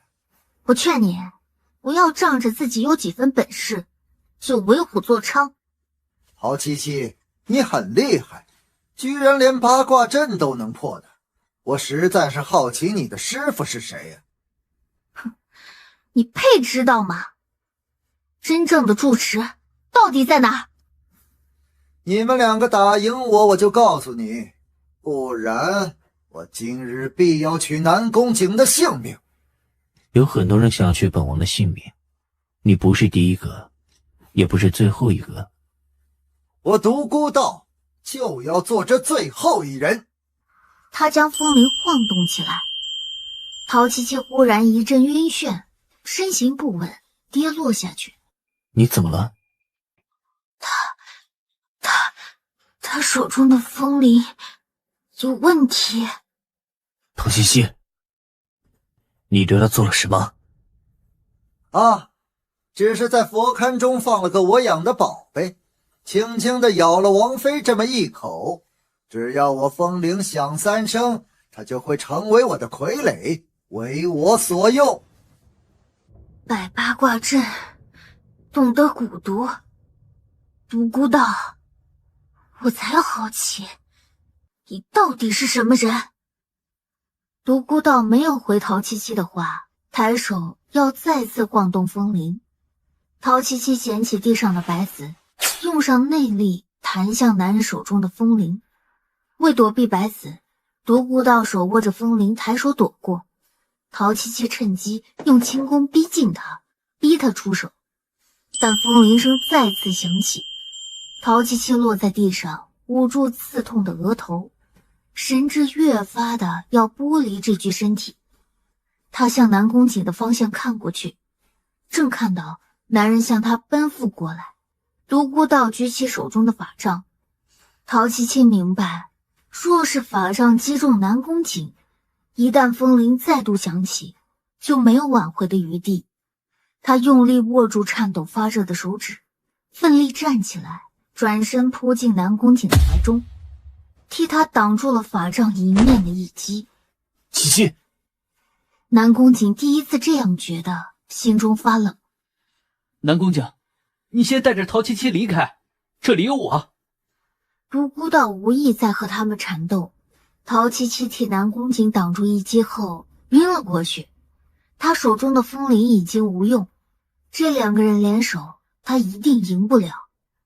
嘿，这次没能和王爷玩的尽兴，在下先走一步，以后有机会再见。陶七七情况不好。南宫从寒，你来四中的目的如何？我没有拆穿。如今七七现在躺在这里，我倒要问问你，这其中你参与了多少？我没有对他动手，我要动手也不用去找外人来替我。我这次来四中确实是目的不纯，但也只是开始。南宫景，要不是我刚才护着你，你们两个早一块儿去见佛祖了。你居然还怀疑本王？你和齐王他们到底还有什么阴谋？没有，这件事儿与旁人都没关系，是我让他们两个跟我一起来这里的，显得没那么引人注目。我哪知道会发生这么多事情，我早就没有害他的念头了。我要怎么说你才相信？七七若是没事，这笔账我们日后再算。若是他出事，别怪本王不留情面。你这说的什么话？我真的没有害过陶七七，本王才不屑于找帮手。是本王做的，本王一定会承认。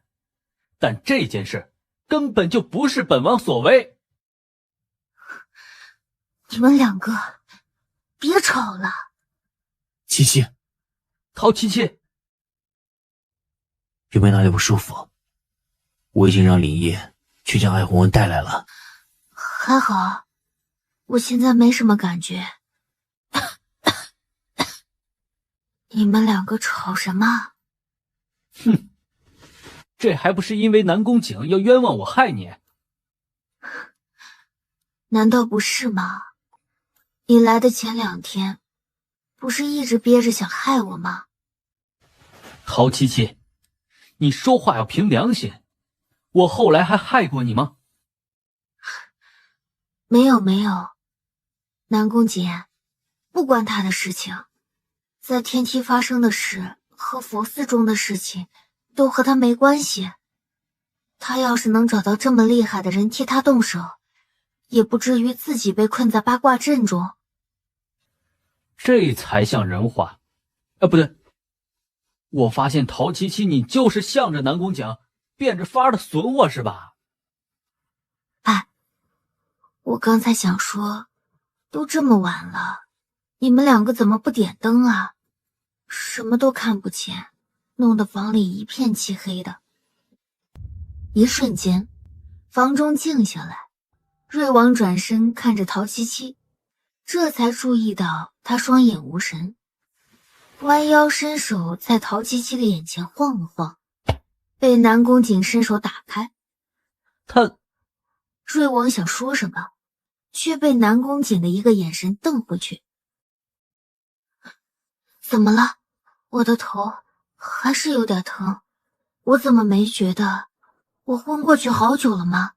陶七七，南宫从寒，好，我不说，我先出去，你们2个慢慢聊。怎么了？你们是不是有事情瞒着我？我本来也不想瞒着你，但你要答应我，听了之后不要激动。南宫姐，你今天怎么了？难道被打傻了？现在不是晚上。你别逗我了，现在房间里一片漆黑，不是晚上，难道是晌午啊？是，现在是晌午，现在房间中很亮，是白天。我看不见了，我的眼睛看不见了。你别冲动，应该是受到内力的冲击，只是暂时看不到。本王已经让林烨去将艾魂纹带过来，你不会有事的。没事儿，我这也算是破了独孤道的蛊毒，虽然付出的代价是眼睛看不见，不过总比要当傀儡要好。这次怪本王，如果不带你来，你就不会有事了。怪你做什么？要是我不来，你都不一定能走得出八卦阵。陶七七伸手摸着南宫瑾的衣袖，顺而摸上南宫瑾的脸颊。听说盲人摸象可以在听不到声音的时候准确地认出一个人，是不是真的？不知道。我还从来不知道你的脸颊这么软呢。陶七七，你给本王得寸进尺是吗？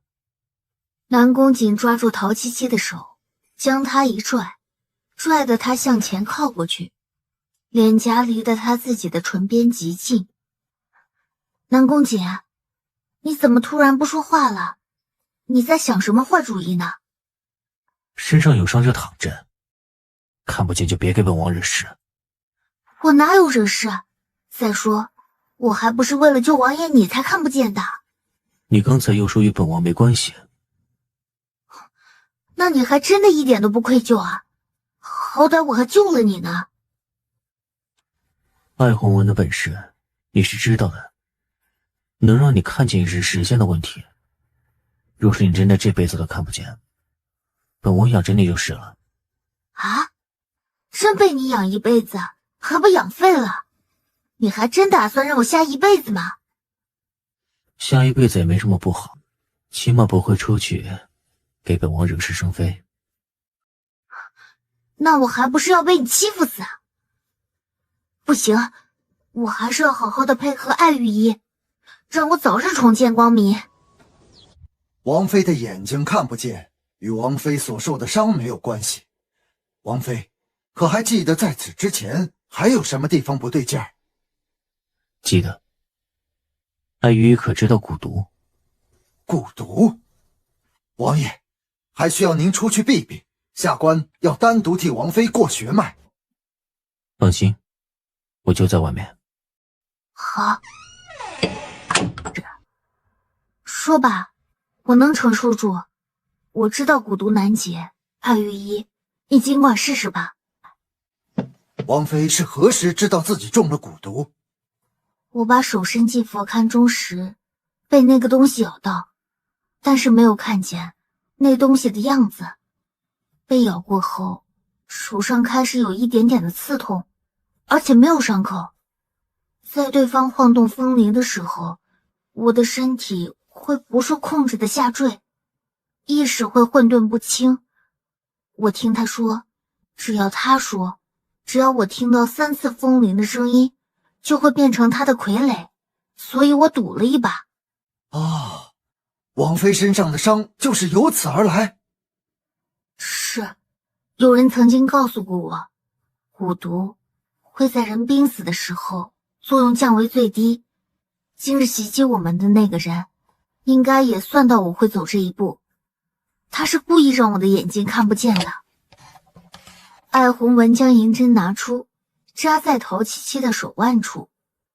下官见过许多奇难杂症，像王妃这样受此一击还能活下来的少之又少。是这蛊毒使得王妃您见不得光明，但我现在即使能将蛊毒引出，也不能贸然而行啊。我知道，蛊虫一旦进入到寄生的人体内，要么共生，要么共死。如果强行将其引出，所谓寄生的人要付出极大的代价。以我现在的状况，将它引出，我活不活得成都是个问题。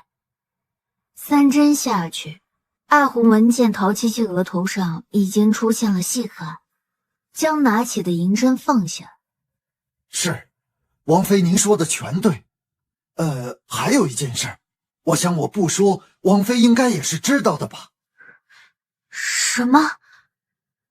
我还真不知道。你身中的这种蛊毒一天不解，你的身体便会慢慢衰败，到时候不只是会看不见，你的内力也会被蛊虫慢慢吞噬。若是解不了，可能你最后的时日只能缠绵病榻了。若是真到了那个地步，我希望艾雨怡可以帮帮我。什么？我陶七七生来就是个骄傲的人，我从来不向任何人低头，也不想屈服于一个蛊毒。若是有一天，还希望艾雨怡能早些让我做个了结。我实在是不明白，世人有机会都想活下去，王妃难道真的舍得放弃？还有，这事儿不要告诉南宫瑾，我不需要他的愧疚。王妃放心，下官一定会倾尽毕生所学，清除王妃身上的蛊毒。哎呀，你好像比我还要伤感，不过是再死一回罢了。啊，王妃，您说什么？没什么，本王妃只要你记住，我们今日说的这些，你都不要告诉南宫瑾，你只当我是重伤，才无法恢复，能瞒多久就瞒多久。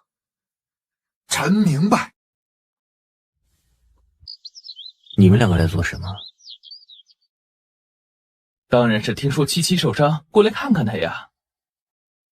王爷，你带七七去佛寺都无法保证她的安全，以后就请你不要带七七去那种会发生意外的地方。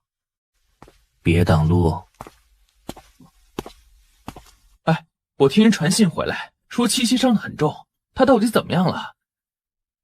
哎，王妃身上的伤倒是不打紧，只是眼睛，暂时应该看不见了。爱羽一说，每天都会来府中替王妃诊治。蓝君言和安陵怀疑都没有想到这次会如此的严重，两人一瞬间脸色都不太好。已经进了王府，你还打算装睡到什么时候？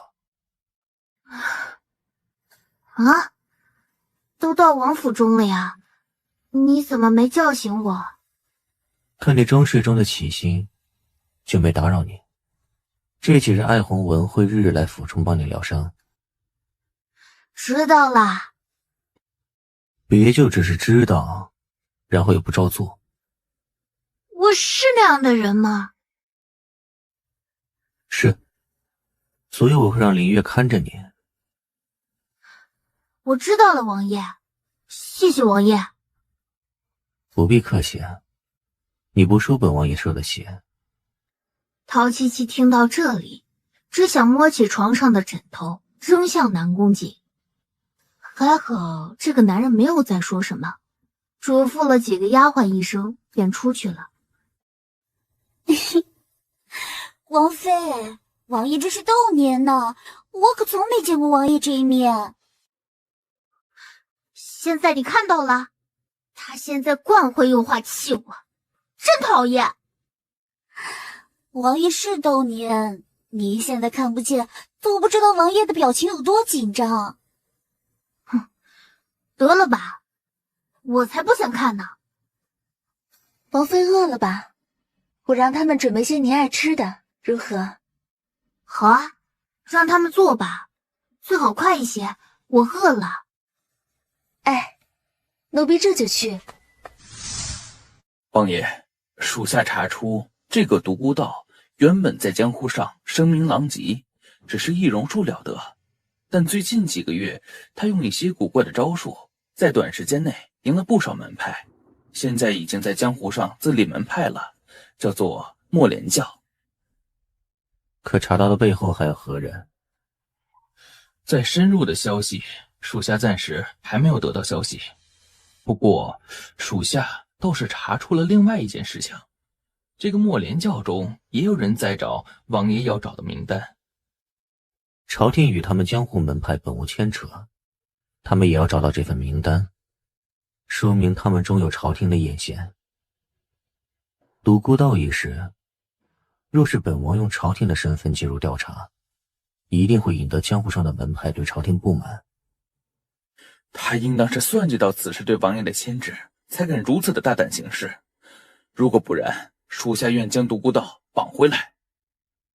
此人阴险狡诈，你不必与之交锋。你继续查这件事，不要打草惊蛇。是，属下明白。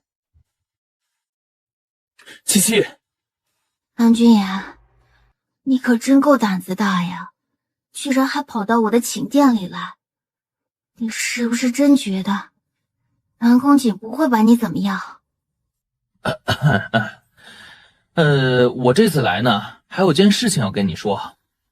安陵怀疑知道你在佛山寺那边受了伤，现在已经派人去江湖上找那个叫独孤道的麻烦了。他这么快就查到伤我的人是谁了？那几个小和尚的嘴也太不严了吧。你也怪不得他们，你都没看见那天王爷将你带进府中时，安陵怀疑那眼神都要吃人了。我确实看不见，哼，这个小胖子什么时候还学会吃人了？你帮我告诉怀义，此时他就不要插手了。如果被那些江湖人借此为由，说朝廷故意打压他们，那就解释不清了。我也是这样觉得。近年来，朝廷与江湖门派也只是面和，其实内里暗云涌动。这件事情若成了导火索，那朝廷和江湖上的人都一定很难收场。我就是这样，所以之前和南宫瑾说过，他也是这样想的，所以我们没有大肆追捕，探寻独孤道的踪影。这个人阴险狡诈，小心对付他不成，反而对我们不利。我先回去告诉安陵大将一声，就说见了你一面，是你告诉他的。我在这里也不便久留，你没事，我也能放心了。要走就快走吧。七七，你这样子还真像利用完就把人甩在一边的无情女子啊。无情个！陶七七想说，无情个屁呀！还不赶紧走，等我留你在这用午膳。也行。滚蛋！陶七七用完午膳，深深的呼吸了几口气，陶七七隐隐觉得有些困意，合眼睡了过去。再次醒过来的时候，是感觉有人拂过他的鬓发，飞快的反应，抬起胳膊挡住，闻到淡淡的冷香味儿，把手松开。南宫姐，你是不是有病？进来都不出声音的吗？哎，你知不知道，我刚才要是一用力，你的小命就不保了。命还在，多谢王妃关心。你少来！南宫瑾抬手揽住陶七七的腰，将人顺势往下一压。陶七七的唇瓣擦着南宫瑾的脸颊而过。南宫瑾，你赶紧松开我！你不是出去了吗？怎么又回来了？看人有些恼了，南宫瑾才将陶七七放开，把她扶了起来。明日启程，我回来看看你。哼，说的可真好听。你放着去查案也不带我，还来跟我说什么？你这样子，别让我查案如何带着你啊？我就只顾着怕你出事，哪有心思查案子？你没事吧？怎么今天突然说这样的话？房中没有点灯，南宫瑾看着陶七七被月光照耀着的脸颊，他也不知道从什么时候起如此关心陶七七，他受到一点伤就能让他心惊肉跳。南宫瑾抬手捏住陶七七的脸颊，说：难道不是因为你太能惹祸了吗？疼，你就不能轻一点捏？陶七七从一开始让他放手，已经变成了让人轻一点捏。南宫瑾听到后，淡淡的挑了下眉毛，松开手。下次轻点儿。没有下次，还下次呢？你这么大个王爷，就知道欺负我。两人闹过之后，陶七七问南宫瑾：你真的打算只身前去那个地方？陛下怎么跟你说的？只是说此地的地方官已经管不了此事，本来这事儿要交给瑞王，因为之前的那件事儿，父皇就将此事交给我去办。啊，还因为一件事儿。还因为什么事啊？三公主如今也在那个县城中，父皇应该也是怕她出事儿。什么？那现在三公主她……没事儿，陛下已经安排人去保护三公主了，有当地的太守在，不会出什么大事。对了，三公主的行踪她应该最清楚，那个地方发生这种事情，瑞王不可能不知道，他不可能不去吧？他已经借着我的名义往那边去了。啊？你怎么不拦着点儿？瑞王的胆子未免太大了些吧？我为什么要拦着他？那地方的太守分不出你和瑞王两个人吗？要是一旦被发现，上报给陛下，你们两个肯定都要被责罚的。他要装作是我赶去跟他妹妹见面，可以先帮我探一探这其中的虚实，所以我才没让人拦住他。只要这案子能破，父皇不会介意我们的动作。哎呀，我看啊，你本来就是想利用瑞王，先帮你探探虚实吧。是，父王没逼他，是他自己偷偷前去，我只是装作不知道而已。我觉得最初三公主不是要被送到这个地方去，怎么会辗转去到那里？父皇还是心疼他，没让他去那受苦的地方。那个地方风景宜人，是一个游玩的好地方。你不会真以为父皇会罚他吧？我可没以为，我当时在御书房就看出陛下不乐意那样罚三公主的，还不是你不怕得罪陛下的，硬是要陛下责罚。这件事儿有我在，也不需要你管。你呢，就给本王在王府中好好待着就行了。我想跟你一块儿去。不行。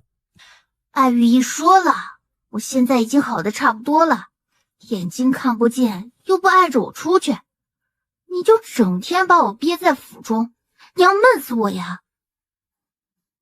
你可以出去，但是不可以跟我去那个地方。唉，陶七七发出一声哀叹，向后面的床榻倒过去。南宫瑾眼疾手快的将手掌垫在陶七七的后脑勺，陶七七被南宫瑾推起来。你至于吗？至于。从上次见到三公主后，我就再也没有见过她。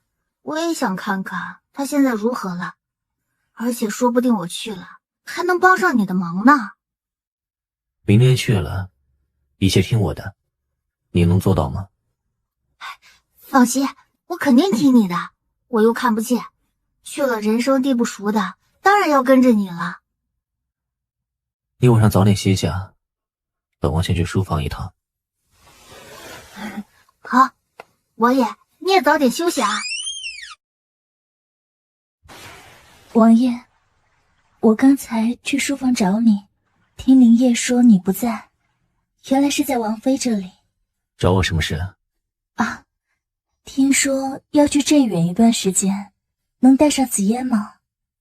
本王是去那里办案，不是游山玩水，没办法带上你。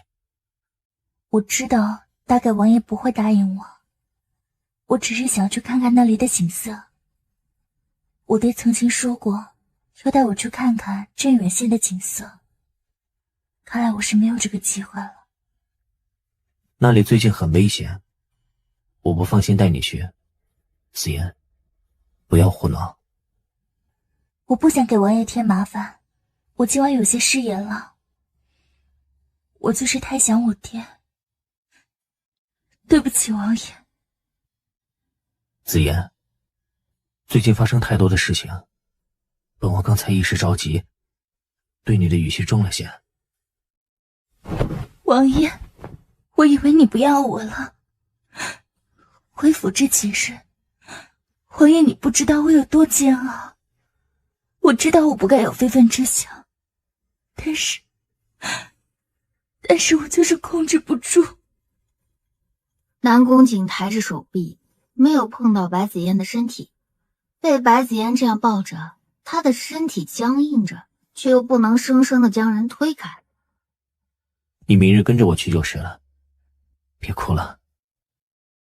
两个人这边的互动全都被乌元看在眼里。回去以后，他便跟陶七七绘声绘色的形容着，果然啊，这个男人不是不会哄人，是只会哄他的心上人罢了。哦，才不是呢，王妃，你刚才都没看见，他扑进王爷怀里，王爷都没有抱他。刚才分明就是想让他快点松手，没办法才答应了他什么。我也看见了，刚开始王爷的表情还有些不耐烦，不知白子嫣说了什么，才让王爷拉住他，是他自己扑进王爷怀里，王爷两只手都没碰他。简直要被你们两个笑死了，好像是特意偷窥王爷的行踪似的。那我们可没有，谁让他们在咱们芳华殿外不远处来着？哼，我和桃园就是随便看看。行了，这事儿我知道便算了。南宫瑾和白子嫣之间的事情，我本来就不想去管的。你们俩也不要挖空心思的安慰我。我知道你们两个小丫头又在想什么，我没事的。正好现在本王妃什么都看不见，本王妃也就眼不见为净。还有啊，你们两个让林月准备准备，明日跟着王爷去镇远。是，奴婢这就去。王妃不知道我们几时出发吗？是不是王妃忘记答应王爷要出府的事情了？你去马车上吧，我在这里等着七七。没事，我陪王爷一起在外面等着。小心！哼，意外，我没事的。你能慢一点吗？步子非要迈得这样大？哎，你小点声行不行？还嫌我不够丢人吗？我扶着你上马车。哦，白子嫣在看旁边，看着南宫瑾将陶七七扶上马车，都没有回头看他一眼。你刚才可看见王爷对陶七七的样子？他分明喜欢上了陶七七，现在的心思全然不在我这里，我这几年的忍让全都白费了。也不知道这个陶七七是用了什么本事，让王爷会弃小姐你不顾。哼，还有什么本事？不过是替王爷挨了一掌，现在又看不见了。王爷一定是可怜他。一定是这样的，小姐。陶七七现在瞎了，王爷肯定也不能不顾她这样的情分。陶七七既然能为王爷做到这个份上，背地里肯定找王爷哭诉。王爷被他弄得没了办法，这才对他照看3分。这次我要跟着去，下次我也要跟着。只要他陶七七在，我就跟在王爷身边，让他没有跟王爷独处的机会。不是说这次去的地方有些危险吗？要是陶七七在这种地方出了什么事，也没办法，不是吗？小姐，奴婢说的对吗？他眼睛看不见，一定会跟在王爷身边的，根本没有下手的机会。这件事不如交给奴婢。小姐，王爷最心疼你，一定不会让你有事。到时候小姐只要装作出去，王爷必然回来找您。陶七七就交给奴婢。哼，好，就按照你说的做。这次的事若是成了，你家小姐我一定不会亏待你。小姐就放心吧，奴婢会办好的。啊，你怎么不叫我，就让我这样睡着？睡得像猪一样，我叫得醒你吗？南宫瑾，你才像猪呢，我懒得理你了，你的嘴里就对我没有一句好话。陶七七转身摸索着要到另一边去，南宫瑾抬手将人扯回来。懂你的，看你睡着没喊你，想让你睡得舒服一些。哼，现在几时？走到哪里了？已经过了5时了，到京都外5里了，傍晚应该能到。太守刚才派来接应的人说，我们来这里的时候又死了一个人，是同样的手法。让他们将人留下来吗？我让林业告诉那人，那个死人要留下。魏王、玉王妃，里面请。陶七七，南宫，南宫从寒，你们来了。哎，你没有去看三公主吗？还有啊，你怎么会在府衙里？还不是因为这个太守一定要将我留下来看案卷、看尸体。我想看我妹妹，才不想看到什么尸体。现在这个时候，应该也见不到我妹妹了。哎，明天再说吧。看着两人越凑越近，南宫瑾垂在身侧的手越握越紧，打断了两人的话。不是说要带我们去看尸体吗？现在便去吧。王爷不必着急，大家赶了半天的路，都应该饿了。咱们吃完饭再去吧。要不然，看完了可就连饭都要吃不下了。说的是，我们先用膳吧，之后再去看那些东西。唉，既然王爷都这样说了，那还是听王爷的话吧。南宫瑾心中的火又被煽旺了几分，天知道他现在多想过去把陶七七拉走，最后也只能是勉强忍住。下官已经给2位王爷和底下的人准备好了住的地方，这几日便委屈王爷暂住在下官这里吧。下官这府衙中住的不是很好，还望王爷不要介意啊。誉王和誉王妃同住一间，属下也将瑞王您和您的家眷安排在一起，其他人下官也安排了客栈，等会儿我便让府衙中的下人带他们去。听到要跟瑞王一间房，陶七七要站起来，被瑞王扯住了衣袖。大局为重。好，我忍了。南宫瑾的脸色更是冷得要结冰，看着那太守却是不太会看眼色的样子。我们镇远这里的景色那也是远近闻名啊。誉王也可以明日傍晚带着王妃去看看景色啊。我们是来查案的，不是出来游玩的。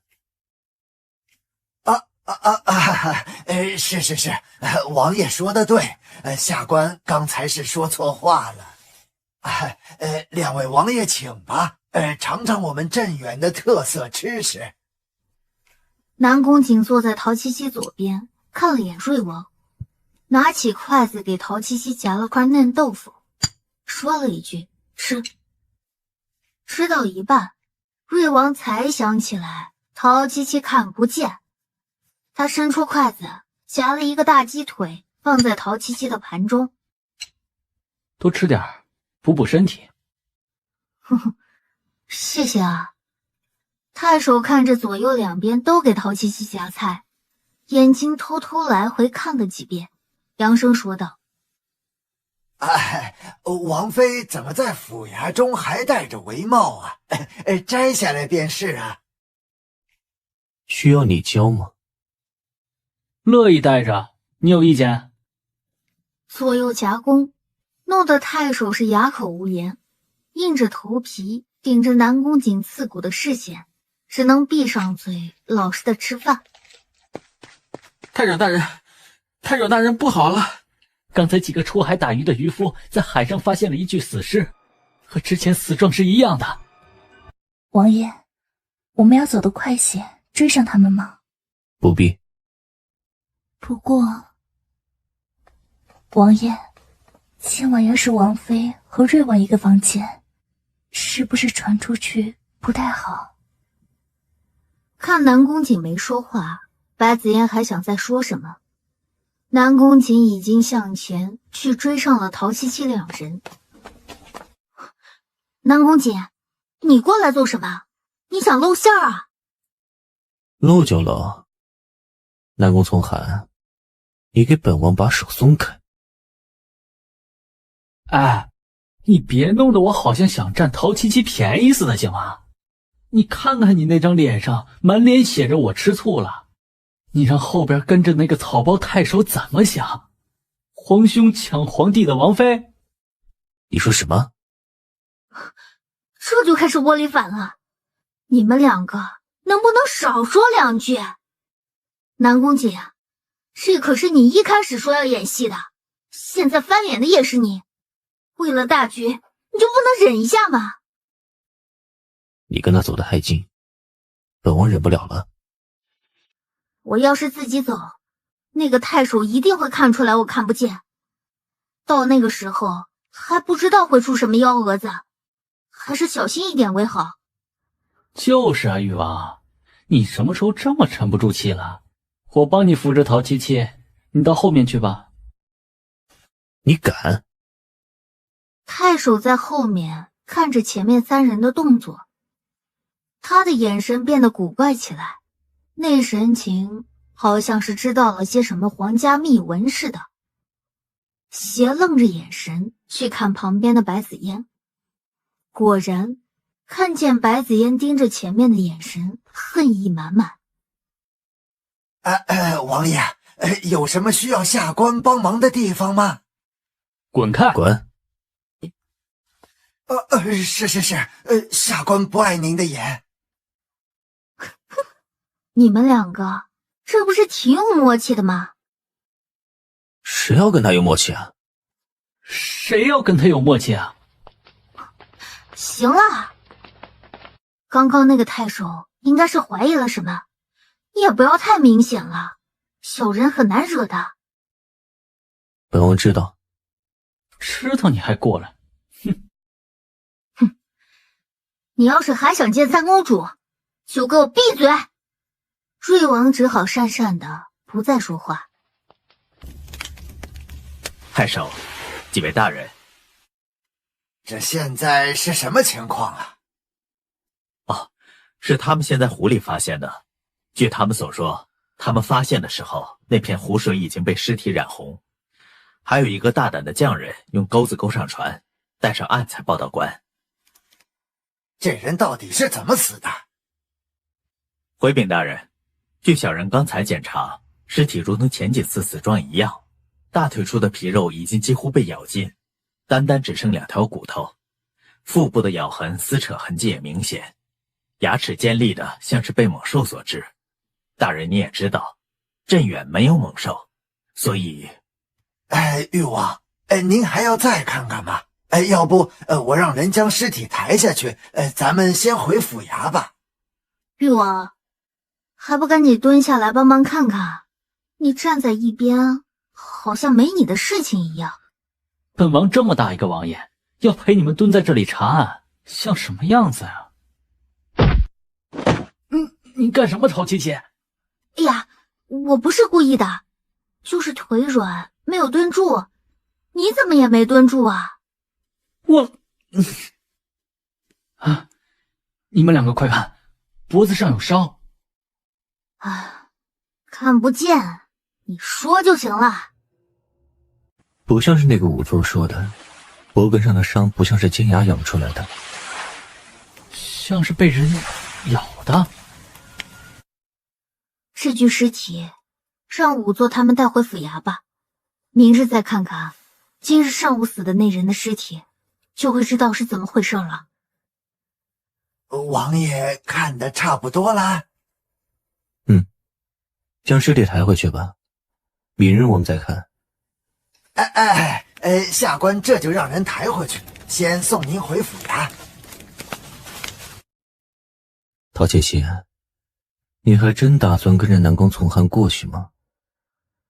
对呀，让他住在外间就是了，不然我睡哪里？你跟白子嫣一个屋子，难不成我们3个人一起睡？确实要3个人一起睡，不过不是跟紫嫣，是我们3个。你口味够重的啊，南宫瑾，真是没想到。陶七七嘴上不饶人，后果就是被南宫瑾拉进屋中，被拎到床上去。陶七七彻底怂了。瑞王还在后面跟着呢，你别动手啊，我警告你。现在觉得害怕了，刚才不是牙尖嘴利的很吗？我就是随便说说。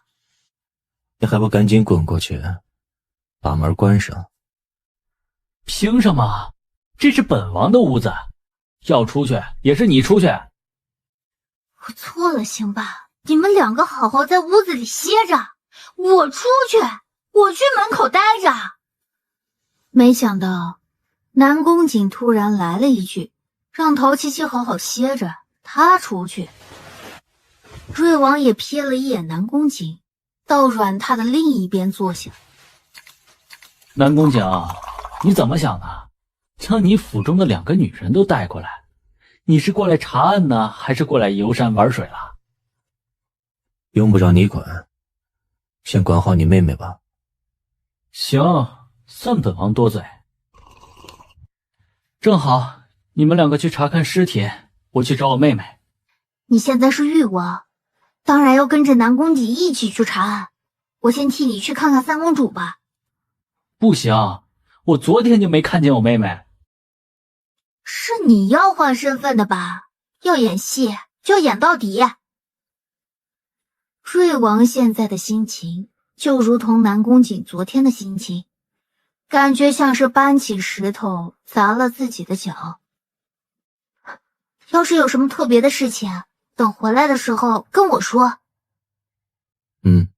你带着凌月一个人小心一些。知道了，我先走了。南宫夏，你不进去帮忙，坐在外面做什么？也不知道爹爹收留你干什么，一点用都没有。你怎么说话的？我们公主次次让着你就算了，凭什么还要看你的脸色？你算什么东西，也敢教训本小姐？不过就是个被罚做庶民的，在这里给本小姐摆什么谱？方冷河，本公主已经处处忍让，你不要欺人太甚。哼，怎么？这里是我们镇远，难不成你还想回去跟皇上告状吗？你还有机会回去吗？跟我这儿摆什么谱？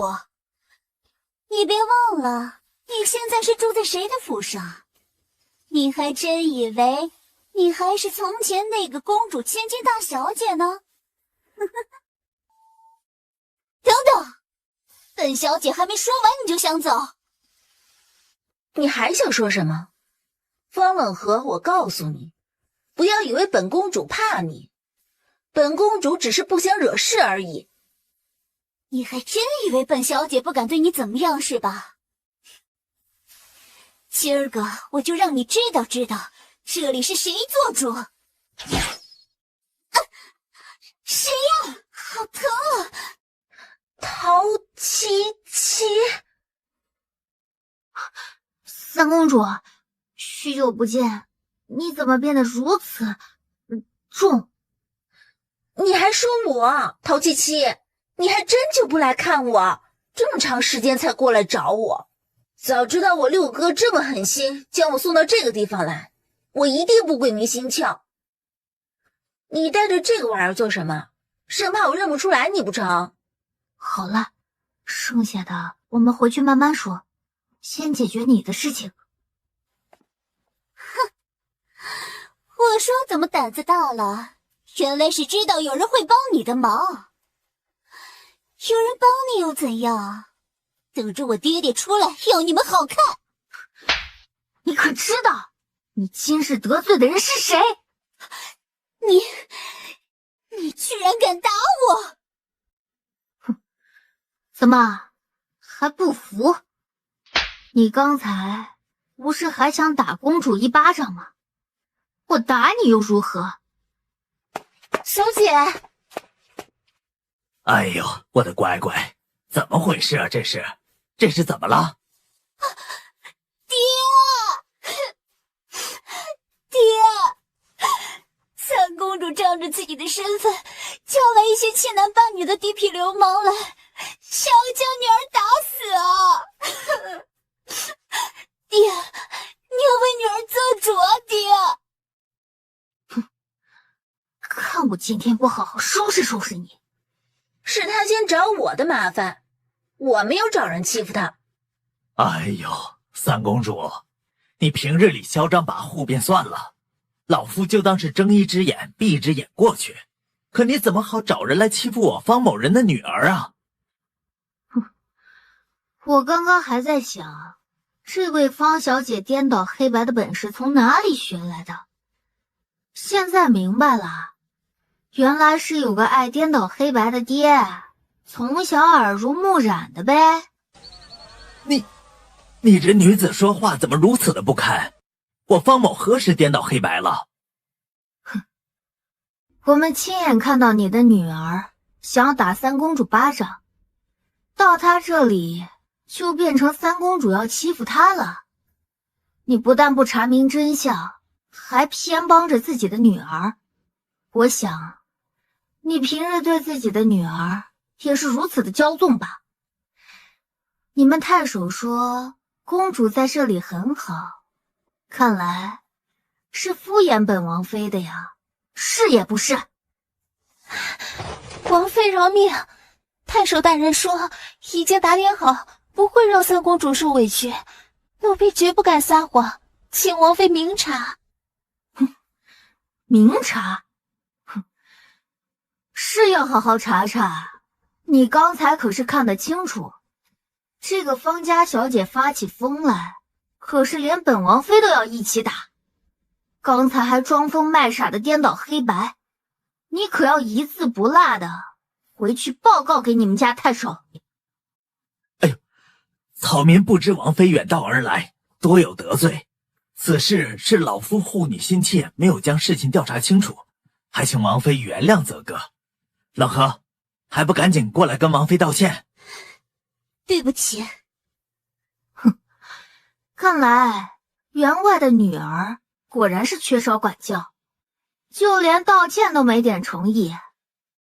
你说什么你？你给我闭嘴！你还任性什么？还不赶紧给王妃道歉！一日之内连着挨了3巴掌，方冷河终是忍不住捂着脸颊跑回府中。是老夫没有管教好女儿，让王妃您见笑了。平日里啊，三公主和老夫的女儿小打小闹，老夫只拿他们闹着玩，没想到今日出了这档子事儿。当真是老夫管教不严。哼，是要好好管教管教，不然你家女儿再说出这里是你们说了算，如果说出这样掉脑袋的话，本王妃可帮不了你们。王妃千里迢迢来草民府中坐坐如何？走，前面带路吧。回去告诉太守，我们晚些回去。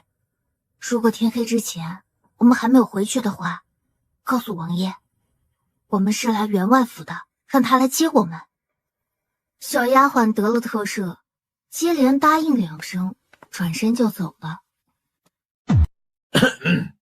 夫人，今日府中，你个没心肝的，为了些个什么样的人，就要对你的宝贝女儿动手啊你？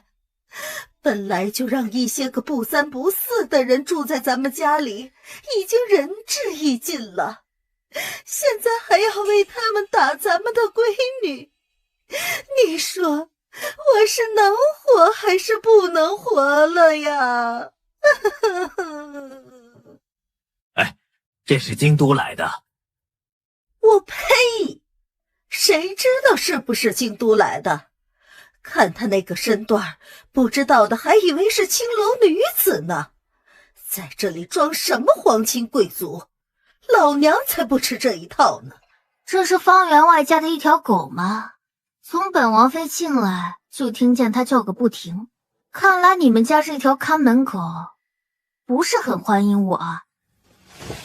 你个臭不要脸的小狐狸精，我看你什么是京都来的，就是想来勾引我们家老爷。我今天倒要看看你这个小狐狸精长个什么样子。哎呦，娘，你没事吧？南宫问下，你怎么能仗势欺人呢？谁仗势欺人？难道不是你一直在欺负我吗？每次明里暗里的挤兑我的，难道不是你吗？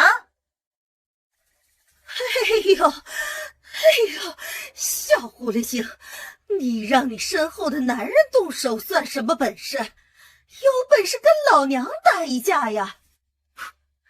林月，退下。王妃，出来的时候王爷叮嘱过，千万可别闹出大事儿。您一会儿下手轻点。放心吧。哼，再装也是个花架子。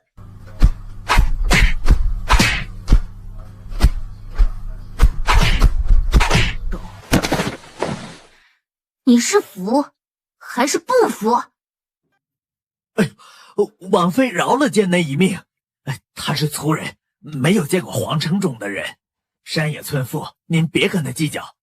今日啊，您也算替我教训过，就算了吧，王妃。哎呀，草民给您磕头了。你既然知道我是王妃，还敢如此胡言乱语，说明你根本就没有将陛下放在眼里。一个草民的女儿，竟然敢如此欺负公主，我看你真是觉得天高皇帝远，活腻了吧？王妃饶命！王妃饶命啊！是民妇不知好歹，是民妇不知好歹呀！是民妇有眼无珠，王妃饶命！饶命啊！我错了，王妃，我再也不敢了，求王妃饶了我们这次吧。你们给本王妃道什么歉？你们知道你们应该跟谁磕头吗？哎呦，三公主，饶了草民一家吧，草民以后肯定好好管教小女。三公主，民妇在这里给您磕头了。是民妇平日里太纵着自己女儿了，公主这些时日受的委屈都冲着民妇来，民妇绝无二话。切，本公主才懒得跟你们一般计较。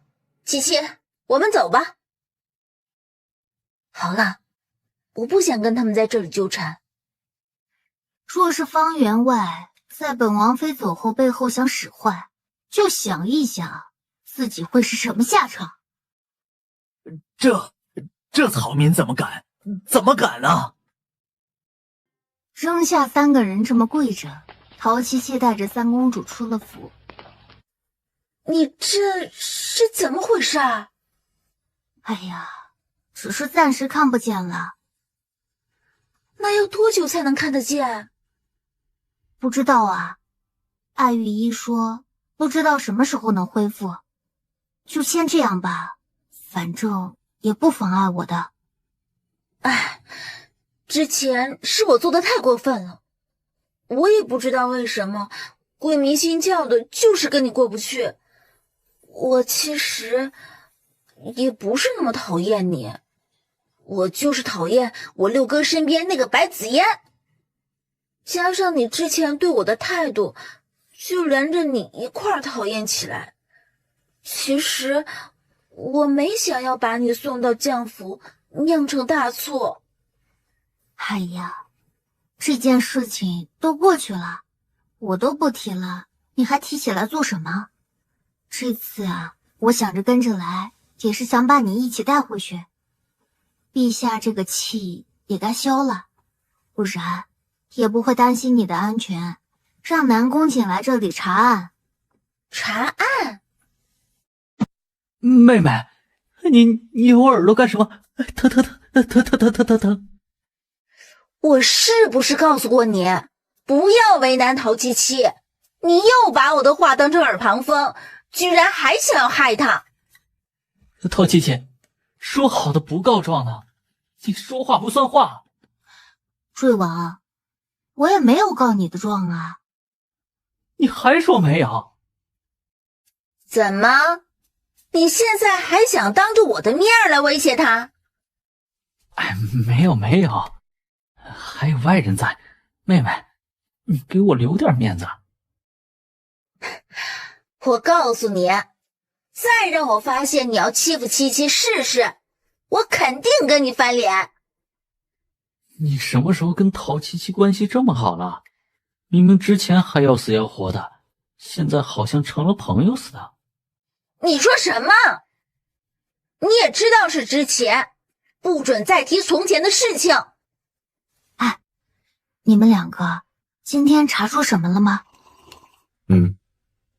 那个太守果然可疑，死者身上有几处伤口是被人刻意做出来的，根本就不是什么野兽或者鬼怪撕咬的。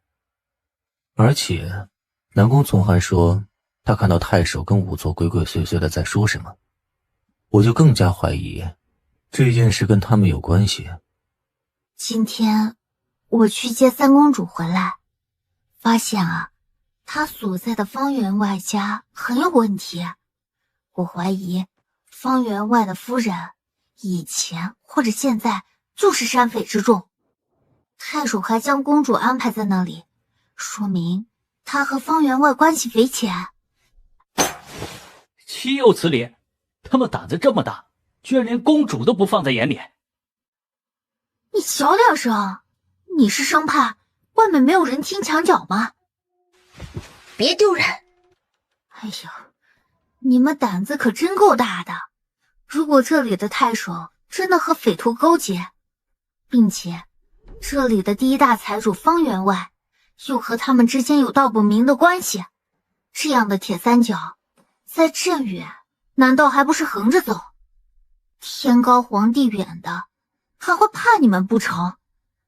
若真是他们三方勾结，我们只来这么几个人，根本就不够他们看的呀。那我们岂不是瓮中之鳖，等着别人来煮呢？倒也不用这样想，毕竟他们还不敢在明里动手，我们还有机会，对吧，南宫姐？敌不动，我不动。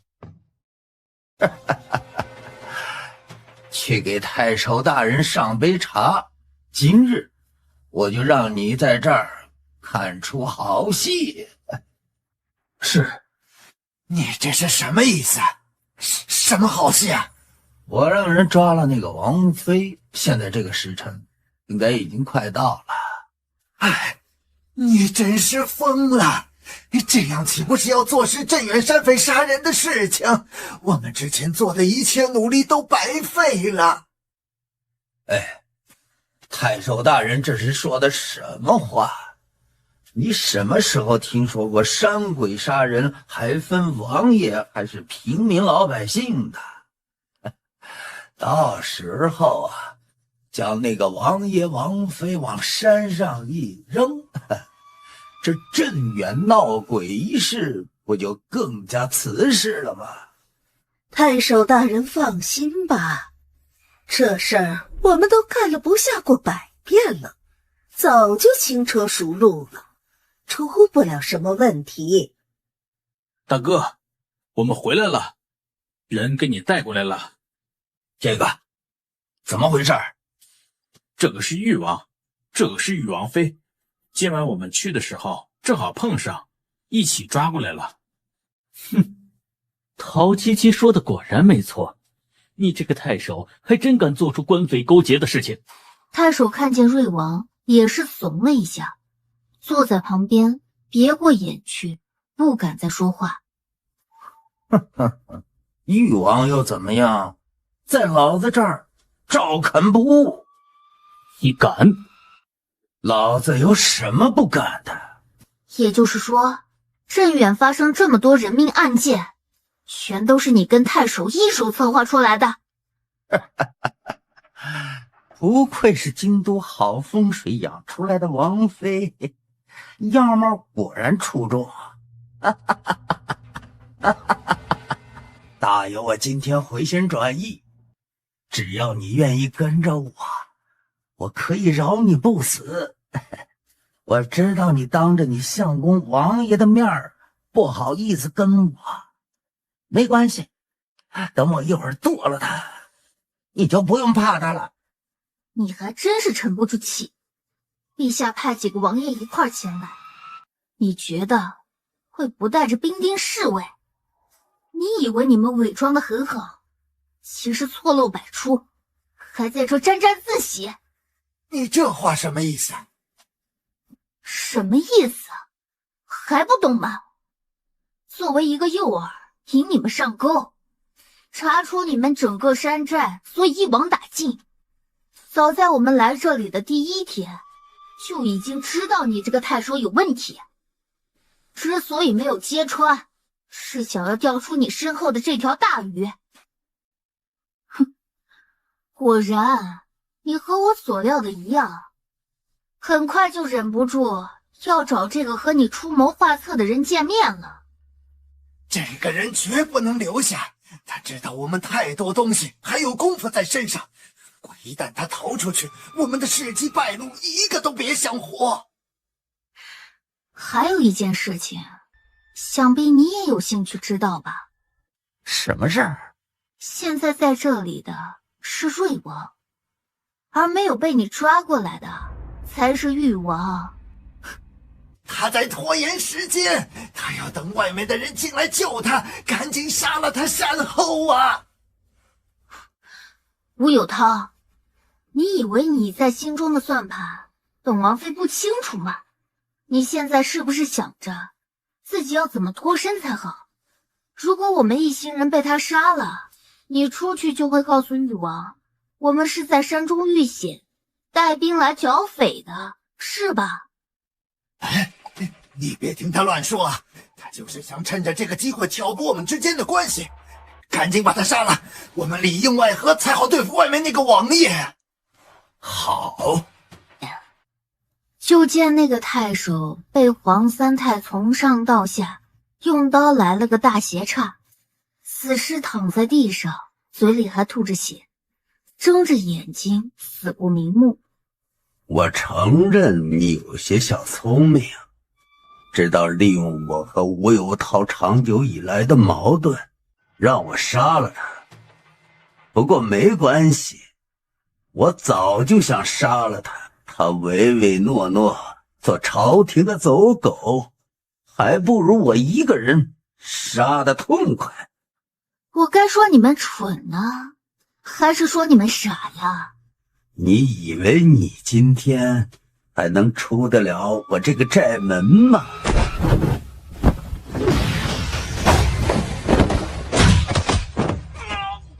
我在这里等我。七七，你没事吧？你哪里受伤？快让我看看。没事，那不是我的血，你们别这么紧张。谢谢你了，小胖子。我那个时候让人给你送信，还麻烦你带人过来。王妃身上有伤，不能在外久留，本王要带她离开，你们收拾一下吧。轻点儿。就是这样才好让你知道，还敢让自己受伤吗？你的眼睛已经这样了，还要逞能？你是真要气死本王吗？错了，我错了。我这不是想要唬一下那个黄三太，给你们拖延时间来救我们吗？明日我们就回京去禀报父皇，这件事太大，将黄三太等人带回去，让父皇定夺。还有几个时辰就天亮了，你先歇着，有事喊我。怎么啦？你也去睡一会儿吧，明日你还要跟我们一块儿回京都呢。陶七七，我不想回宫去。上来说吧。三公主眨了眨眼睛，就是快速的将鞋子脱下，上了床榻。你说说吧，你怎么不想回宫呢？其实我知道我父皇一直以来最宠我，宫中的人有一个算一个，就当是我母妃也都带着算计。我知道我父皇为什么要让我和安陵怀义成婚，是要借着我这个公主的身份，让安陵怀义一心只为他。那我算什么？不过是个父皇用来巩固人心的器物罢了。我想要找一个我爱的人，爱我的人。其实我们一样，当初我嫁给王爷，王爷也不喜欢我，不过也是皇上赐婚，他也没有办法。我们两个也闹了这么多年，别扭过很长时间。我也觉得这样生活下去特别累，而且我现在并不喜欢他。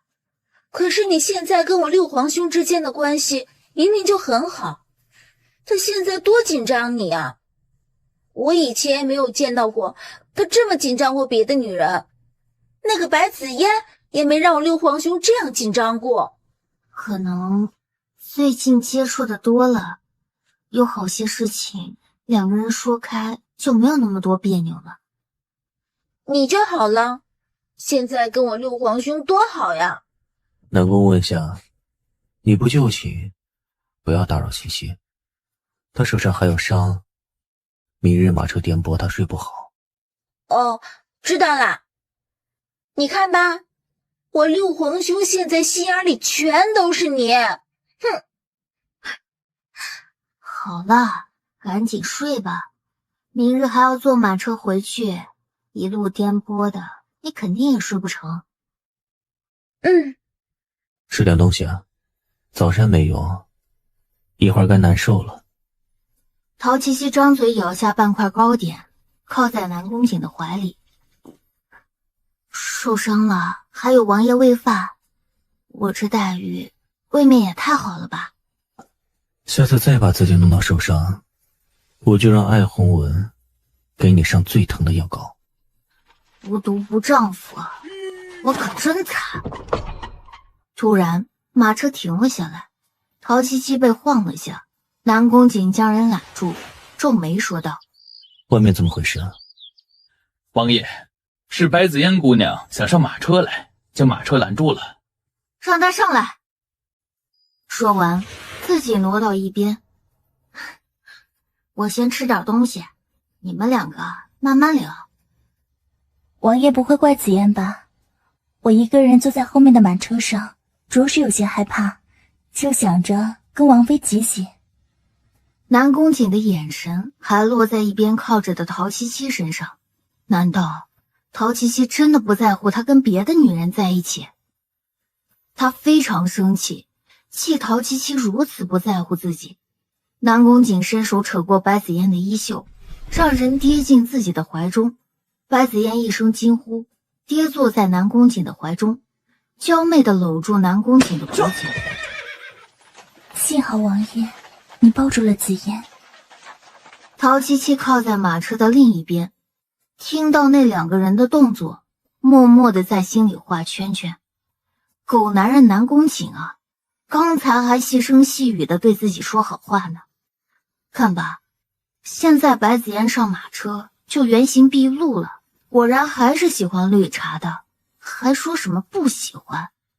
他出事了，还不是第一个去救他。在心底骂了南宫瑾100遍，陶七七靠着晃悠的马车睡过去。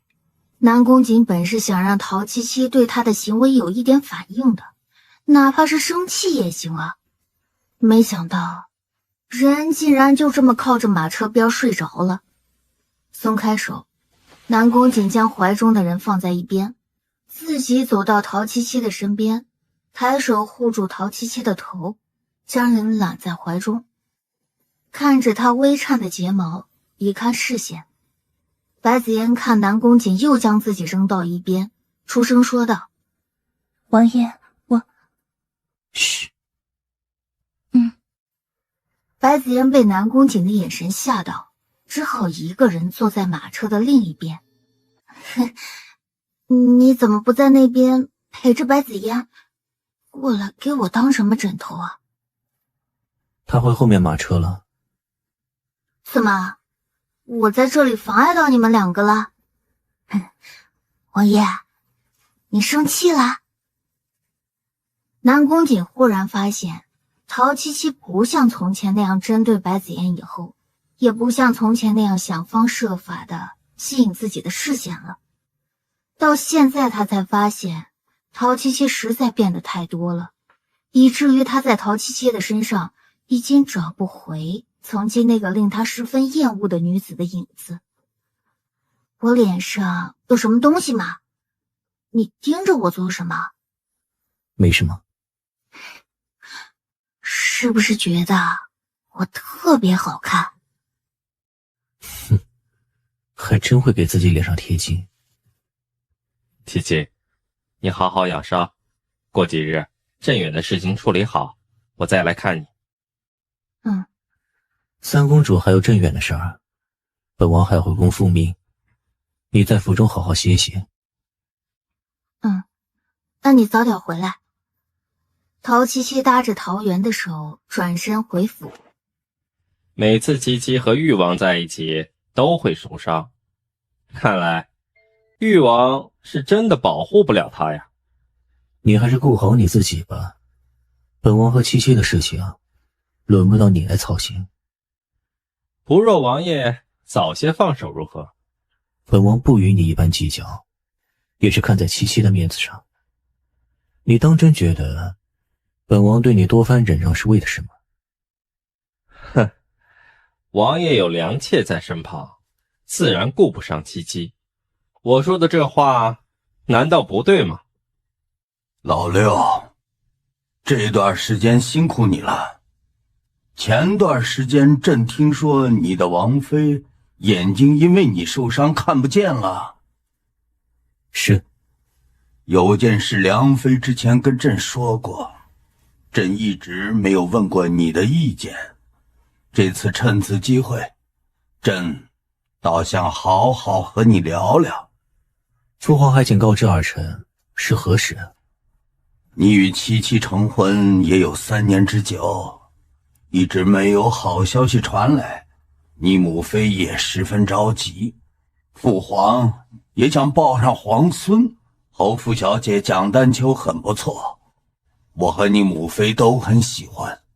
朕准备给你寻个良辰吉日，赐婚，给你做侧妃吧。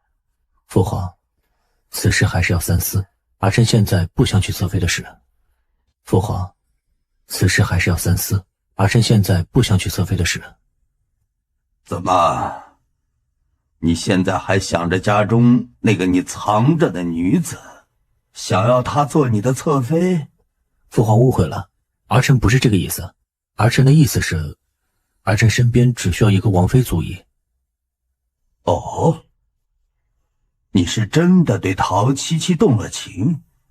你娶侧妃，怕她难过不成？是，还望父皇收回成命。朕最倚重于你，自然事事都希望你好。老二那暴躁的脾气，你也是见识过的。朕也不能放过多的心思在他身上，你明白吗？儿臣明白。明白便好。过几日，朕便拟旨，将你和侯府女儿的婚约定下来。你先起来吧。是。王爷这是怎么了？突然叫我到书房来。陶七七的情况如何？之前的伤已经好了，只是眼睛暂时还不能恢复，贸然用药可能会出现别的臣无法预料的情况，而且蛊毒只能用蛊来解，臣暂时还没有找到解药。这次叫你到书房，也不单单只是为了陶七七的事情。父皇说要赐婚我与侯府蒋丹秋。啊，侯府小姐要做你侧妃？可这事儿你跟王妃说过了吗？我从宫里出来，第一个见的人是你，我怎么跟他说？这王爷认为该当如何呀？我要是有办法，还用将你叫来书房中啊？王爷可是因为无法跟王妃开口在烦恼，是怕王妃因此事伤心？本王在府中再养一个人没什么所谓，只是我才和陶七七关系缓和，本王也费了不少的力气啊。我一开始娶她是有目的的。王妃现在已经接受王爷您了，就算之前王爷你是装的关心也好，但现在的结果不就是王爷您想要的吗？这王爷3妻4妾倒是平常的事儿，臣觉得王妃不会不同意的。知道王爷是嘴硬心软，明明喜欢陶七七，还固执的要命。艾弘文便说重话刺激他，他不介意帮着两人促一下感情，不过他可不知道，自己这好心却办了坏事儿。南宫瑾啊，南宫瑾，你费心费力的谋划这些事情，可当真是为难你了。门外的陶七七听到这儿，抬手捂着嘴，让自己尽量不要发出声音，赶紧逃离了书房。王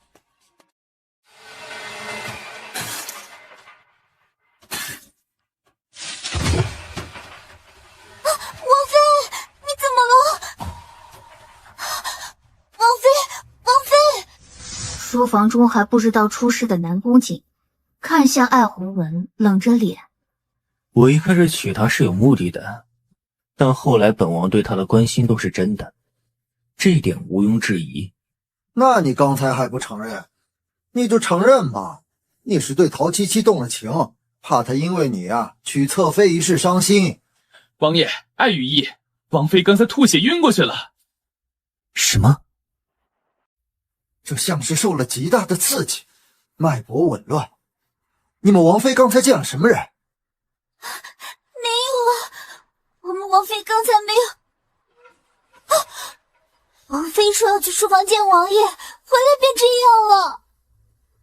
大抵是他在外面听见自己和爱红人的谈话，误会了什么。南宫瑾坐在床榻边，握住陶七七有些冰凉的手掌，开始懊悔他刚才说过的话。南宫瑾，你放开！七七，你听见我在书房中说的话了吗？听见又如何？我可以解释。不需要你解释。南宫瑾，你不会真以为我有那么在乎你吧？你不要自作多情了，清醒一点吧。你说什么？你不用怕，我不会跟我爹告状的。你也不用再故作深情来讨好我，你要娶几个侧妃，我都无所谓的。从一开始的厌恶，到现在的关心，南宫瑾，你到底有几分是真心？你当真一点都不信我吗？信你？你要我如何信你？为了你的权利，你什么都能利用，不是吗？你不相信本王对你的好，你觉得无所谓，又为何会吐血晕过去？你还是不对本王有情。要是因为我活该，我活该信了你的话，以后不会了。南宫瑾，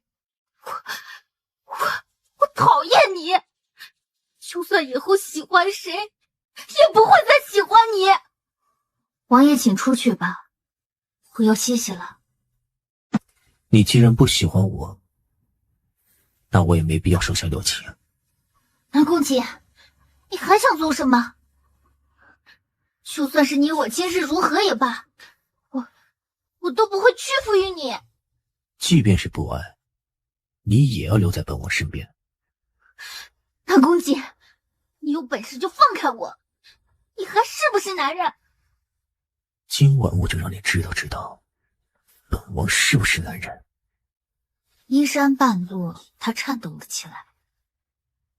怎么，害怕了？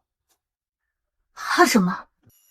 我知道是被狗咬了一口，看清这只狗的真面目而已。好，陶七七，你最好一直都这样嘴硬。眼前的黑暗就好像是他坠入了无底的深渊，原来心痛是这样的感觉。七七，别离开我。别做梦了。你是说，王爷回来后便和陶七七在芳华殿缠绵了一下午？奴婢也是听说，蒋丹就被皇帝赐婚嫁回来做侧妃，那我算什么？他陶七七还想跟王爷在一起做恩爱的夫妻，想都不要想。我不会让蒋丹秋做侧妃，也一定不会让陶七七好过。小姐，陶七七运气太好，每次都有人替她出头，她次次都没事儿。要对付她，一定要小心啊！我自有办法，就让他们两个去斗，我在中间看着他们两个斗得两败俱伤便好。陶七七，你是没看到本王吗？你是看不见还是脑子不好？你看不见我瞎吗？王爷刻意在这里等我，有事吗？陶七七，你能不能不用这种语气跟我说话？这样王爷就受不了了。可有想过我昨日对你苦苦哀求？王爷，你还是不要装出一副我伤你很深的样子。你这个样子，真让我觉得恶心。哼，向来洁身自好的蓝公子，是怎么还会来这样的地方？是想体验一下不同的感觉？你就别打趣我了。他向林月的方向看了一眼，林月领意。王妃，属下在外面守着。好。什么事情？还要背着林月跟我说。其实你今天若是不来找我，这件事我原本也不打算跟你说，也不知道我今日在这里是对是错。你这是什么意思啊？先说说你吧，你来这里找我做什么？是不是南宫景又对你如何了？我就知道他装几天深情又会跟白子嫣鬼混到一起，是他又做了对不起你的事了。别乱说，他一直都是那样，是我没有看透。我还以为我不像从前那般，他也不会像从前那般，是我太傻了。七七，到底发生什么事了？你有事一定要跟我说，不管怎么样，我都是站在你这边的。我是想说，如果我身上的蛊毒无法彻底清除，我应该没有多少时日了。什么？怎么会这样？艾雨依不是说你一切都好吗？南宫景知道这事吗？这是我让艾雨依没有告诉你们的。南宫景不知道，我也不想让他知道。我之所以今日来找你，为的也是这件事情。若是我死了，总要有一个人替我照看我父亲。不会的，七七，我去帮你找蛊毒的解药，我不会就让你这么……不必担心我，你看，我现在不是还好好的吗？南宫景怎会放你？你们之间到底发生什么事了？为什么你会突然之间跟我说这些？我想和他和离。既然你这样说，那有件事情我也要跟你说。什么事啊？你不是想问为何我会出现在凤来阁吗？是因为我得知前一段时间凤来阁有个跟你长相十分相像的花魁，我前几日见过他一面，竟然与你有8分相似。竟然有8分相似，那么像吗？你说要和离，我可以帮你将那花魁赎出去，做你的替身，让你金蝉脱壳。花魁也是人，将他赎出去，如果只为做我的替身，我替他不值。原来蓝公子没有骗我，我果真与姑娘有几分相似，却没有姑娘的清纯绝丽。你叫什么名字啊？叫我牡丹就好。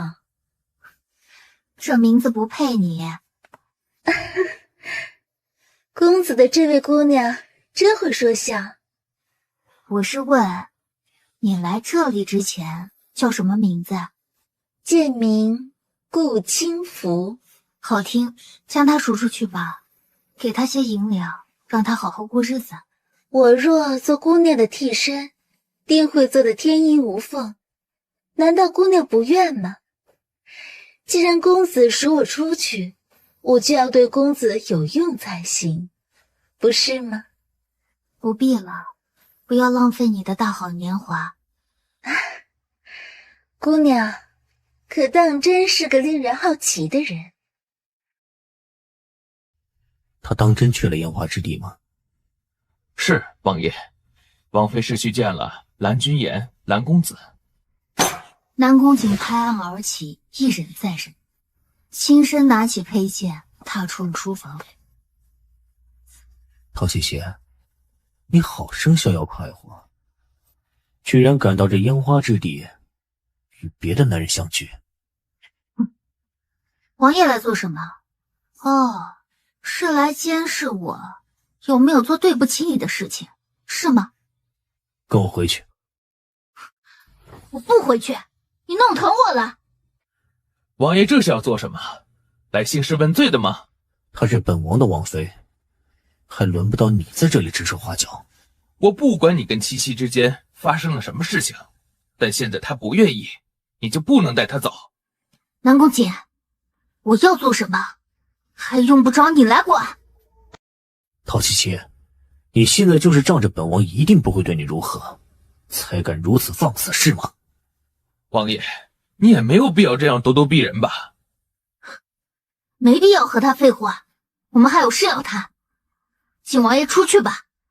陶七七，你最好不要后悔，本王一再容忍你，因为你不再像从前那般任性，现在看来，也不过是装出来的而已。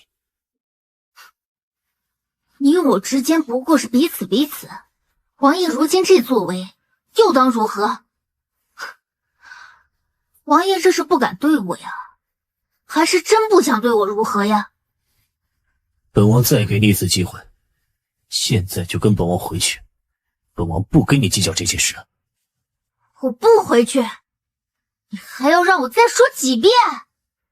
陶七七身形微晃，呼吸急促起来，感觉到头痛慢慢席卷而来。蓝君言感觉到身侧人的不适，顺手将人扶住。七七，我扶你过去坐下。只听得一声，南宫瑾身侧的佩剑出鞘，架在蓝君言的脖颈处。松手！南宫瑾！啊，七七，我没事。你清醒了吗？王爷若是要对付我，就冲着我来，不要伤害我的朋友。如果日后王爷再动手，就不是这样轻易能解决的了。陶七七，记住你今日所说的话，从今往后，本王不会再管你。七七，七七，你千万别吓我。没事。你就是不想让南宫瑾看见你这样子，才用话激他走。为什么你们两个人不把话说清楚呢？一直以来，都是我一厢情愿，他从来没有动过一点情，又为什么要拿这一点让他愧疚，让他留在我身边？南宫瑾，你鬼鬼祟祟的到我寝殿来做什么？本王来王妃的寝殿，有什么不妥吗？南宫瑾，你给我出去！陶七七，这几夜本王都会歇在你殿中，你让本王去哪儿啊？你不要在这胡言乱语！我告诉你，南宫瑾，你要么赶紧出去，要么我出去。陶七七，你别想太多。现在本王只要让你怀上本王的孩子，之后你这芳华殿，你请本王来，本王都不要再踏进一步。不要！如果他当真有了孩子，还不知道南宫瑾会怎么利用这个还未出世的孩子呢？他不知道的是，南宫瑾只是想用孩子将陶七七留在他的身边，哪里都不想让陶七七去。强取豪夺的姿态，倒是让陶七七又种下了天大的误会。本王给你的，不要也得要。陶七七伸手抓住南宫瑾的手臂，转头狠狠地咬住男人的手腕，直到听见南宫瑾的闷哼声，才松开了嘴。喜欢咬，本王让你一会儿好好咬。南宫瑾，放开我！狗男人，你不是人！王妃，王爷在您这里吗？我们小姐病了，有些不舒服，想让王爷过去看看。王爷，白子妍不舒服，你还有心思留在我这里？他心里实在是生气呀。陶七七为什么一次次的推开他？他根本就不喜欢白子妍。南宫瑾生气的向里面看了一眼，甩袖离开。王爷，子妍，你怎么了？我好难受，我刚才碰见了父亲，我心口好难受。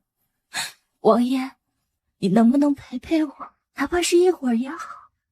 睡吧，我在这里守着你。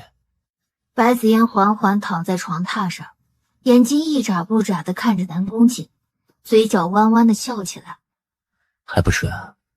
只是想多看看王爷，这样能睡得踏实些。我失去父亲，本来能得到王爷的照拂，已经是不敢想的。我怕闭上眼睛，再睁开眼睛，这些都不见了。南宫瑾的思绪早就回到了芳华殿，不知道现在陶七七有没有睡着。白子妍看出南宫瑾的心思不在他这里。王爷，我先睡了，你要有事，便先回去吧。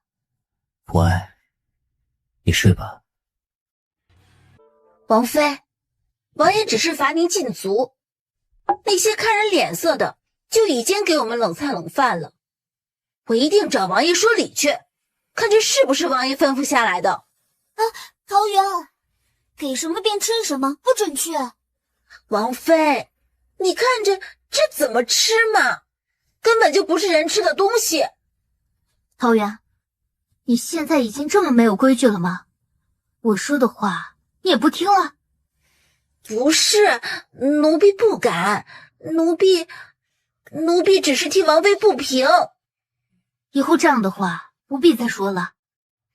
是，奴婢明白。白子嫣，你来我这芳华殿做什么？我是听你的丫鬟说的，王妃刚才吃了剩菜剩饭，我正好拿了些新鲜的吃食过来。王妃这样金贵的身子，怎么能吃那些东西呢？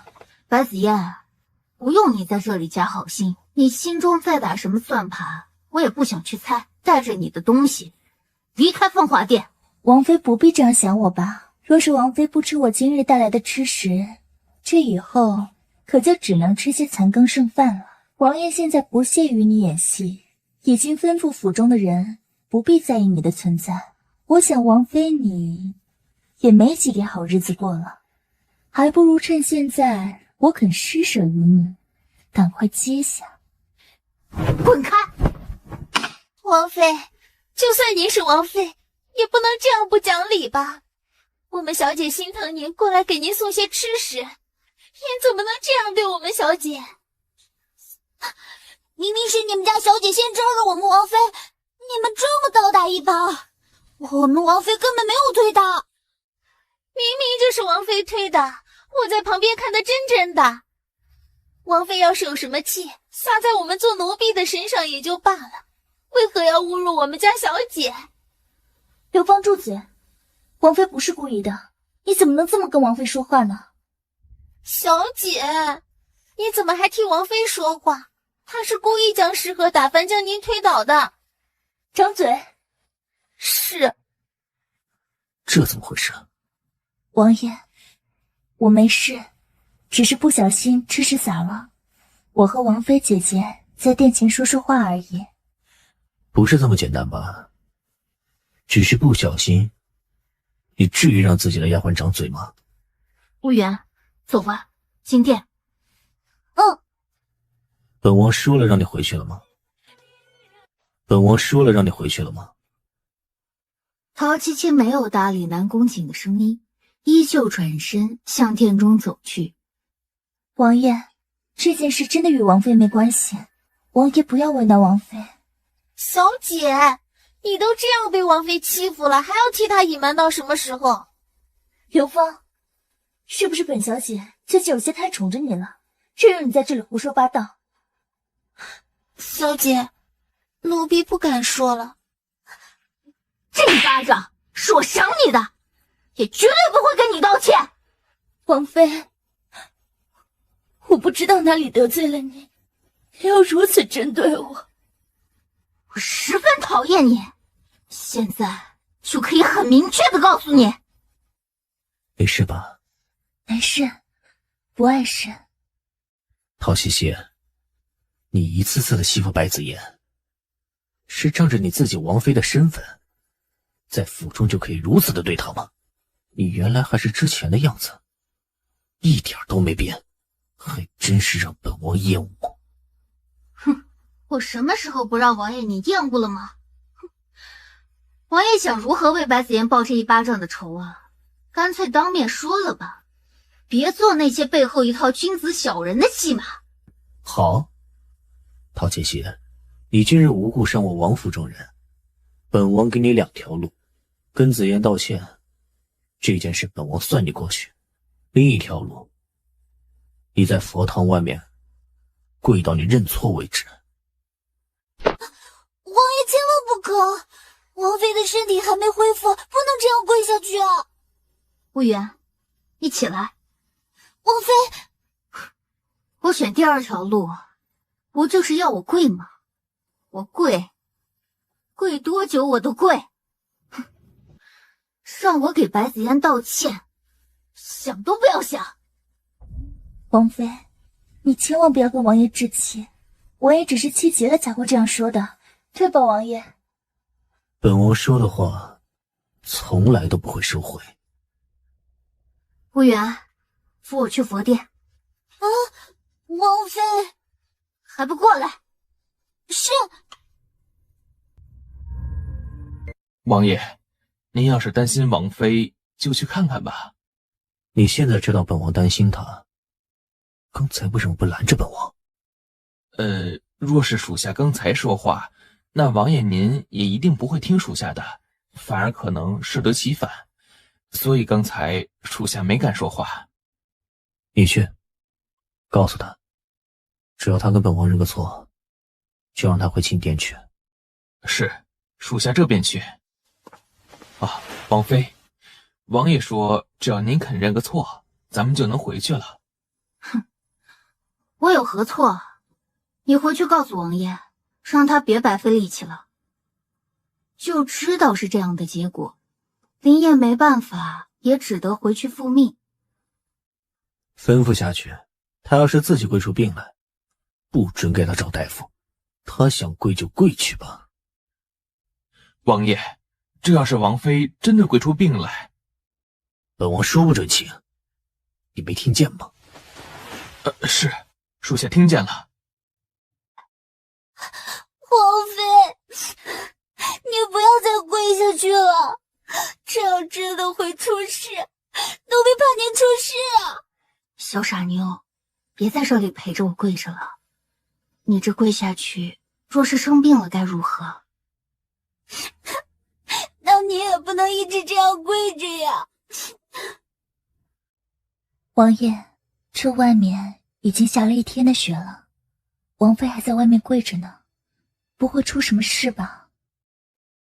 他会出什么事啊？这样下去，铁打的人都会出事的。王妃性子倔，您罚罚她便罢了。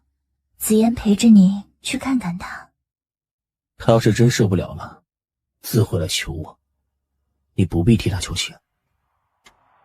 寒风凛冽，加之大雪纷飞，陶七七体内蛊毒迸发，她身形晃悠几下，向前倒去。王妃，王妃身体不对劲儿，脉搏微弱到我几乎探查不到。我去找王爷，让王爷找大夫来。我今天就算死，也要将王爷求来。你带着王妃回殿中。小姐果然算得准，还是要来求王爷。求王爷开，饶王妃一命！大胆！王爷现在正在阁中与我们小姐品茶，哪里容得你在这里胡言乱语？要是今天王妃出了事，我就一头撞死在白玉阁，让大家都知道是白子嫣逼死我们家王妃。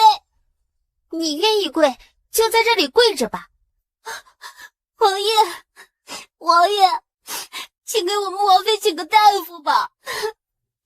本王吩咐过了，他今日非要在佛堂外跪着，为了给他一个教训，今日不准给他请大夫。求求王爷救救我们王妃吧！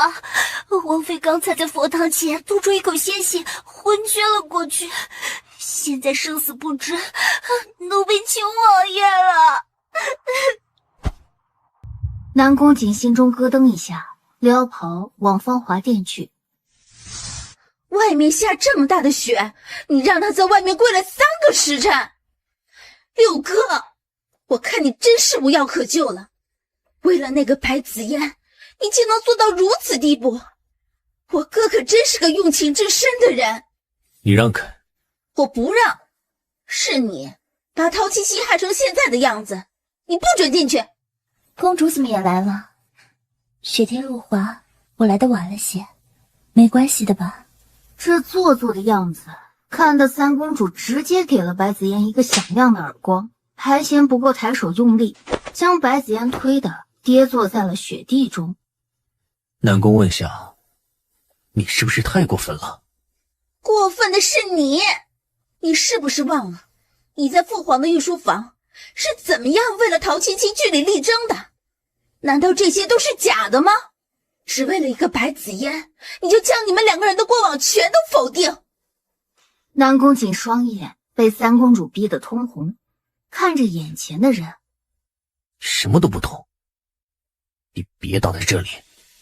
我是什么都不懂，不懂六哥你到底是怎么想的，但我起码知道，真的喜欢一个人是永远都舍不得让他受一点伤害。王爷，公主，你们不要为了我而破坏了兄妹之间的感情。这件事全是我引起的，我认罚。你认罚有什么用？够了，南宫从寒，看好三公主。不管我皇妹做什么，我都站在她这边。你要是敢动她一根手指，哼，别怪本王跟你翻脸。殿外僵持不下，殿内艾红文给陶七七扎针，扎了一身的汗，非人般的疼痛，几乎要使得陶七七昏厥过去。可这痛意就这样折磨着他，让他既痛苦又清醒着。杀了我，南宫瑾，你不如杀了我！听到陶七七痛苦的声音，艾红文手中握着的银针找准位置扎下，引得陶七七又一口鲜血和一声惨叫。三公主听到陶七七的喊叫声，顾不上和南宫瑾的争吵，转身向殿中跑去。进到寝殿之后，南宫瑾被眼前的景象惊得迈不开步子。明明人就近在眼前，可脚下的步子就是有千斤重，盆中和地上的鲜血，还有屋中弥漫的血腥味儿，无不昭示着床榻上的人受了多少苦。那女子苍白的脸上没有一点血色。她想过去抱一抱床榻上的人，可却只能扶着旁边的桌子远远地看着。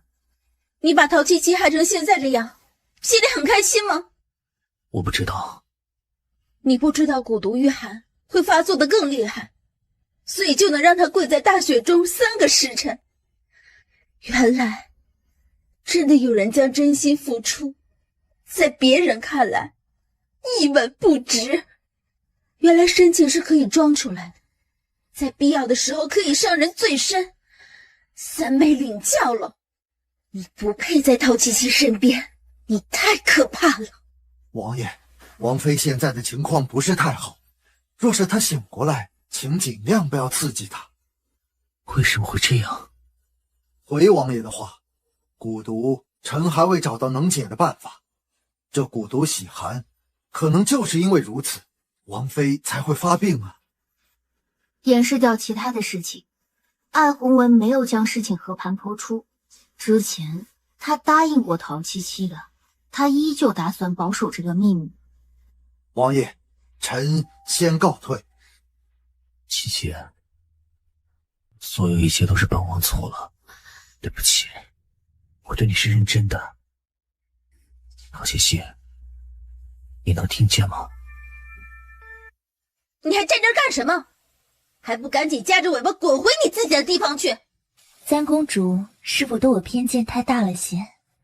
我只是来关心王妃的情况，而且这次的事也不是我的错。白子嫣，我劝你别在本公主的面前装，你是知道本公主有多讨厌你，所以我现在劝你赶紧夹着尾巴走人，不要等一会儿本公主动手。既然公主看紫嫣不顺眼，那紫嫣走便是了。小姐，这个三公主要是不来，我们的计划就成功了。到底是谁出去通风报信的？听见今日芳华殿中传出来的声音没有？听到陶七七受罪，我就浑身都畅快。我知道不能一次将她踩入泥中，在蒋丹秋出事前，我们有的是机会。可是小姐，这样一来，王爷的心思又全都扑在陶七七身上了，咱们岂不是竹篮打水？七王告诉我，陶七七身上中的蛊毒现在依旧是无药可解。不过，我暂时还不想让他死。是，奴婢明白。你在殿外做什么？怎么不进去？桃园，你一下午都去了哪里啊？你知不知道王妃差点出事？怎么回事？我只是出去办了点事儿。哎，算了算了，现在也不是计较这件事的时候。乌元叹了口气，将今天下午陶七七出事的情况和桃园说了一遍。他没注意到的是桃园脸上奇怪的表情。说完，再看向桃园的时候，他已经恢复到了正常。乌元，这件事王爷是什么态度？哎，还能是什么态度啊？从下午进去到现在都还没有出来。我刚才还问了王爷要不要用晚膳，王爷只说要守着王妃醒过来。我进去看看。啊，王爷说了，没事不要进去打扰他，让我守着门口。你就别进去打扰王爷和王妃了。好吧，我去让小厨给王爷还有王妃做点吃的，你在这里守着吧，我等会儿就回来。嗯，你去吧。王妃，您终于醒了，奴婢可担心死了。没事，乌元呢？他去给小厨房给您看着早膳去了。王妃，昨日连三公主也惊动了。三公主昨日住在府中，没有回宫去，奴婢告诉公主一声。她怎么来了？是知道您出事才赶过来的。好，你且去吧，我一个人在殿中可以的。哎，奴婢这就去。你和我六哥到底怎么回事？怎么会闹到现在这个地步？大概是装不下去了吧。装？三公主啊，要是我和南宫瑾和离了，你会讨厌我吗？你是你，他是他，你不与我六哥和离，也没耽误我讨厌你啊。我开玩笑的，我与你之间的关系与你是不是玉王妃无关，本公主大发慈悲，站在你这边。南宫瑾站在殿外，听着两人聊了有一会儿，在听到陶琪琪说要和自己和离的时候，他的手倏地握紧，踏进寝殿中。陶琪琪，三公主回头发现自家六哥正站在寝殿门口，脸色不愉。不会，他六哥把他们刚才说的话都听进去了吧？你刚才说的话是什么意思？还真是都听见了呀。三公主找借口赶紧逃出去，再听下去恐怕就要被自家的六哥灭口了。既然你都已经听见了，那我就长话短说，我要和你和离，希望王爷可以找个时间把和离书写一下。陶琪琪，你不要一次次的触碰本王的底线，你知道的，本王绝对不会与你和离。既然这和离书王爷不想写，那就由我找人代笔吧。我知道你是因为这次的事情生本王的气，我做错的事情，我与你道歉。誉王，你不需要因为任何事情跟我道歉，你没有错。身为王爷的你，会有什么错呢？本王只想让你服个软，没真的想惩罚你。你以为看你这样，本王心里当真不难受吗？放开我！放开我！琪琪，听本王说完，我可以放你走，但是你要在王府将身体养好，这样我才放心。好，希望王爷言而有信。你当真放得下昨晚又为何握着本王送你的玉佩呢？王爷想多了，我当时疼得快要死了，哪里还顾及到那么多，不过就是随便握着一个东西罢了。南宫瑾盯着陶七七的背影好一会儿，还是转身离开了。身后脚步声响起，随后消失在寝殿中。陶七七知道南宫瑾离开了，才扶着床榻边跌坐在床榻之上，手指碰到散落在旁边的玉佩，将它收到手掌中，紧紧地握着。哎，七七，赶明儿我把寝殿外面那扇窗户给你改成门得了，省得你来一趟还要从窗户外翻进来。哎呀，你看你每次都要损我一句。哎，这以往你都能在我进来之前就能察觉到我，怎么今日有心事？我现在就是个普通人，半分内力都没有了。是因为昨天蛊毒发作的事？哟，蓝少爷这消息够灵通的呀！快说，在王府里布了多少眼线？哎呀，别贫，我都知道南宫景是怎么对你的，看来是将你利用完了，就想将你扔到一边。我看他就是没被揍过。有你这么说话的吗？他好歹是王爷，你这可是以下犯上，注意点自己的身份。哎，就这样你还向着他，真不知道你是怎么想的。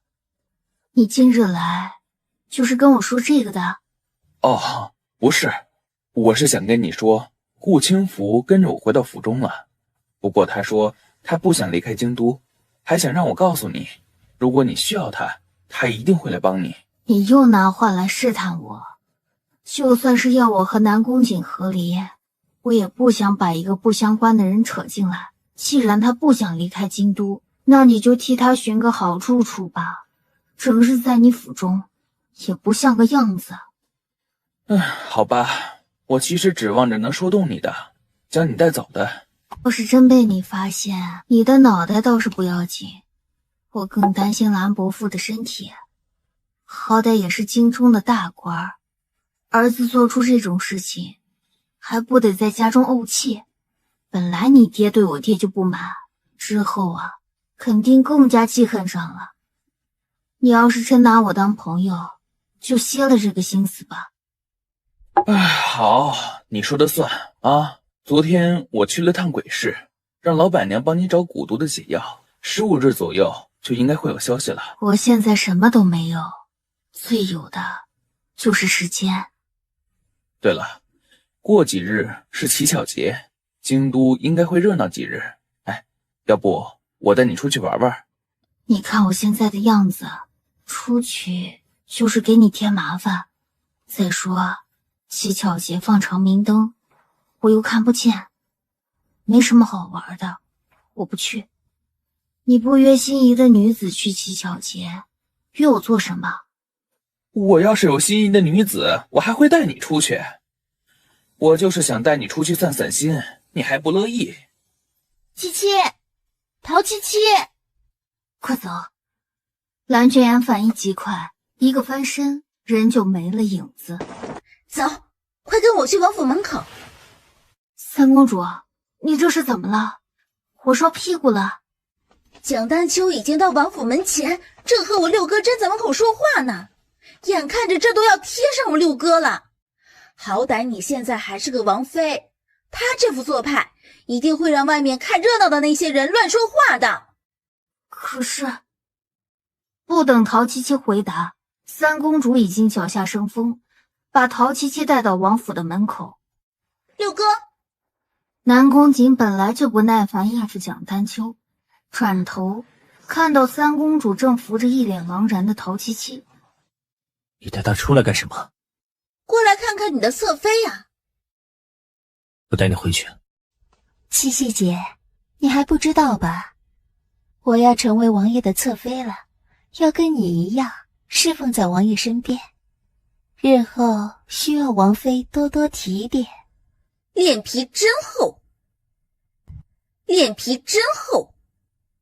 没有刻意压低声音，蒋丹秋听到三公主说的话，想要回嘴又不敢，只能看向陶七七，笑着说道：听说七七的眼睛看不见了，正好等我过来可以陪着你说说话，这府中啊还能有点人气儿。南宫瑾不愿让陶七七继续在这里听着蒋丹秋胡言乱语，要扶着陶七七转身。我扶你回去。国公爷也算得上是陛下面前的红人，在京都，未嫁人的女子上赶着到夫家露面，蒋小姐这是自轻自贱吗？我只是来看看我景哥哥。哼，是吗？那蒋小姐在外面的阵仗可不小啊，引得外面的百姓都来围观，议论的声音，我可是没到府前就听见了。你要是真的想对得起自己的身份，也不该今日过来。七七姐，是不是我要嫁过来做侧妃，你不高兴啊？今日说话这样冲。我说话向来这样，你要是不乐意听，就忍着。景哥哥，你替秋儿说句话呀。南宫瑾自始至终没有看对面站着的人，心思全都在陶七七的身上，感觉到陶七七的手渐渐凉下来，直接将人抱了起来。请他出去。林烨挡在想要跟上前的蒋丹秋面前。蒋家小姐，请。哼，等我嫁进来，有你好看的。我让人给你准备暖炉，你的手有些凉了。王爷不必在意，你有事就先去忙吧。你就这么急着跟本王走，一刻都不愿和本王在一起吗？国事繁忙，王爷不必为我担心。最近又要迎侧妃进门，我身为王妃，也没有能力帮忙，王爷自然有的忙。有心要跟陶七七解释，陶七七这话说的，南宫瑾也张不开嘴了。不必准备，母妃赐婚，府中人自会准备。王爷可要好好待别人。你就一点都不懂本王的心思吗？我是从来都不懂你，你又不是第一日才知晓。要懂你的，你就去找白子嫣，我想她应该很懂你。不懂怎么讨她欢心，倒是很懂得怎么激怒她嘛。南宫瑾长长的呼出一口气，被陶七七气得有些咬牙切齿的意味，赌气的说道：好，本王这就去找他。神经病。这日圣旨到了，正是赐婚给南宫瑾和蒋丹秋的。说完钦此，南宫瑾起身，面无表情的接过圣旨，他懒得凑着热闹，转身要走。玉王妃，留步。总管有何事？这个是我们娘娘赏给您的，还望您在王府中多照顾着侧妃，她不懂事儿，还要王妃多提点提点。俗话说，伸手不打笑脸人。明知道梁妃赏他的东西是不怀好意的，是警告他在王府中要让蒋丹秋3分。陶七七没有伸手去接那太监手中递过来的东西。本王替王妃收下。我们娘娘说了，您要接下这赏，可就要替娘娘多照顾着点侧妃。王爷既然接下了，自有王爷照顾，我眼盲手笨的，恐怕照顾不好。陶七七嘴角带上些许笑意，用最温柔的语气说着最噎人的话：王爷，紫嫣心口有些不舒服，您能陪着紫嫣回白玉阁吗？心口不舒服，我让林烨给你找大夫。本王还有些事情要处理，晚些再去看你。王爷，王爷。桃园，你跟着我多久了？回王妃的话，自您6岁起，奴婢就一直跟着您，到如今已经13年有余。一转眼，都已经过了这么多年了。是啊，那个时候，奴婢和小姐都是孩子，时间过得真快。桃园，你说，这么多年你跟在我身边，我算是了解你吗？奴婢跟着您10几年，对您的心思一直未变，我的心思，王妃自然是了解的。可我怎么觉得最近我越来越不懂你了。王妃，你可是听别人说什么了？奴婢对您一直都是忠心耿耿，从未生出什么其他的心思。你，我也没有说你生出其他的心思吧。起来吧，冬日里凉，跪在地上如果落了什么病根，可如何是好？王妃，这几日奴婢是家中有些事，没敢告诉王妃，是怕王妃为我的事情伤神。有些事情我不问，不代表我不清楚。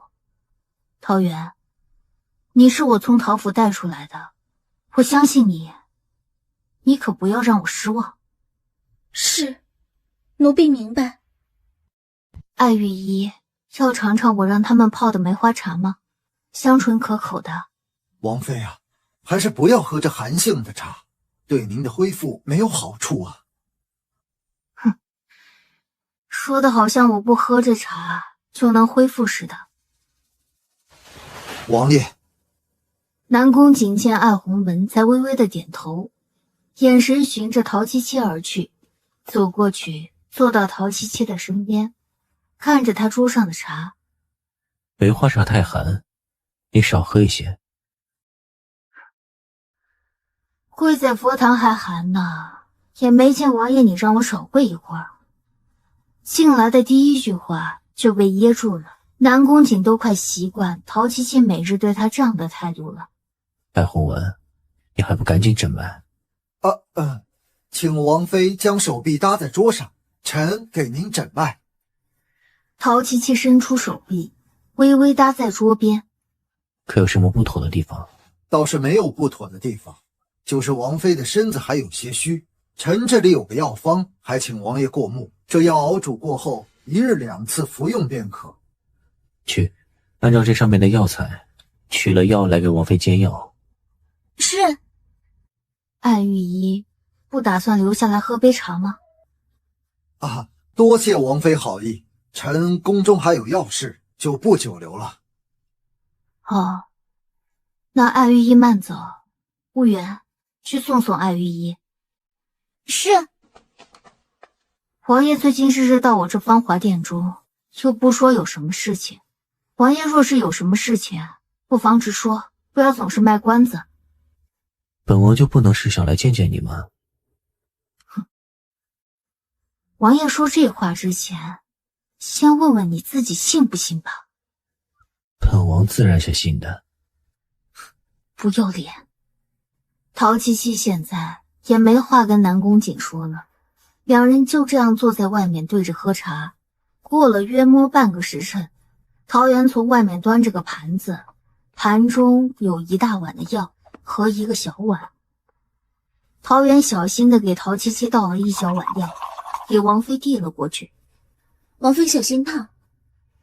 陶七七接过药碗，扑鼻而来的就是中药苦涩的味道，微微皱起眉头，药托在手中，半天没往嘴里送。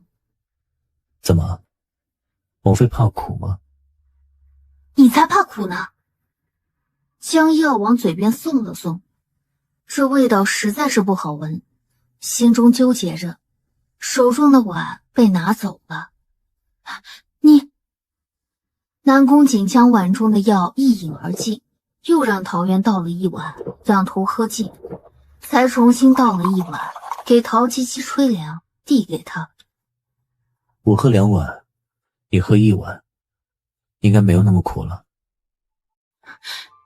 你，这是药，又不是别的，你怎么能随便就喝呢？谁知道有没有副作用？你担心我？谁担心你？少在那里自恋。然后把药一饮而尽，苦得陶七七的小脸都要皱到一块儿去了。南宫瑾拿起桌上的果脯，喂到陶七七的嘴里。吃点甜的。南宫瑾，你下次能不能不要再这样了？你是不是以为这样，我就会很感动？我没那么想。王爷，你实在不必这样，即便是我们2个和离，也不会影响你跟我爹之间的关系。朝堂上的关系本就不是我一个女子可以左右的，王爷大可不必有这个忧心。为国为民，我不否认你是个好王爷，所以我懂得以大局为重。等我伤好了，我一定会和你和离，不会再占着王爷的王妃这个名分。你现在与我就没有别的话可以说吗？字字句句都是要与我和离，你已经是我的人，与我和离后，你还想嫁给谁啊？嫁给谁都不会想嫁给你。这句话说的实在是太重了。陶窃西将南宫瑾气走后，男人有5日之久没有踏进芳华殿中一步。王妃，今日是乞巧节，京都城内特别的热闹，我们要不要出去逛逛？不想去，那是要看到才热闹，我现在什么都看不见，一点也没意思。今日七小节，王爷都不来咱们芳华殿带王妃出去逛逛吗？这也太过分了吧！王妃，要不然我们自己出去怎么样？唉，王妃说不想出去。王妃，你就出去看看吧，外面可好玩了，正好也散散心情啊。有我和乌元在，不会有什么问题的。王爷，王妃身体有些不好，还能跟我们一起出去吗？很久没带她出去走走，正好趁着今日一起出去逛逛也好。殿中正劝着，林月在外面禀报，说是王爷邀请王妃去乞巧节。陶七七一阵头痛，她还真的不想去凑这个热闹。算了，替我换衣服吧。我伺候王妃您梳洗换衣服。小心脚下。南宫瑾，你是不是有受虐倾向？你去扶着白子嫣去，我有乌元和桃园扶着。他有丫鬟扶着。南宫瑾把陶七七说的话还给他。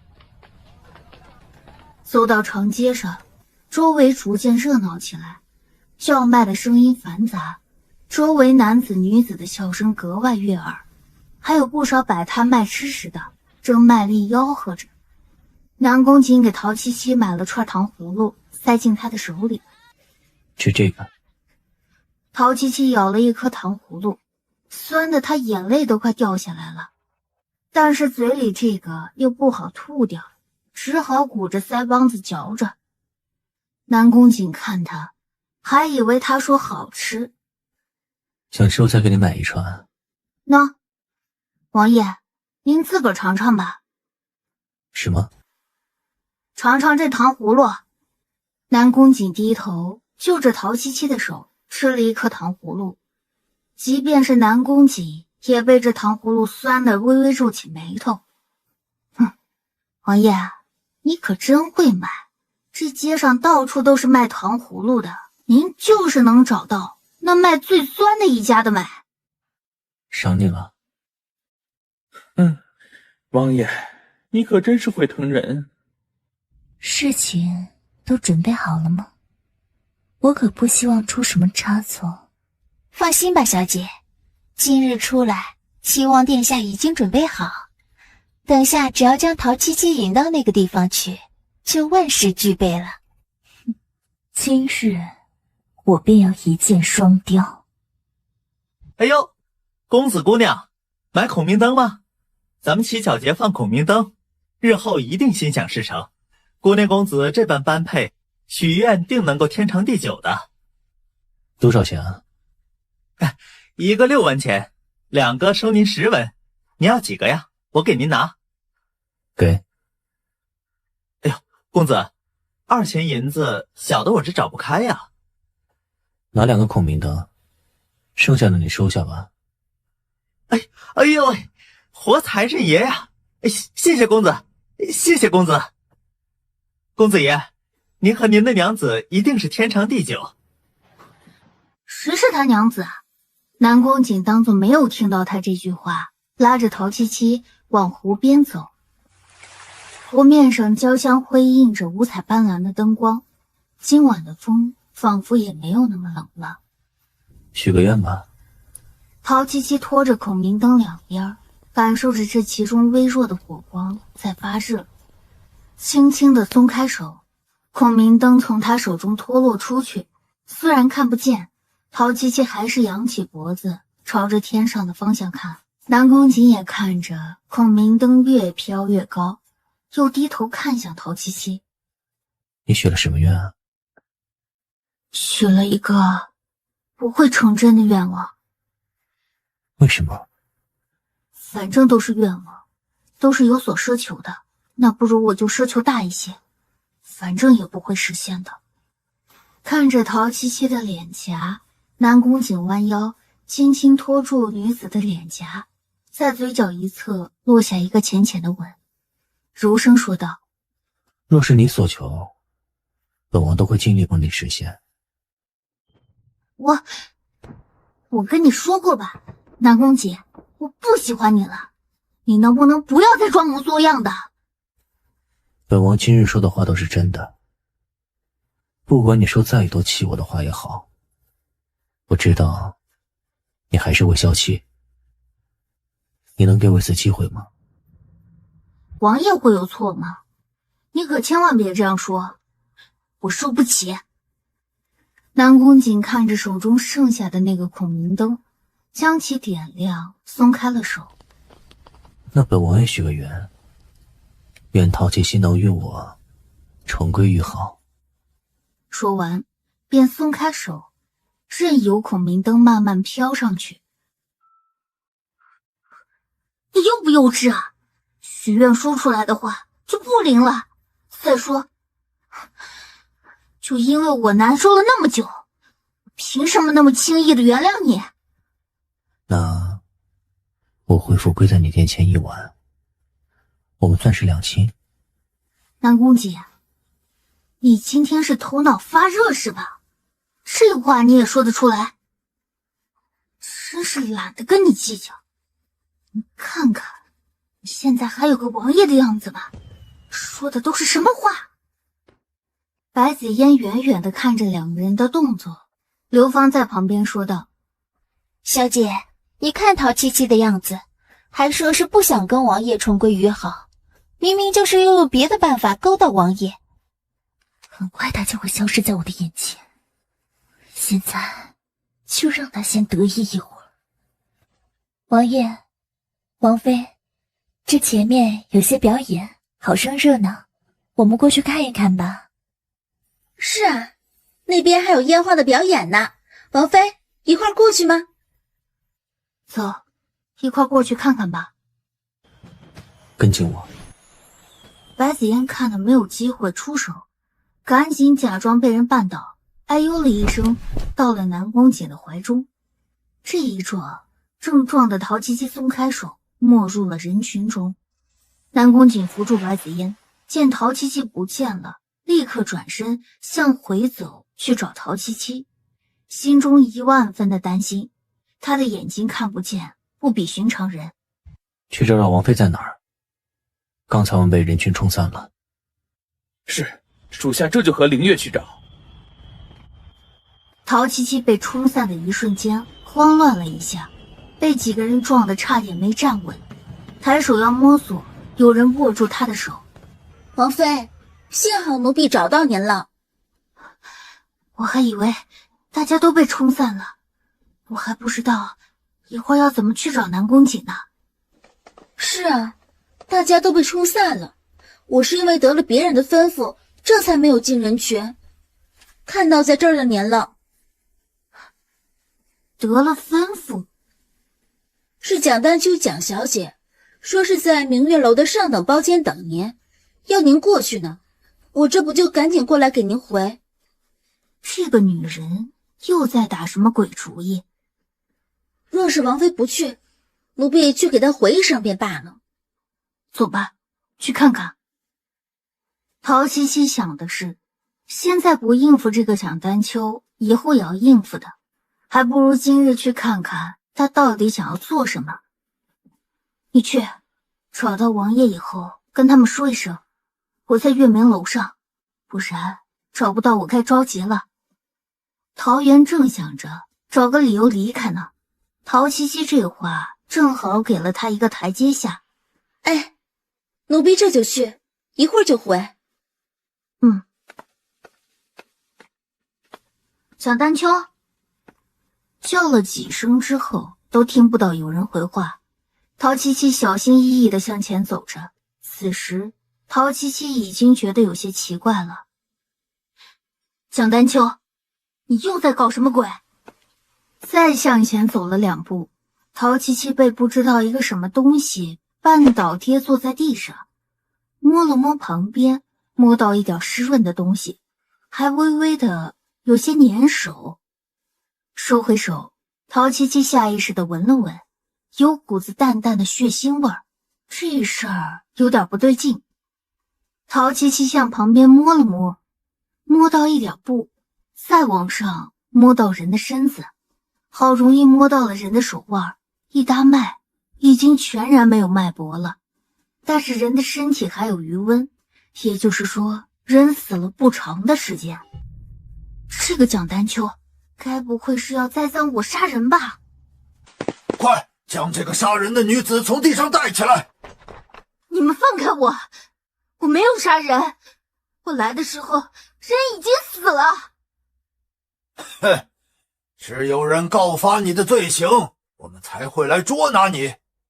你连国公府的蒋丹秋小姐都敢杀，我看你当真是不要命了。死的竟然是蒋丹秋。陶七七的脑子一瞬间有些转不过来，死的人怎么会是蒋丹秋呢？看到陶七七不说话，领头的衙差喝了一声：没话说就给我押下去，等候大人发落。你们几个去通知国公大人。子言，看来这次的计策很成功，陶七七已经被人带入宫中，他能不能熬过今晚都难说。不愧是齐王，想出这样的绝招来，神不知鬼不觉的解决掉2个人。只要我能顺利的当上侧妃，而后稳坐王妃的位置，这在您身边可就多了个得力的人。你先别忙着夸我，今日我们合谋杀害蒋丹秋的事情，除了你我2人，我这边知道此事的人已经永远的闭了嘴。你身边的丫鬟，你应该知道怎么处置。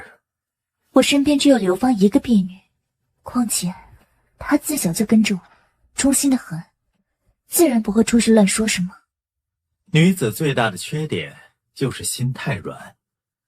陶七七身边那个叫陶元的丫鬟投诚，她也是从小就跟着她的主子，到头来还不是为了金钱地位，将他们家那位主子就这样给卖了。齐王，我保证这件事一定不会出任何差错。这边陶七七刚出事，我的贴身丫鬟也一并出事，此地无银300两，以南宫瑾的性格很难不察觉到，小心到时候偷鸡不成蚀把米。梁妃娘娘在宫中知道这件事情大怒，说要亲自审陶七七。宫中的刑罚向来阿杂，神不知鬼不觉让一个人死在宫中，再简单不过了。多谢齐王帮衬着，才能有子言的今日。此事一成，你我之间可就再无人能挡了。那是自然，一切本王都已经打点好了，看今日还有谁能救得了他陶七七。这件事与本王的王妃无关，你们没有证据，就敢胡乱抓人。给王爷请罪，是殿中小二看见的，说是明月楼发生命案，死的还是国公府家的大小姐，下官这才命人来捉拿。放人！王爷饶命，下官不是不想交人，是国公府的人说要亲自审问那女玉王妃，国公大人的话下官不能不听，只能让人送到国公府去。荒唐！这案子要审，也是尚书侍郎3堂会审，你如何可私下审问？王爷，下官与国公大人的官职是差了10万8千里，我哪里敢忤逆国公大人的意思啊？你最好在这里给本王把这具尸体查清楚，否则小心你的项上人头。是，王爷慢走，王爷慢走。王爷，怎么这个时候有时间来老夫的府上啊？本王来要人，陶七七，本王的王妃。王爷，他是害我们家小女的罪魁祸首，您现在来找我们要人是什么意思啊？您莫不是想包庇自己的王妃不成？王爷，不是我们不交人，这陶七七是最有可能害死老夫女儿的，这件事不能就这样了结。王爷且放心，只要1天没有查出真相，老夫就会好吃好喝的供着玉王妃。本王是在这里与你讨价还价吗？如果国公不想放人，那我找人将国公府翻过来，把人找出来。这2败俱伤的做法，你认吗？你怎么能在这里如此胡闹？丹丘马上要与你成婚，做你的侧妃，却死在你的王妃手中。他就是记恨我们家丹丘，你不仅不替丹丘伸张冤屈，反而来冲着我们要人。我看你这王爷是做昏了头了。你母妃平日里说你不听管教，我也算是你的姨母，今日说这话也是为了你好。王爷，玉王三思啊！你刚才说，你算本王的什么？王爷饶命！方才是我口不择言，王爷别跟我一个妇人计较。我倒是不知道国公夫人还要仗着自己的身份来拿捏本王啊！老爷，王爷息怒，王爷息怒啊！王妃不在国公府中，您向我们要人，我们也交不出啊。什么意思啊？你最好给本王说清楚。我知道小女出事后，得知是玉王妃与小女相聚，小女才出的事。我这夫人心急，给宫中递了消息，是梁妃娘娘让人将王妃带到宫中去了。王爷，再过半个时辰，城门就关了，要不要先递个消息进皇城，让公主和瑞王帮忙？你先出去。是，属下遵命。谁给你们出的主意？留着本王在这里拖延时间。是梁妃娘娘说让我们将人送到宫中，之后的事儿不需要我们管。若是问起来，就说是送到我们国公府中。真是好大的胆子！事情没有查清楚，你们胆敢拿本王的王妃，别以为有梁妃顶着，这件事就不会找到你2人的头上。南宫瑾转身出了国公府，驾马往皇城门外赶去。陶七七，本宫没工夫在这里跟你打哑谜，你最好是全招了。你连本宫的侄女都敢杀，你还有什么是不敢的？我没有，我去的时候他已经死了。已经有人看见你杀了蒋丹秋，你还想狡辩？陶七七，本宫本不想对你用大刑的，奈何你很不识趣。这刑法呀，是敲碎你的膝盖骨，打断你的双腿，让你永远也站不起来。你可要考虑清楚，是招供呢，还是受刑呢？原来梁妃娘娘在宫中就是这样施以极刑，逼人招供的。哼，你现在不用嘴硬，一会儿你就会求本宫饶了你了。还不给本宫行刑！铁棒高高举起，重重的落下，慎刑司中传出惨叫的声音。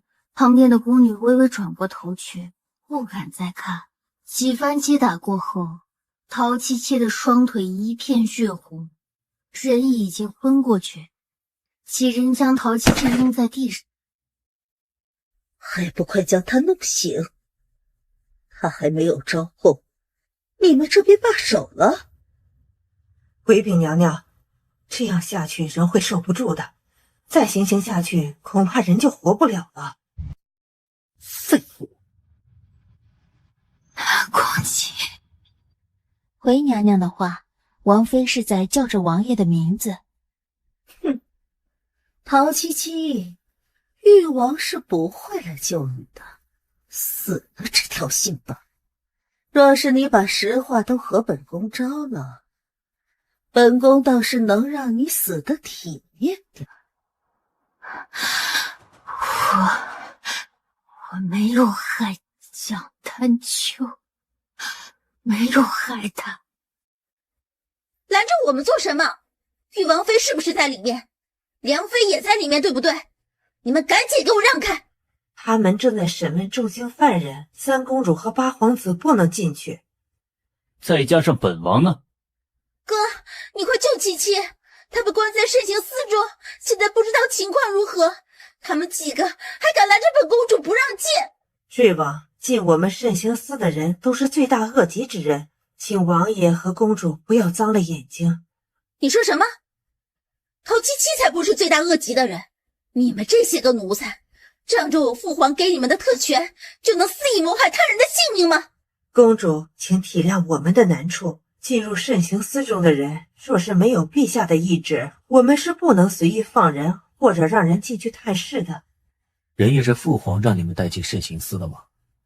不过是得了梁妃的嘱咐，谁给你们的权利？工人蹬着腿，脸色涨得通红，翻着白眼，马上就要死过去。六哥，快进去找陶七七，我怕出事。将他押起来，听候发落。一众人闯进了慎刑司，把他的衣服给本宫脱了，在胸口刺字。本王看谁敢动！景儿，后面陆陆续续又冲进来好几个人，后面跟着的林业几个人将行刑的工人制住。南宫瑾喊着陶七七的名字，声音都有些颤抖。喂，老妖婆，你在宫中滥用私刑，不如我们去父皇面前评评理吧。南宫从寒，你怎么同本宫说话的？我已经让人告诉父皇这件事，父皇饶不了你。安陵怀疑站在一旁，所有的注意力都在陶七七的身上，看着被南宫瑾抱在怀中的人，快要压抑不住自己心中的暴虐，想要上去把梁妃捅成筛子。梁妃娘娘，这还未定罪，您就把人抓进宫中严刑拷打，这是否有违刑法？本宫的侄女被他杀了，若不用刑，他会招吗？陶七七嘴硬狡猾得很啊，本宫自然要亲自审问。我告诉你，谁再敢动陶七七一下试试，本公主跟他拼命！三公主何必为了一个陶七七就动这么大的火呀？杀人偿命这句话，公主不会没听说过吧？若人不是他杀的，本王要你梁妃的命，可否？景儿，你不要跟着他们胡闹，听母妃的话啊！若是七七杀的人，本王替他填命。南宫瑾，你是不是疯了？为了陶七七忤逆母妃，还有什么事是你做不出来的？七七真的出了什么事，本王还是要你的命。一众人出去后，梁妃跌坐在上位，缓了好一会儿，吩咐旁边的小宫女：“快，我们去找陛下，不能被他们先找到陛下。陶七七怎么样了？南宫瑾从开始就握着陶七七的手，一直没有松开。听到三公主的声音，头也没有回，眼睛一直盯着陶七七的脸颊。其他伤养断时便能恢复，但是王妃的腿骨被打碎了，这辈子都不能再站起来了。你说什么？我刚才给王妃上药的时候，检查过王妃的膝盖处，是被重物反复敲击过，腿骨碎裂到无法恢复。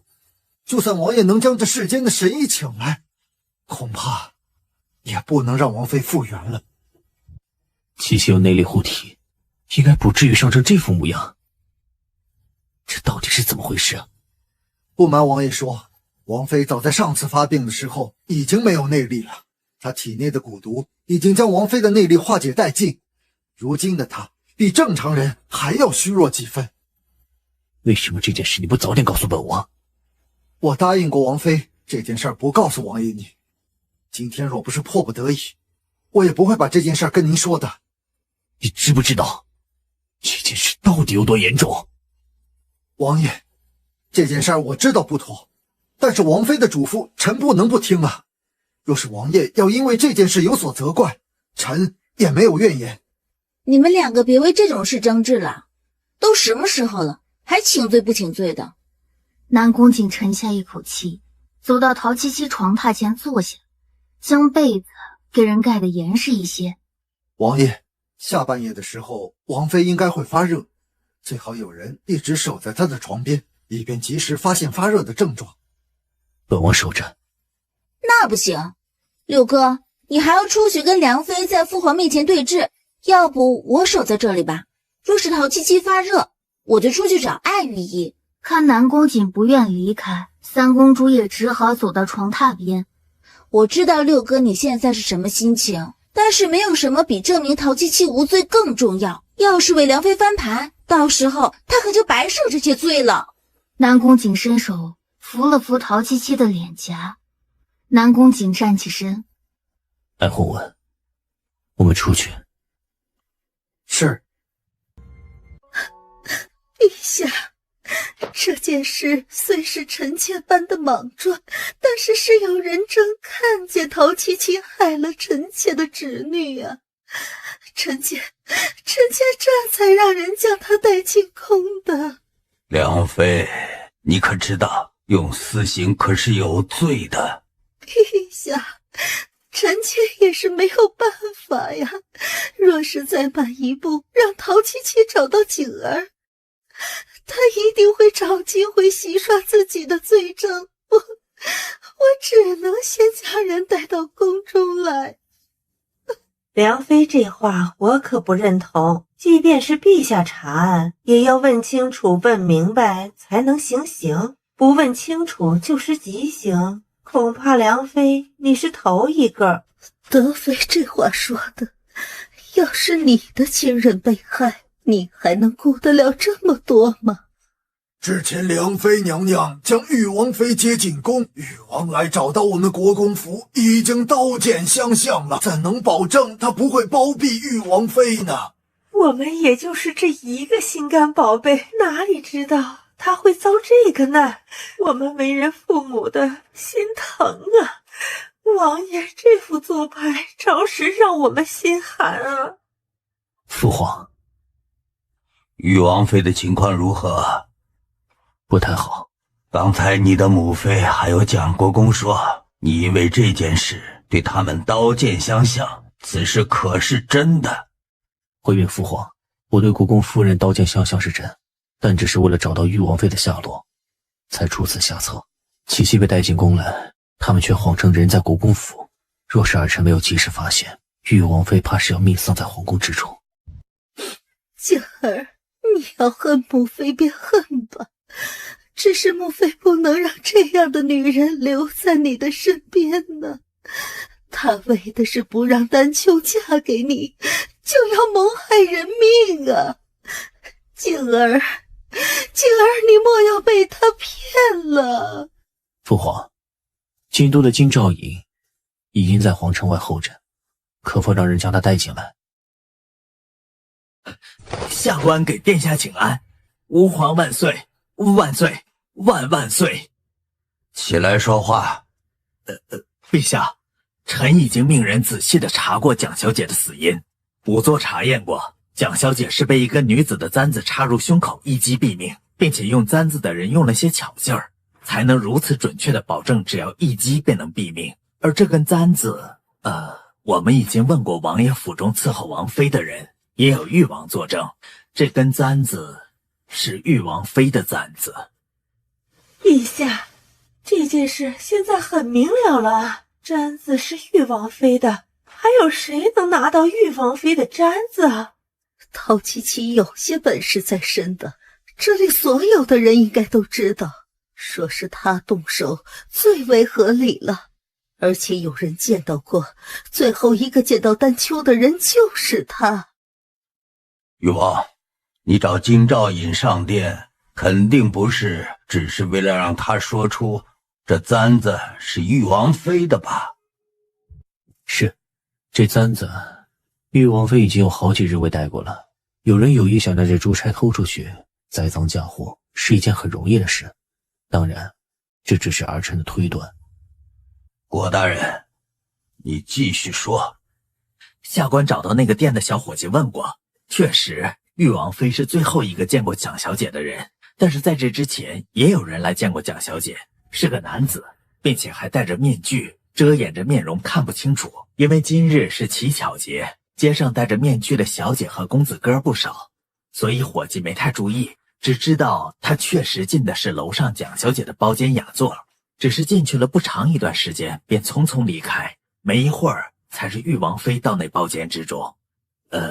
那小伙计见王妃的模样气派，就仔细的多看了两眼。后来我们的人给了那小伙计看了那簪子，确实王妃头上并没有那枚簪子。他要杀人，不一定会把簪子戴在头上啊！一个小伙计的说辞怎么能当真呢？即便小伙计的话也不能当真呢。梁妃，你怎么就能确定陶七七是那个害人的，而不是前面那个鬼鬼祟祟的男人呢？要是按照梁妃所说呢，之前进去的那个男人又是怎么回事呢？她即将要嫁给誉王，又在私下里在乞巧节这一日与一个男人相会，这恐怕说出去会坏了姑娘家的名声和陛下对她的恩赐。德妃娘娘，这事儿还未下定论，您这样说岂不是要定小女的罪吗？陛下您看，国公大人这下着急起来，可是臣妾的不是了。朕的德妃有哪说错了吗？你们尚未查明是否为誉王妃动手，就将人带到慎刑司行刑。德妃不过就是顺着你们的想法向下说，说到你们的女儿，你们才知道这件事尚未下定论。我看蒋国公你是老糊涂了，还是朕当真信错了人？梁妃是朕平日对你过于溺爱，才容得你在宫中如此放肆。陛下，老夫就这一个女儿，这样被害，老夫心中是万分哀切啊，才会一时之间昏了头，做出这样的事情啊。老六，你觉得朕当如何？父皇，儿臣还有一事未说。你先说来。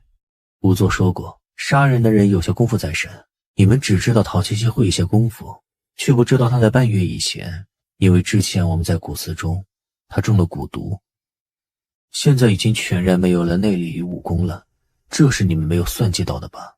对一个手无缚鸡之力的人施以极刑，害得他差点活不下去，还害得他这辈子都无法站起来，莫非当真一点愧疚之心也没有吗？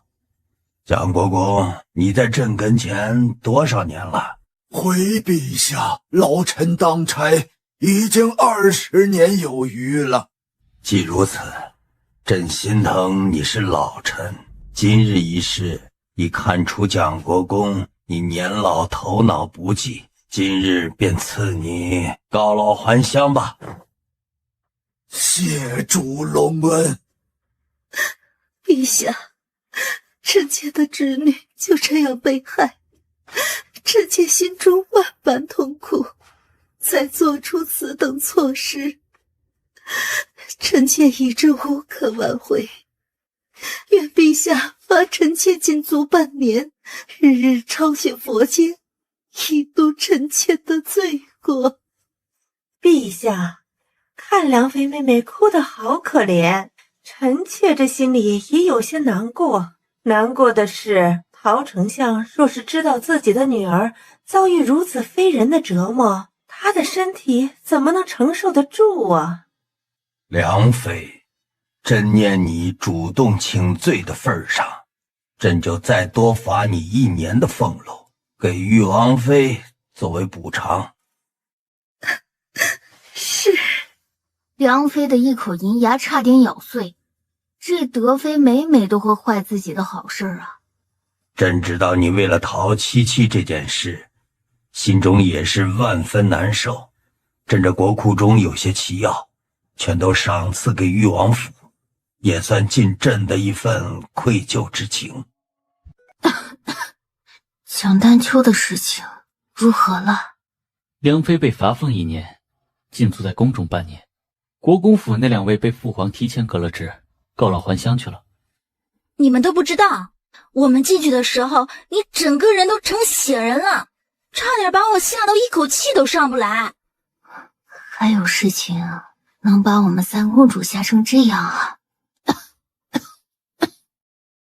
七七，你还笑？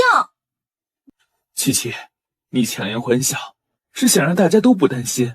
我们都看见你在慎刑司受的什么罪。说了2句，蓝君言的眼角一热，转过身去，再也说不出话来。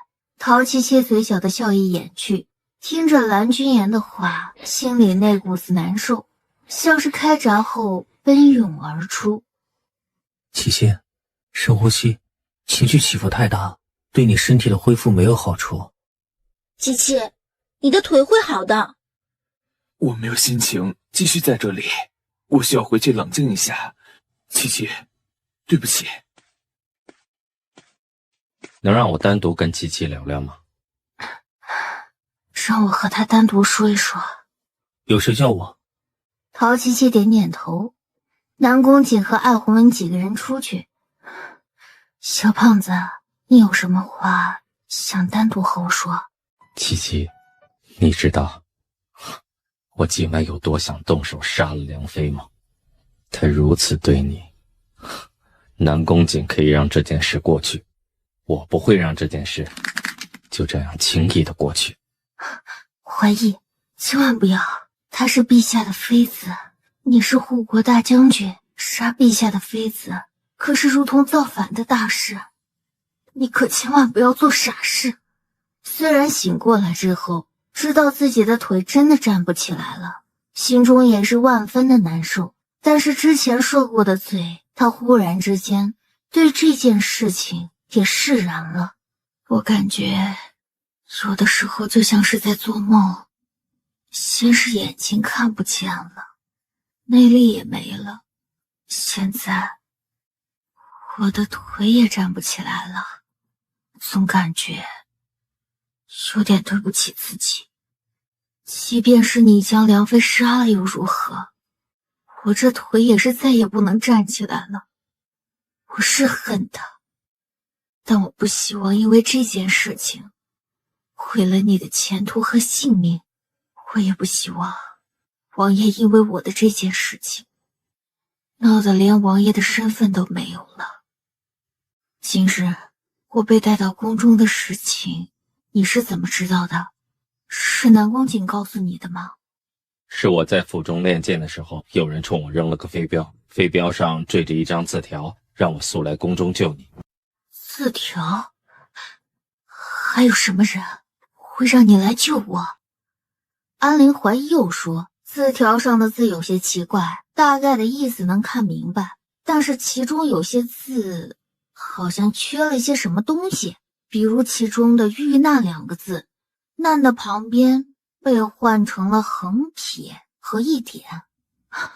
这是现代的写法。陶七七的眼睛睁大，是师傅，绝对是师傅。看样子你认识给我们送信的人。我不知道，也不敢确定。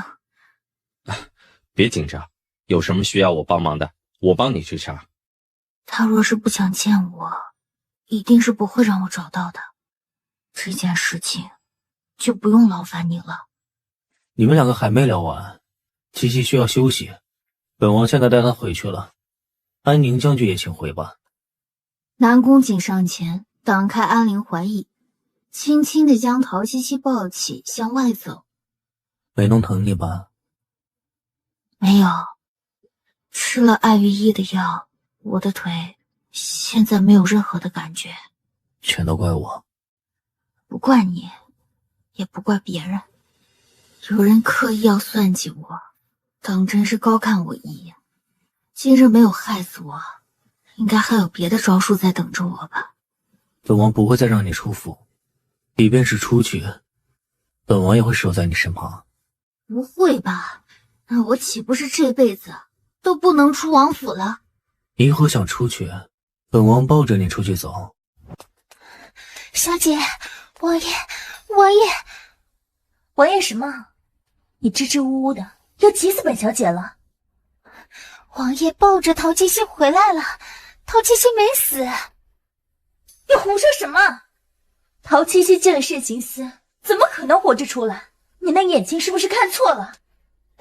小姐，奴婢怎么敢胡说呢？刚才奴婢看得真真的，王爷抱着陶七七往芳华殿的方向去了。我问了一个在外面接应的小丫鬟，说是他受伤挺重的。他陶七七的命还真是大，这样都死不了。既然陶七七出了事，我们必然要过去看看。我刚才听说王妃受了重伤，我把上好的金疮药拿来，希望能帮上王妃的忙。啊，白姑娘，我们家王妃和王爷要歇下了，奴婢谢过您的金疮药，请白小姐交给奴婢便好。我就是进去见见王妃，她要是没事，我还能放心。这金疮药还是我亲手交给王妃吧。今日出宫，陛下赏了王妃好些个奇药，您这金疮药还是拿回去自己用吧，我们王妃用不到。乌远，你别说了，怎么能对白小姐说这样的话？你们两个少一个唱红脸，一个唱白脸。乌远，你是怎么跟我们家小姐说话的？道歉。乌远，你是怎么跟我们家小姐说话的？道歉。道什么歉？你们两个不是挺会装的吗？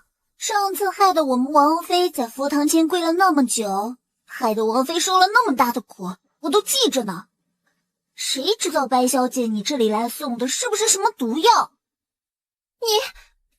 白小姐，要是想跟王爷告状，那就要明日了。今日王爷什么人一概不见，要不然白小姐就在我们王妃殿外守着。好，王妃的奴婢就是这样的态度对我吗？反正不管我什么态度对白小姐你都会添油加醋的跟王爷说的。那还不如我以后就用这种态度对你，省得让白小姐觉得我表里不一。你怎么敢这样对我们家小姐？不要脸的东西，你也不看看你什么身份？我是什么身份？我今日便告诉你，我是王妃身边的一等大丫鬟。你又是什么身份？不过是借住在王府中的一个女子身边的婢女而已。你凭什么冲着我大呼小叫？一点规矩都不懂。既然白小姐没有教过你规矩，那我就来教教你。你身为一个下等丫鬟，再见到王妃的一等婢女，不但不行礼，还趾高气扬的，你知不知道？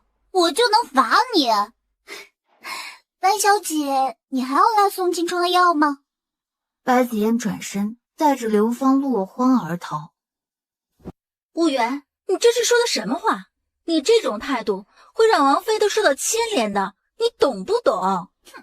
我以前对她恭恭敬敬的时候，也没见她少算计过王妃。道不同不相为谋，我们两个已经各走各的路，我做什么事不用你桃园来管。桃园转头瞪着乌源的表情，恨不得让他去死。王妃，你真不觉得桃园最近奇怪的很吗？他将您带到明月楼，您才出事，会不会是……他这个人有些自己的小心思，但却不会害我的。他是跟着我从陶府出来的，你别想太多了。好吧，可能是我想太多了。小乌源，你跟我说，昨晚是不是在外面说了不该说的话？是不是桃园跟王妃你说了什么？是啊，所以你要跟我说清楚，到底是怎么回事？看不惯白子妍这样欺负王妃您，昨晚就给了他脸色看。我都想好了，王爷今日要是罚我便罚，要是杀我便杀，反正以后我对他的态度就是这样。你糊涂，要是你出了什么事情，谁来照顾我？放心吧，有我在，不会让你出事的。王爷要罚你，也要我同意才行。嘿嘿，我就知道王妃最心疼我。王爷，今日看你的心情不是太好，刚才那么的用力，是因为陶七七的事情吗？哼，陶七七能活着出来，我是真的没有想到，没想到他背后居然有这么多人在帮他。现在连他身边的那个丫鬟都不拿我当回事，我真想趁这个机会杀了他。他现在已经成了残废了，南宫景就算对他有些怜悯而已，对他们肯定已经没有情爱这些东西了。这个时候你要是送到南宫景面前，他难道还会不要不成？南宫景现在全部的心思都在陶七七身上，哪里还顾得到我？今日我去找他，他居然对我有些不耐烦，哼，全都怪那个陶七七。齐王，有件事我还没跟你说呢，我想我再不说的话就要来不及了。什么事？我怀孕了。什么？你怎么不早说？要是我早早告诉你，这个孩子保不住怎么办？我还不是想给齐王你留个种吗？本王忽然想到一个办法，让南宫景接手本王的孩子，一想到就让人很痛快。那也要南宫景娶我才行啊！现在蒋丹秋刚死，他绝对不会再娶侧妃的。这段时间他肯定一直守在陶七七身边，你还能有什么办法让他娶我？要是能说服梁妃帮忙，那就事半功倍了。你不是说梁妃因为这件事被禁足半年吗？她还能帮什么忙？她会帮忙吗？她还有个杀手锏没有亮出来，况且失去了蒋丹秋这个妻子，就要找别的来代替。她知道南宫景越来越不被她控制，所以更想找个人控制住他。还有能比你更合适的吗？那就要齐王替我引荐引荐。岳丈大人。誉王，我可怎么担得起你这一声岳父大人呢？你可是将我的女儿照顾得很好啊。岳丈，是我没有照顾好七七，您教训的是。我就这一个捧在手心里的闺女，本来她喜欢你，嫁给你，我已经不愿，但是她既然喜欢你，我这个做爹的也就不反对了。可你却一次次让我失望。带我去见七七。闺女，爹，你怎么突然就来了？爹要是早知道你在这里受的是这样的罪，应该早早的将你接回府中啊。爹，我也不是想让你担心，所以就让他们别告诉你。谁知道这件事情还是让你知道了。哎呀，你现在这种情况还是小事儿吗？你知不知道爹知道你受伤的事儿有多心痛啊，爹都觉得对不起你死去的娘亲啊。那爹，你要是知道现在在你面前的陶七七已经不是原来的陶七七，你的亲闺女早就一命呜呼了，那岂不是……哎，七七啊，爹还是希望你是以前那个事事都麻烦你爹我的小女儿啊。爹想过来见你的时候，我的小女儿哭成泪人的样子，但是却没想到她比我想象中要坚强太多了。从前那个只会哭着跟爹撒娇的女儿，好像突然之间长大了许多呀。爹想永远护着你，不想你长大，也不想看你受这样的苦啊。爹，陶琪琪忽然之间有些哽咽了。她是孤儿，从小跟着师父满世界的闯荡，从来没有感受过父爱是什么样子的感觉。闺女啊，你是爹的心头肉啊，爹看见你现在的样子，觉得十分愧疚啊。爹爹，爱御医说了，只是有很大的可能我站不起来了，不过我站起来也是有可能的，您别担心，我会好好配合的，一定会好好的站起来。虽然在慎刑司的时候，女儿生不如死，但是我现在不也好好的吗？王爷，宫里传信出来，梁妃娘娘想见您一面。不见。哦，来送信的人说，让王爷先别急着拒绝，看完信后再决定要不要去见梁妃娘娘。岳丈大人，有件事本王想要请教岳丈大人，不知岳丈大人有没有时间与本王说上两句话呢？何事啊？当时本王的母妃到底是如何死的，岳丈大人应该清楚吧？能否告诉本王？后宫的事情我怎么会知道啊？我没有神通，不是所有的事情都知道。当时这件事情还牵扯出三司会审，岳丈大人会不清楚吗？我的母妃是怎样被害死的？她的卷宗一定会经过岳丈大人之手。岳丈大人是真的觉得我母妃有罪吗？事情已经过去14年了，誉王，你现在所求的真相也已经不是真正的真相。这真相一旦说出来，未必是你能接受的。我身为他的儿子，我有知道这件事情的原委的权利。我母妃当年被冤死，我绝不可能让这件事就这样过去。莫要让仇恨蒙蔽了你的双眼。我知道你不想来见我也不过是因为想知道你生母的死因。我不想跟你废话。这件事关乎着14年前皇室的密文，本宫本不能将这件事告诉你。你什么意思？那你叫我过来是做什么？你别急，既然我告诉你，我能将你母妃的真正死因告诉你，你要答应我一个条件。你拿这件事来要挟我，我自己也能查到当年的真相。你要是真的能查明白，也不会查了3年也查不到真正能接触到真相的线索。我不是要挟你，是要跟你做个交换。如果你觉得不值得，那你就可以不同意。你要什么？本宫要白子嫣做你的侧妃。你不是对白子嫣做我侧妃的事一直都不同意吗？这次为什么要这么急于让她做我的侧妃呢？你必须去侧妃。陶七七现在的样子，你们一定是不能再开枝散叶了，所以你需要一个侧妃。你宁愿让一个你厌恶的人嫁给我，也一定要我去侧妃？是，你非娶她不可。我要知道14年前事情的真相。14年前，本宫也是才入宫1年，当时我还只是嫔位。陈妃那时深得圣宠，她是藩邦塞外的公主，那个时候宫中谁的宠爱都不如她。后来陛下只专宠她一人，还想将你直接立为太子。这一消息传到朝中，大臣们自然多的是反对之意，其中以陶丞相为首之流的大臣们反对的最为厉害。为此，陛下焦头烂额，还下令将朝堂上的几个重臣下天牢问斩。但这样的行为更加惹恼了那些朝臣，更是联合上书让陛下赐死陈妃，以正视听。陛下自然不愿，朝臣们纷纷罢官，而且京都的传言愈演愈烈，说陈妃是妖妃，她一日不死，整个大雍王朝必然不会长久。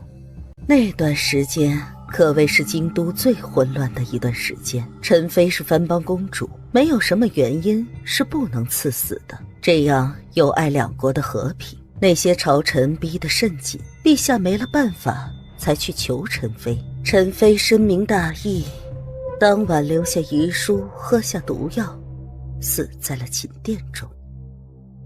当年这件事是陶丞相一手操办，他作为使臣，带着陈妃的遗书去了趟藩邦塞外，了结了此事，这事才这样结束。陛下为什么会如此偏爱你？是因为你的母妃。你的意思是陶衡间接地害死了我母妃？我知道，我现在说的话你可能不信，但是我没有必要在这件事上骗你。我怎么知道你说的是不是真的呢？陶七七的爹害死你的生母，这事我知道你无法接受，但这就是事实。如果不是为了让你娶侧妃，这件事本宫永远都不会告诉你。南宫瑾转过身，闭上眼睛缓了好一会儿。这件事情就如同砸碎他的骨头，然后又生生的糅合在一起似的难受。他是真的无法接受，这是他母妃身死的真相，不记得自己是怎么答应梁妃会娶白子嫣为侧妃的。南宫瑾浑浑噩噩地回到王府中，将自己关在书房中2个时辰没有出门。他没办法将这件事情和任何人说，他查了这么多年，积攒了如此多的恨意，偏偏是在他真的爱上陶七七之后，却告诉他真正害死他生母的是他爱着的人的父亲。怎么，有心事吗？你打算就隔着那么远看我？无论以后发生什么，你要记住，我是真的爱你。你突然说这些干什么？你是不是做了什么对不起我的事情？南宫瑾紧紧地抱着陶七七没有说话，他只有这样抱着怀中的人，感觉才能踏实一些。七七，别离开我。好，不离开。刘芳，我终于能名正言顺地跟在王爷身边，我马上就能做他的侧妃，陶七七也马上就要万劫不复了。小姐，我们忍气吞声这么多年，终于可以翻身了。到时候还不知道陶七七是怎么样精彩的表情呢。让他崩溃的事情可不止这一件。白小姐，王妃在殿中吗？我有点事想跟王妃说说。王妃在，但是王妃现在不想见任何人。可是要是去趟茅厕没有看到我呢，我是不是就可以进去了？白小姐，我肚子太疼了，我先去茅厕一趟，我没看见您来了。算他还识趣。小姐，请。王妃，你怎么进来的？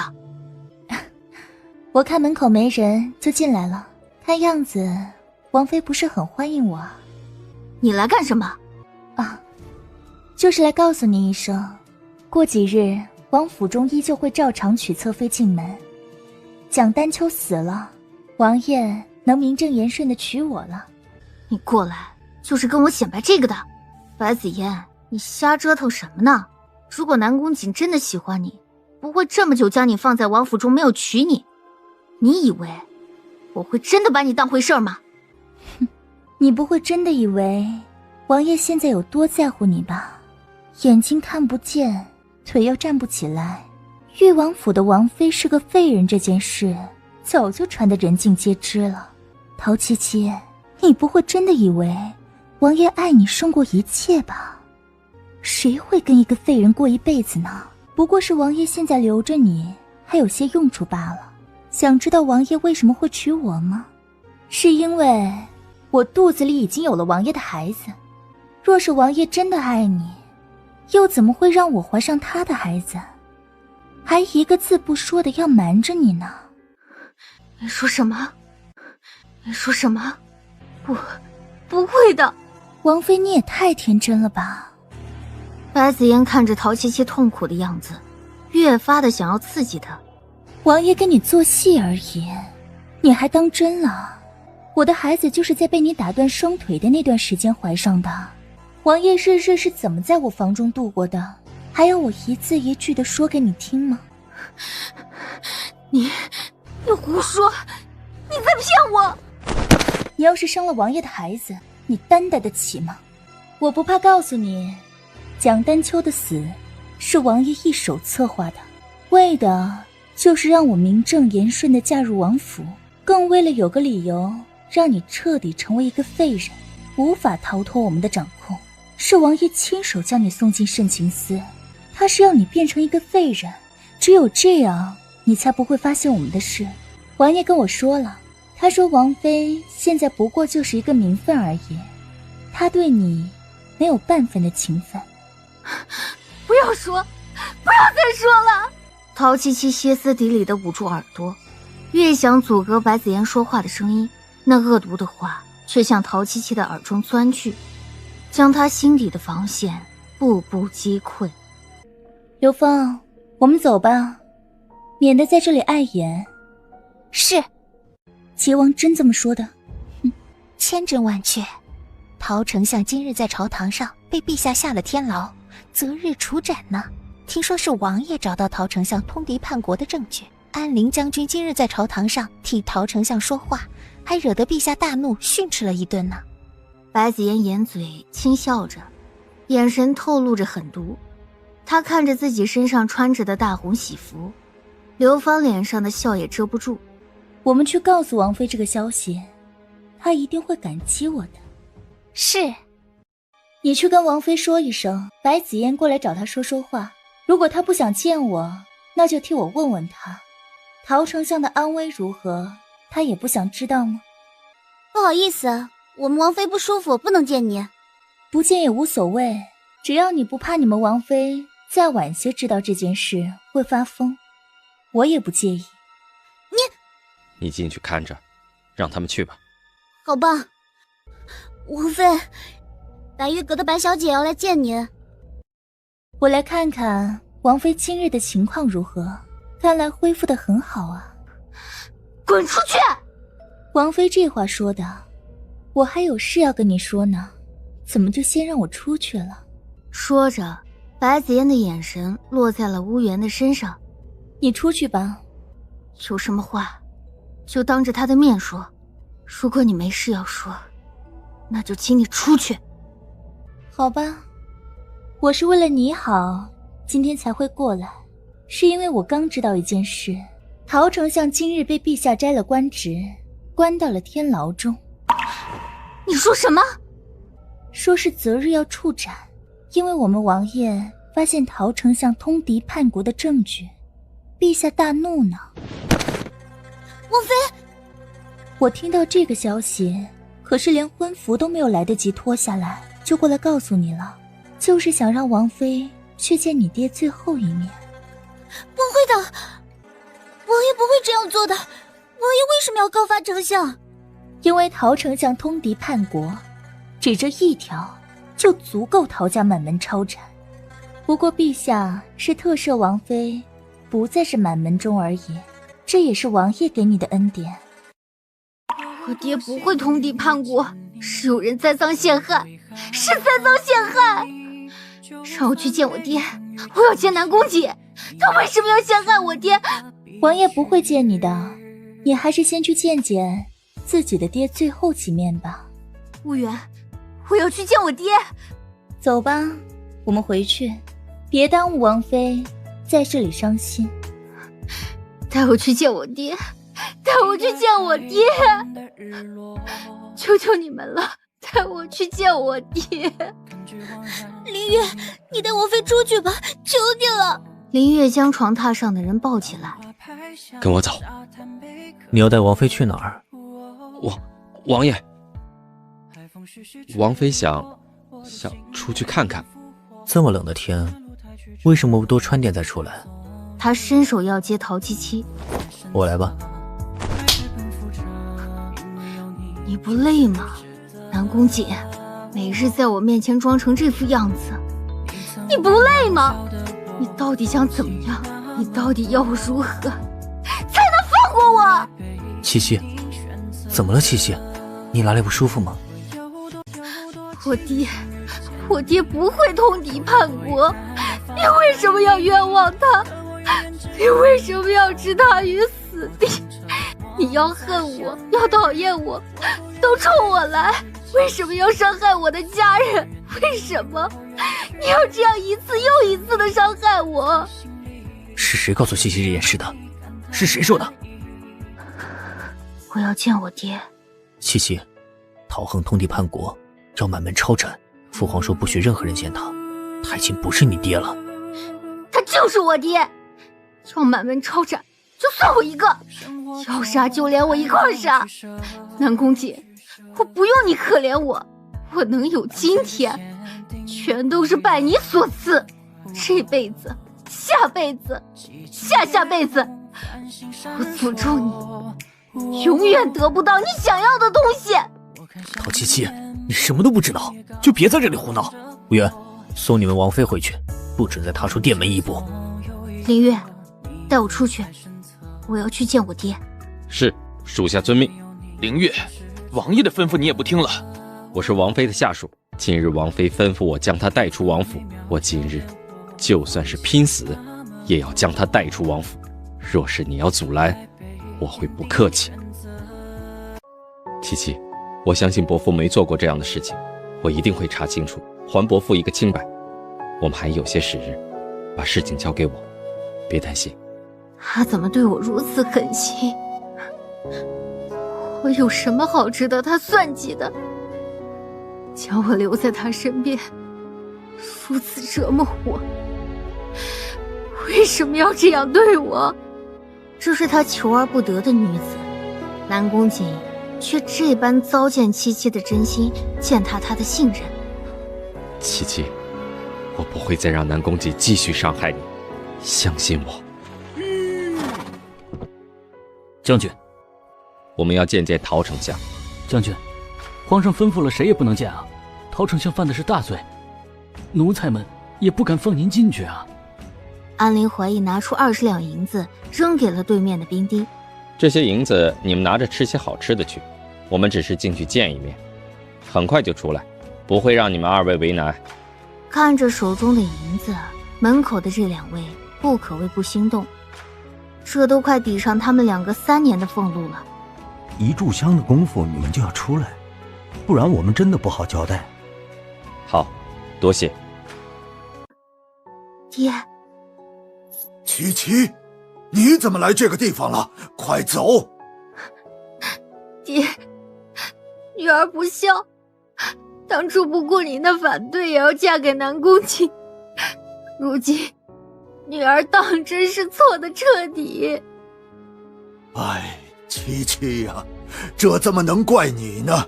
是怪爹有眼无珠，将你托付给了一个错的人呢。爹，南宫瑾为什么要冤枉你通敌叛国？你告诉我，这到底是怎么回事？他不知道从哪里听说14年前的事情，认为是我将他的母妃逼死。这几日一直在朝堂上抓我的错处，却没想到我被人陷害，居然从我的书房中莫名出现几封我与藩邦来往的信件。这么说，你没有通敌叛国，是不是？当然，你爹我这么多年忠君爱国，怎么会做出那种下等之事？但是陛下现在越来越多疑了，有这些证据在，他根本不听我的解释。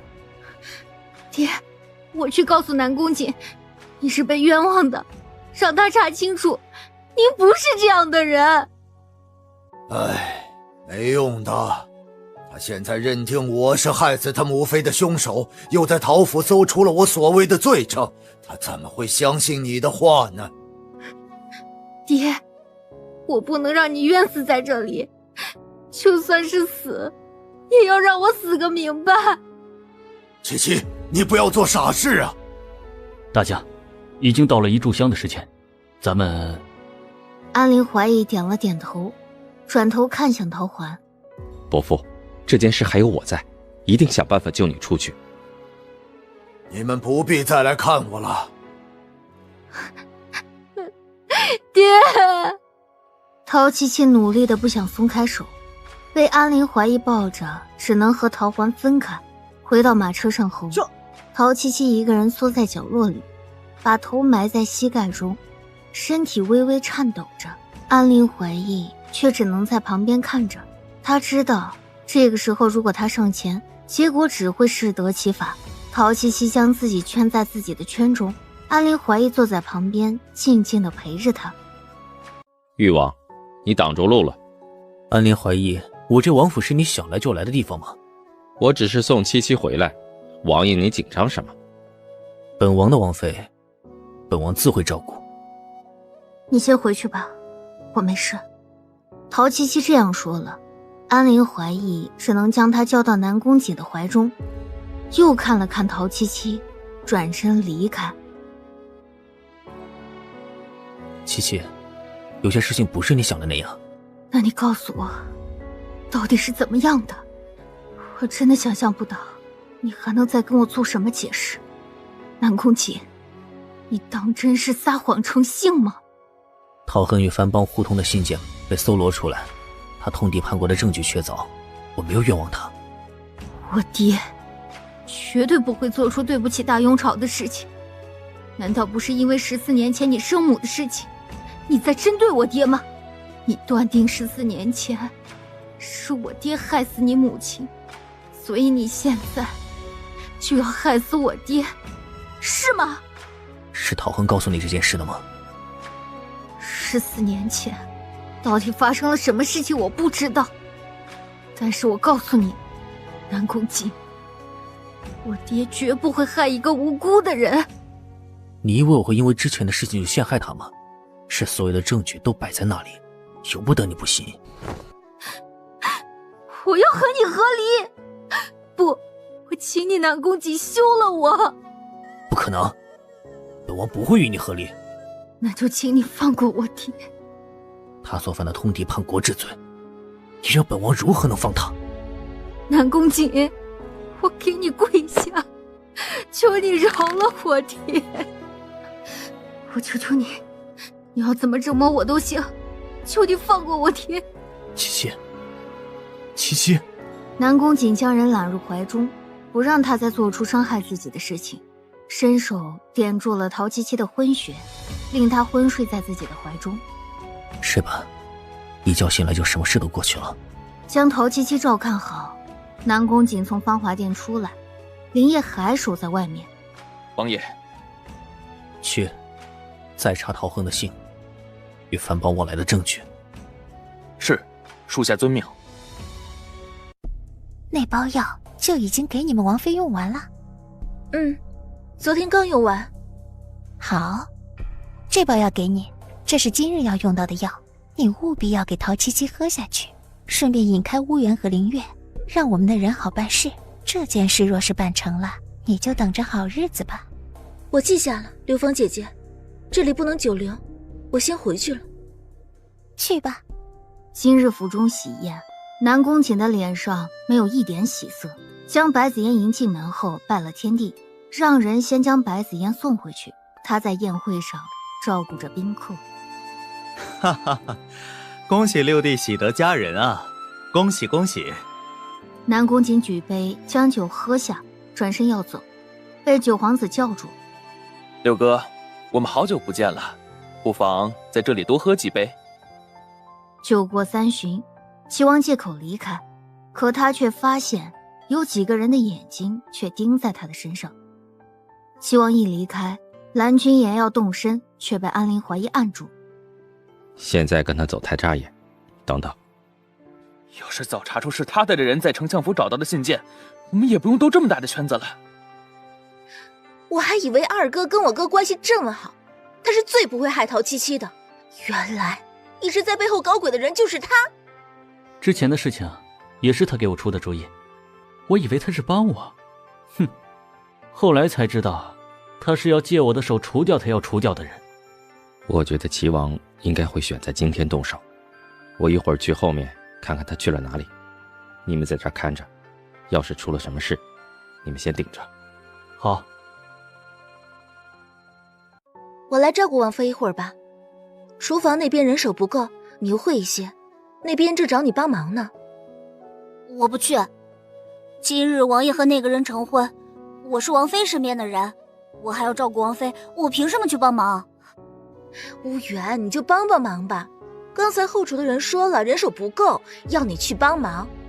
这要是你不去，他们去王爷面前说些不好听的，你要是被王爷罚了，还有谁能照顾王妃？果然，这些话是有用的。乌元看着床榻上的陶七七，有些不放心，但心里又知道桃园说的对，只能站起来看了眼身后的桃园。你要照顾好王妃。放心吧，有我在。桃园将刘芳给的那包药倒入了水中，看到药物迅速和水融合后，端起茶水来到陶七七的面前。王妃，喝点水吧，这样能舒服些。陶七七浑浑噩噩地喝下桃园给的水，躺下后又有些睡意朦胧。桃园看着陶七七的样子，退后2步，轻声说道：王妃睡吧，醒过来之后，所有的一切都会变了。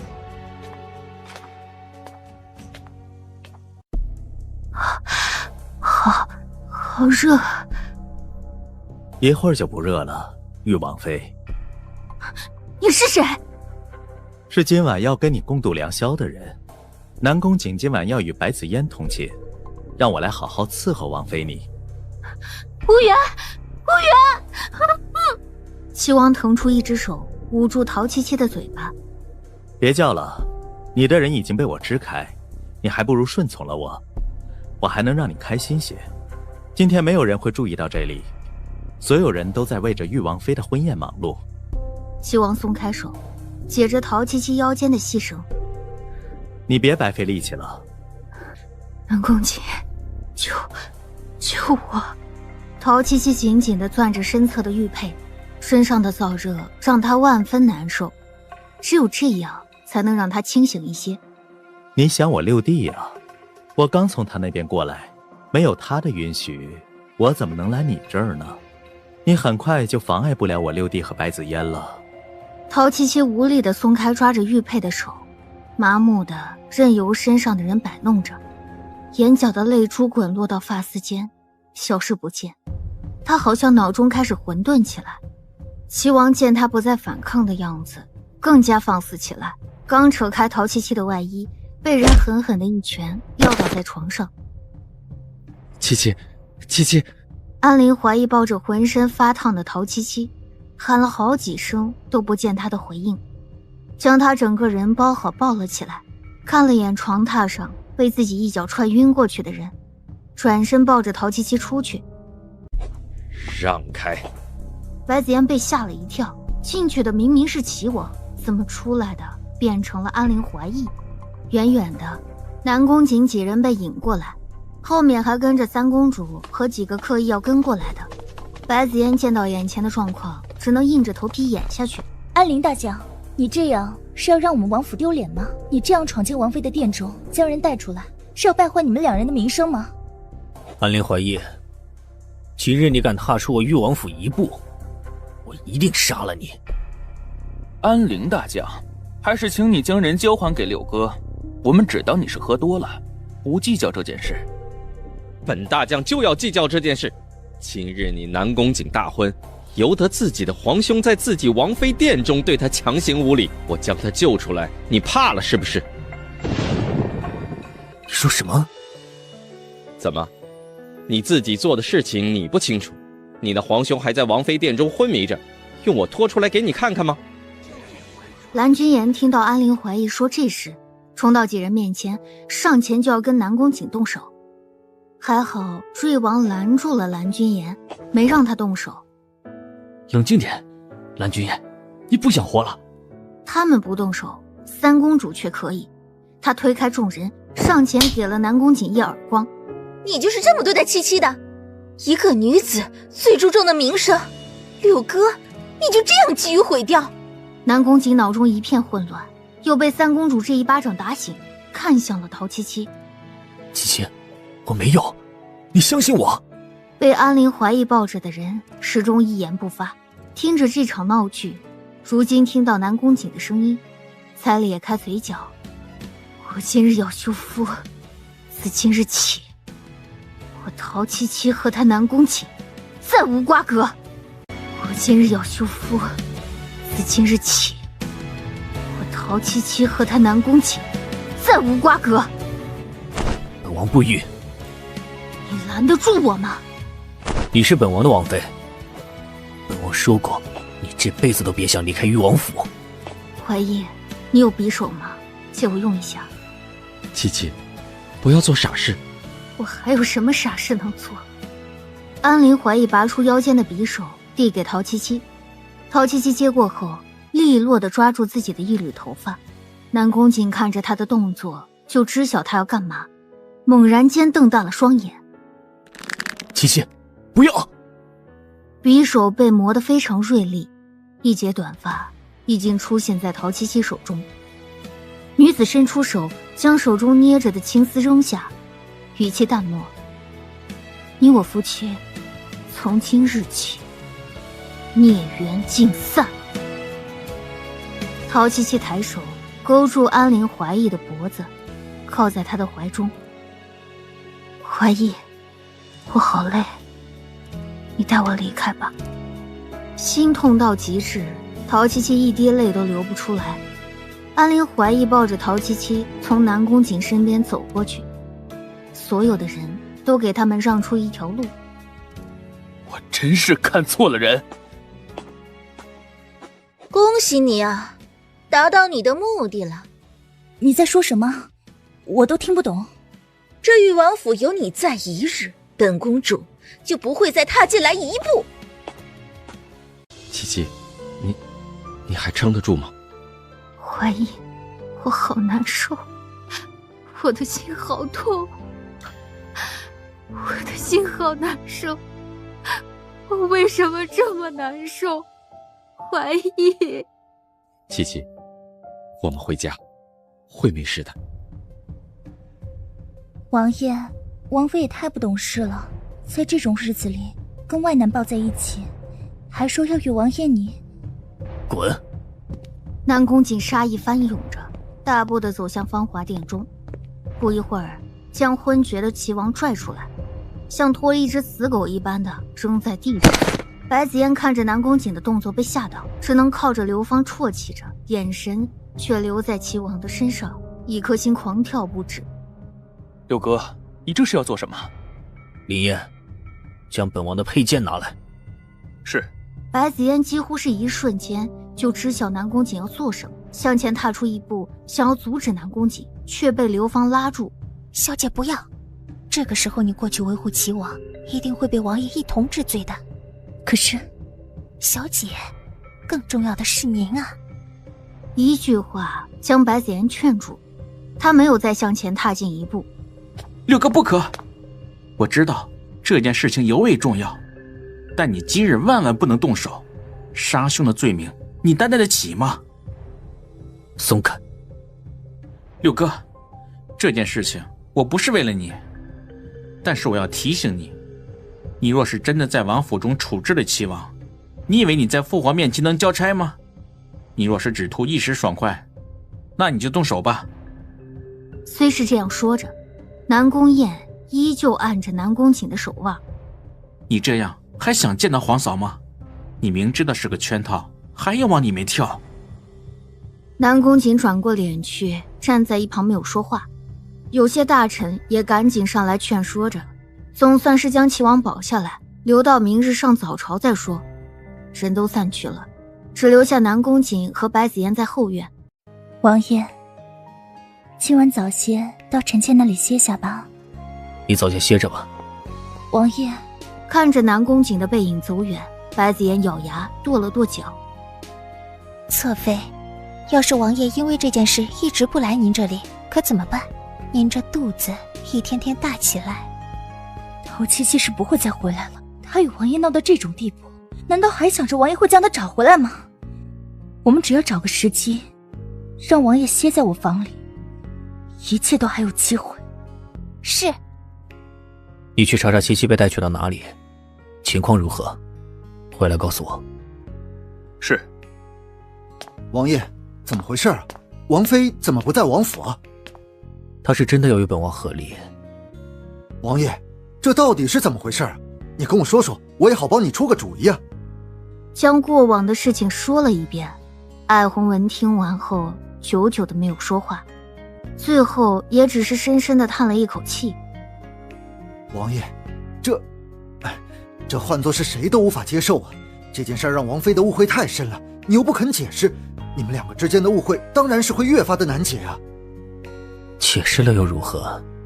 他会信吗？要是不信你，也不会一次次的原谅你啊！王妃是放不下王爷你的，现在就要看王爷是不是能放得下王妃，真的要与王妃和离。本王当然不想与他和离，他今日拼着断发，也不愿留在府中。我怕我们之间的关系，应当是覆水难收。不如我去趟安陵大将府上见见王妃，或许有回转的余地呢。你去吧。艾弘文点点头离开。你怎么会在本大将的府邸中？你先别着急，是我让他进来的。之前七七的病都是他诊治，他比任何人都要了解七七现在的情况。我告诉你，你最好老老实实的为七七诊治。我不管你是不是南宫景派来的，今天的事情，要是你敢说出一个字，哼，我保证你活不到明日。我行医全凭心，安陵大将大可放心，让我先进去见见王妃。安陵怀疑让开身体，让几个人进去。艾弘文进去后，见陶七七躺在床榻上难受的样子，先给他把过脉。他还中了那种药没解。我只能暂时封了他的穴道，让药物散发的慢一些。是齐王在喜宴上想对七七动手，我们及时赶到才将人救下。艾弘文赶紧拿出药箱中的药丸给陶七七喂下。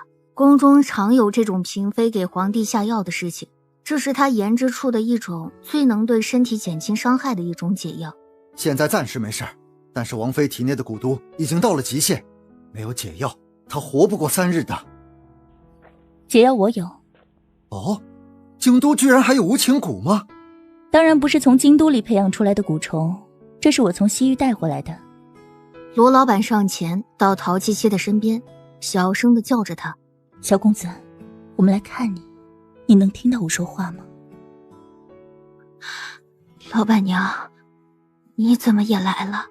何清风憋不住也跑上前去。七七姐，我来看你的。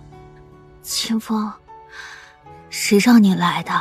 我不是让你在鬼市中好好跟着老板娘吗？你怎么跑到我这里来了？七七姐遇到这样的事情，你让清风如何能静下心来好好学？七七姐，这是嫌清风碍事吗？你这说的什么话？我嫌弃谁都不会嫌弃清风你呀。你是来看七七姐的，还是来埋怨我的呀？七七姐，我不是，清风不敢。好了，我说点正事。七七解药找到了，之前蓝公子让我帮忙找解药，我是刚刚才回来。这无情蛊已经带来，但还有些事情你需要知道。老板娘，你说吧。无情蛊能医好你中的毒，我带来的洗髓水也能帮你恢复你的腿和内力，但我有3分把握不住，这3分就是你生还的可能性。你有可能我如今这样，不也只能再活3日吗？活不活这3日，对我来说已经没有任何的意义。还有一件事，无情蛊之所以称为无情蛊，是它一旦在人体内种下，你所有过往刻骨铭心的爱和南宫景所有的过往都会忘却，这辈子都不会再爱上任何一个人。我会忘了他，是吗？忘了就忘了吧，反正我也不想记住这些事情。所有关于他的一切，我都不需要再记得。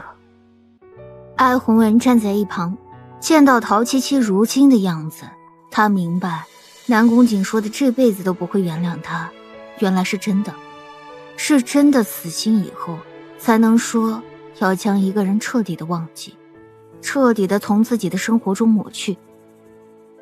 我们一定会全力帮你，相信我。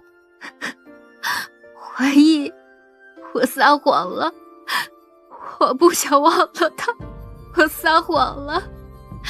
其实其实我还爱着他。一切都会过去的，七七。我知道他一直都在骗我，不喜欢却要强装喜欢。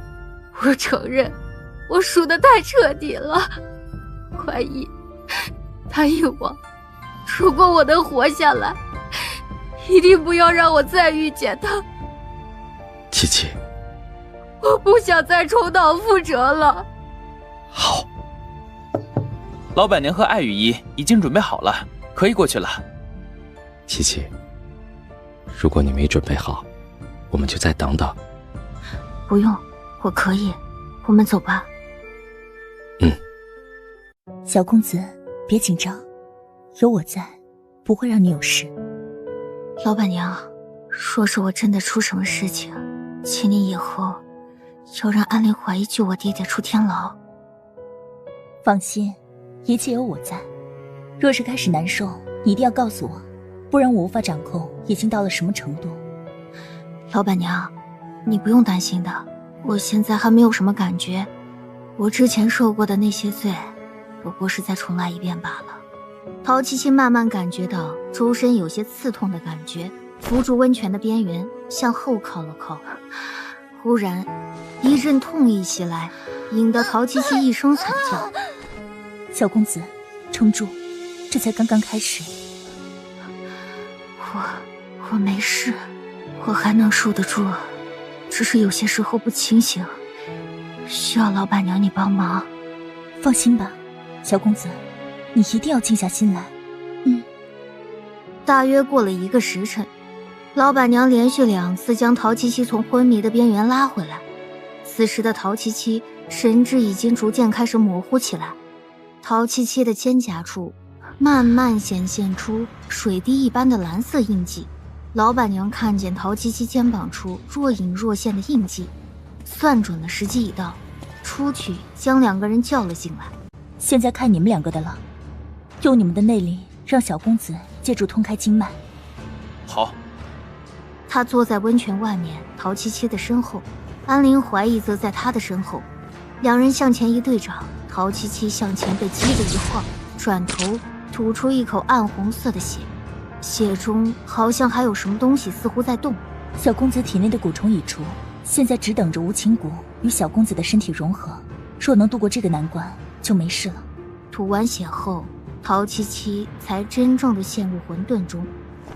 感觉出来有什么不对劲了吗？七七将我们的内力归拢到体内，却没有一丝通开经脉的迹象。我们若是源源不断的注入，恐他承受不住啊！小公子，如果你能听到我说话，你听着，若是无情蛊无法与你融合，那你就永远醒不过来了。你听见了吗？混沌中，陶七七松开固执拽着虚影不放的手，终于周身开始发烫，身体中的暖流冲到小腹，一股力量让他控制不住，直接释放了出来。强大的内力波及到蓝君言和他身后的安陵怀疑，2人直接被掀翻在地，同时喷出了一口鲜血。你们2个没事吧？没事，只是被突如其来的内力冲到了，幸好有你提醒，我撒手撒得快，没有被反噬到。安陵怀疑擦掉嘴边的血迹，顾不得自己的气息不稳，踉跄地走到陶七七的身边。七七的内力已经全然恢复了。太好了，度过这一关就没什么大事了。小公子的腿还要在洗水水中恢复12个时辰，虽然时间有些长，但总归不会再有危险。你们2个回去休息吧，这里有我看着，没事儿。好。我别是出现幻觉了吧？怎么有2个陶七七？他是什么人？哀灵大将，想你过轻浮，曾经是凤来阁的花魁，也是暗探，请哀灵大将不要介怀。我看得出你是暗探，但你不该装成七七的样子。我的确不是有意要装成七七姑娘的样子，我今日来此，也不怕大将你看穿我的身份，只是想帮七七姑娘一点忙。你什么意思？我可以助七七姑娘假死脱身。我这里呢有一种药，吃下之后可以让人在10个时辰之内进入假死的状态。但是若是在10个时辰之内没有服下解药，就会真的停止脉搏。这个险呢，我自然不会让七七姑娘冒。若是她同意，这件事就由我来做。这能骗过我六哥吗？我感觉啊，就算是能骗过，也是一时半会儿的事情。这要是七七真的又被我六哥找过去，还不是一样的？这个不用担心，还需要三公主你的帮忙。我能帮上什么忙？若是三公主在七七姑娘的葬礼上可以表现得真实一些，那誉王一定会相信七七姑娘是真的死了。好，具体该如何做？到时候我会吃下这假死的药，我会气息脉搏全无，只有10个时辰的时间，你们一定要在这10个时辰之内将我下葬。只要能瞒过誉王，你们再将我救出去便好。听起来简单，但是行动起来却尤为困难。若是誉王执意不肯让尸体下葬，又或是守在棺材一旁，你们如何演这场戏？你这方法太过于冒险。这样，七七醒过来后，让他亲笔写一封遗书，我去交给南宫景，让他断了这份念想。还是你够狠。哎，这是哪儿来着？对了，我是穿越到古代来的。死老头子，看我找到你，不把你坑一顿，我还能叫陶七七吗？从床上下来，陶七七赤着脚蹦到地上，看着屋子里的陈设，不像是一个女儿家的闺房啊。陶七七皱起眉头，按了按自己的脑袋，却好像是中间有一段空白，有些记忆像是凭空消失了一般，几段记忆无法正常的衔接在一起，脑中一片混乱起来，好像有什么记忆是他怎么努力都想不起来的。王妃，你又头疼了吗？我出去找他们。王妃？你是在叫我？啊？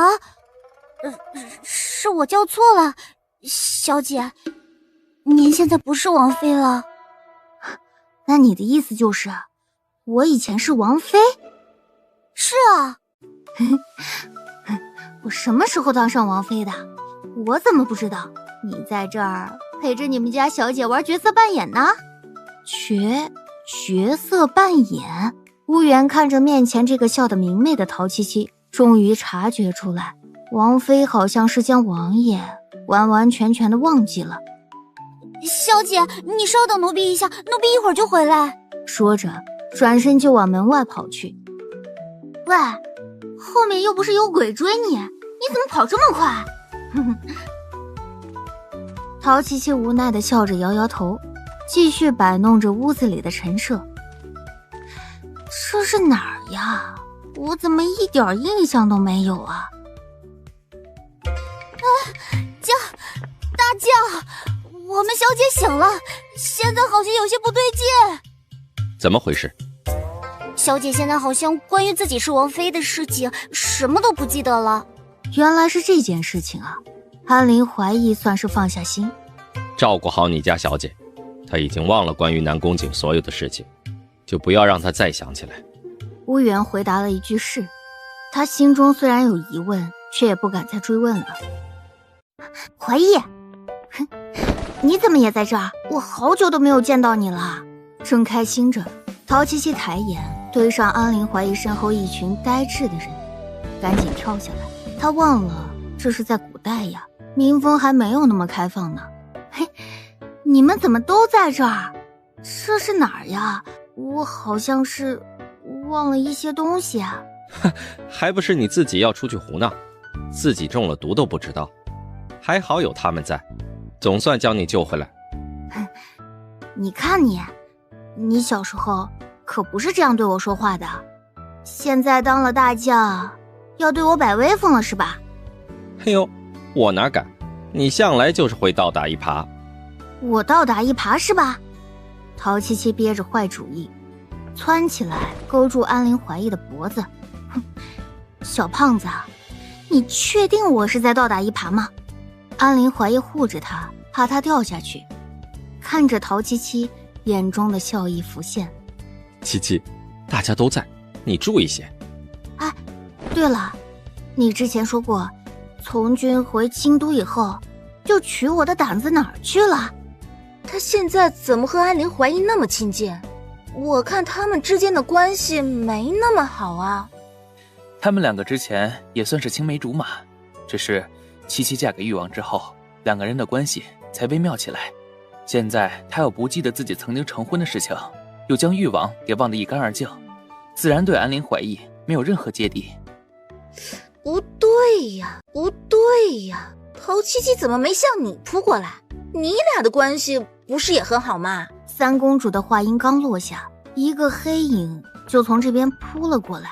蓝君言没防备，被陶七七撞得向后退了几步。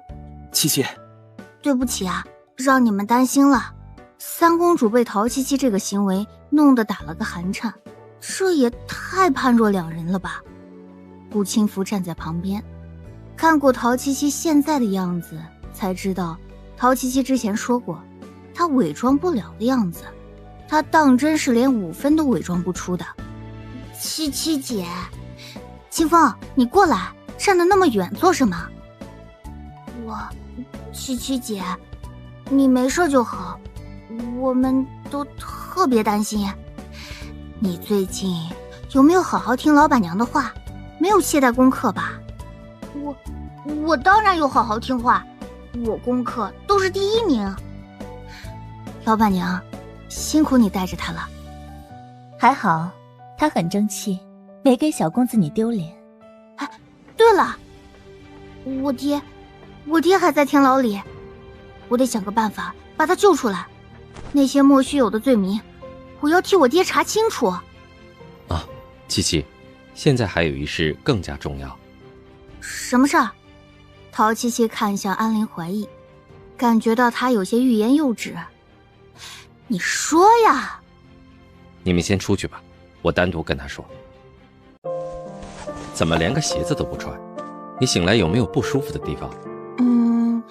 就是觉得我醒过来以后好像忘记了很多东西，又不知道哪里不对劲儿，其他的倒是没有什么不舒服的地方。如果要七七金蝉脱壳，假死脱身，这其中的事情无可避免的要告诉他，但若是将过去的事情都告诉他，再让他如此心痛，他无法接受。看着安陵怀疑的脸色，陶七七探究地说道：怀疑，你是不是有什么不能告诉我的？七七，你的记忆缺失的那部分我可以告诉你，但是你要答应我，无论有多难受，一定不要伤害自己。看安陵怀疑说的有鼻子有眼的，陶七七摆出一副认真的样子。他现在是穿越到这具身体上的，正好能了解了解原主的过去，不会露出破绽。好，你说，我听着。安陵怀疑将过往的事情都告诉了陶七七，他就像是在听别人的故事似的，心中偶尔会怒骂那个叫南宫瑾的狗王爷不是人，但是除此之外，心中再无其他的波澜。将故事讲完以后，安陵怀疑看着陶七七，试探地问他：能记起来一些吗？什么也想不起来了，感觉你在给我讲的这个故事的男主角就是个渣男，还渣得不清不楚的。我以前就这么没用吗？渣男？什么意思？就是类似于讨厌这个男人的一个称呼吧。那我现在已经跟他没关系了吧？我可不想再跟他继续纠缠到一起啊。哼，要是你不愿回去，我们想了个办法，不知道你愿不愿意？什么办法？假死脱身。将其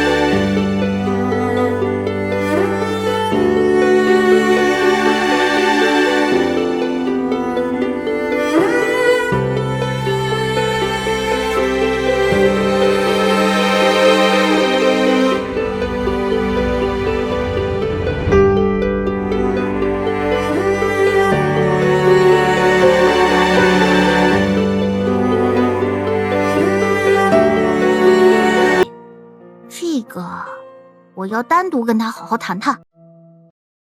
听说七七姑娘不想让我做你的假死替身。是。我有点好奇，你要我帮你的另一个忙是什么？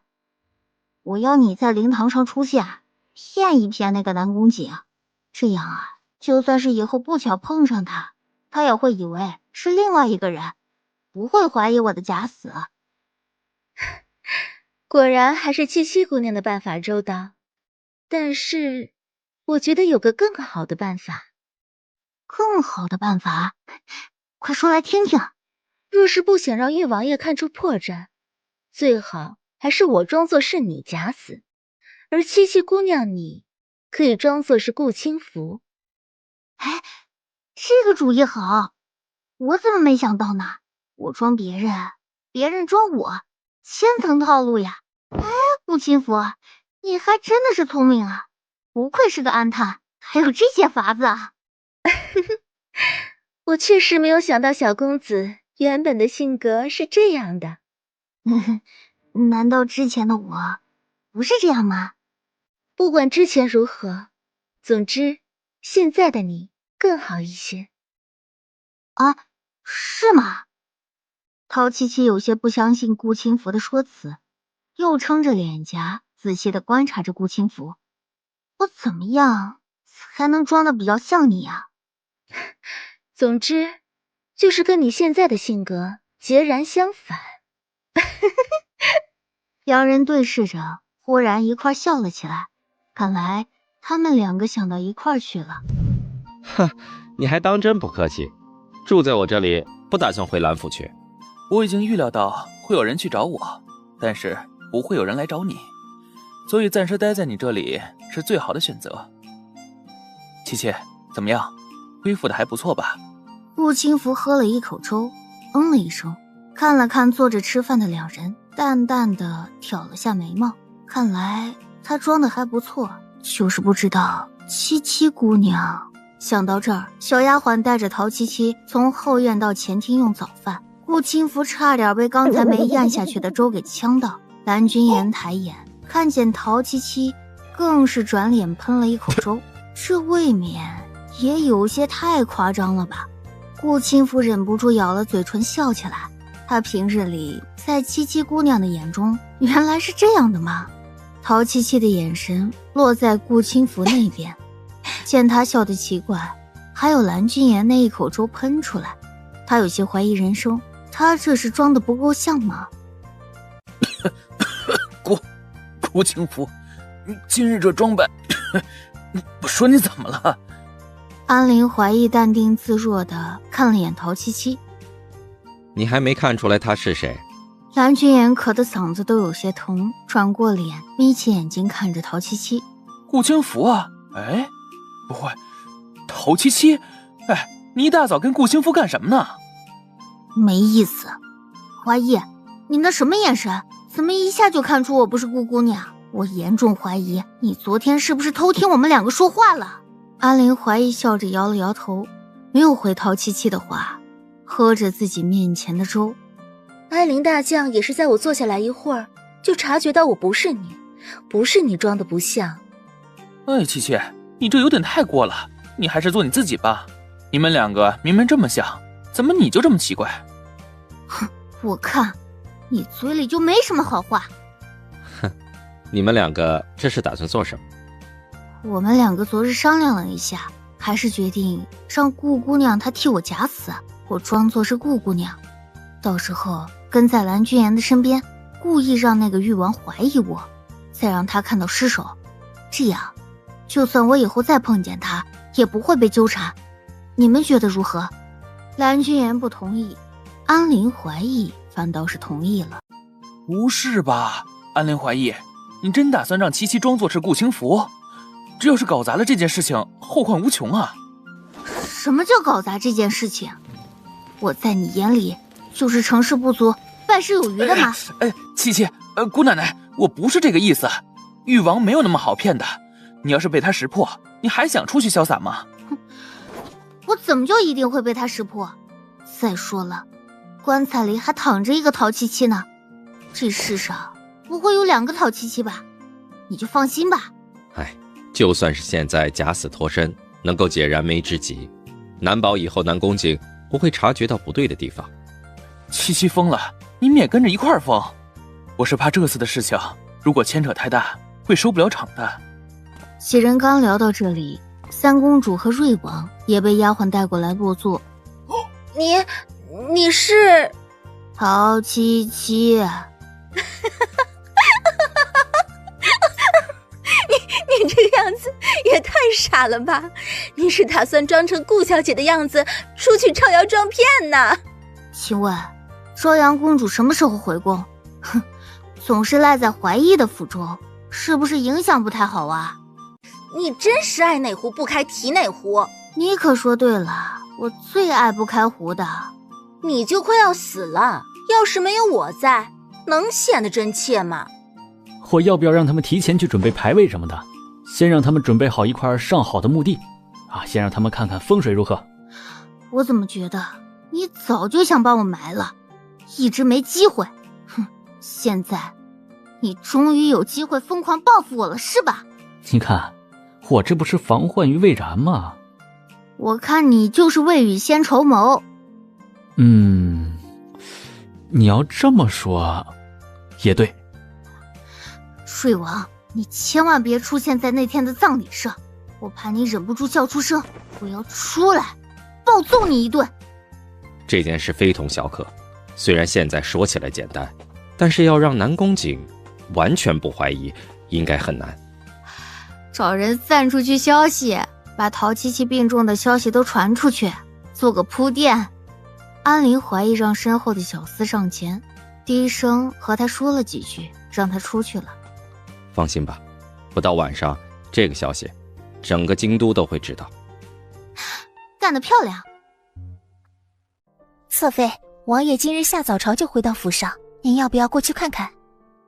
齐王的情况如何？有没有打探到什么消息？回侧妃，我这几天打探过齐王的消息，听说陛下那边下了齐王的大狱，陛下盛怒，说是齐王坏了皇室的名声，要好好惩罚他一番呢。我不能让齐王出事，他是我孩子的爹，他不可有事。您现在已经是侧妃了，要是被王爷知道您现在怀着孕，还是齐王的孩子，那还不更加针对他？现在眼下只有想法子让王爷留宿在白玉阁中，我们好找机会将孩子的事情落实。我知道，但是我不能不顾齐王的安危。白子嫣现在怀着齐王的孩子，心中莫名的对齐王多了几分依恋。你说的是，我知道。你随我去找王爷。是。陶恒的事情查得如何了？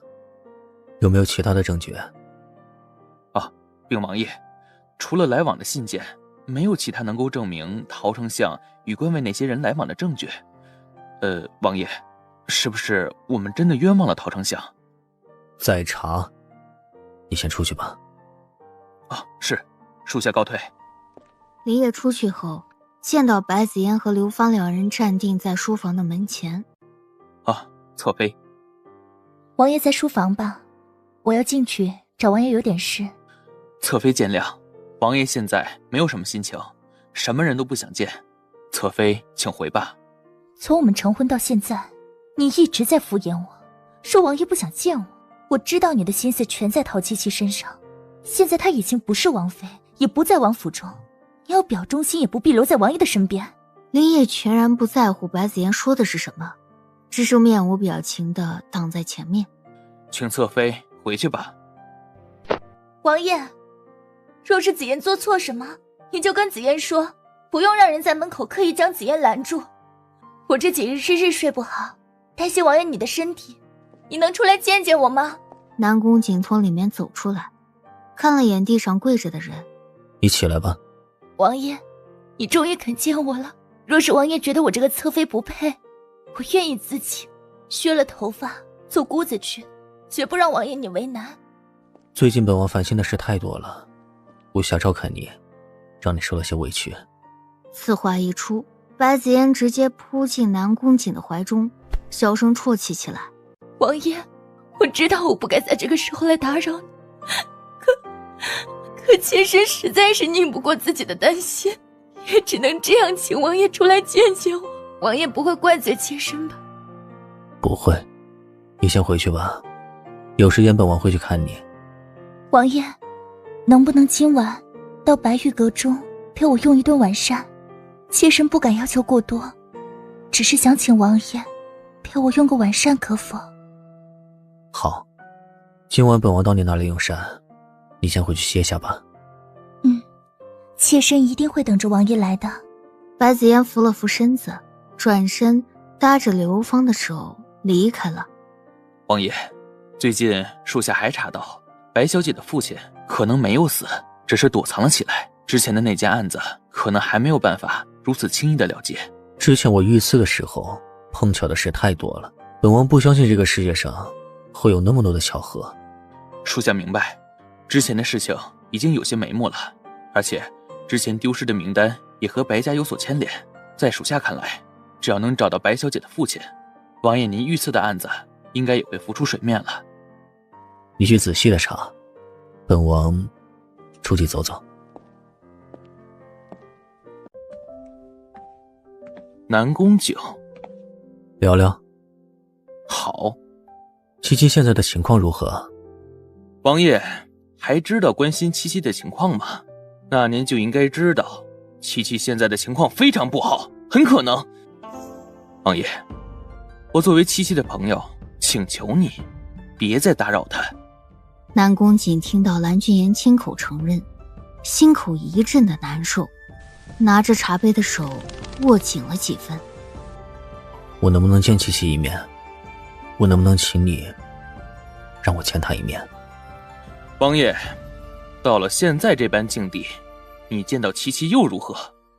之前没有珍惜过，现在王爷想挽回，恐怕是晚了些吧。我知道你恨我，你是七七的朋友，你恨我是应当的，但有些事情我想亲自跟七七解释清楚。他不想见王爷你，也希望王爷也不要为难我。我还有事，就不陪王爷您在这喝茶了，这茶您慢慢喝。蓝俊言走后，南宫瑾坐在位置上久久没有动。过了大约一盏茶的功夫，仰头将一杯凉茶灌下，茶味冰凉苦涩，也让他觉得刺得喉咙生疼。他直到现在才确定自己多么爱那个在自己面前毫无规矩的小女子。从前陶七七的一颦一笑，到最后他对着自己绝望的表情，就像扎根似的种进他的脑中。蓝君言，你怎么出去一趟垂头丧气的回来了？怎么啦？有人找你麻烦啦？刚才在外面遇见南宫景，被他请去喝茶了。你被他请去喝茶啦？他是不是不怀好意？他想干什么？他说想见你一面，把有些事情说清楚。你想见他吗？哼，不见。他这样的人能说出什么话？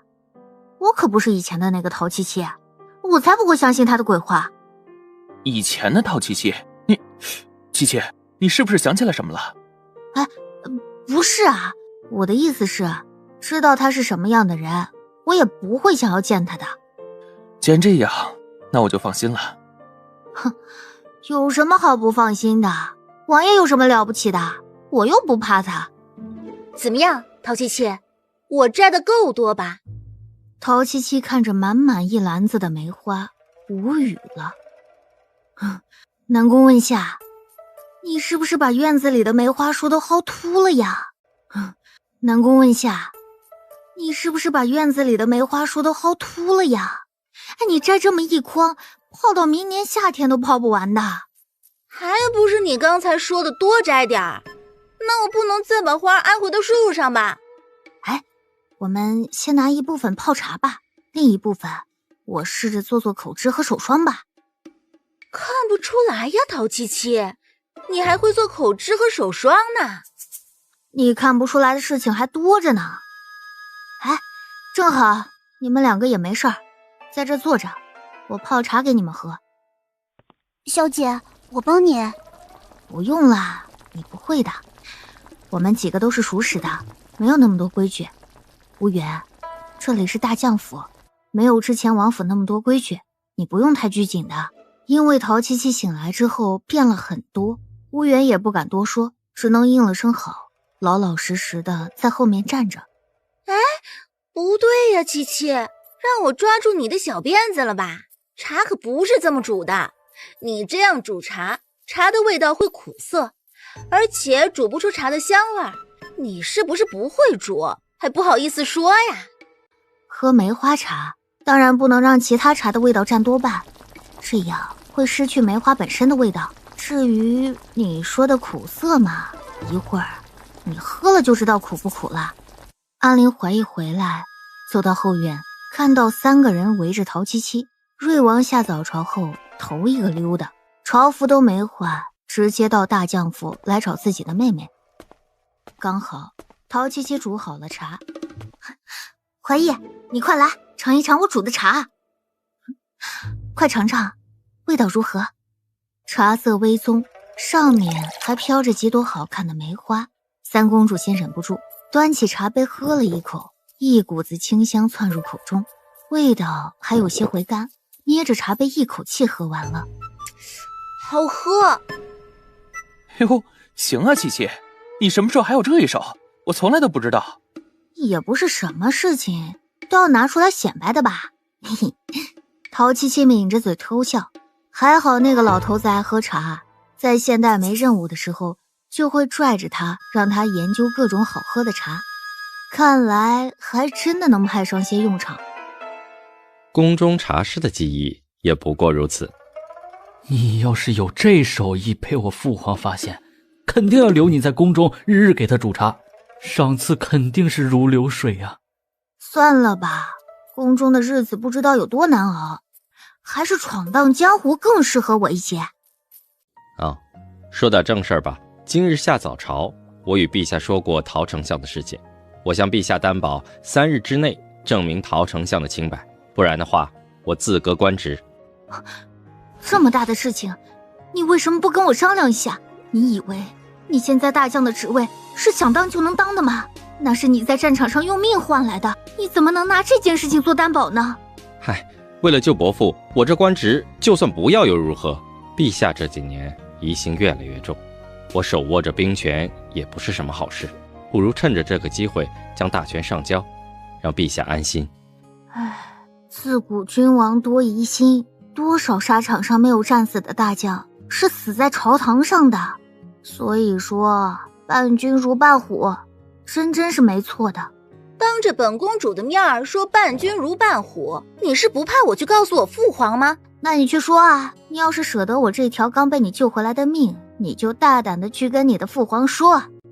陶七七，你天天就知道欺负我，你再欺负我，我可就回宫去了。我错了，我哪里敢欺负宫中你啊？咱们还是先说正事吧。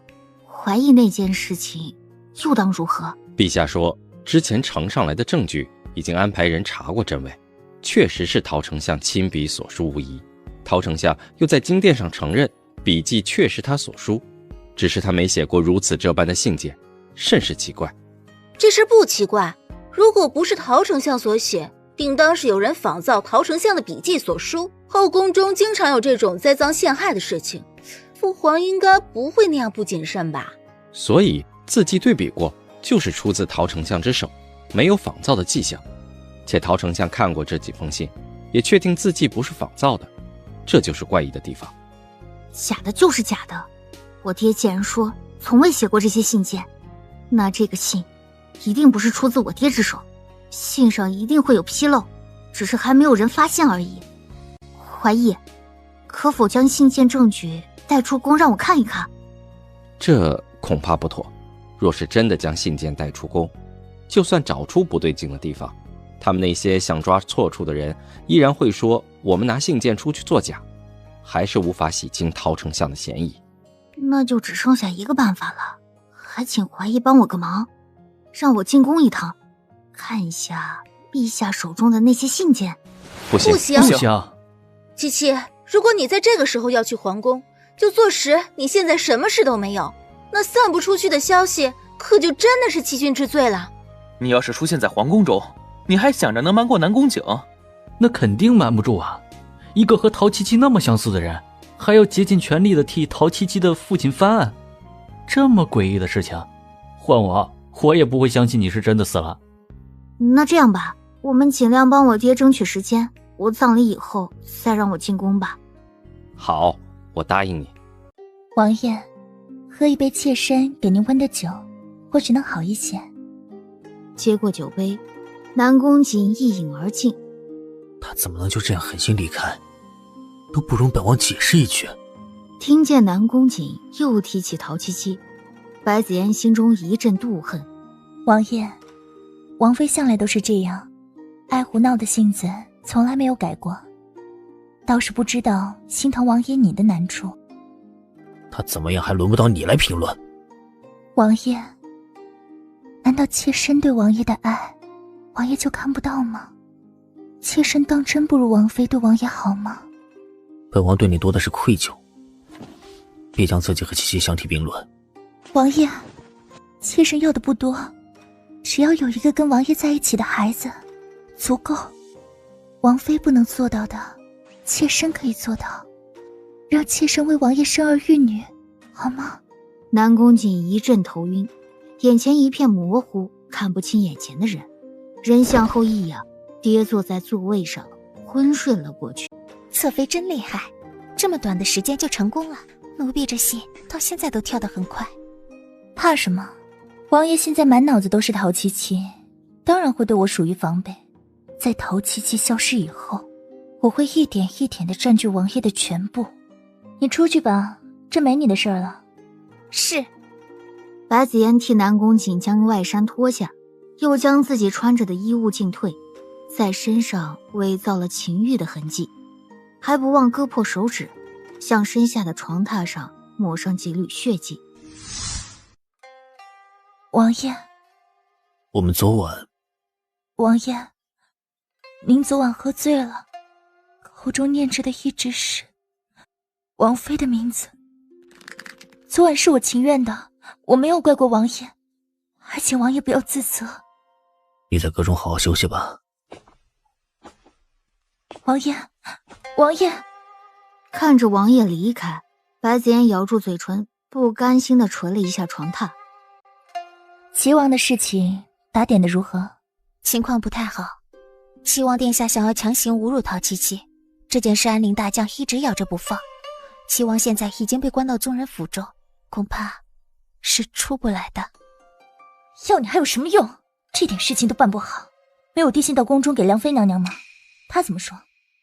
梁妃娘娘说，她现在自身都难保，顾不得齐王殿下，而且齐王殿下犯了大事儿，不可能就这样轻易被放出来。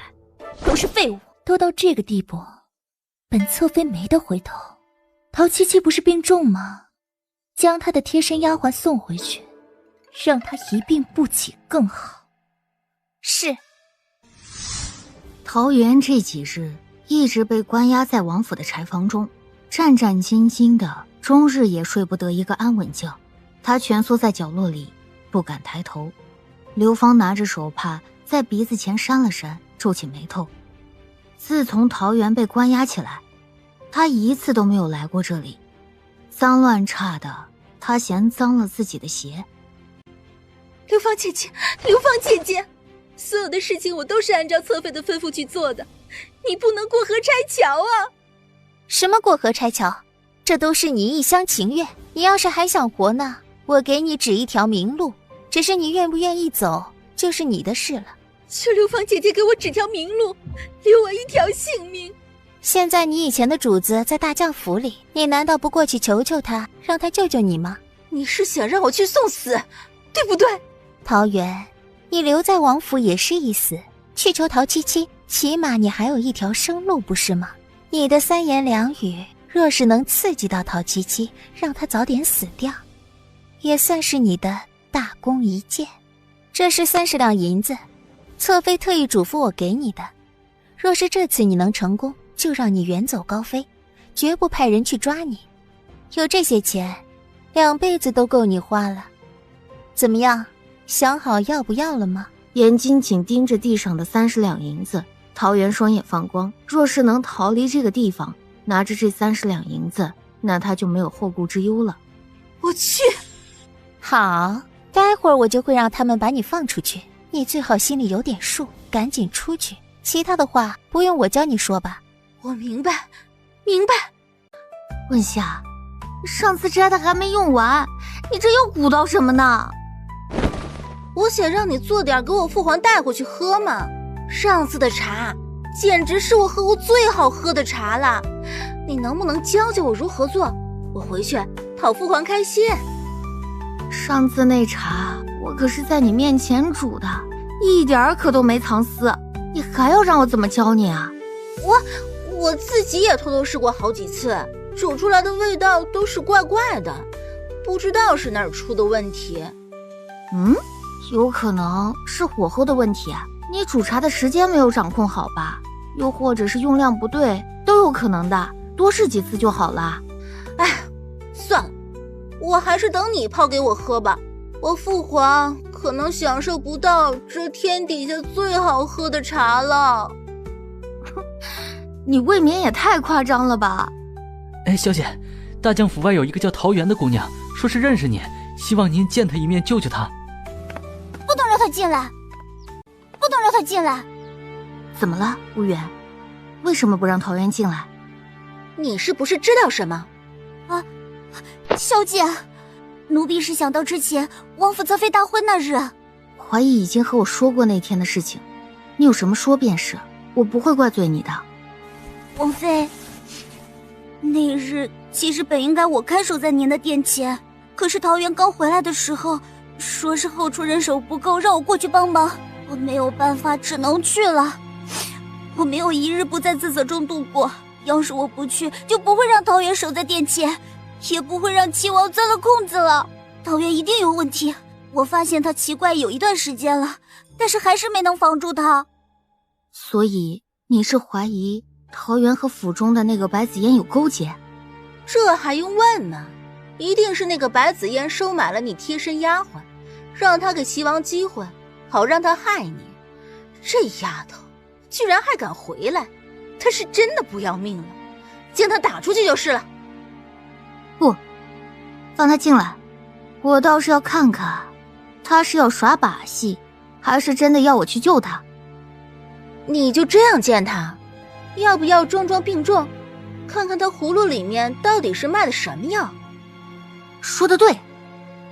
陶琪琪对着刚才的小厮说：“你去把她带过来吧。”是。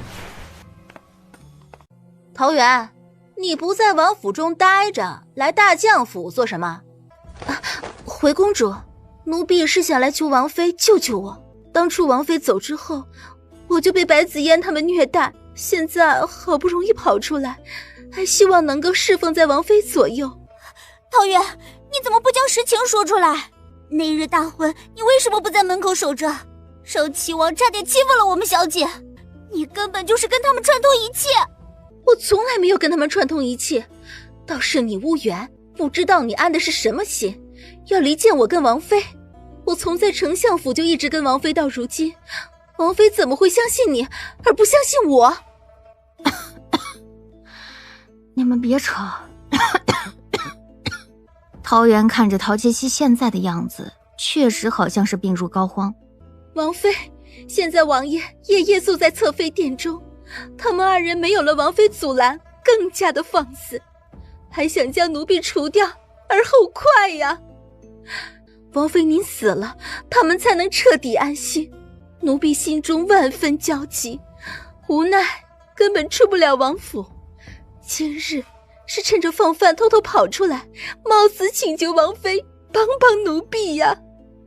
桃园，谁准你在小姐面前胡言乱语的？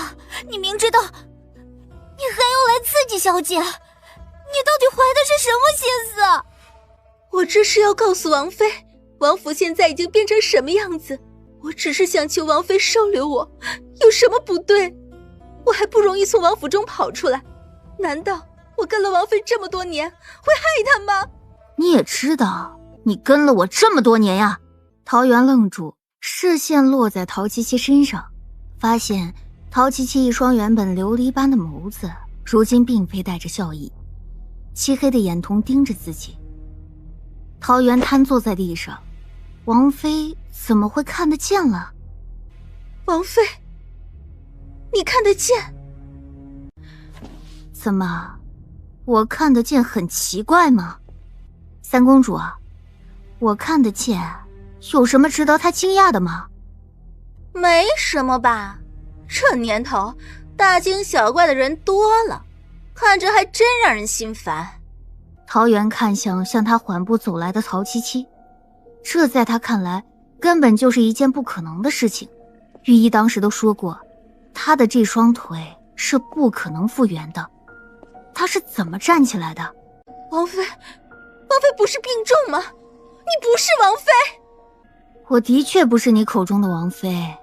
你是谁？我是陶七七，陶环，陶丞相的女儿。我早在前几日已经不是玉王妃了。你这一口一个王妃的，叫得我甚是心烦。王妃，怎么？你听不懂我说的话？不是，小姐。桃园已经被眼前的一切冲击得无所适从。你抖什么呀？你刚才不是说得很好吗？怎么现在不会说话了？哼，你这是知道自己说不出什么我爱听的，是吧？王妃，不是，小姐。小姐，你要相信桃园。桃园从府中已经跟着小姐，跟在你身边这么多年。我真是听够了你翻来覆去的这几句话。除了这些，你还有什么要说的？奴婢。他奴婢了半天，也说不出个所以然，身体却越发颤抖起来。你又是说被关在王府中，又说能偷听到誉王和他侧妃说话，这种自相矛盾的话，你也说得出来？是奴婢记错了，奴婢是偷听之后才被关起来的，小姐。桃园，这种无法自圆其说的话，你自己相信吗？王府戒备森严，是你一个小丫鬟说逃就能逃得出来的地方吗？奴婢，你不必再费心费力的编造理由了。若我真的重病不起，你又怎会不知道这席话会刺激到我？恐怕你是司马昭之心，人尽皆知吧？你以为你自己藏得很好吗？还有什么好与你那个丫鬟说的？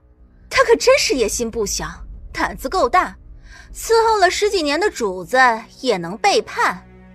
主子，你念在桃园在您的身边照顾了您这么多年，您就饶了奴婢吧。是侧妃指示奴婢做的，奴婢只是一时的鬼迷心窍啊，主子。10几年的主仆情分，桃园，你可对得起我？对得起这10几年的情分？你扪心自问，这么多年以来，我对你如何？是奴婢不是人，一时鬼迷心窍，奴婢悔改。求小姐给奴婢一个机会吧。我凭什么给你这个机会？再给你个机会留在我身边，当一个隐患吗？你能出卖我1次，就能出卖我第2次。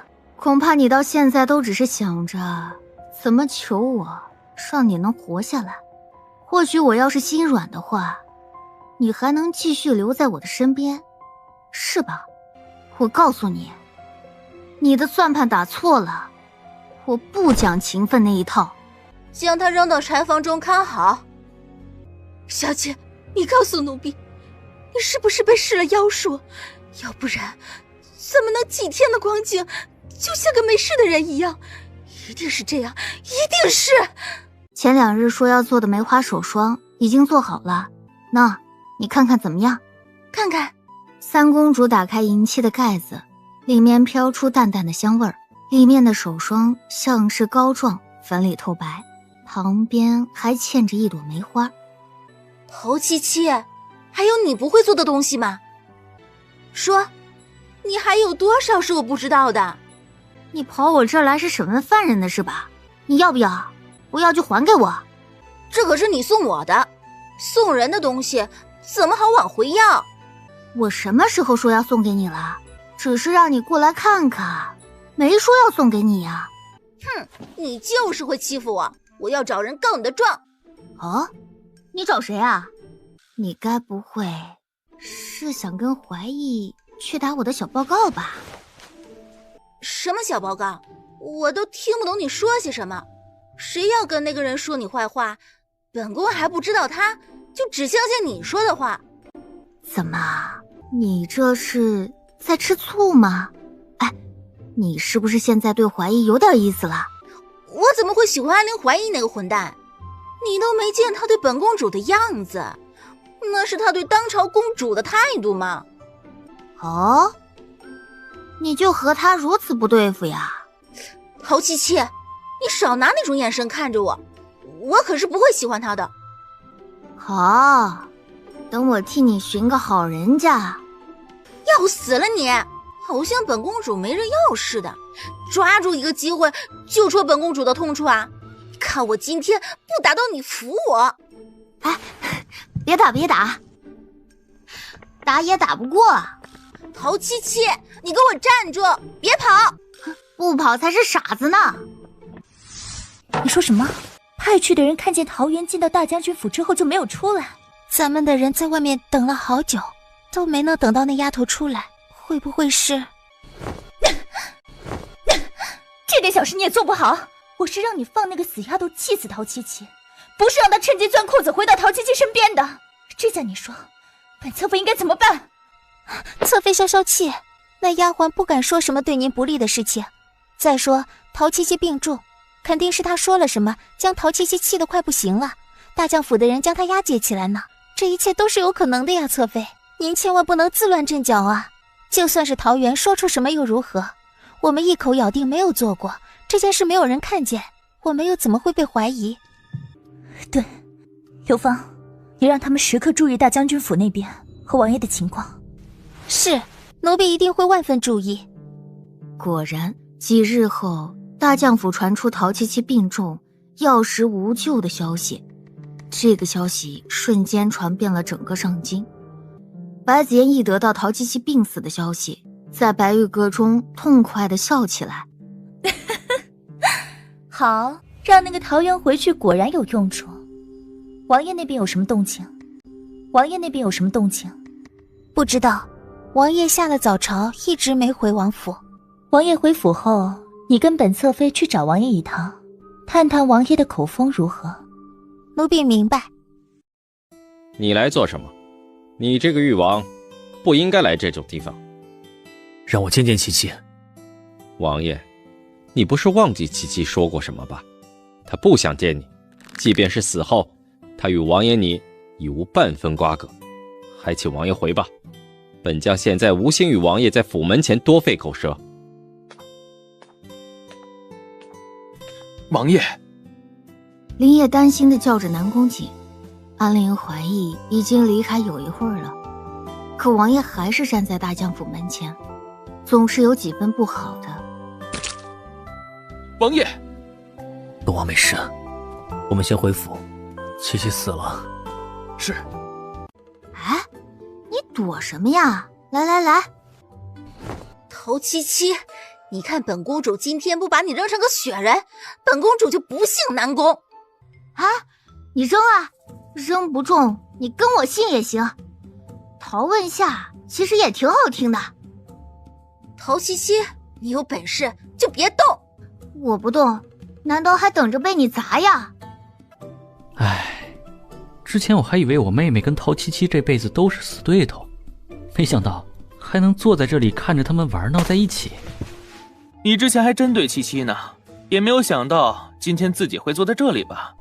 本王也是被人利用啊，你别总拿这件事说事啊。那本王现在还不……你们两个给我站住！陶七七反应快，躲开了，那坨雪砸到三公主的面颊上。三公主，你的反应也太慢了吧！皇兄，陶七七，现在咱们两个是一伙的，目标就是把我皇兄打个落花流水。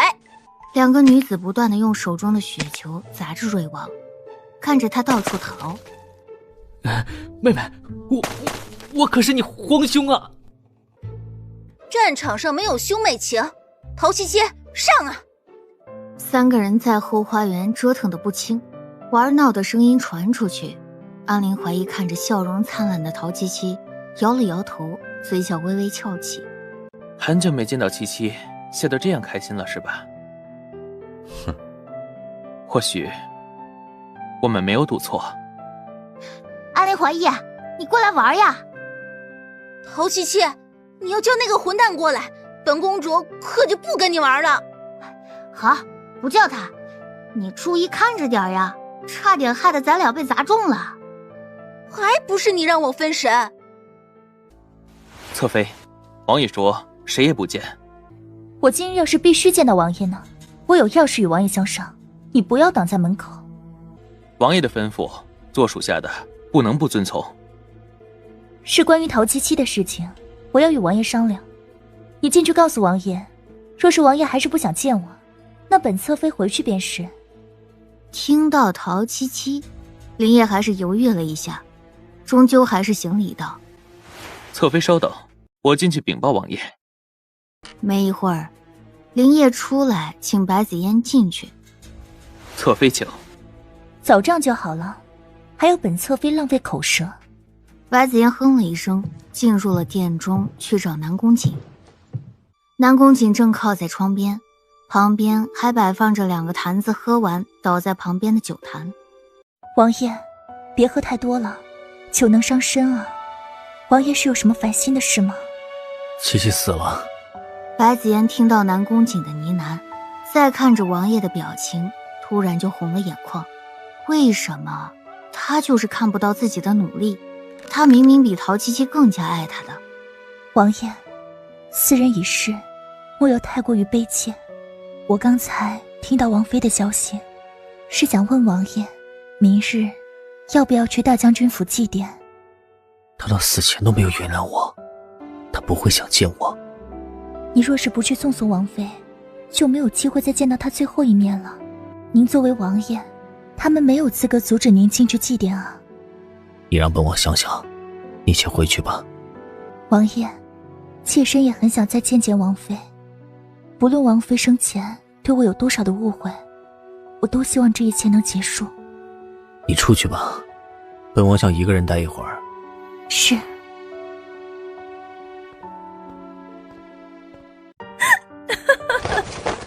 主子，为什么我努力这么久的事情，他陶七七就用几个月就将王爷的心抢走了？他该死，该死！主子，您这是怎么了？你说，王爷为什么能对我如此狠心啊？陶七七就算死了，也还在他心中占据着。他为什么不放过我？啊？他为什么不放过我？主子，只要这段时间一过，王爷不会再记着这个人，时间一定会冲散王爷对陶七七的感情。主子，您要注意自己的肚子啊！深呼吸2口气，白子嫣终于稳住了。去，准备明日和王爷去大将军府上的事业。我要让他们都知道，现在站在王爷身边的是我。我要让陶七七就算死去，我也是与王爷作为夫妻去给他祭奠。是，奴婢明白，主子您放心便是。大将，府外来了个孩子，说是自己是16皇子，看他的样子好像是跑出来的，身边并没有带着伺候的太监和宫女。小16，他怎么会知道这件事情的？不管如何，先将16皇子带进来吧。若他真是从宫中私逃出来的，我们还要负责将人送回宫中。是。16皇子被带进来的时候，早就哭成了一个哭唧唧的奶团子，抹着眼泪，哭到打嗝。16皇子，你身边怎么没带着宫女太监？我来看我七七姐，我在宫里听到这个消息，他们不让我出宫，我就一个人跑出来。七七姐，小16都没有等到你来宫里看我，母妃就是这样不要小16的，七七姐也不要我了。安陵怀疑抬眼看向陶七七，即便是背过身去，他也看得出女子的难受。16皇子，你七七姐也不想看见你这样难过。忍住哭声，16皇子一擦哭红的眼睛，转过头去。本皇子知道。大将，誉王与誉王侧妃前来吊唁。你就是杀人凶手，你害死我的七七姐姐，你怎么还有脸来这里？16皇子，你这是如何说的？王爷他从来没有害过陶七七，你这话不是让大家误会吗？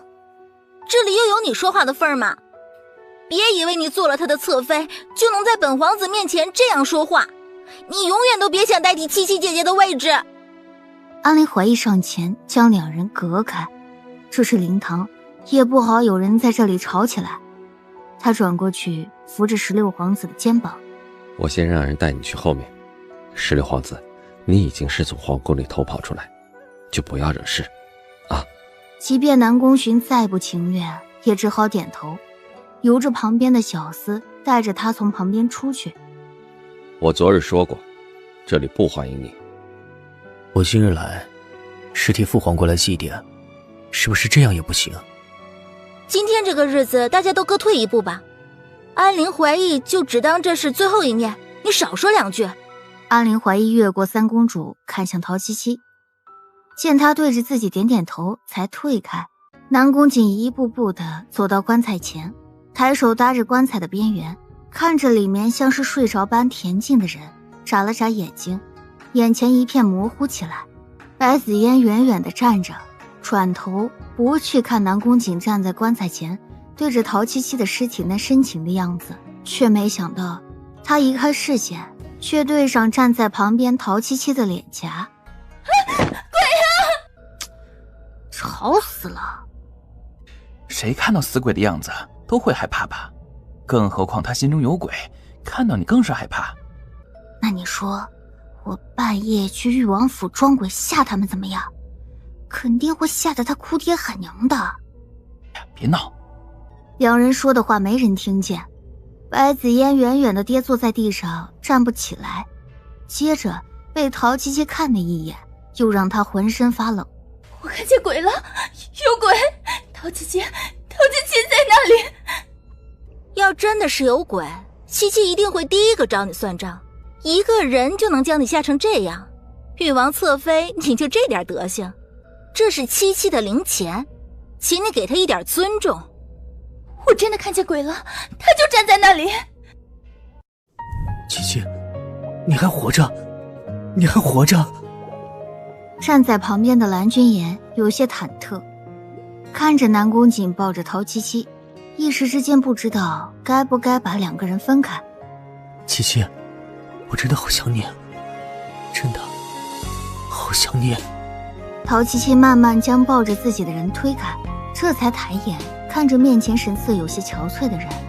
民女不是陶七七，王爷，她已经……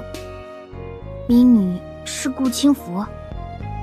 你们故意演戏给本王看，你就这样想离开本王？本王真的有苦衷，本王将所有的事情都告诉你，你能不能别这样对我？七七，跟我回去吧。安陵怀疑没有上前阻止，眼神却一直追随在陶七七的身上，垂在身旁的手握紧，忍住了冲上前去的欲望。如果王爷你是来吊唁陶七七的，他现在就在棺材中。我是顾清福，不是陶七七。这是我之前见到的与七七有几分像的女子。她以前呢在放来阁中做花魁，我后来将她赎出来。她与七七呢见过几面，七七将她作为朋友。而且王爷您忘了，七七的眼睛看不见，也站不起来，身上还有那么重的伤。南宫瑾看着蓝君言身后的陶七七，见他看着自己的眼神陌生，步步退后着，抵着前额皱起眉头。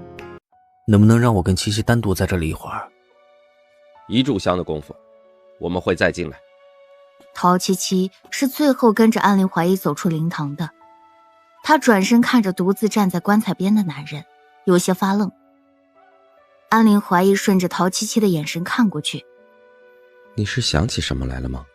我也不想再想起来了，只是听你说之前的事情，就已经觉得很不舒服了。再想起来，又能有什么用？徒增烦恼而已。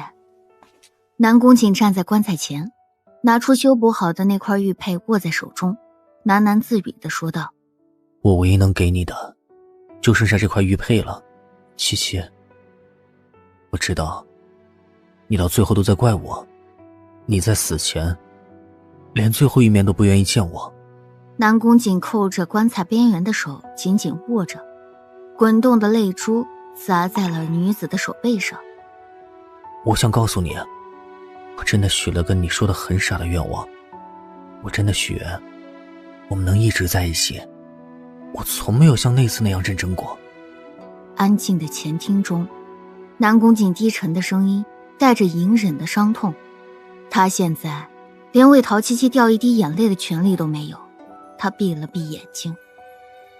你说的对，我的报应已经来了。前厅外面，出来之后清醒过来的白子嫣，再看向站在外面的陶七七，已然没有了刚才的害怕。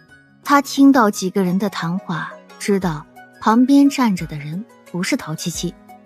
白子嫣抬着步子，自以为优雅地走到陶七七的身前，拿眼斜视着对面的人。我也不知道他们将你找来到底是有什么阴谋。我告诉你，若是因为你长得相像就想来勾引王爷，或者你那是找个人装死，你要改名换姓到王爷的身边来报复王爷，我不会让你得逞的。是他先当众冲上来抱住我的，你这是眼睛瞎了，看不见谁靠近的谁吗？哼，你以为谁都能看得上你的欲望啊？有病就是有病，没病的话不要在我面前晃。如果你真的有病，直接就去看病吧。你一个凤来阁出来的花魁，也敢这样跟本侧妃说话？侧妃很了不起吗？哼，还不是一样，看到我以后吓得像个鹌鹑一样，坐在地上发抖。哼，你想打我？你放开我！你放肆！放肆！我这个人吧，就一个毛病，吃不了亏。白子嫣眼前一片晕眩。侧妃，你没事吧？你这是以下犯上，你一个花魁胆敢伤我们侧妃，按照大雍朝的律法是要杖毙的。哎呦，我可太害怕了，记住，以后千万不要来招惹我。哼，其实招惹了也没关系啊，你不用放在心上，反正我一定不会放过你。白子嫣微微地打了个寒颤，她暗自心惊起来，她这副样子和从前那个陶七七太像了，不得不让她害怕。你刚才说杖毙，你想杖毙谁？本公主罩着的，你也敢找麻烦？不过就是个侧妃而已，我六皇兄压根儿就不想娶你，还真当自己是个主子了，也不知道自己是靠什么让我皇兄娶你，还在这里耀武扬威，是想让本公主把你的牙打掉吧？我只要一想到白子嫣中间那2颗牙被你敲掉，一张嘴就漏风的模样，我就忍不住要笑。那要不然我真给他敲掉2颗怎么样？不怎么样。誉王的侧妃如果缺了2颗门牙，要是听说是让三公主给敲掉的，你觉得说出去还好听吗？没事儿，本公主才不管好听不好听，主要是想看她缺2颗门牙的样子。2个人正在密谋着怎么敲掉白子嫣的牙，南宫瑾从里面走出来，样子比来的时候更颓废了一些。陶七七看了他一眼，跟旁边的三公主吐槽：“喂，不至于吧？他这装的也太有真情实感了吧？”其实皇兄也不是装的，他可没见过六皇兄什么时候能装成这样伤心。不过看着陶七七的样子，他也不想多说些什么，免得他更加反感。王爷，刚才你在里面没看见吗？那个女人她故意扇了妾身一巴掌。看了眼白子嫣脸颊上的红印子，南宫瑾看向陶七七，为何要无缘无故打人？他不惹我的话，我自然不会打他。谁会闲的没事儿去惹你的侧妃？你，哎，打住！王爷不会还是认为我是陶七七吧？白子嫣不会让两人有独处的机会，赶紧过去站在南宫瑾的身边盯着陶七七看，但是却又不敢说话。我说你是不是真的有病啊？你们两位堵在我面前做什么呀？你俩要是喜欢这个地儿，要不你俩就住这儿吧。是他们让你做七七的替身是吗？王爷，最好别把话说得这么难听。我叫顾清福，只是长相和陶七七有些相似而已，不是你口中的替身。是本王说错话，多也得罪姑娘。切，谁需要你的道歉？三公主，我们走吧。南宫瑾的眼神追随过去，附而又垂下了。王爷，那女子怎敢这样同你说话，简直就是以下犯上。要是你不想在这里，就让刘芳送你先回府。王爷，没等白子嫣找出个所以然，南宫瑾已经离开他的身边，向茶厅的方向去。太好了，南宫瑾根本就没有发现我是陶七七，我这还挺会演的嘛。得了吧，你这根本就是本色演出，只能说是我六哥太好骗了。哎，什么好骗啊？这是我心理素质超强的好不好？心理素质？什么意思？哎呀，就是临危不乱的意思嘛，你自己理解一下不就行了。先别说这个，反正他们在前厅吊唁，现在又没有咱俩的事情。哎，我们去后处看看吧，咱们早饭都还没吃呢，我肚子都饿了。要去你自己去，本公主才不跟你干这种偷偷摸摸的事情。行，那我去找怀义。去吧去吧，本公主要休息，到时候你再回来找我。好。怎么了？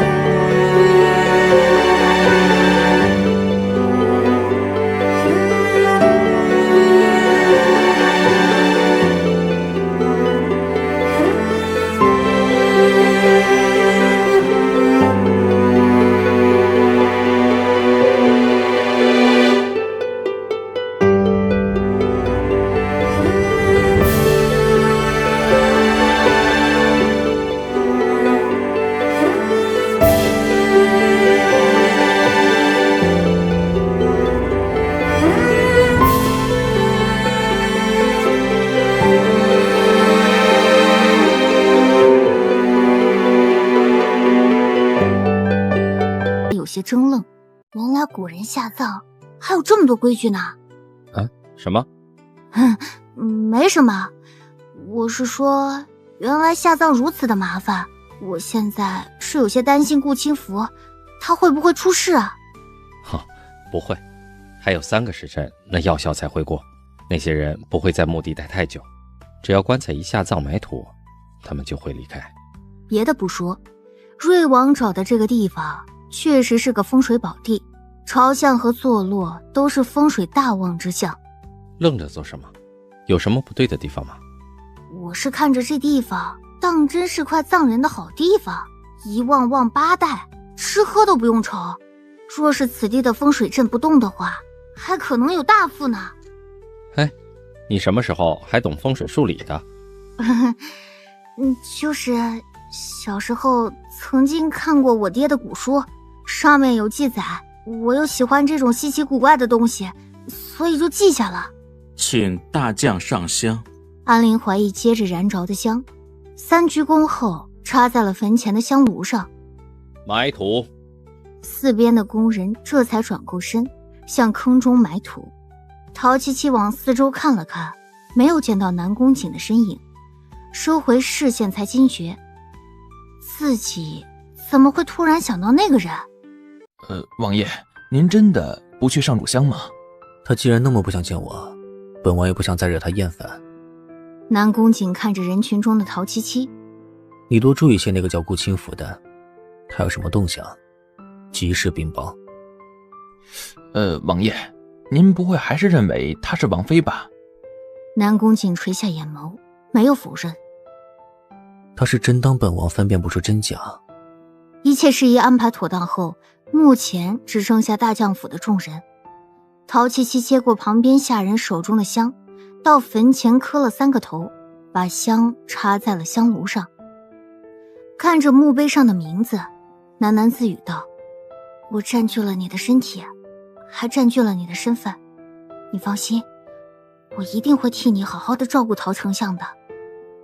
这个墓碑就当是为你立下的，你放心，只要我还在这里一日，我每年都会来祭奠你。虽然没人知道，但总归能让你有个归处的。你一个人在墓碑前面念叨什么呢？给自己超度呀？是啊是啊，你现在看见的不是人，是鬼。哎呀，那本公主可怕死了。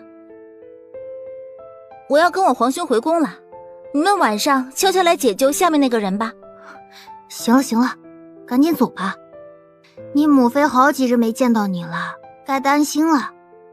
知道知道，你比我母妃还啰嗦。走了。和蓝君言说了，晚上2个时辰后在这里会合。陶七七先跟着安陵怀义回到大将府。怀义，我想和你说件事情。哦，什么事？这件事情我想了很久，我想是时候和你聊一聊，问问你的意见。好，你说。我想你也不是总在朝中，也要戍守边关，会回军营的。你下次能不能带我去军营看看？陶七七一双期待的眼睛看着安陵怀义。嗨，唯独这个我不能答应你。你是不是觉得带着我是累赘，所以才不想带我去军营啊？我可是比你那些普通的下属都要厉害的，或许我比你的副将还要厉害呢。不行，军营那种地方鱼龙混杂，就算我治理的再严，也会有些不服管教之人。再者，军营那种地方也太过于危险，不是你这样的女子该去的地方。女子怎么了？巾帼不让须眉，你难道没有听说过吗？你是不是瞧不起我？小胖子，你是不是忘了我把你按在地上揍的时候了？眼看着陶七七又要搬出自己的黑历史，安陵怀义无奈的投降了。好好好，这句话算我说错，跟七七你道歉，但是军营我是不会让你去的。行，你不带我去啊？可以，那我就偷偷的去找你，你看看到时候到底是哪种比较危险。你，哎，七七，你就不能听话吗？我陶七七的字典里向来没有听话2个字，你就这么不想让我去军营？是不是你们在军营中有什么不可告人的勾当，不能让我看见。这当然不是。那我又不会扯你的后腿，你带我去经营看看还不行？哎呀，你放心，到时候我一定会女扮男装的，让他们看不出丝毫的破绽。实在不行，我在你身边当你的军师或者小兵都可以的。好，行，这件事容我考虑一下。你先去休息，我们晚上还有其他的事情。一会儿我让人叫你。2个时辰很快就过了，蓝君言已经带着铲子在等着他们2个。这个时候天色已经暗下来，陶七七看了看墓地，再看看他们3个拿着铲子的这副样子，还真是有种盗墓的感觉。动手吧，还在等什么？我们2个来就好，你在旁边看着。顺便往陶七七的手中塞了个暖手炉。哎，你从哪儿把这个玩意掏出来的？不是，你一个大将居然随身携带暖炉？哼，特意让丫鬟带过来的。呵呵，别太感动哦。切，哎呀，你就跟蓝君言学着点好吧，别学他那副处处留情的样子。哎，我什么时候到处留情了？哎，陶七七，你又败坏本公子的名声。哼，快挖，你哪儿那么多废话？我说什么你听着就行，不要反驳了。挖了半天，蓝君言感觉腰都快要断了。里面的棺材终于露出来，拿铲子将棺材上的钉子给撬开。3个人合力将棺材盖推开，露出里面的人。陶七七将准备好的解药为顾清福喝下，替他捋了捋胸口，又将人缓缓放下，扒着棺材边等人醒过来。可是等了约摸有1炷香的功夫，棺材里的人还是没有恢复呼吸转醒的迹象。3个人都有些焦急起来。哎呀，不会醒不过来了吧？乌鸦嘴啊你！好话你都不会说了是吧？你跟着他就不能学点好吗？不对，他没有好处值得学，你以后还是少跟他在一起。2人正拌着嘴，棺材里传来轻微咳嗽的声音。你终于醒了，吓死我们了。那药喂下去你总是不醒，蓝君言都要重新把你下葬了，你知道吗？我可没这么说，七七你可别乱说话。顾清福从棺材中坐起来，脸色还有些像是死后的惨白。听着2人斗嘴，他虚弱地笑了笑。这种假死药吃过解药以后也要恢复一段时间才能醒过来，让你们担心了。说那种话干什么呀？我还要多谢你呢。快出来吧，别坐在棺材里面说话，里面太硬了，一点都不舒服。顾清福垂眼看见棺材中的2样东西，拿出来以后递进去，放在陶七七伸过来的手上。我躺进去之前可没有这2样东西。陶七七认出其中的一个是小石榴给他放进棺材中的一颗晶莹剔透的玉珠。他握着珠子，心里有些不是滋味。这是小石榴给我的，我要把它带在身边。又看着另一颗像是修补过的血玉，中间还镶嵌着金色修补过的金粉，猜也猜得出这应该是南宫瑾留下的东西。安陵怀疑看着陶七七拿着玉佩发呆。你若是想要带在身边，就都拿回去吧。这个东西还是放在棺材里比较合适，毕竟它并不属于我。清福，你让蓝君言带着你去鬼市，你跟着老板娘，她一定会给你安排一个妥当的位置。而且鬼市中的人不看脸的，没有人会出卖你。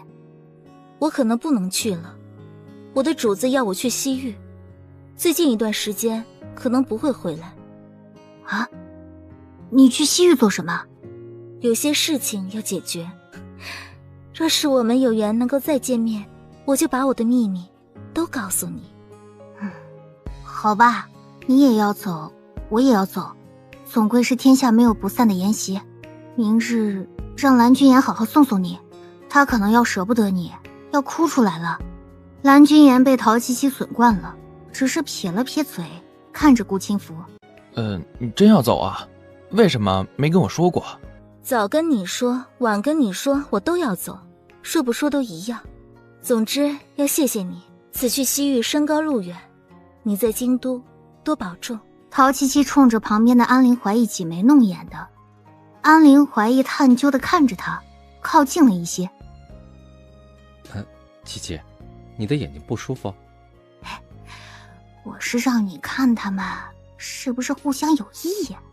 侧耳听着陶七七的话，安陵怀义的眼神落在旁边那2个人的身上，忽然一转头，那七七，你与我呢？啊？你与我又是否互通情谊？怀义，我不想让你有任何的误会，也不想模糊的说着敷衍你的话，我把你当做我最好的朋友。你和我从小是一起长大的，你也是最了解我的人，我只能把你当成我的朋友，你明白吗？安陵怀义无奈的笑了笑。唉，看来我还是一点机会都没有。七七，你一定要把话说得这么清楚吗？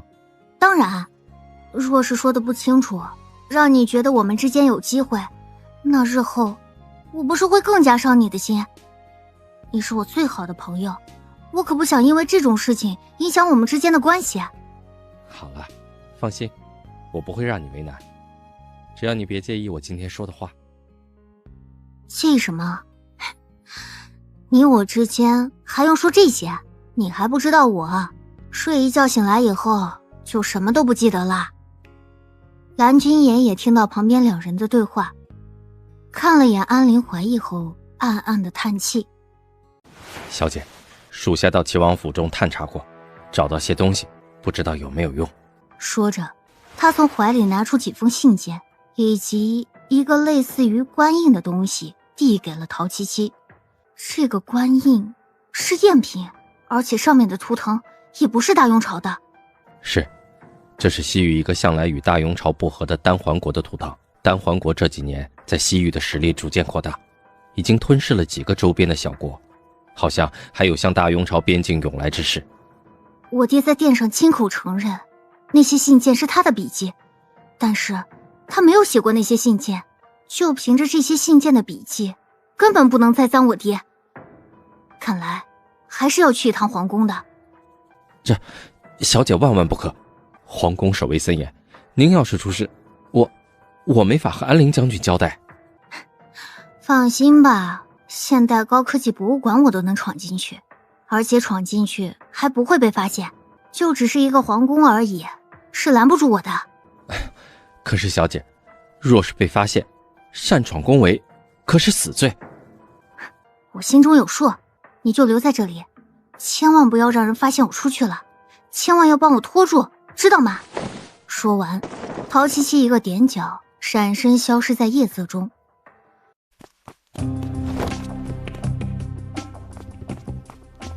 小月月，你大半夜的站在这里要吓死我呀！进皇宫没被吓到，倒是快要被你吓死了。陶七七私闯皇宫，我倒是不知道你还能闯出什么祸来。怀义，这么晚你还不睡，怎么有兴致坐在这后院里呀？哼，没有七七你有兴致，大半夜的穿着夜行衣私闯宫闱。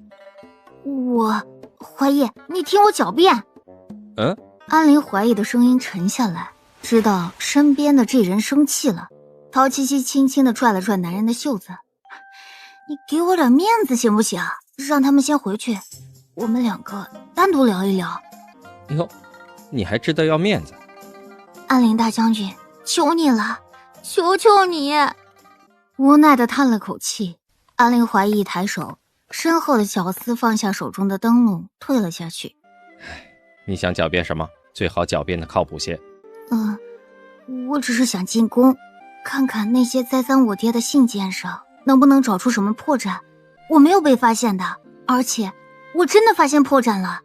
七七，你知不知道私闯宫闱是什么罪名？你要是真的在宫中出事，你让我如何是好？我知道错了，没有下次了，真的没有下次了。如果有下次，一定会跟你报备了之后再去的。我不去了，不去了，我保证，这是第一次，也是最后一次。说吧，有什么发现？陶七七从袖子中拿出那封信，展开来。你看，安陵怀疑看着桌上残缺的信件。哦，这信是一个字一个字拼接到一起的。对，这样一来就足够证明我爹的清白。而且，我让林月去查齐王，也有不小的收获。在他的府中查出了一个假的印章，是丹桓国的印章。那之前的信件应该也有印章，拿出来一对比，就知道是谁在栽赃嫁祸了。话虽这样说，就算我们将印章带到陛下的面前，齐王依然可以狡辩，说这是我们放到他府中的栽赃嫁祸，还有可能反咬一口，说是我们栽赃于他。哼，我让林月已经将那枚印章原物归还了，这事儿还是要陛下下令去搜查的好。至于这封信，正是因为信纸是我不小心打湿，我才能明白这其中的关窍。时间紧急，我又无法将信纸重新放回去，只能借安陵大将你的手替我还回去了。没办法，陶七七闯下的祸总要有人兜着才行。要是在大殿上出了什么错，我的脑袋可就不保了。哼，我对你很有信心，大风大浪都经历过，不过是在陛下面前玩一点小小的障眼法，肯定不会难倒我们安陵大将的。别以为你夸我两句，今天的事情就能这样过去。明日一早，你就老老实实在府中待着，拿我之前的军中纪要全部抄写一遍，否则别怪以后不管你去哪儿，我都安排一群人跟着你。抄就抄，不过为什么是军中纪要？不都是抄写什么佛经、女戒之类的吗？哼，你觉得将府中会有佛经和女戒这种书吗？哦，好了，赶紧回去休息吧，别忘了明日一早的纪要。你可不要睡到我下早朝回来你还没醒。知道了。臣有本奏。哦，回禀陛下，臣要启奏陶丞相一案疑点重重，还望陛下发还重审。你到陶衡一案有冤情，那可否查到有力的证据，可以证明陶衡的清白？陛下，还请您将之前所有的证据再让臣看一遍，或许臣会有些头绪。皇帝也不想驳了安陵怀疑的面子，冲着旁边的福公公使了个眼色，自己则撑着额头坐在龙椅上。安陵大将，请过目。哎呀，这安陵大将费心费力的查这桩案子，又有何用啊？连陶衡都承认这字迹是他自己的，这还能翻案呀？哎呦，不是说安陵怀亦是为了陶衡那个女儿吗？你是说玉王妃陶七七？哎，听说前几日才下葬，不会受了刺激，才在金殿上又拿这件事情来为难陛下吧？陛下，臣果然有了发现。爱卿且说说，是何等的发现？陛下，臣在这些信纸上都发现一个特点，在这些信纸上都有些规则的细小的裂痕。这能证明什么？一般的宣纸上又如何会出现这样的痕迹？这忽然让臣想起边关的将士们所写的家书，很容易便会被撕毁，所以大家的书信当然是粘粘补补、破破烂烂。当然，这几封信显然是经过精心的裁剪，再仔细的严丝合缝的粘合到一起，来做成这几封假的信件，为的就是蒙蔽陛下，糊弄天子。这话一出，整个大殿中鸦雀无声，原本还在窃窃私语的大臣们像是被点了哑穴。好啊，朕倒要看看是哪个狼子野心的，在朕的面前陷害忠良，当真以为朕现在便昏庸无能吗？父皇，这件事情尚未查清，也不能单凭着安陵大将的一人之言便断定这件事情的真假，也不能因为这几封信由此冤枉了陶丞相，还请父皇三思啊！再厉害的粘贴之术，遇到水都会付之一炬，还请陛下亲验。皇帝沉下一口气，让福公公打盆清水来。福公公在众目睽睽之下，将几张信纸放进刚打来的水盆之中，信纸慢慢的被水打湿，沉入盆底。福公公再将几张信纸小心翼翼的拿出，放在托盘之上，呈给了皇帝。陛下。皇帝看着面前托盘中的信纸，被水浸泡过后，裂痕更加明显，字与字之间方方正正的切痕一清二楚。盛怒之下，皇帝的脸上已经没有了表情，抬手将托盘打翻在地。此事由儿臣而起，未能查清是儿臣的错漏之处，愿父皇再给儿臣一个查明真相的机会。臣愿辅佐誉王殿下，为陛下分忧。誉王，此番案件重审，莫要再被蒙蔽双眼。是，儿臣谨遵父皇教诲。誉王，你跟着我有事？此一事没有这样简单吧？安陵大将。哼，誉王不是要重查这件案子吗？我可以给你提供一点线索，或许对你来说有些用处。但如果王爷想继续做什么栽赃嫁祸的手段，我劝你莫行此事。本王不屑于假造罪证去冤枉一个无辜的人，反倒是今日在金殿之上，安陵大将像是开窍一般，倒是叫本王百思不得其解。哼，只是碰巧而已。两人之间的气氛正剑拔弩张。16皇子不知从哪里窜出来，扑到安陵怀疑的面前。安陵大将，16皇子，6皇兄。再在这里耗下去也问不出什么。南宫瑾冲着16皇子点了点头，又抬眼看了安陵怀疑一眼，转身离开了。七七，你这是在做什么？我这是一边抄写一边感受行军中的艰难和困难。七七，实在是越来越佩服你睁着眼睛说瞎话的能力。我才越来越佩服安陵将军整我的办法了，能想到这个办法，你可真是太厉害了。哈，多谢夸奖。哎，你这人，我发现你现在学得越来越自恋了。那也是和七七你学的。斗了2句嘴，陶七七又回到石桌上抄写行军纪要，不再搭理安陵怀疑，将人晾在一边。唉，看来我这个好消息应该也不能让你多么高兴。还能有什么好消息啊？陶伯父今日午时出天牢，你不打算将人接回来？你说什么？陛下愿意将我爹放出来了，是不是证明我爹是清白的？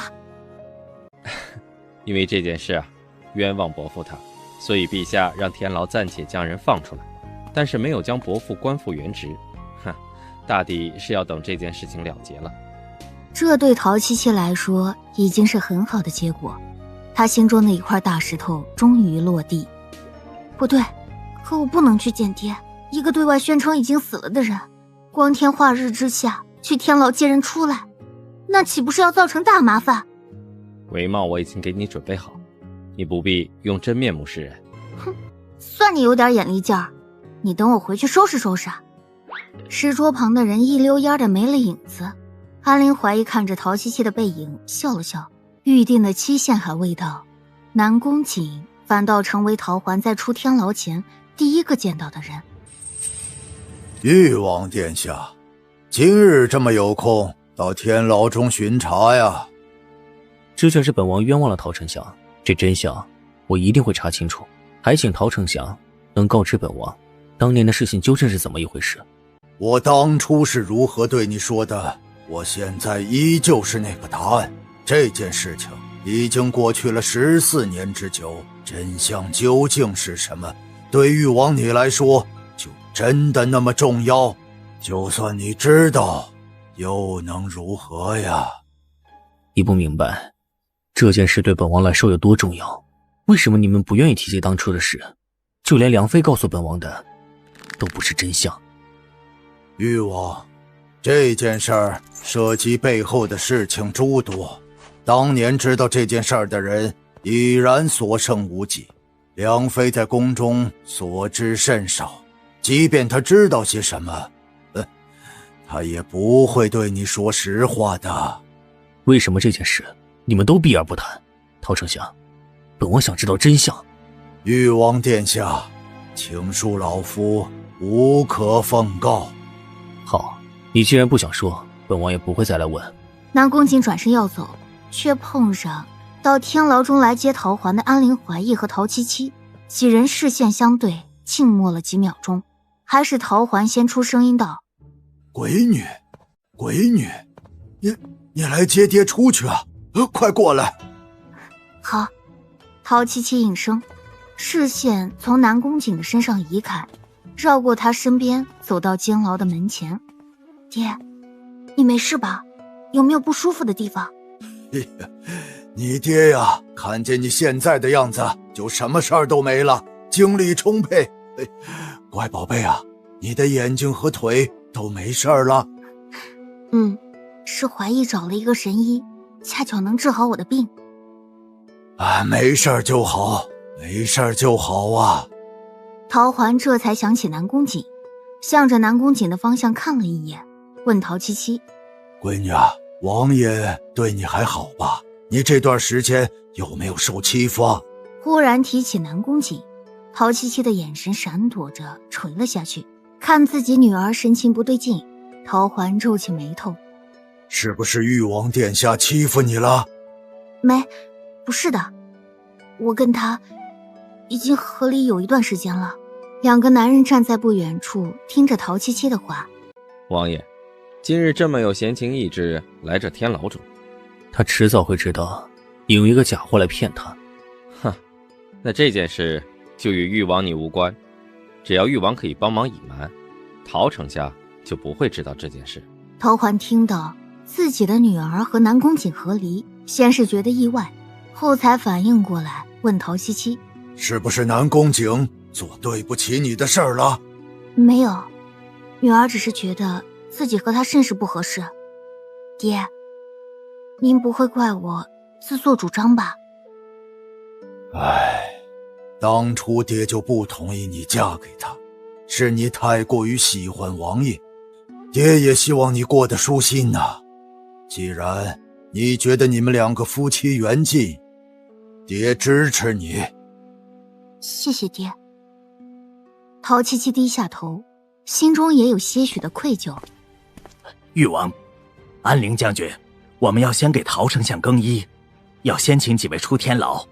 安陵怀义点点头，上前小声地对陶七七说：我们先出去，一会儿他们会将伯父送出去。好。陶七七跟在安陵怀义身后，几人走出了天牢。本王劝你不要再用七七的身份招摇撞骗。谢谢王爷的提醒，我倒是想要借着陶七七的身份招摇撞骗，可是他已经死了，他是怎么死的，你心里最清楚。陶丞相是怎么入监牢的，你也很清楚。我们之所以不告诉陶丞相，是不想让他伤心。我不是陶七七，不会因为你的三言两语心中难受，只是希望王爷你尽量不要出现在我的面前，说是王爷因着我向他而多出几分针对的意思，那我也一定不会手下留情的。有些事本王不必向你解释，也没有针对你的意思。我也没必要听你的解释，如果没有针对，那就最好不过了。女儿。爹。哎呀，也是好久没见到天牢外面的太阳了。你爹我呀，活了这大几十年，还是头一次进天牢，值得纪念呐。那爹，你还真是要多谢誉王殿下，要不是他，您还真的没有机会进去呢。七七，不准乱说话。王爷，小女一直如此，多有得罪了。本王又不是第一天才知道他陶七七是什么样的人，我还有事就不送陶丞相你回府了。王爷慢走。王爷慢走。南宫瑾深深地看了陶七七一眼，什么也没说，转身离开了。陶环注意到南宫瑾的眼神，再看自家女儿的表情，也语道：这情是不是还斩不断呢？爹，您说什么呢？断得干干净净的，一点都不剩，好不好？爹，我先带您去怀义的府中暂住几日，等丞相府打扫好，我们再回府，好不好？好，好，好，爹都听你的。伯父，有什么事您说吧。老夫知道你喜欢七七，也因为太多的事情没有促成你二人的感情。你应当知道我当初是为什么将七七嫁到誉王府中的。我与七七青梅竹马长大，又同伯父同朝为官，自然知晓官场中的不易，伯父也不必对此抱有愧疚之心。说起来惭愧，七七与誉王和离后，我曾对他表露心迹，他拒绝我了。我这女儿虽然任性，对感情却也极钻牛角尖。她与南宫景那小子和离，看来这次受伤不浅呐。我这个做爹的没法安慰她，还需要你多帮我看着她些。是，侄儿明白。还有一件事，老夫要交代给你。丹桓国，你有所了解吗？我在边关也常年和这个丹桓国打交道。他们虽然国小，但是士兵骁勇善战，近年来也经常向大雍朝的边关挑衅，陛下也时常为这件事忧心忡忡。你何时回边关呢？应当是过几日。陛下还想留小侄在宫中过万福节，应当是过完才会回边关去。我到时候会修书一封，需要你亲手交给丹桓国的三王子，记住，是一定要亲手交到他手中。伯父，恕小侄多嘴问一句，您如何认得丹桓国的三皇子？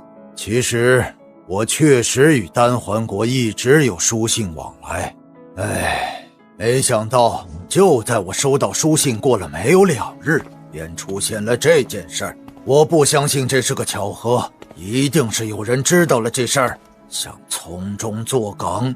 也就是说，丹桓国不止三王子与伯父您有联系，还有其他希望挑起战乱的人与大雍朝的人有来往，想用这件事来个一石二鸟。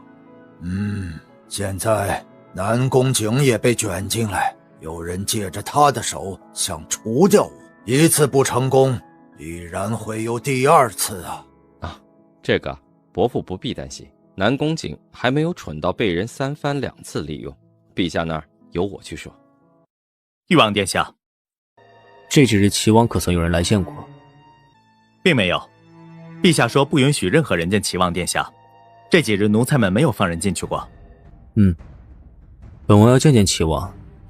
王爷，陛下说任何人都不能见，我们这些做奴才的……你们只是说本王执意要进，你们拦也拦不住，不会发到你们几个人身上的。几个守卫互相看了看，领头的守卫让开门口的路。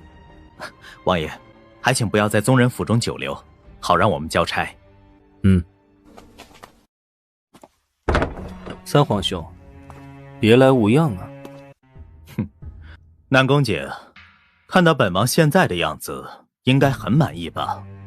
不过是兄弟之间的事情，你居然闹到父皇面前去，好个誉王殿下！陶七七在窗户外扣了扣耳朵，听着殿中争吵的声音，分辨出其中有个声音分明就是南宫景的声音。他皱起眉头，怎么在哪儿都能遇见这个瘟神呢？自己来这个地方是查陶桓被陷害的这件事情。你不该打七七的主意，你伤了他，我怎能容你？哈哈哈！南宫景，你别在本王这里装深情。当初你不是因为陶衡才娶了他的女儿吗？别以为本王不知道你打的什么主意。你即便是除掉我，也做不了大雍朝的皇帝，你配吗？配不配，不是三皇兄你说了算的。你这条命可要好生留着，七七这笔账，本王要一笔一笔跟你算个清楚。你，南宫景，你难不成还想在这宗人府中杀了本王不成？弑兄的罪名，你恐怕担待不起吧？南宫解虚，本王有1000万种方法让你生不如死。怎么会让你如此轻松便死了？你和梁妃勾结，先是利用本王想知道母妃身死的原因，再胡乱编排一个故事，将罪名安插在陶衡的身上，你好来个一箭三雕，算盘打得不错嘛。你现在知道又如何？已经救不回你的陶七七了，你杀了我也是于事无补。南宫瑾是起了杀心的，但也知道现在并不是杀齐王的最好时机，冷眼看着试图想要激怒自己的人。本王不是说过不会杀你，手足相残这种事本王还做不到。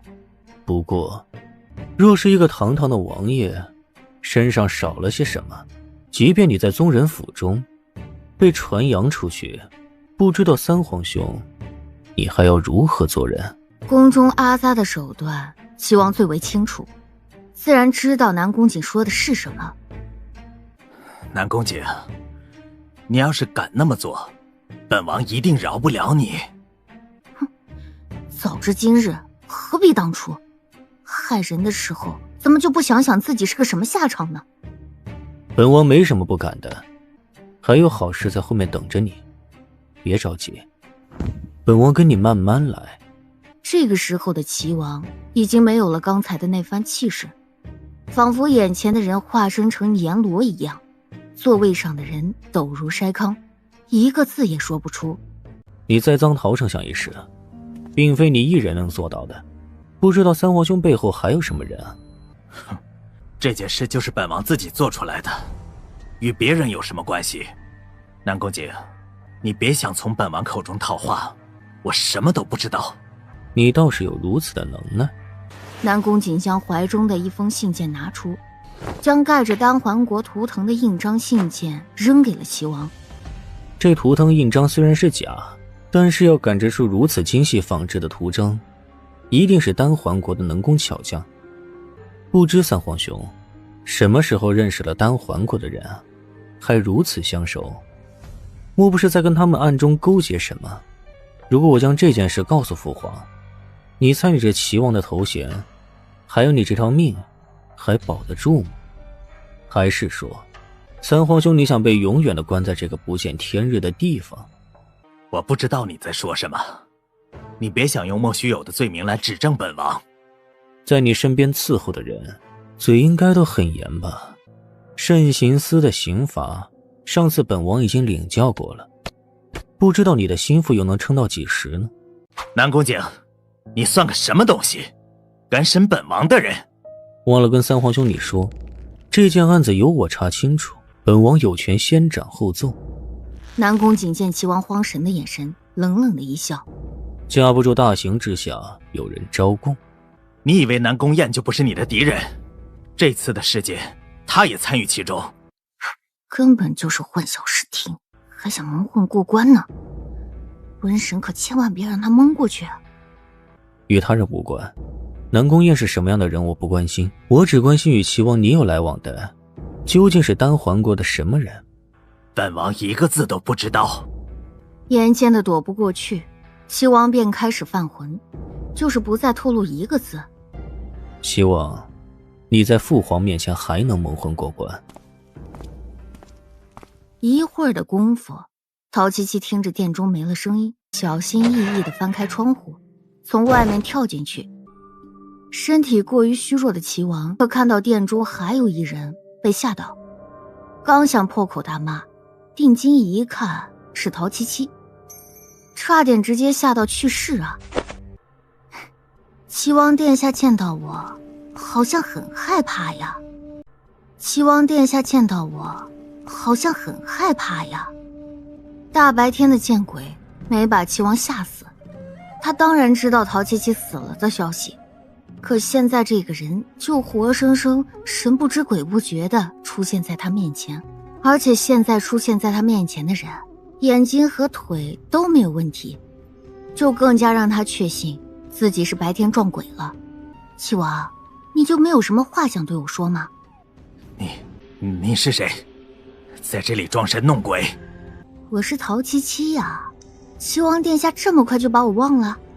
可还记得那日在王府中你对我所做的事情？齐王哪里还敢回想啊？陶七七离他越来越近，他更是要被吓破胆，当下的热尿都出来了。陶七七嫌弃的向后退了一步。害我爹爹的人是不是你？你到底存的什么心思？最好一五一十的和我讲清楚，不然我日日都来这里问候你。这一下可把齐王吓得不轻，他一股脑的把他自己知道的全都说了出来。原来是几个月之前，有一个自称是丹桓国的国士找到齐王，说是只要齐王和他合作，就能保证他坐上皇帝之位。之前的所有计策也都是出自这个人的手笔，但这个人一直都是带着斗篷出现的，齐王一次他的真面目都没有见过，只记得他腰间会挂着一个金色纹路奇怪的小葫芦，那枚假印章也都是那个人给的。陶七七皱起眉头，看来齐王才是被操纵的那个人，他才是彻底的被人利用过后就扔掉的弃物。得到自己想要的消息，陶七七也不跟面前的人废话，一个手刀看着面前的人软软的躺下，才转身到了屏风的后面，而后翻窗跃出，